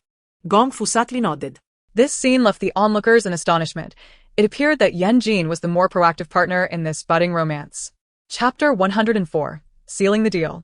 The two entered Yan Jin's tent, and as their figures disappeared from view, a flicker of disappointment swept through the crowd. Just when they finally had a glimpse of Gong Fu in a romantic light, they vanished from sight. Once inside, before even setting down the pastries, Gong Fu eagerly leaned down and pressed his lips to hers, declaring, "Sealed." Yan Jin burst into laughter. "Sealed? What sort of seal is that? Allow me to teach you what a true seal entails." She rose onto her toes and deftly tugged at his tie, compelling Gong Fu to lower his head as a sly serpent slipped into his mouth. Yan Jin took the initiative, advancing with unrelenting fervor. The corners of Gong Fu's eyes reddened as his deep gaze clouded with emotion. He yearned to lose himself in the moment. Yet he couldn't help but feel flustered by her skillful prowess. It was as though she had encountered countless lovers before him. Gong Fu abruptly halted. Sensing his sudden withdrawal, Yan Jin arched an eyebrow and released her grip, casually smoothing his tie as she asked, "What's wrong? Are you dissatisfied with my skills?" In preparation for today, she had diligently studied various techniques. Gong Fu remained silent, torn on how to respond. Should he express satisfaction? Indeed, he was, for her skills were impressive. Alternatively, if he claimed dissatisfaction, it would stem from the fact that her expertise was not honed alongside him, but rather through past experiences. A pang of anguish gripped his heart. Unable to contain himself, he blurted out, "How many have you had before me?" What do you mean, how many? Yan Jin's expression darkened as she glared at him. Do you think I'm such a loose woman? No, Gong Fu replied, his insecurity surfacing. The throngs of admirers surrounding her were overwhelming. Apart from the fleeting acknowledgement she granted him, he had yet to hear her voice utter the words, I like you. At times, he questioned whether she was simply toying with him. She had swooped in to rescue him, only to vanish without a trace, acting as if she didn't recognize him upon their next encounter. Each meeting was fraught with playful touches, igniting a fire within him that was impossible to extinguish. All these instances felt like a game, and every time this thought crossed his mind, his heart sank deeper. Yet, despite everything, he could not quell his desire to draw closer to her. Let her play with him. As long as they could be together, that was sufficient. Little did Gong Fu realize that he would one day find himself in such a humble position. Yan Jin released a deep breath, grasping Gong Fu's fingers before biting down gently. I will say this only once, so listen carefully. You are my first and my last. She had resolved that in this lifetime, there were only two choices, marriage or widowhood. The outcome would depend on his actions. A flicker of madness danced in her eyes, unbeknownst to her that her sentiments aligned perfectly with Gong Fu's own desires. He fixated on her, disregarding the pain in his fingers, wishing to etch the image of her promise into his memory. If she ever entertained the notion of leaving, he would go to any lengths, even chaining her, to keep her by his side. Meanwhile, Bai Ci hid in a corner, gesticulating for what felt like an eternity until Jin Hua finally grasped how to operate the navigation system. Following the instructions, he found the bus stop. After a lengthy wait, he finally boarded a bus, drenched in sweat. The driver cast a glance his way, his expression impassive. Where's your health code? Health code? What is a health code? Jin Hua fell silent. The driver, growing impatient, urged him to produce it, threatening to kick him off if he couldn't comply. I have it. I have it. Jin Hua fumbled with his phone, scrolling through WeChat until he finally found a square code. Presenting it to the driver, he was met with a darkened expression. I want your health code. Why are you showing me a payment code? You think you can ride the bus and make me pay you? He barked. Get off. Don't cause a ruckus here. Jin Hua's face flushed with embarrassment as he awkwardly exited, helplessly watching the bus drive away. Just what was this health code, anyway? Chapter 105, Protection and Prevention, a Shared Responsibility.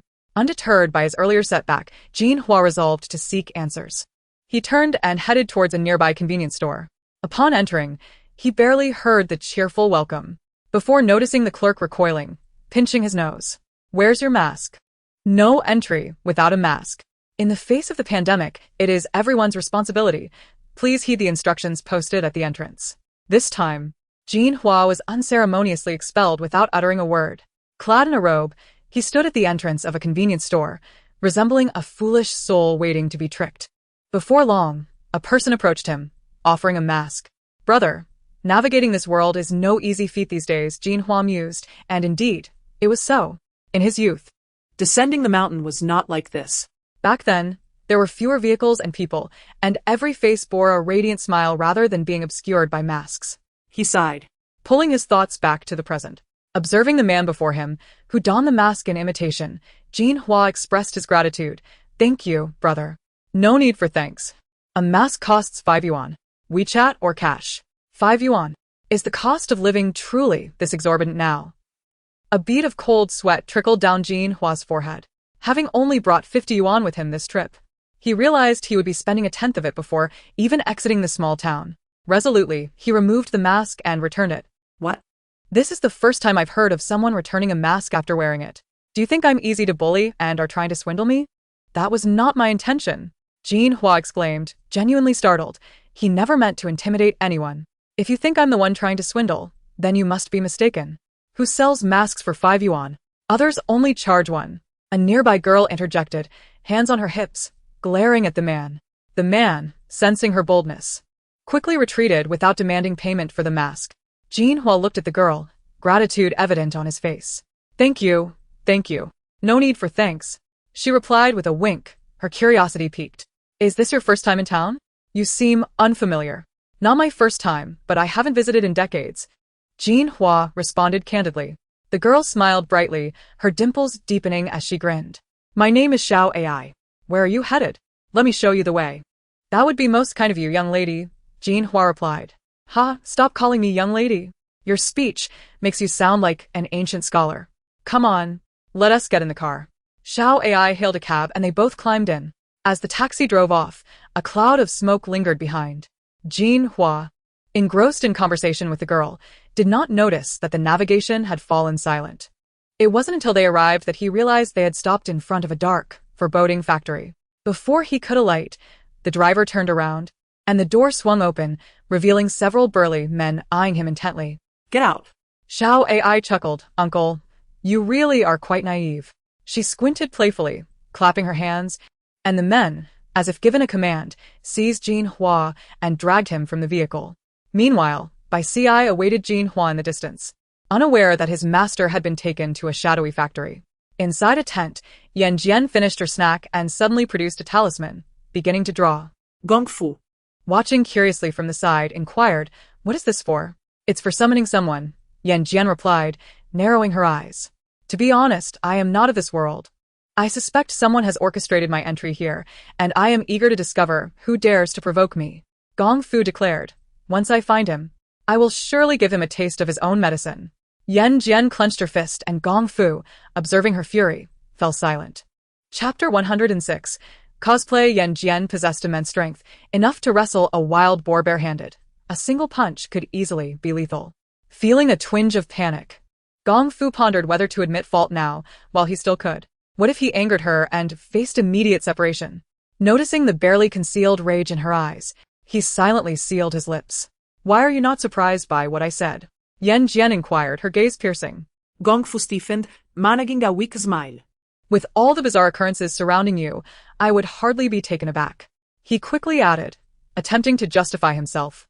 "Perhaps the individual who brought you to this world has their reasons." Yan Jin glared at him. "What did you say?" Gong Fu feigned innocence. "What is wrong? Do you think being here is undesirable? If it weren't for this, how could we have met and formed a bond?" Observing the pitiable expression on his face, Yan Jin's fierce demeanor softened. She patted his hand gently. "Little one, be good. I'm not saying this place is bad, or that meeting you is unfortunate. Those are separate matters. Since he dared to act, he must be prepared for the consequences. Rest assured, once I find him and settle this matter, I will return to cherish you." "Little one? Cherish him? Who is truly the one being cherished here?"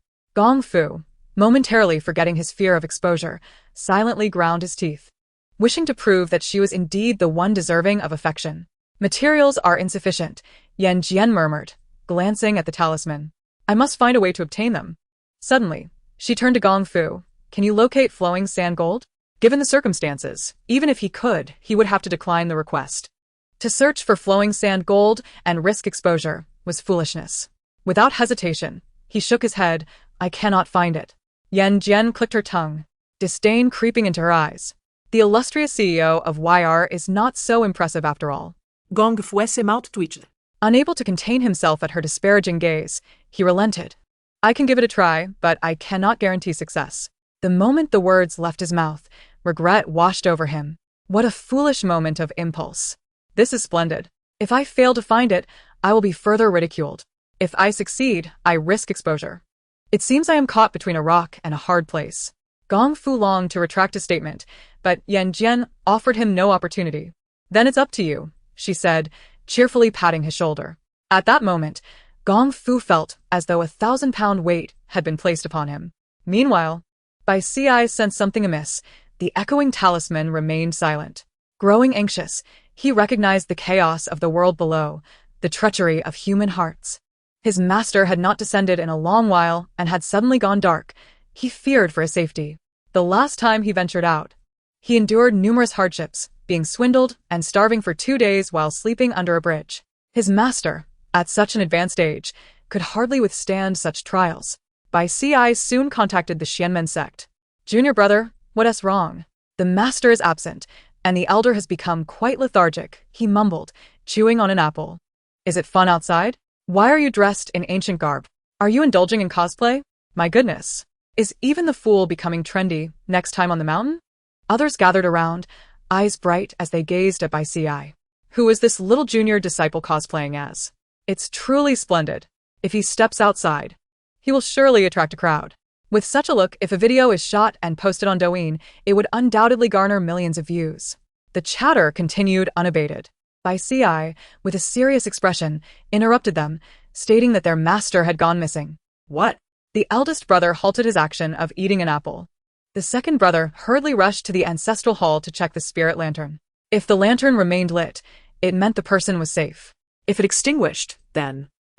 Chapter 107 Indulgence. If the lantern were to go out, it would spell trouble. When life fades, even the most divine beings cannot bring one back. Fortunately, the second brother saw that the master's lantern was still shining brightly. A sigh of relief swept through the group.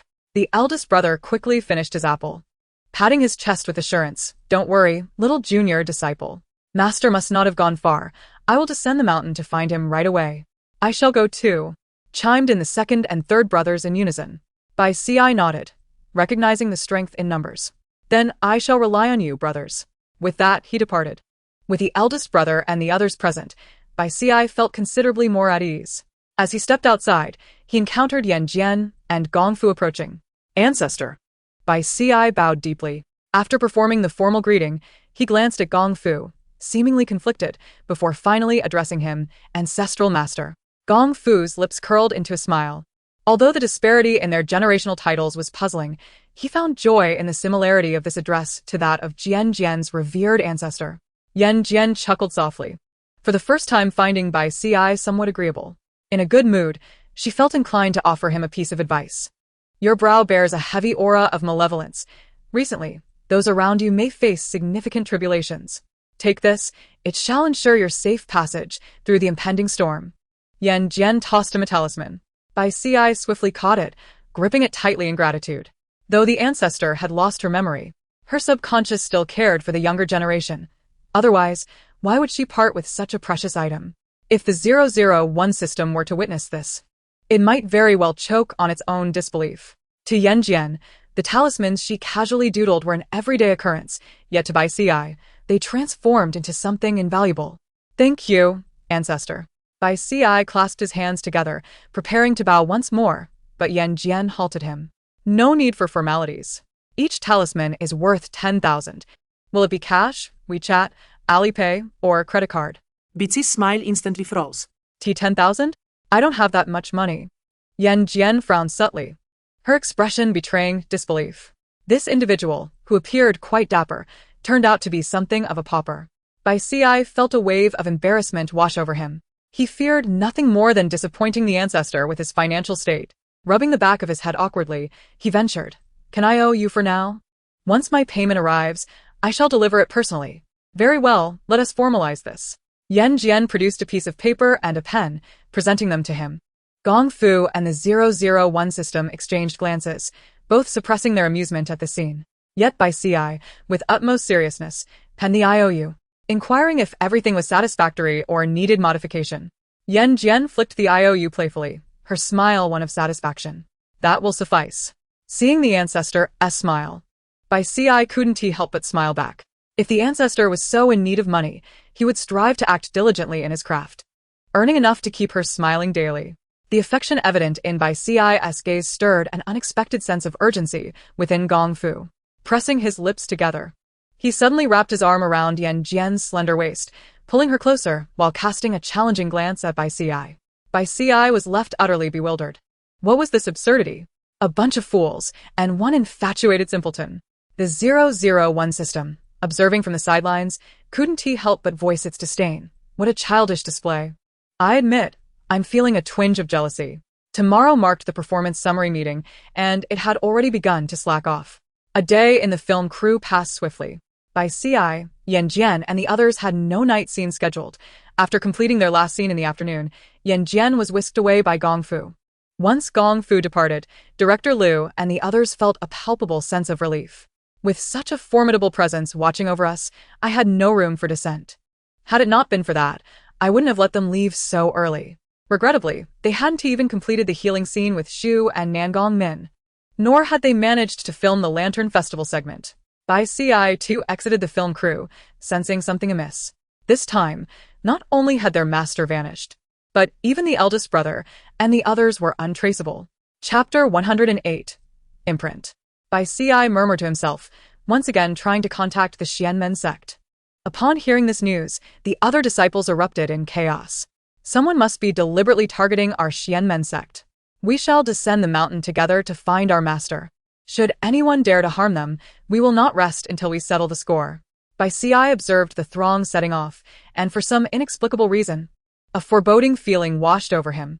With so many people, it was unlikely they would all go missing together, right? Clinging to a glimmer of hope, he instinctively touched the talisman given to him by the ancestor, unable to shake off his unease as he turned and hurried towards the Xianmen sect. Meanwhile, Yan Jin was led by Gong Fu to the rooftop of a restaurant. Gazing at the vibrant night scene below, she rested her chin on her hand, feeling unusually cheerful. What had sparked her interest today? Beneath the dining table, she slipped off her slippers, resting her bare feet atop Gong Fu's polished shoes, her toes gradually climbing higher. Gong Fu's expression shifted slightly. In such a public setting, she dared to be so audacious. Was she trying to ensnare him, only to discard him afterwards? Gong Fu had seen too many such tactics. The wealthy and handsome men he knew treated young women in precisely this manner. They began with fervor. But once they had their way, they turned cold and indifferent, ultimately driving the girls to heartbreak. Did Yan Jin wish to follow the same path? Suppressing the turmoil within, he sipped his red wine. Yan Jin, perceptive as ever, immediately sensed his discontent. Unhappy? Why are you not pleased despite my overtures? This was entirely contrary to her expectations. Yan Jin withdrew her foot, fixing her gaze on Gong Fu. What do you think love is? And what does it mean to be fond of someone? She was at a loss. Having read countless tales and novels, none had ever taught her how to navigate the complexities of romance. Yan Jin could only glean the essence from these stories. Be proactive. To express proactively, to flirt audaciously, yet the outcome falls short of expectations. Should Gong Fu become aware of this, he would undoubtedly discard all those disarrayed novels cluttering his home, his face now a portrait of helplessness. These matters I shall reveal to you in due time. Do not rush, nor let your thoughts wander. Gong Fu's words elicited a glint of mockery in Yan Jin's eyes. Who, after all, is it that revels in fanciful notions? It is he. Gong Fu cleared his throat awkwardly, deftly shifting the conversation, urging her to eat, promising to take her somewhere afterward. Yan Jin grinned mischievously, questioning his sudden topic change. Why the embarrassment? Having such a whimsically mischievous love interest, what else could he do but indulge her? Gong Fu smiled, allowing her to unravel the veil of his innermost thoughts. Were this scene to be witnessed by his subordinates, it would surely astonish them. Even 001 expressed a desire to avert his gaze. After they had their fill, Gong Fu drove to the entrance of an elegantly adorned establishment. Upon stepping inside, Yan Jin frowned. You want a tattoo? Indeed. Why on earth would you want to mar such a beautiful body? I haven't even had the chance to appreciate it fully, and you wish to let others take advantage? I forbid it. Without a moment's thought, Yan Jin tugged Gong Fu toward the exit. Such a possessive little thing, Gong Fu mused inwardly, though his expression betrayed none of his delight. I wish to get one. What on earth for? Only if I can inscribe your name upon my heart can I find solace. No?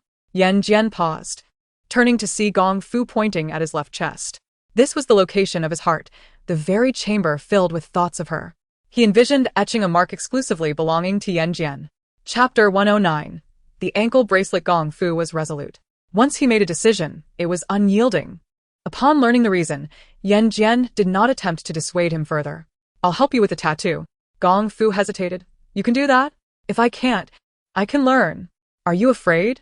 Intrigued, Yan Jin would not allow him to back down, employing a bit of provocation. Gong Fu chuckled. If I'm not afraid of death, how could I fear this? Satisfied, Yan Jin smirked. Very well, I will prepare when I return, and you can come by tomorrow. With that, she turned to leave. But Gong Fu swiftly caught her arm. Having promised you a tattoo, shouldn't you agree to something in return? You wish to barter, do you?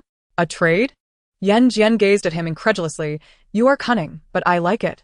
Speak your mind. Wear this. Without my consent, you shall not remove it. He produced a box, opened it and presented it before her. Inside lay a delicate diamond chain. Yan Jin picked it up, scrutinizing it. A bracelet? No, it's not long enough for that.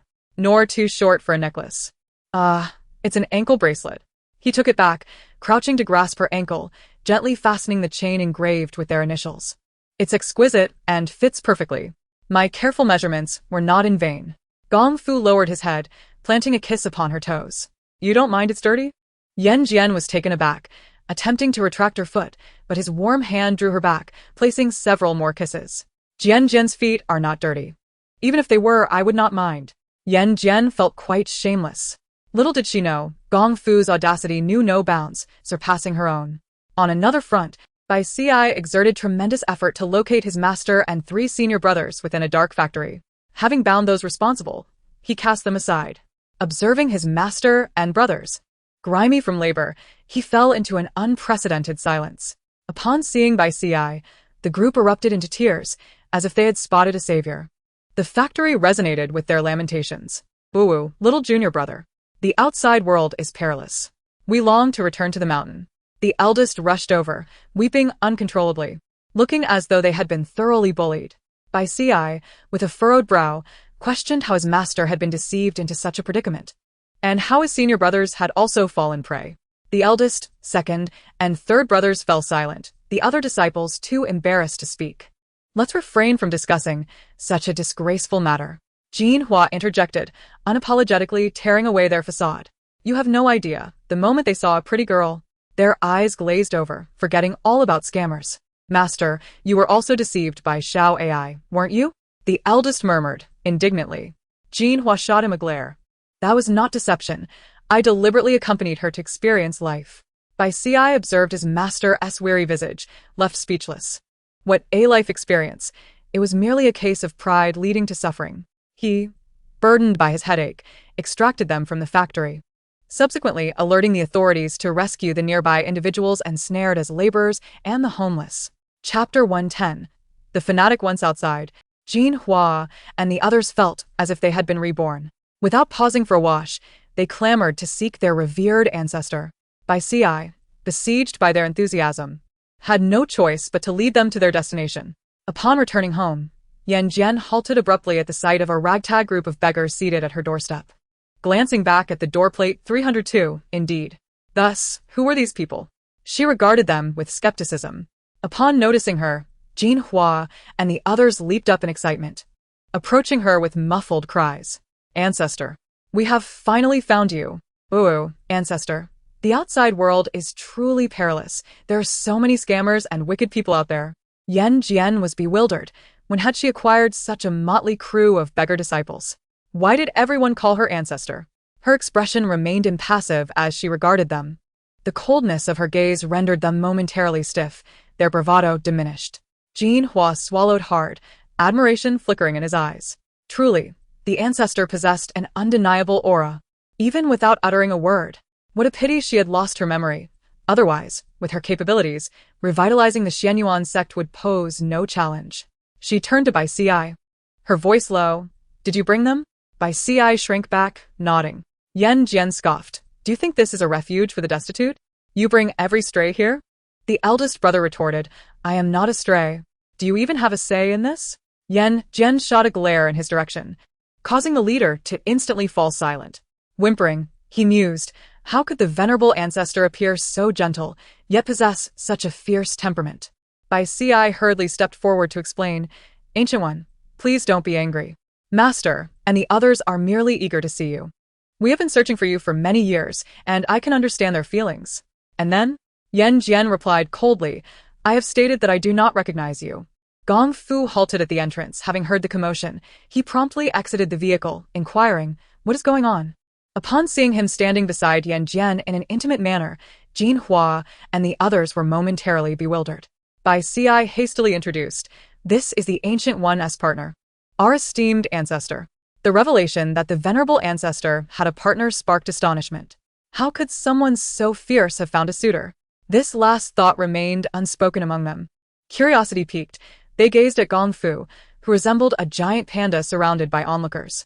He furrowed his brow, declaring, leave this matter to me. You all should return. Yan Jin did not hesitate to respond, I have been waiting for you to say that. She was terrified of complications, especially upon seeing such a crowd.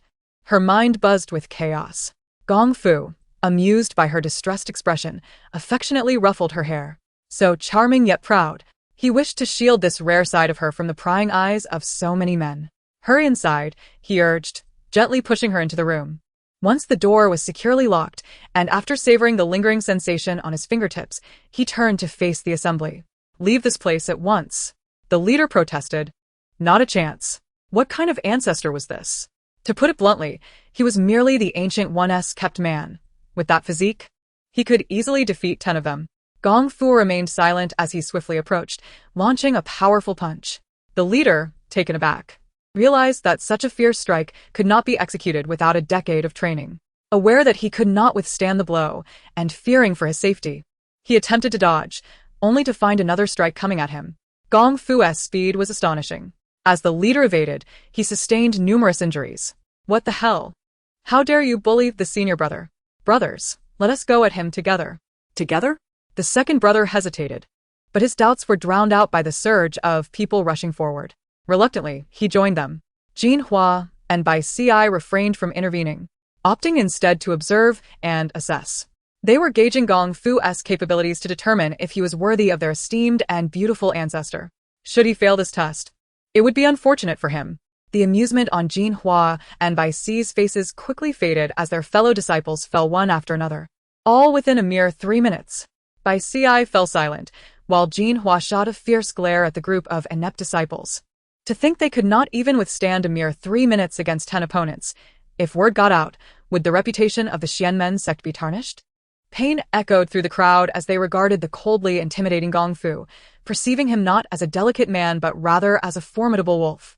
Terrified, they retreated, collapsing to the ground. Yan Jin, hearing the commotion, suddenly flung open the door. Gong Fu immediately ceased his actions, turning to her with feigned innocence. What happened? Did I disturb you? Yan Jin, frowning at the moaning figures behind him, asked, Did you do this? No, they fell on their own, he replied. A qualified kept man would never resort to violence. Gong Fu would certainly not admit to his actions. The group, incensed, could barely contain their frustration. What a farce. You're still pretending. You're the one who attacked, and yet you want to own up to it? They ached to rise and retaliate but feared further injury. With no other recourse, they pinned their hopes on the ancestor.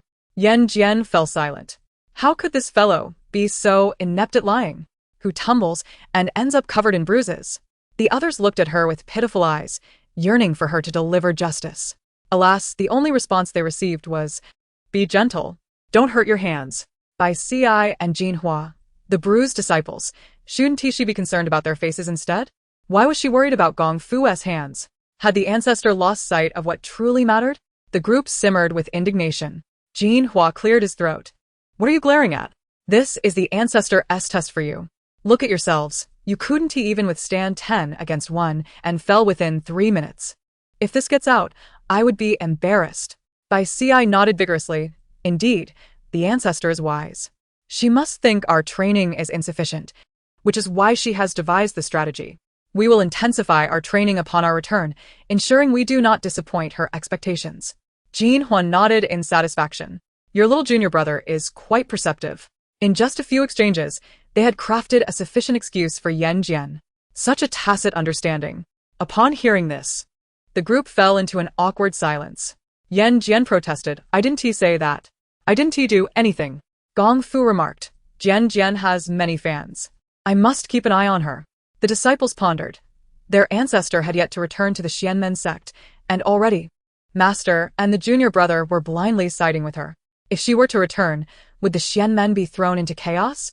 At this moment, they seriously questioned whether, should the ancestor wish to eliminate someone, Master and the junior brother would heartily assist her, even helping to dispose of the evidence. Chapter 111. The Xianmen view Gong Fu had subdued the disciples of the Xianmen sect with his fists. No one dared to question his status as the ancestor's partner any longer. Now, when Gong Fu smiled, they trembled in fear. Yan Jin said, She doesn't know you. Why are you still lingering here? In a good mood, he refrained from telling them to leave. Had he been in a foul temper, he would have brandished a stick to drive them away, showing no leniency towards their lingering presence. It wasn't just Yan Jin who felt uneasy. He himself was also on edge. We came out this time to see the ancestor. Jin Hua showed no intention of leaving. Knowing the ancestor had lost her memory, he was not in a rush. With her abilities, even if she remembered nothing, a slight display of her skills could dramatically alter the fate of the Xianmen sect. We humbly request the ancestor's guidance.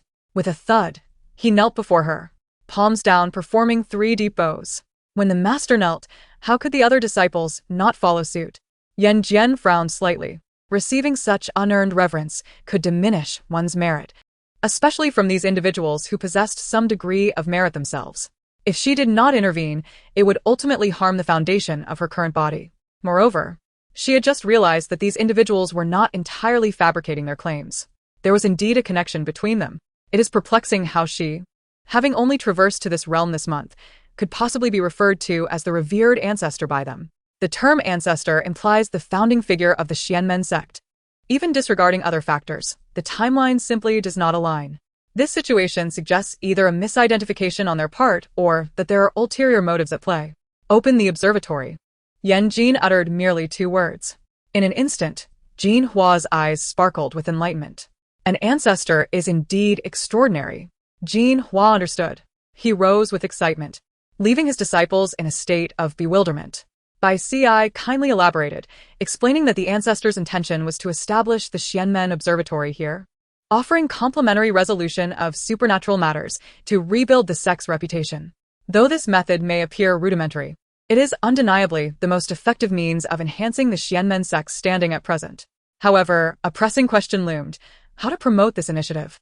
This conundrum remained unresolved until the successful establishment of the Xianmen Observatory, leaving both Jin Hua and Bai Ci pondering their options.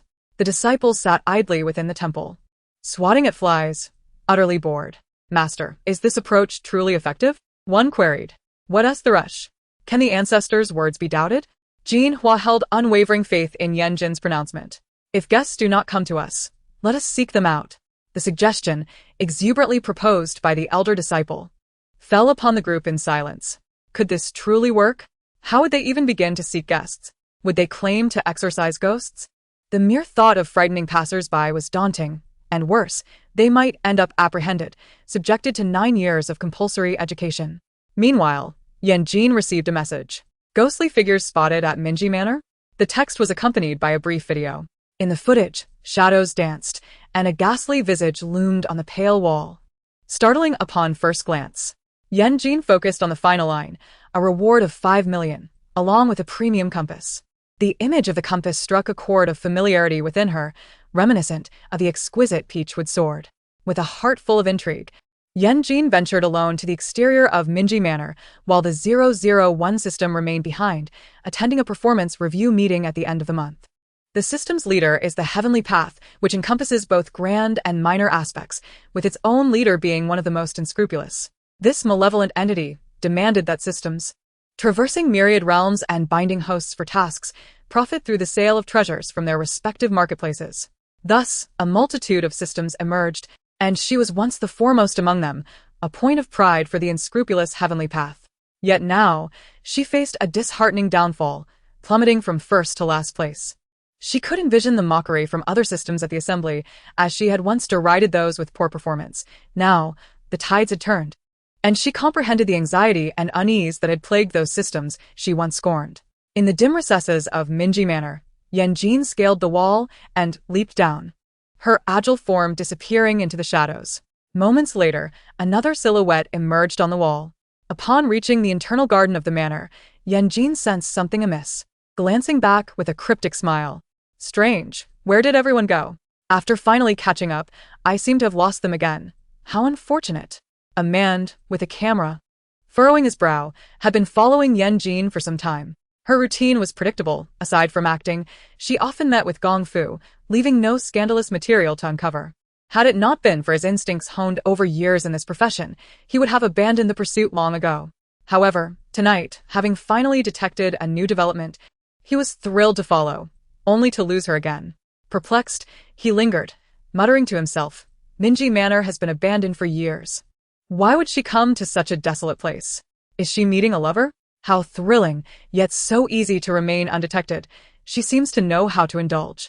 As he fiddled with his camera, searching for clues, a sudden crimson shadow caught his eye, swiftly spreading from a light red to a deep crimson, accompanied by an eerie ticking sound. In this forsaken place, devoid of power or water for who knows how long, where could such a sound originate? Startled, he quickly lowered the camera. The ticking ceased abruptly. He looked up, scanning the area, but found only darkness. Had he truly seen a ghost? Before his heart could regain its normal rhythm, a slender figure appeared ahead.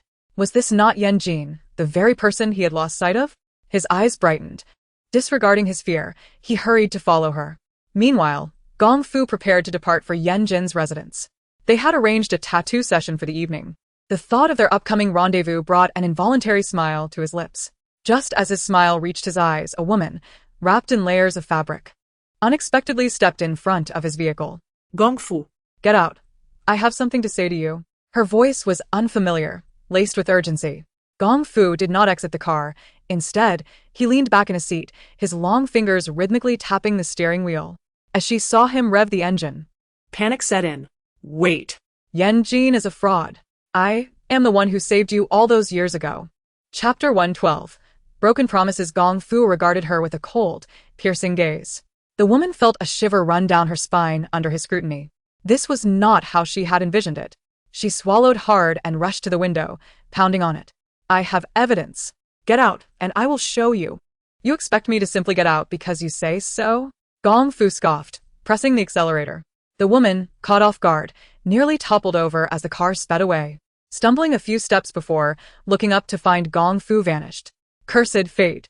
She fumed, clenching her fists as she turned towards the elevator in Area A. Inside the elevator, a man awaited her. She approached him, launching into a barrage of questions. Are you sure you haven't made a mistake? How could Gong Fu not react to this? What's the rush? The man, clad in a mask, sunglasses, and a hat, was entirely concealed, making it impossible to discern his features. His voice, altered by a voice changer, carried a hint of skepticism. Once doubt takes root, it breeds fissures. This is your key. Take it and tonight cleanse yourself and lie on his bed. I understand. The woman seized the key and exited the elevator, pondering the enigmatic man. Since his arrival, her life has undergone a profound transformation. After struggling to rise from the depths, she would naturally not refuse his commands. As long as she could cling to Gong Fu's support, ascend his bed, and become his lover, she would be able to bid farewell to her past and even take pleasure in annoying Yan Jin. With this thought in mind, she eagerly entered Gong Fu's residence. Meanwhile, the man in the elevator quietly departed. Upon reaching Yan Jin's abode, Gong Fu was met with disappointment. He pressed the doorbell, raising his gaze to the pitch-black window and the door cracked devoid of any light, his expression darkening with frustration. A missed appointment. How could you stand me up after such anticipation? He sat on the steps, irritably tugging at his tie, his gaze fixed on the distant intersection, the only route leading in. When Yan Jin returns, she must pass this way. If he keeps a watchful eye on the intersection, he will be the first to spot her. Gong Fu continued to wait anxiously. At Mingyi Mountain Villa, the paparazzo was still tailing a figure, having circled around several times, only to realize something was amiss. How had he returned to the same spot?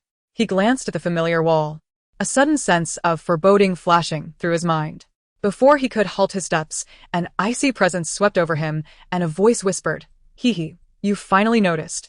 He froze in place. Turning his head with great effort, he found a bloodied, ghostly visage pressed against his shoulder.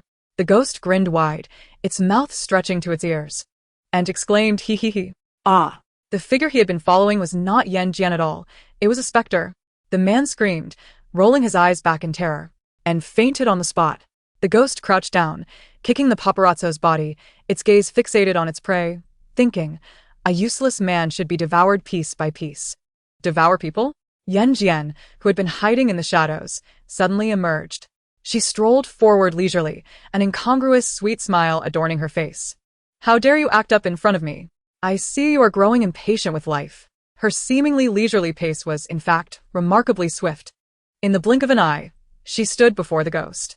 Startled, the specter attempted to retreat, but she seized its head, crushing it into a pulp. Still not coming out? After dispatching the ghost, Yan Jin turned her gaze toward the nearby grove, from which a figure emerged, clapping as he walked. Xiao Jian.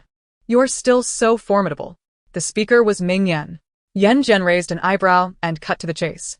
Was it you who sent the message? Indeed. Just yesterday, I received a letter stating that I am the heir to Mingyi Mountain Villa. If I can uncover the malevolent spirit hidden here, I shall inherit everything. Upon receiving the letter, you were the first person who came to my mind. Xiao Jian, you're exceptional. You'll certainly assist me, right? The heir to Mingyi Mountain Villa? Does this dilapidated place warrant such elaborate machinations? Yan Jin narrowed her eyes, recalling that Ming Yan, As the male protagonist of this tale, despite possessing some protagonist's halo, was unequivocally an ordinary individual. How had he suddenly become an heir? Was he lying? Or had the world begun to shift? What about the compass? Yan Jin's focus was clear. Ming Yan, initially worried that upon seeing him, she would leave the villa without hesitation, now felt relieved at her words. He had indeed made the right gamble. The compass is in the hidden chamber. As long as you can defeat the malevolent spirit guarding it, you shall obtain the compass. Gong Fu could no longer wait. He made a phone call to check where Yan Jin had gone after leaving the set, whom she had met, and what information she had received. Upon hearing this, Yan's lips twitched. Did he think she was all-knowing? Such personal matters were not easily uncovered. Sighing, she reluctantly acquiesced to her superior's unreasonable request. After hanging up, she glanced at the time and realized it was only 7 in the evening. Only 2 hours had passed since Yan Jin left the set. How could Gong Fu be so uncontrollably anxious after just 2 hours? Such a terrifying desire for control could likely only be endured by Yan Jin. Meanwhile, Yan Jin and Ming Yan had already entered the villa, making their way through the dilapidated interior of the central building. She grasped a talisman paper, flinging it into the air. The talisman instantly ignited into a flame, illuminating the entire house. Yan Jin surveyed her surroundings. Although thick dust coated every surface, it could not conceal the opulent decorations that adorned the space. Numerous paintings hung on the walls, the corridor sconces were exquisitely crafted, and the heavy carpet that covered the floor had long lost its original color, revealing only traces of its once intricate patterns. My grandfather did not deceive me. Ming Yan stood beneath a wall painting, gazing up at it. The painting depicted a young boy holding a sketchpad, with a large and small figure holding hands, walking towards a sea of flowers. This was a painting within a painting, concealing secrets known only to those of Ming Yi Mountain Villa. Let us go. Yan Jin interrupted Ming Yan's thoughts. He pulled his gaze away and followed her. The peachwood sword in her hand emitted a faint glow, guiding her as they hastened through the corridor. They arrived at the end of the hallway, where the atmosphere was thick with malevolence. Ming Yan shrank back slightly, looking at Yan Jin, trust glimmering in his eyes. The wall ahead concealed the hidden chamber. Yan Jin knocked on the wall, stating, "The entrance is not in this direction. To access the hidden chamber, we must break through the wall. I'll handle it. You, as a girl, no matter how capable, shouldn't attempt to break through the wall barehanded." Before Ming Yan could finish speaking, Yan Jin suddenly lifted her leg and kicked the wall with force. With a single blow, the bricks crumbled to the ground with a resounding crash. "Are you even polite?" Ming Yan felt utterly embarrassed. Yan Jin raised an eyebrow, casting a triumphant glance at him. Meeting her adorable gaze, Ming Yan felt any lingering irritation dissipate. "There are no ghosts here." She stepped into the hidden chamber. Ming Yan followed closely behind. In such a foreboding place, could there truly be no spirits? The flames produced by the talisman flickered beside Yan Jin, illuminating her path and accentuating her exquisite profile in the shadows. Ming Yan paused, his gaze darting around the empty chamber. It contained only a single chair, a dilapidated seat from which ropes had fallen. Yan Jin approached, using her peachwood sword to lift the ropes, examining them closely. There was no dust, and they still held warmth. Someone had recently been there. Ming Yan expressed his astonishment. Has someone truly been here before? Yan Jin nodded, holding the compass in his hand. We must pursue. How could there be anyone in such a desolate place that has remained abandoned for so long? How could they survive? Especially with the specters lurking outside, rendering escape impossible? Ming Yan's deep familiarity with this locale made him all the more incredulous upon hearing Yan Jin's words. Who says he is alone here? Yan Jin remarked, a chilling smile gracing her lips, under conditions devoid of sustenance and the inability to exit. How could he have survived until now? The enormity of the implications embedded in her words left Ming Yan utterly shocked. He swallowed hard, daunted by the depth of the thought, as it surpassed the boundaries of his usual reasoning. We have arrived. Yan Jin halted before a door, ornately carved with 2 lions, their pupils unnaturally large. As Ming Yan gazed upon them, he was startled to see the pupils shifting left and right. He blinked in disbelief, rubbing his eyes, yet when he looked again, they were still and silent, merely adorning the door. Ming Yan, possessing a rather resilient heart, managed to avoid fainting from the fright. As he twisted the doorknob, he found it immovable. Yan Jin clicked her tongue, stepped forward, and with a gentle push, the door swung open. Ming Yan felt a twinge of inadequacy. As the door creaked open, a foul-smelling youth lunged forth, baring his teeth, his hair filthy, tangled, and unkempt, his clothing riddled with holes, roaring fiercely. Ming Yan instinctively positioned himself in front of Yan Jin. He relished the limelight, and Yan Jin did not intervene.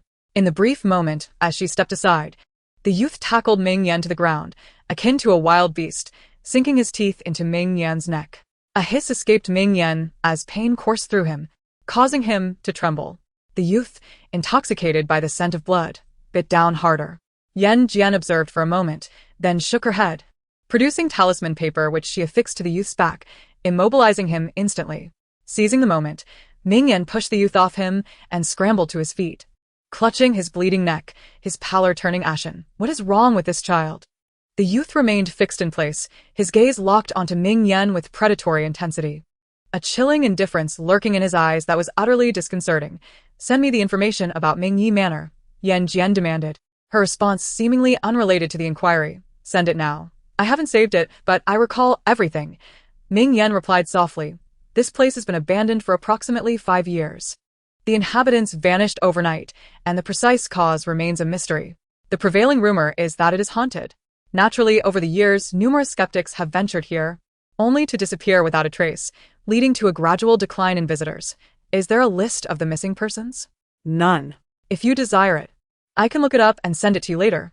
Ming Yan was eager for any opportunity to maintain contact with her. He did not wish to let this chance slip away. No need.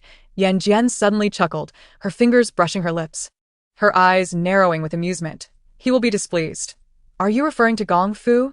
Ming Yan's lips pressed together, his expression shifting slightly. Chapter 115. The life-sustaining talisman. Their relationship was remarkably stable. Ming Yan realized this and lost the inclination to continue explaining. Yan Jin had not anticipated his response. She surveyed the dimly lit room, a flicker of disdain flashing in her eyes. As a Taoist, how could one engage in such morally reprehensible dealings? The inhabitants of Ming Yi Manor are not absent. Rather, they have become your captives, have they not? The lord of Ming Yi Manor, Liang Ming. Ming Yan was taken aback. How could she know Liang Ming? A gaunt figure emerged from the shadows of the room, pallid and weak, moving with a languid gait as if devoid of strength. His disturbingly protruding eyes gleamed with excitement as they fixated on Yan Jin. You have finally arrived. Yan Jin crossed her arms, observing him lazily. You contacted Ming Yan and lured him here under the pretense of being an heir, merely to coax me into coming. What heir? Liang Ming regarded them both with a quizzical expression. While he had indeed reached out to Ming Yan, it was through the exchange of that painting. From Yan Jin's words, it seemed Ming Yan had not disclosed the truth. How intriguing. Liang Ming was not so benevolent as to clarify things for Yan Jin. His greedy gaze remained fixated on her. I know my time is limited. After committing such heinous acts, retribution is swift. I have been searching for a suitable body for years, and at last, I have found you. The aura surrounding Yan Jin was profoundly enigmatic, both potent and irresistibly alluring. The thought of possessing such a flawless vessel thrilled Liang Ming immensely. He gazed hungrily at the bloodthirsty array beneath their feet, a confident smile curling on his lips. That filthy boy was, in fact, the perfect sacrificial offering he had painstakingly selected, ensuring his ritual would be foolproof. Not even the mightiest deity could escape his grasp. While Liang Ming diverted their attention, he awaited the outcome.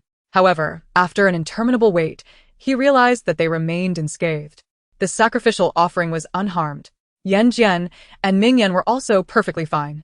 His soul showed no signs of a transfer. How could this be? Had the formation he had prepared for so many years failed? Liang Ming's facade of calm began to crumble. Yan Jin laughed derisively, breaking the silence. Such paltry tactics, and you dare to summon me here? Do not grow complacent. I shall return. As Liang Ming pressed the switch, intent on fleeing, Yan Jin would not grant him such an opportunity. The compass was in her possession. She dashed forward, seizing Liang Ming just before the secret passage closed, forcefully throwing him to the ground. With a thud, Liang Ming, in his weakened state, coughed up blood. The compass tumbled from his pocket. Yan Jin picked it up, and the compass began to whirl with fervor. She sensed its exhilaration, and the peachwood sword in her hand seemed to resonate with the compass. Finally, it had returned to her grasp. This thought abruptly surfaced in her mind. Yan Jin snapped back to reality, placing her foot firmly on Liang Ming's back. Your hands are stained with countless lives. Your death would be no great loss. However, To die would be too merciful for you. She produced the life-sustaining talisman and forcefully shoved it into Liang Ming's mouth, compelling him to swallow.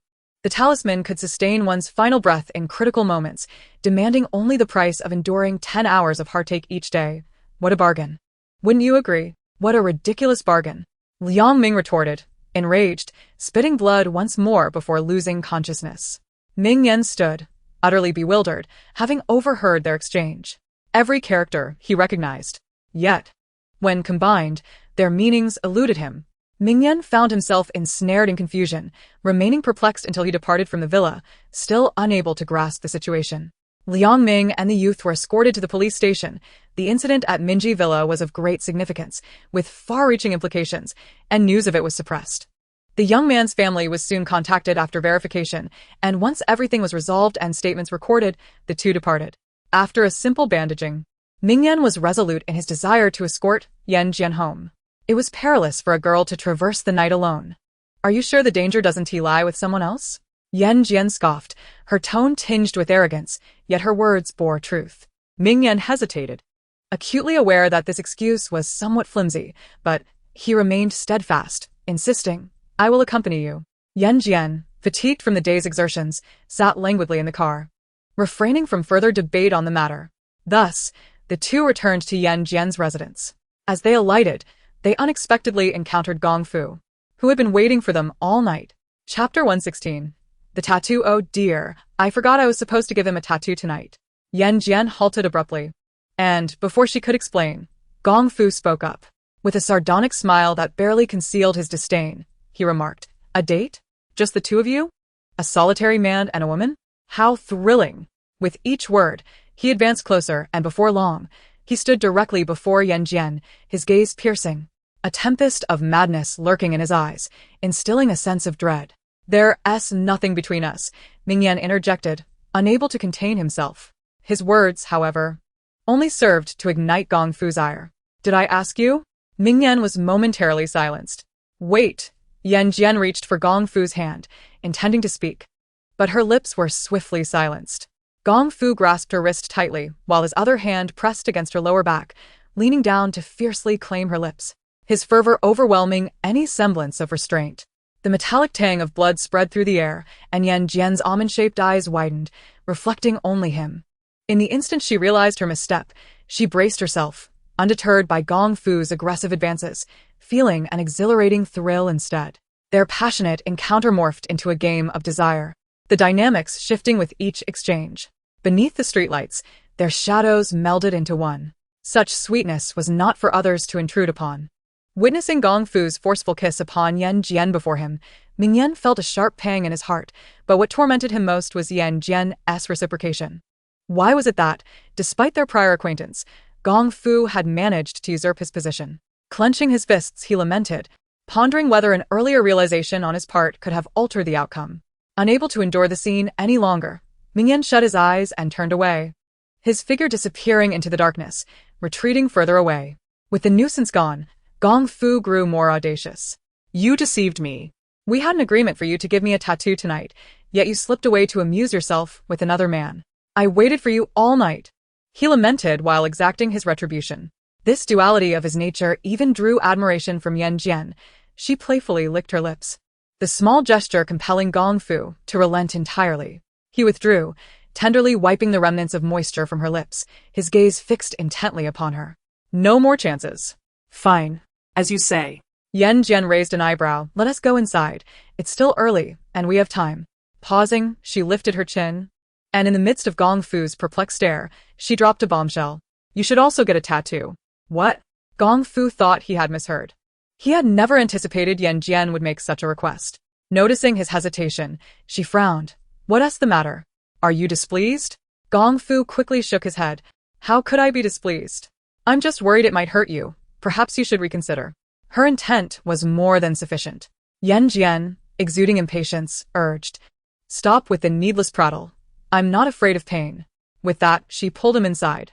The door slammed shut, severing the gaze of Ming Yan, who lingered in the distance, reluctant to depart. Meanwhile, the young man's family arrived at the police station, filled with excitement yet lamenting that they had missed their benefactors. I wish to express my gratitude, Could you kindly provide me with their contact information? Although this request was against protocol, the officer, moved by the man's sincerity, consented. Just keep it confidential. I understand. The man, known as Lu Qinzhou, noted the contact details, surprise flickering in his eyes. What a small world it was. Chapter 117. The tattoo 3 years prior, his only brother, Lu Zhili, vanished one fateful night after going out with friends. Lu Qinzhou searched tirelessly for 3 long years, exhausting all connections, investing immeasurable time and energy, yet he could not locate Lu Zhili. This relentless quest took a toll on their parents, leading to their declining health. Last year, his mother passed away, and this year, his father followed suit. The elderly couple's final wish was to find Zhili. For this reason, Lu Qinzhou halted his entertainment career. Fortunately, today brought unexpected joy. Lu Qinzhou felt immense gratitude towards the 2 benefactors and planned to visit them to express his profound thanks once Zhili was settled. Your brother has endured significant trauma. According to Liang Ming's testimony, he has been held captive at Minji Villa for the past 3 years, living alongside other prisoners. Take good care of him. Do not let him suffer any further distress. After a thorough investigation, it was revealed that the other captives had vanished without a trace, leaving only Lu Zhili behind. Although the police did not articulate their insinuations clearly, Lu Qinzhou understood the implications. His brother's survival amidst so many captives was a chilling thought. Observing his brother in a state of disarray, a profound ache gripped Lu Qinzhou's heart. Little Li, do not fear. Your brother will take you home. On the other side, Yan Jin removed Gong Fu's shirt, urging him to lie upon her bed, where an array of tattooing instruments lay scattered. Gong Fu gazed at the soft, plush bedding, feeling a flutter of anxiety. He was not afraid of pain. Rather, it was the small hand that roamed across his back, cool and curious, that unsettled him. Let him be utterly unable to ignore it. A tattoo on the lower back? Gong Fu possesses an exquisite physique, with broad shoulders, a slender waist, and curvaceous hips, complemented by a charming small indent at the small of his back that captivates the eye. Yan Jin seized this opportunity to explore. Gong Fu's ears flashed crimson, and beads of cold sweat trickled down his forehead. Yan Jin found it peculiar. She hadn't even begun the tattoo yet, and he was already fearful? Do not worry. I have a pain relief talisman. Yan Jin's well-meaning words, however, were misconstrued in Gong Fu's ears, causing him to grind his teeth in silence. He was not so delicate. If he wasn't delicate, then why was he shrinking away? Wasn't it rather obvious? Which man, lying before the one he cherishes, could remain indifferent? He was no Lu Xiaohui. A little reaction was only natural. Gong Fu remained silent, finding the truth difficult to articulate. He closed his eyes, striving to quell the turmoil within him. Unaware of his inner conflict, Yan Jin assumed he was merely being stubborn. Today, we'll start with your initials. I haven't had time to practice the design yet. Once I perfect it, I will tattoo it for you. Such a beautiful body cannot be marred. Yan Jin organized her tools, seated herself, and began her work. Disinfecting, cutting lines, misting, every step was meticulously calculated for precision and pressure. The restless energy within Gong Fu not only persisted, but intensified with each of Yan Jin's deliberate actions. Do not tremble. Yan Jin smacked his rear. The sharp sound echoed in the room, flushing Gong Fu's neck a deep shade of red. Did you just smack my backside? What a grand scene of social embarrassment this was. Gong Fu gritted his teeth, unable to voice his indignation. What about me? Yan Jin retorted lightly. If you hadn't moved so much, would I have had to intervene? Do you realize you almost caused me to tattoo it crooked? Gong Fu was quite incensed. He had never endured such indignities, yet he had no means to voice his grievances. Yan Jin finally sensed something amiss. Why are you so hot? Chapter 118. What are you fidgeting about? This feverish temperature was indeed abnormal. Yan Jin's first thought was, have you contracted COVID-19? Gong Fu had already taken precautions. What nonsense! I've had all my vaccinations, wore a mask when I went out, and sanitized frequently. My day consisted solely of going to the office, being at home, or being here. Do you truly think I would catch COVID? Well, if you did, it would be from you.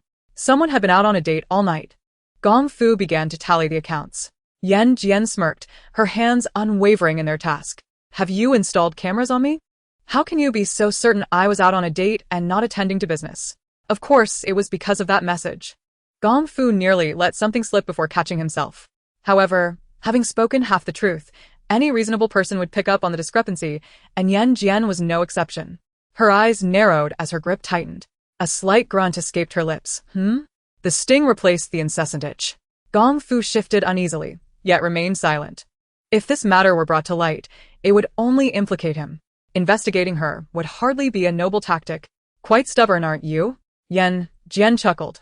If I let you off now, just wait and see how I'll pry the truth from you. Pry? What do you mean by pry? Physically or psychologically? Gong Fu found himself intrigued by the former. The sweetness of their earlier intimacy still lingered in the air. Yan Jin, positioned behind him, was oblivious to his expression. Are you not going to clarify this? Gong Fu shifted the conversation back to the original topic, his demeanor suggesting he was beyond repair. This prompted a soft laugh from Yan Jin, causing her to halt her coloring. After their banter, the tattoo was complete. Beautiful. YL. Her initials, intricately designed with unique lettering, now adorned his lower back, adding an alluring splash of crimson. Is it done? Yan Jin did not respond immediately. Instead, she suddenly leaned in and kissed his lower back. A wave of tingling warmth spread throughout his entire being. Was this an invitation? Gong Fu yearned to turn and confirm.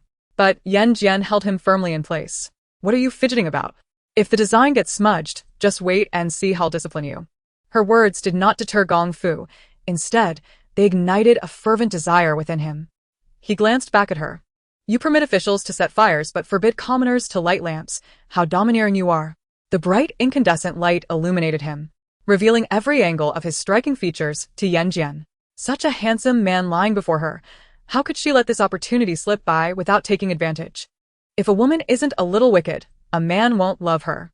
If I don't assert myself, would you even like me? Yan Jin spoke with unwavering conviction. Gong Fu wished to retort but found himself at a loss for words. There was some truth to her statement. He was indeed drawn to her assertiveness. Yet his affections for her encompassed far more than that. Humans are inherently greedy. The more one possesses, the more they desire. He was no exception. Gong Fu slightly turned, grasping her wrist and pulling her closer, causing Yan Jin to tumble onto the bed beside him. Their breaths mingled. Gong Fu chuckled softly. Now it is my turn.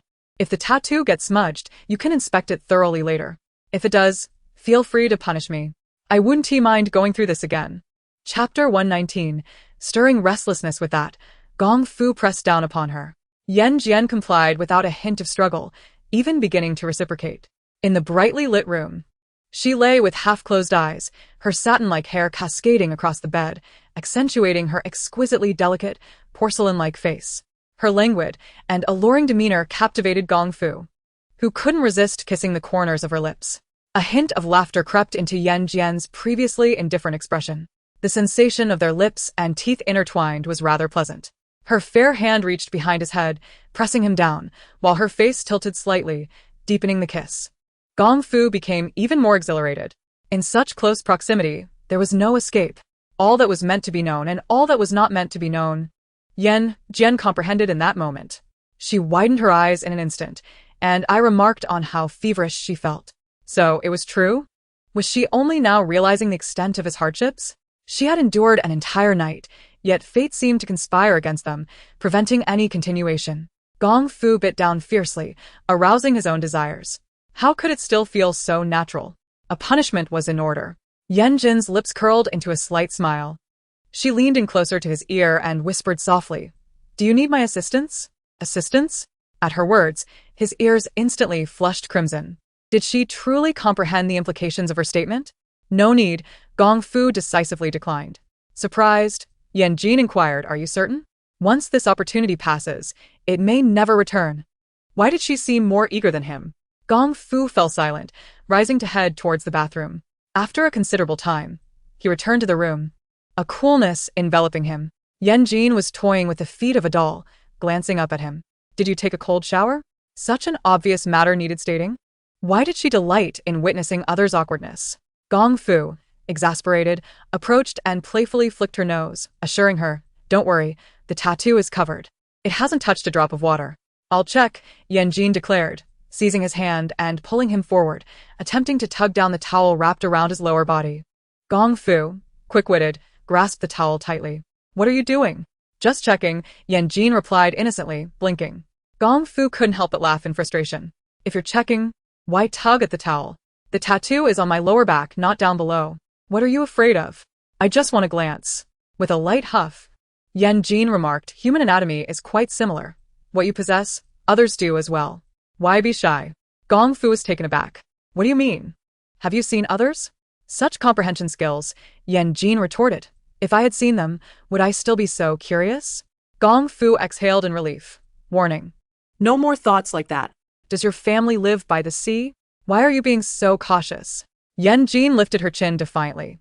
I wish to see you. You should feel honored. Gong Fu rubbed his forehead, conceding, yes, yes. Yan Jin pouted. What do you mean yes? You seem unwilling. Gong Fu fell silent. His reluctance stemmed from fear that a mere glance from her might awaken the restless desires within him, leading to an embarrassing situation in front of her. He turned to leave, but Yan Jin ceased her teasing. Come here, help me with my tattoo. Gong Fu halted. Contemplating the challenge of assisting her with a tattoo positioned on her lower back, an awkward yet tantalizing location. Having already endured a cold shower, would he really continue? Yet, the temptation was too great to dismiss, placing him in a quandary as he observed Yan Jin's inviting expression. Chapter 120. Heartless.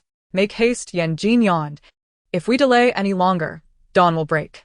You can remain clothed while lying down. Gong Fu approached, lowering his gaze. Yan Jin raised an eyebrow, lying back and pulling her clothing up, revealing her delicate waist. He swallowed hard, his gaze fixating on the vibrant, enigmatic pattern on her lower back, identical to that on her earlobe. It was indeed her. His suspicions were confirmed. Yan Jin was the very person who had saved him years ago. Outside. Ming Yan lingered at the street corner, noticing that the lights in Yan Jin's residence had not extinguished all night and that Gong Fu's car remained parked. His heart sank. What am I truly hoping for? He chided himself, drenched in morning dew, before turning to leave. On the other side, a woman had waited all night at Gong Fu's home without seeing him. Finally, in a fit of curses, she fell asleep. Upon his return, Gong Fu was greeted by a disconcerting sight. A stranger lay naked on his bed. A wave of nausea washed over him, as if his eyes had been sullied. With a dark expression, he stepped back and promptly called the police. The woman remained asleep, unaware that Gong Fu had returned and left again. When she eventually awoke to the commotion, she was initially thrilled, only to be met with the sight of numerous individuals flooding into the room. Yan Tian, you have trespassed into someone else's home, triggering legal action. Quickly get dressed and come with us. Yan Tian's face flushed with embarrassment. While she was prepared for submission, she had not anticipated being exposed to so many eyes, and at that moment, she wished for nothing more than to vanish. Gong Fu. I want to see him, she exclaimed. When did I trespass? I am his benefactor. You must leave immediately. Clad in her clothes, she directed her ire towards the crowd. Officer Lu chuckled. I'm afraid the one who reported this is none other than the owner of this residence, Mr. Gong Fu. What did you say? Yan Tian faltered, a flicker of fear crossing her features. She shook her head vigorously. No, it can't be. I am his benefactor. He wouldn't be so heartless. Where's Gong Fu? I must see him. The person in question does not wish to see you. Take her away. Officer Lu commanded, and Yan Tian was forcibly escorted from Gong's residence. Even at the police station, she struggled to comprehend the situation. How could Gong Fu be so heartless? Logically, upon hearing of his benefactor, even if he doubted her, he should have granted her a chance to explain. How could it be like this? Was that man deceiving her?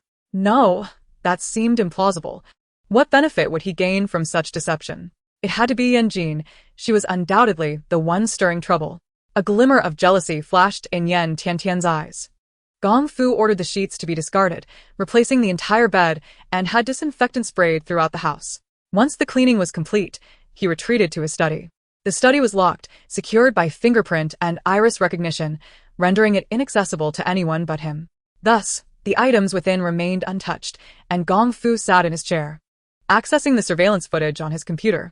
Upon observing the two conversing in the elevator, a flicker of rage crossed his gaze. Benefactor? He scoffed. Who but Jin deserves such a title? What foolish impostors dare to assume her place? Thinking me a fool. Gong Fu turned off the surveillance, copied the footage, and sent it out, prompting Xing Zhengye to initiate an investigation upon viewing the recordings. Meanwhile, Yan Jin yawned as she arrived on set. As soon as she arrived, Su Xiao ambled over. What were you up to last night? You seem exhausted. Did you know someone is looking for you? Looking for me? Yan Jin lazily raised her eyes. Who? Chapter 121. A visit on set. The national movie star, Lu Chenzhou.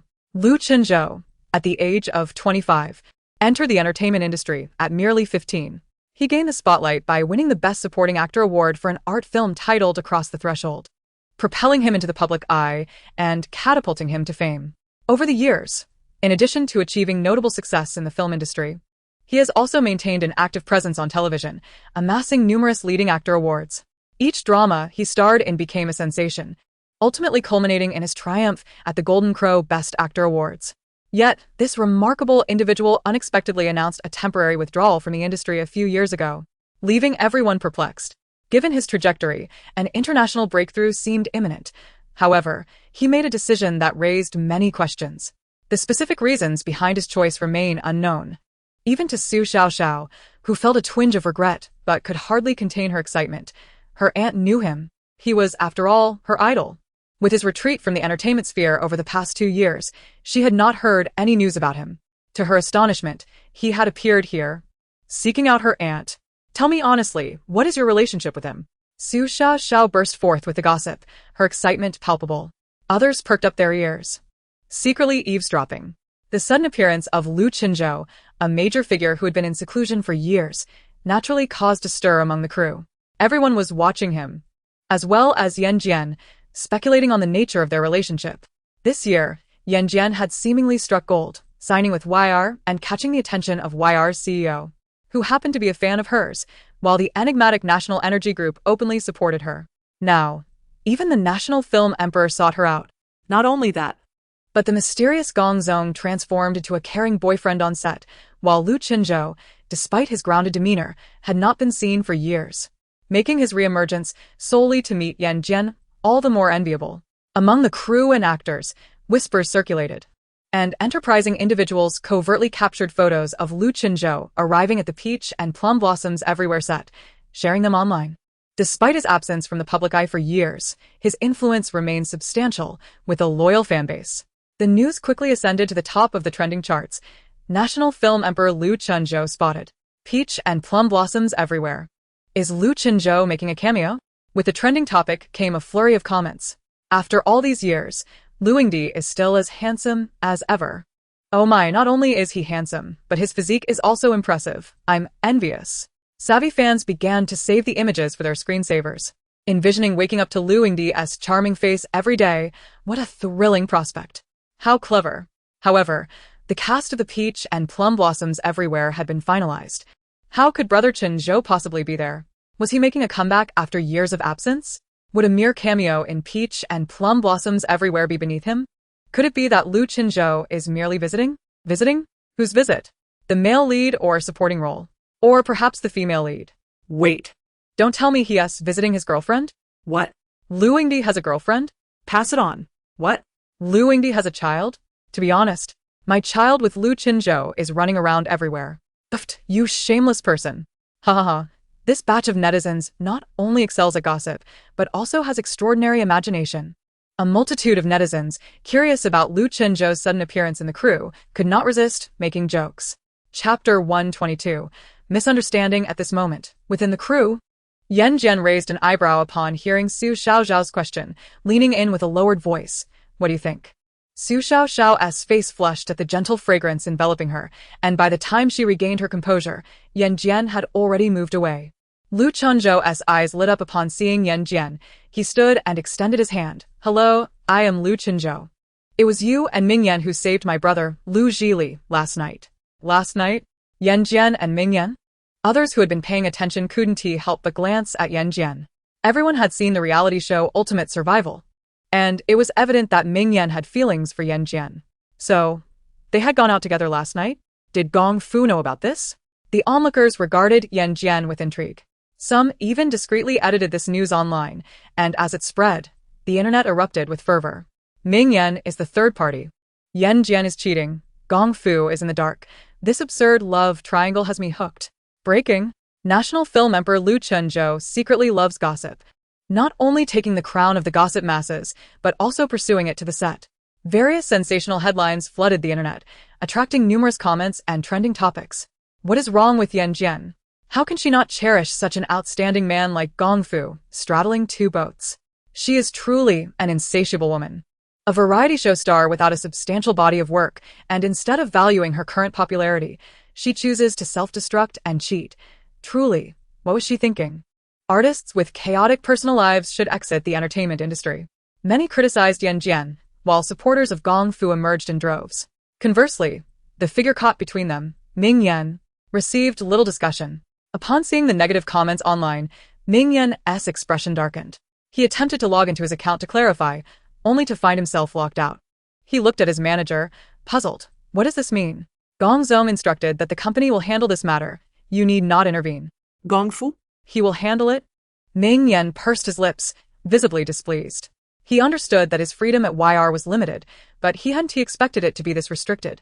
Not even having the opportunity to publicly clarify matters for Yan Jin on Weibo. Observing the waning discussions and interest on Weibo, he realized Gong Fu had taken action. Yet such a heavy-handed approach would not alleviate the public sentiment, and Yan Jin's reputation would not improve. He was perplexed. Why could he not simply issue a statement to clarify everything? Why did Gong Fu insist on taking such a hardline stance? Meanwhile, within the crew, the two conversing had yet to see the trending topic on Weibo. A twitch at the corner of Yan Jin's mouth indicated her understanding of Lu Qinzhou's purpose for being there. However, was he genuinely there to express gratitude? Opening with a mention of her and Ming Yan, especially referring to last night in such ambiguous terms, could easily lead to misunderstandings. While she was indifferent to others' opinions, Gong Fu would certainly be upset if he found out. He had a notoriously bad temper. It had taken considerable effort to soothe him last night. If Gong Fu knew her thoughts, he would surely be infuriated. Is it enough to pacify him with a kiss? Is it enough to throw a towel at him during a disagreement? Yan Jin exhaled. Is there something you need? Lu Qinzhou's eyelashes fluttered slightly. He revealed his identity. Yet Yan Jin remained remarkably composed, indicating that her act of saving Ji Li was a mere coincidence, rather than a deliberate attempt to draw closer to him.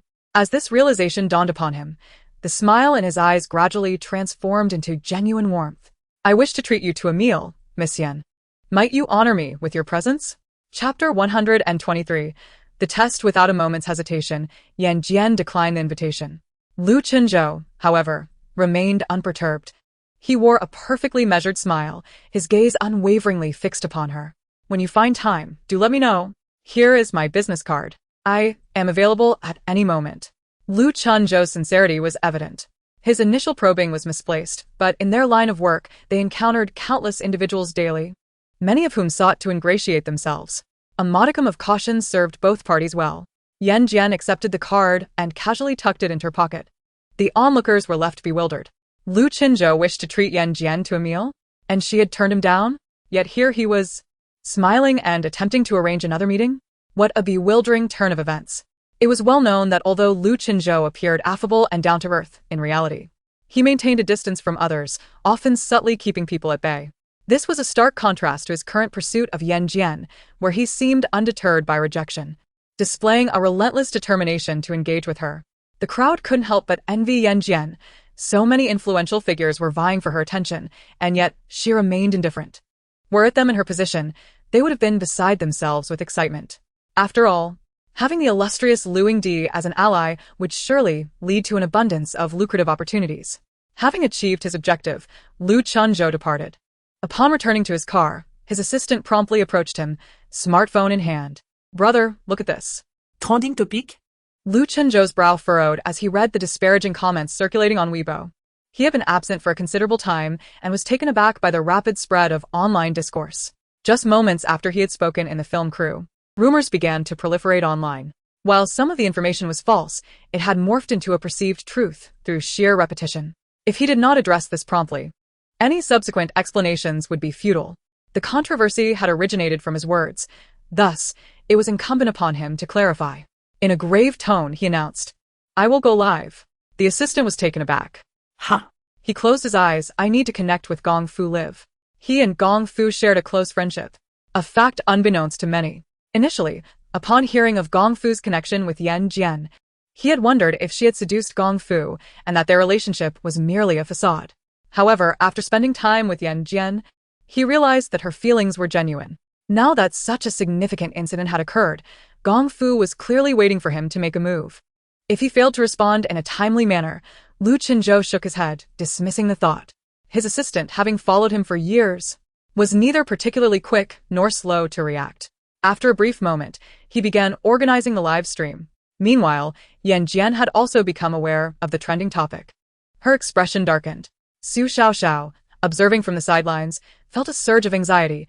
She had never seen Yan Jin this incensed before. Yan Ye. I believe you are not that kind of person. This is clearly a misunderstanding. You needn't concern yourself with the rumors. Those who understand will understand. Su Xiaoxiao had already rallied the other cast members to support Yan Jin on Weibo at the onset of the incident. However, as they were relatively unknown, their words lacked any real impact and were often disregarded. Thus, seeing Yan Jin so upset left Su Xiaoxiao feeling helpless. What does believing do? Sometimes, the frenzy of public opinion can be lethal. If my mental fortitude were any weaker, I would surely be crumbling under the pressure right now. Yan Jin let out a cold laugh. I consider myself to have behaved with propriety on set, never instigating trouble. Yet, some unwise individuals seek to assert their presence. If they dare to act, they must be prepared for the consequences. Her words were laden with implication. Su Xiaoxiao was taken aback. Are you suggesting that someone from the crew is behind this? Who? The others perked up, their eyes darting between the two. Who? Yan Jin lowered her gaze, running her fingers through her hair, a half-smile gracing her lips. With her delicate, pale hand, she pointed to a figure in the left foreground, indicating none other than him. The crowd followed her gesture, their expressions shifting as they realized. Chapter 124, Acknowledgement of Guilt isn't that the male lead, Zhang Mingxian, who is adored by many. The audience gasped in disbelief. They could hardly fathom it. Brother Mingxian is usually so amiable, often treating us to afternoon tea. How could he possibly engage in such behavior? Surely, Yan Jin must be mistaken. Yet, Yan Jin was renowned in the industry for her uncanny intuition. If she spoke, her words carried weight. It was a reminder that one could never truly know the depths of a person's heart, as even the most amicable exteriors can conceal malicious intent. As the murmurs spread through the crew, Zhang Mingxian remained unfazed, a calm smile on his lips. Miss Yan, we have no grievances between us. Why must you unjustly accuse me? Yan Jin, well aware he would deny it, crossed her arms and replied leisurely, of course, you and I have no animosity. However, I do have a history with Jiang Sui Sui. It is only natural that you would defend her, is it not? Do not speak nonsense. Zhang Mingxian's expression shifted. His surprise evident. He had never anticipated that his carefully concealed secret would be unveiled. Despite having said nothing to anyone, not even Jiang Sui Sui, how had Yan Jin discerned it? A true oracle, indeed. How formidable her intuition must be.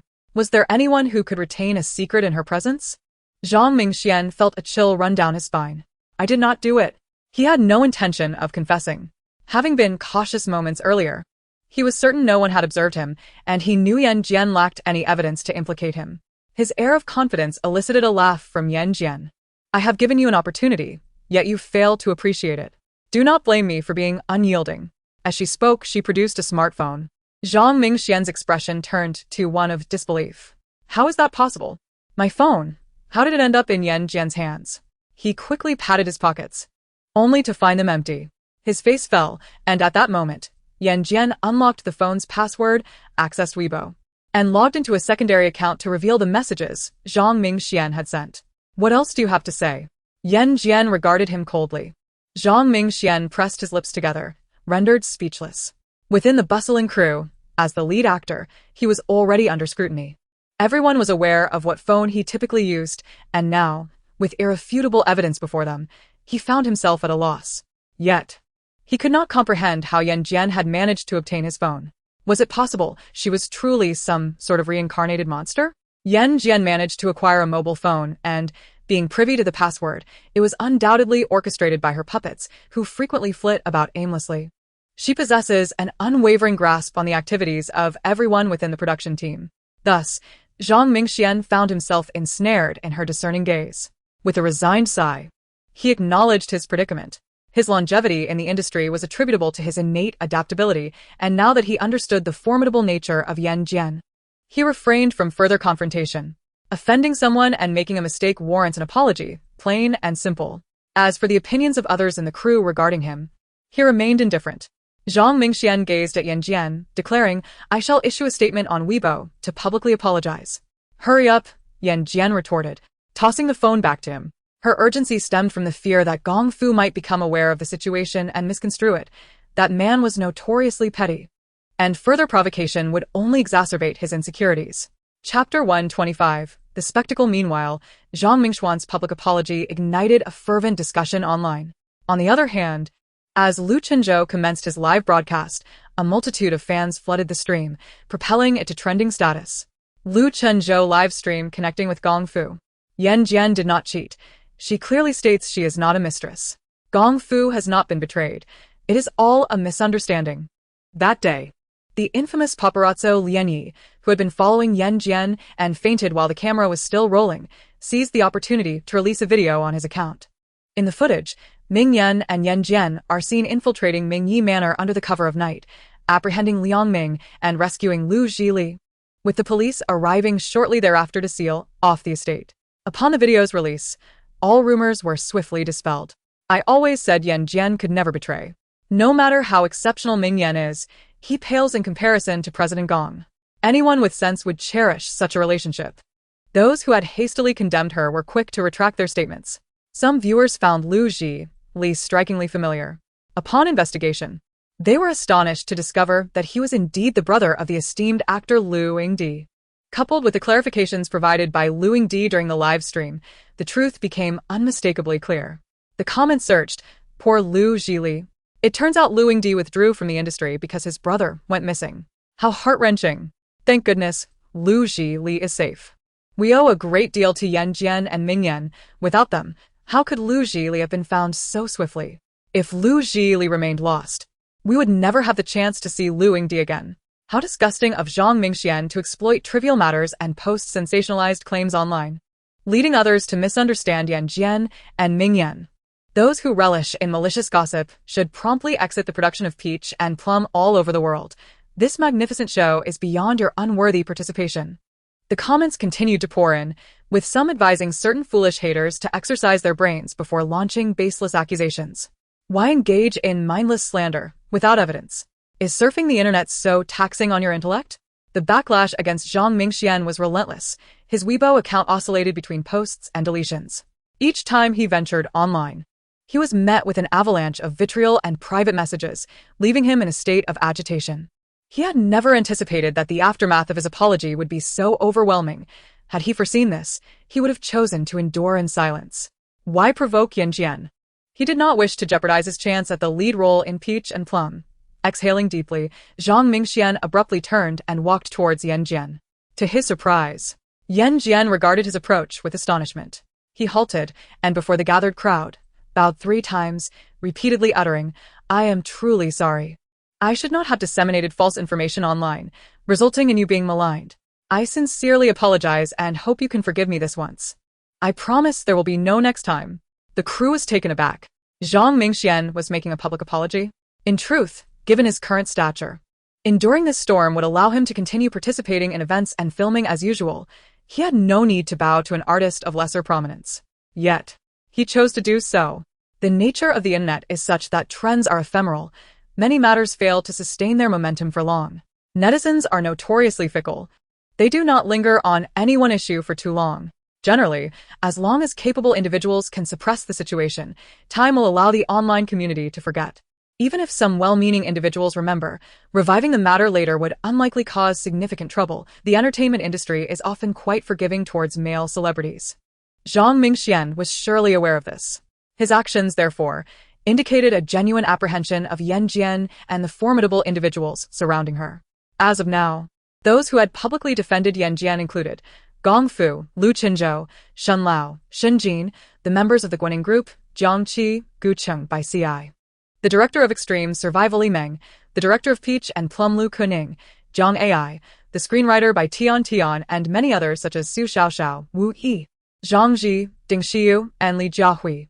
The crew, previously unaware of the Weibo activity, were left astonished at the sheer number of prominent figures rallying to Yan Jin's support. The array of influential accounts, upon inspection, were predominantly established names. Their perception of Yan Jin began to shift, as they pondered when the previously overlooked Yan Jin had garnered such a remarkable network. Chapter 126. Going live upon witnessing the extensive list of accounts defending Yan Jin, netizens couldn't help but jest. Good heavens, when Yan Jin faces a crisis, it seems the entirety of the entertainment industry mobilizes. Who else could rival such a lineup? Not only the stars of the entertainment world, but the YR Group. The Shun Group and the Supernatural Group alone were sufficient to overshadow many within the industry. Haha, behold the societal prowess of Sister Jian, beauty and boldness combined. After Bai Si's statement on Weibo, he rushed off upon confirming that the elder was unharmed, intent on rescuing his fellow disciples from the Xuanmenguan. He recalled that they had ventured out to solicit clients due to the temple's recent opening, only to be misconstrued as harassers, leading to their detainment at the police station. A wave of frustration washed over him. Upon arriving at the station, he submitted the necessary documentation and escorted his peers back. As they returned to Xuanmenguan, Bai Si suddenly produced a computer and set it before them. We live in a technological age. The methods of our master's generation are no longer effective. Finding clients is now quite simple. Let's go live. Go live? The others were bewildered. Having spent so much time in seclusion on the mountain, their most extensive experience with technology was watching short videos. The concept of live streaming was foreign to them. Bai Si, however, remained patient, methodically explaining the process. As they observed his seasoned demeanor, the perception of Bai Si as a mere simpleton began to dissipate. Their younger disciple had matured. Not only had he become an actor, but he now possessed the skills to navigate live streaming. With determination, they decided to act. That very evening, they sought out a building imbued with an eerie atmosphere to commence their ghost hunting live stream, dividing responsibilities among the group. Some wielded cameras, while others assumed the postures of seasoned masters and others provided vivid commentary. However, after this entire process, although a few individuals entered the live streaming room, they were met with a barrage of ridicule. A ghost hunting live stream? Attempting to emulate Sister Jian, are we? Recently, there has been an overwhelming proliferation of such broadcasts. And each time I tune in, I find nothing but grandiose claims and little substance. These content creators merely engage in theatrics. Bah! They ought to promptly exit the internet. Live streaming is clearly not suitable for you, my friends. A few individuals wandered through an abandoned school. Prior to their departure, they conducted an investigation and discovered that this institution was steeped in a heavy aura of negativity, emanating predominantly from the direction of the teaching building. In a place long devoid of human habitation, dust blanketed every surface, the pathways were overrun with weeds, and the trees within the school bore an unusual abundance of leaves, creating a thick carpet of withered foliage on the ground. As one stepped upon it, a pungent scent of decay filled the air. This scene was conveyed unreservedly to the live stream. Sparse comments floated by. The atmosphere was palpable. But where were the ghosts? I knew this ghost hunting charade was nothing but a ruse. While Sister Jian indeed gained fame through this gimmick, she stands alone. It is not enough to merely venture into a desolate location and imitate Yan Jin's ghost hunting live streams to become a second iteration of her. Can't you possess a modicum of self-awareness? A classic case of overreaching ambition amidst insufficient talent. 23333. Jean Hua, catching sight of the comments suggesting they were emulating Yan Jin, felt no shame but rather took pride in it, laughing heartily. Yan Jin is my ancestor. If not her, who else should I emulate? You all could never hope to reach her level. Just be envious. Ancestor? The viewers in the comments were momentarily taken aback. What did he mean by that? The audience paid little heed to this detail, quickly launching another wave of mockery. Clinging to distant relatives and yet forgetting who your own ancestors are? For the sake of clout, you seem to have abandoned all sense of dignity. I wonder if your ancestors would be enraged upon hearing such words. Sister Jian, did I just gain several more grandchildren out of the blue? Jian was utterly bewildered upon hearing this.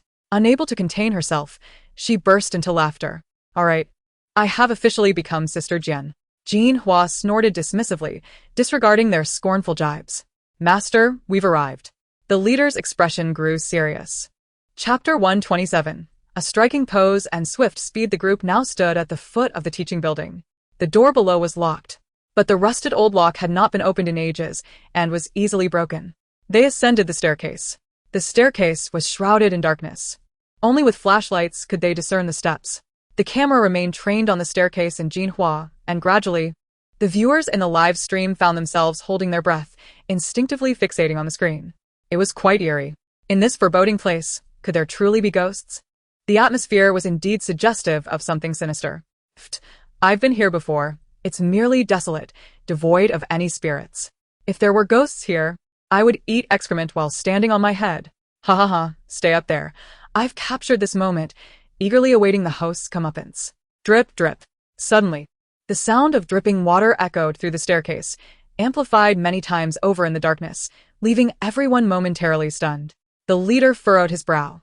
This place had been abandoned for so long. Where could the sound of dripping water possibly come from? The second member swallowed hard, who knows? The third member rubbed his arms, somewhat perplexed. Don't you think this staircase seems unusually long? We've been climbing for quite a while and still haven't reached the second floor. The fourth member nodded. I noticed that too. I just counted. We've taken a total of 65 steps. So, did that mean they were caught in a ghostly loop? The leader's expression darkened. He turned to inquire about Jin Hua, but found no trace of him. Panic set in. Where's the master? Quit shouting. I'm right here. Upon hearing the voice, the leader relaxed momentarily, but as he turned, he was confronted by an enormous, gaping maw, causing him to scream in terror. What the hell? Master has turned into a ghost. They hastily brandished their weapons to fend off the long-haired ghost. Simultaneously, the camera captured the ghost's ghastly pale face, its grotesquely bulging black eyes, and the bloodied grin that stretched unnaturally to its ears.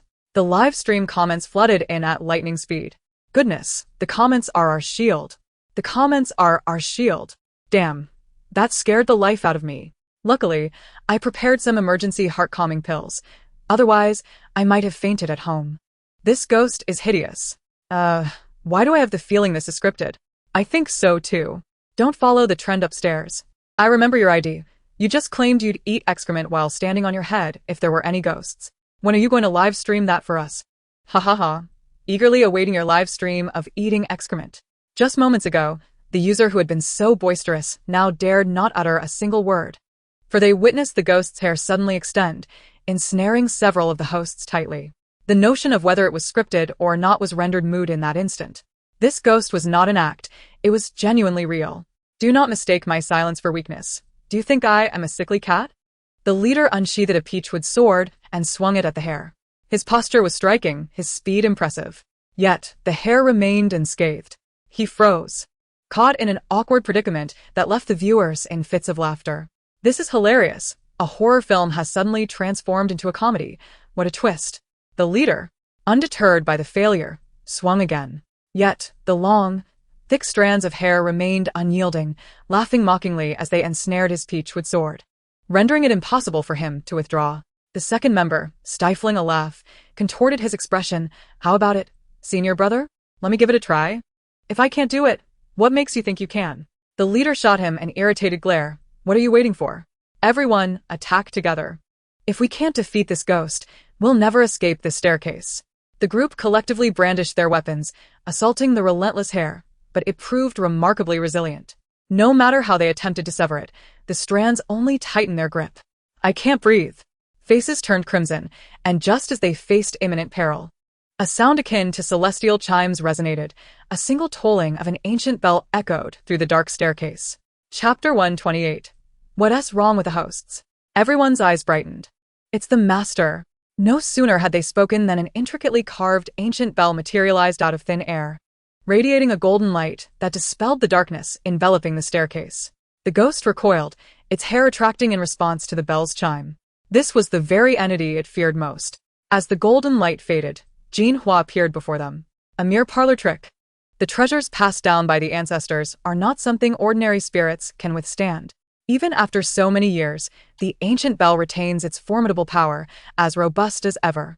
Jin Hua let out a cold scoff, producing a talisman and affixing it to the female ghost, causing the surrounding illusions to revert to their original state. The onlookers soon realized they were no longer in the stairwell, but had instead ascended to the rooftop. Goodness, the leader exclaimed, gazing down at the staggering height of 10 stories, retreating in fright. They were perilously close to tumbling off the edge. Had it not been for the timely intervention of their master, the consequences could have been dire. The viewers of the live stream were left in shock. Wow, incredible. Did that technique really subdue the female ghost? Impressive. Bro, 666, double thumbs up for you. At that moment, no one paid attention to the comments. The female ghost wept, her sorrowful cries reverberating painfully in the ears of the crowd, causing their heads to throb. They hurriedly distanced themselves from her to find some relief. Why do you linger here instead of leaving? Jin Hua asked, undeterred by the emotional turmoil.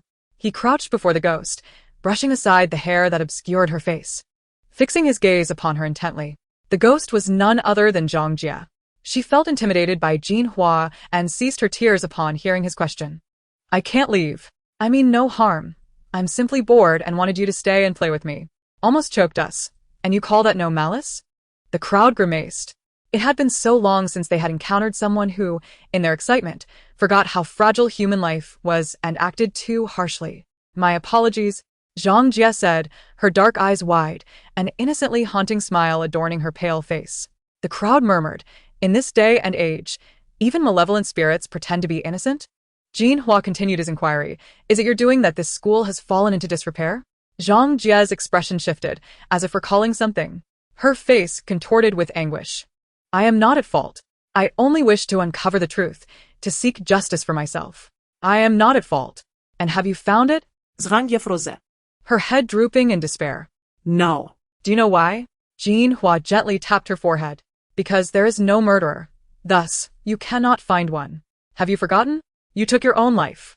Zhang Jie stared blankly ahead, fragments of lost memories gradually resurfacing. Jin Hua settled cross-legged before her, softly reciting scriptures. With each incantation, Zhang Jie's spirit began to dissipate. The unique cadence of his chanting echoed in the live stream, astonishing viewers who found themselves invigorated, the fatigue of their sleepless night vanishing entirely. Wow, how incredible! Listening to the host's recitation has made me feel completely awake. Same here.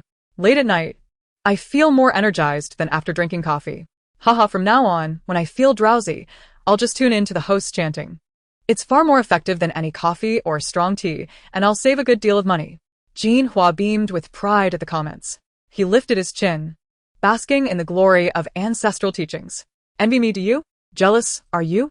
The viewers fell silent. Why is the host so insufferable? They wondered. Yet, they began to piece together that the ancestor he had mentioned earlier was indeed the Yan Jin referred to at the beginning of the broadcast, igniting their curiosity even further. After subduing the female ghost, Jin Hua rose and led his disciples downstairs. Are we heading back now? The leader asked. Jin Hua shook his head. Zhang Jie didn't die by accident. She suffered severe bullying. Justice must be served. Though she has moved on, we must help her attain it. The leader was taken aback. Why didn't you tell her that earlier? Jin Hua struggled to maintain his serious demeanor. I usually have you recite scriptures and study, and yet you chose to raise pigs. Now you dare to question me? Had it not been for the live stream, he would have struck his eldest disciple. The leader shrugged, opting not to pursue the topic further. The second disciple leaned in to explain quietly. Just now, Zhang Jie was merely an ordinary malevolent spirit. If she were to learn the whole truth, she would surely become a vengeful spirit, refusing to reincarnate. Time waits for no one. Death cannot be undone. Even if she knew everything, it would not benefit her. The master refrained from telling her to allow her to let go and embrace her reincarnation.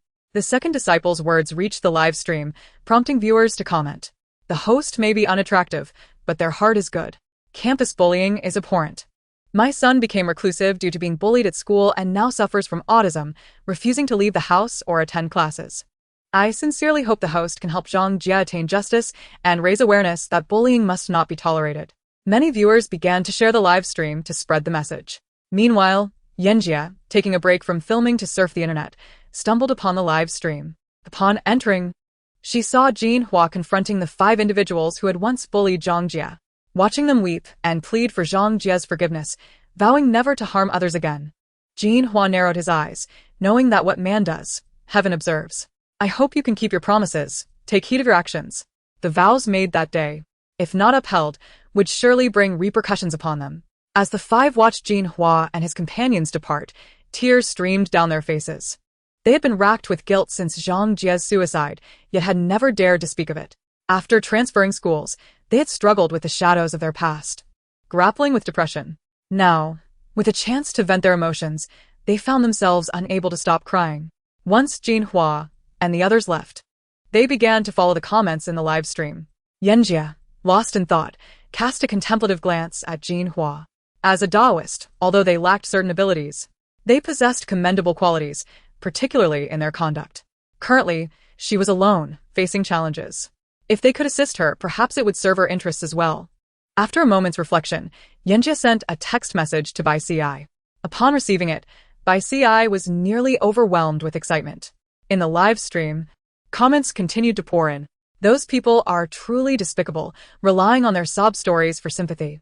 They caused someone's death and should be let off the hook? What a pity. Don't be so radical.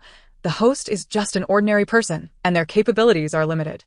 Those individuals have already committed to visiting Zhang Jie's parents annually and supporting them, taking on responsibilities that they failed to fulfill. Isn't that enough? Money can solve everything? Can it ease the pain of a parent losing their child? Don't be so naive. Death cannot be undone. This is the best resolution for Zhang Jie's parents. Resolution. Regardless of the parent, no one would wish to confront the perpetrator who indirectly caused their child's demise. You insist on standing against me, do you? Who initiated this confrontation first? The barrage of comments grew increasingly heated. Jin Hua, witnessing the escalating turmoil, hastily recited prayers to soothe the emotions of the netizens. Once calmness was restored, the comments began to normalize. The streamer had fulfilled their duties. The rest was left to us. All eyes were fixed on those few individuals. If they failed to honor their promises, they could not blame us for our lack of civility. Personally, I do not mind taking on the role of a human purifier. The upper floor exudes an impressive aura. I admire it, By the way, do you not find the streamer remarkably familiar? Chapter 130. Deserts the more I observe. The more he resembles someone I know. It dawns on me. He is the eminent monk Jin Hua, whom my father once mentioned. I can't believe I am seeing him here. No, I must hurry and inform my father. Who is Jin Hua? Hold on, do not leave. I await an introduction. Jin Hua is the highly enigmatic leader of the Xianmen sect, an organization akin to the Supernatural Abilities Group. Surely by now, everyone has become acquainted with the similarities between the two, akin to the distinction between private and public institutions. The absurdity of private versus public. I comprehend now. Wait. Is the streamer truly that formidable? Then the ancestor, Yan Jin, they mentioned must be even more impressive? I must follow the streamer and Sister Jian. Sister Jian has not made an appearance in quite some time, yet her legends are ubiquitous. As one topic fades from trending, another springs forth in the live stream. Let me clarify, my curiosity is purely innocent. Fans, do not misconstrue my intentions. I simply wish to inquire how such a prominent figure has come to host a live stream. Who knows? Perhaps they simply enjoy experiencing life. Whimper, if that is the case, I would love to invite them to my home. I have a sense that something is amiss in my household. Jin Hua did not overlook this comment. He promptly sent a private message to the netizen. Soon, he acquired the address and received the first order for the Xianmen temple. The group ceased the live stream and headed over the following day. Following a single live stream, Jin Hua's ghost hunting broadcast became an overnight sensation. The replay shot to the homepage, garnering countless likes and comments. As viewers expressed their excitement over finally having a reliable ghost hunting livestream to follow after Yan Jin, the Xianmen Temple adeptly fulfilled its first order. Not only earning substantial compensation but also receiving referrals for new clients, resulting in the disciples no longer idly swatting mosquitoes. Of course, Jin Hua declined the remuneration and, in the presence of the clients, donated it instead. Witnessing their prowess and kindness, the clients' admiration for the Xianmen Temple soared. Consequently, the reputation of the Xianmen sect began to improve gradually. Satisfied, Jin Hua and his companions returned to the Xianmen Temple. Upon seeing them, Bai Si presented the text message he had received. Take a look, it's from the ancestor. The message contained but 3 words. Well done. Well done. This message from the ancestor undoubtedly affirmed their efforts, validating that their choice to pursue live streaming was indeed the right path. Jin Hua's face broke into a beaming smile, brimming with renewed vigor. The others mirrored his elation. Witnessing everyone's joy, Bai Si allowed a faint smile to grace his lips. He would need to express his gratitude to the ancestor the following day, though he was uncertain of her culinary preferences. Currently, Bai Si, lacking knowledge, resorted to searching online. He discovered that a majority of the responses suggested girls typically favored desserts. Although he had always been adept in the kitchen, he had never attempted to create desserts. The two tasks should not differ significantly. After a moment's contemplation, Bai Si promptly rose to procure the necessary ingredients, preparing to craft something himself. Meanwhile, Ming Yan was at home, staring intently at the painting he had obtained from Mingyi Mountain Villa, lost in thought. Following the painting's clues would lead to the treasure. Sacred Mountain Pen, Sunflower. Where could this possibly refer to? Ming Yan had never paid much attention to treasure hunting until he became acutely aware of his feelings for Yan Jin. His anxiety had intensified. The desire to surpass Gong Fu grew ever stronger. Only by becoming more outstanding and affluent than Gong Fu would Yan Jin glance his way. Ming Yan was baffled by this sudden fixation. Gripping the painting frame, his knuckles turned white from the pressure. Suddenly, a text message disrupted his reverie. He pulled out his phone and swiped to reveal a look of surprise. Soon, astonishment was swiftly replaced by delight. Chapter 131. New variety show. An invitation for a new variety show? Yan Jin is a guest? Just moments ago, he had been fretting over what to do. And now an opportunity had presented itself. Ming Yan curved his lips into a smile and promptly replied to the message. I'm in. Lu Chunzhou received the message, chuckling to himself. Brother, do you think this might be a bit inappropriate? Lu Chunzhou pondered the implications of his relationship with Gong Fu, fearing that he might lose a friend if Gong Fu were to become enraged. His assistant was filled with trepidation. Lu Chunzhou lightly tapped the assistant's forehead. What are you worrying about? I am merely repaying a kindness and facilitating a connection. What could he possibly say? It's just a variety show. If Yan Jin can withstand the challenge, it would be beneficial for him. If not, discovering it sooner would be preferable. Clearly, there was a mischievous intent behind this, a desire to orchestrate a spectacle while cloaked in moral pretense. The assistant pressed his forehead and blinked, falling silent. Thus, under Lu Chunzhou's subtle machinations, Yan was also granted leave. And the Yan Jin production team was given a week off to attend the new variety show in Jin City. This variety show revolved around horror and the supernatural. Specifically tailored by director Li Meng for Yan Jin. The theme entailed embarking on thrilling adventures in locales renowned for their supernatural legends. In addition to Yan Jin as a permanent guest, 3 other celebrities were invited. Ming Yan, Yi Ying, and Lu Kuo-xian. The combination of 2 men and 2 women was quite striking.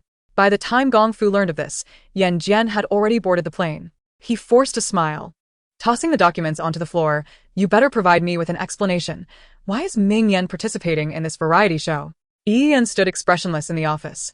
You will have to inquire with his agent about that. Gong Fu was both infuriated and amused. He had allowed Ming Yan to develop freely beneath his watchful eye, believing he could maintain control over every action. Yet, unexpectedly, the dog he had nurtured had learned to nip at its master. Ming Yan had exploited a loophole in the contract, taking on work without permission, an egregious violation of their agreement. Was he prepared to face the consequences upon his return? For Yan Jin, had Ming Yan truly thrown caution to the wind? Gong Fu's face darkened. He rapped his fingers on the table, the echo of the tapping resonating in the quiet office. Before Yi Yan could respond, he spoke again. I will also participate. What? Yi Yan was momentarily taken aback, but she quickly regained her composure. Are you also going to participate in this variety show? Go ahead and arrange it. Gong Fu waved his hand dismissively. Yi Yan could only silence herself and withdraw. For Yan Jin's sake, he had truly lowered his status to join a variety show. Not to mention, with YR currently busy preparing for a bid, did he not fear drawing criticism from others? When did their president become so capricious and reckless? Yi Yan rubbed her nose bridge in exasperation. The 001 system had just endured a severe reprimand at the conference. Not only had its performance plummeted, but it had also hit rock bottom. The 001 system was in a state of torment, caught between the scorn of the heavenly Tao and the mocking gazes of other systems. What it found most unbearable was that the quickware system number 131, which it secretly admired, had unexpectedly entered a romantic relationship with the current top-ranked system, number 188. Dejected, it returned home. As soon as it stepped inside, it spotted Gong Fu standing in Yan Jin's room, opening the wardrobe with a furtive demeanor. Its eyes sparkled with excitement. A chance had presented itself. It promptly activated the recording function. Gong Fu sensed something amiss, but upon glancing back, he found no one there. He furrowed his brow slightly and redirected his attention back to the wardrobe. The once somewhat empty wardrobe was now filled with new clothes, shoes, and undergarments, items he had meticulously chosen after discreetly taking measurements. A smirk tugged at the corners of Gong Fu's lips as he closed the wardrobe and turned to leave. The 001 system observed his familiarity with the space and realized that during its absence, this man had likely frequented here quite often. Just look at that key. Was it given to him by Yan Jin, or had he made a duplicate? 001 rolled its eyes and followed him, boarding the plane alongside Gong Fu, arriving at a luxurious five-star hotel in Jin City. This was the accommodation for the horror-themed variety show crew. The moment Gong Fu appeared, he captured everyone's attention. Others stood in surprise. Could President Gong be the newly added guest? Li Meng nodded in affirmation, casting a teasing glance at Yan Jin. This was all thanks to her. Had it not been for Yan Jin, President Gong would never have deigned to come here. This time, the show would certainly have no shortage of topics. Upon hearing this, Ming Yan's expression shifted. The program had not even begun, yet Gong Fu had already pursued them. What could possibly remain for him to do there?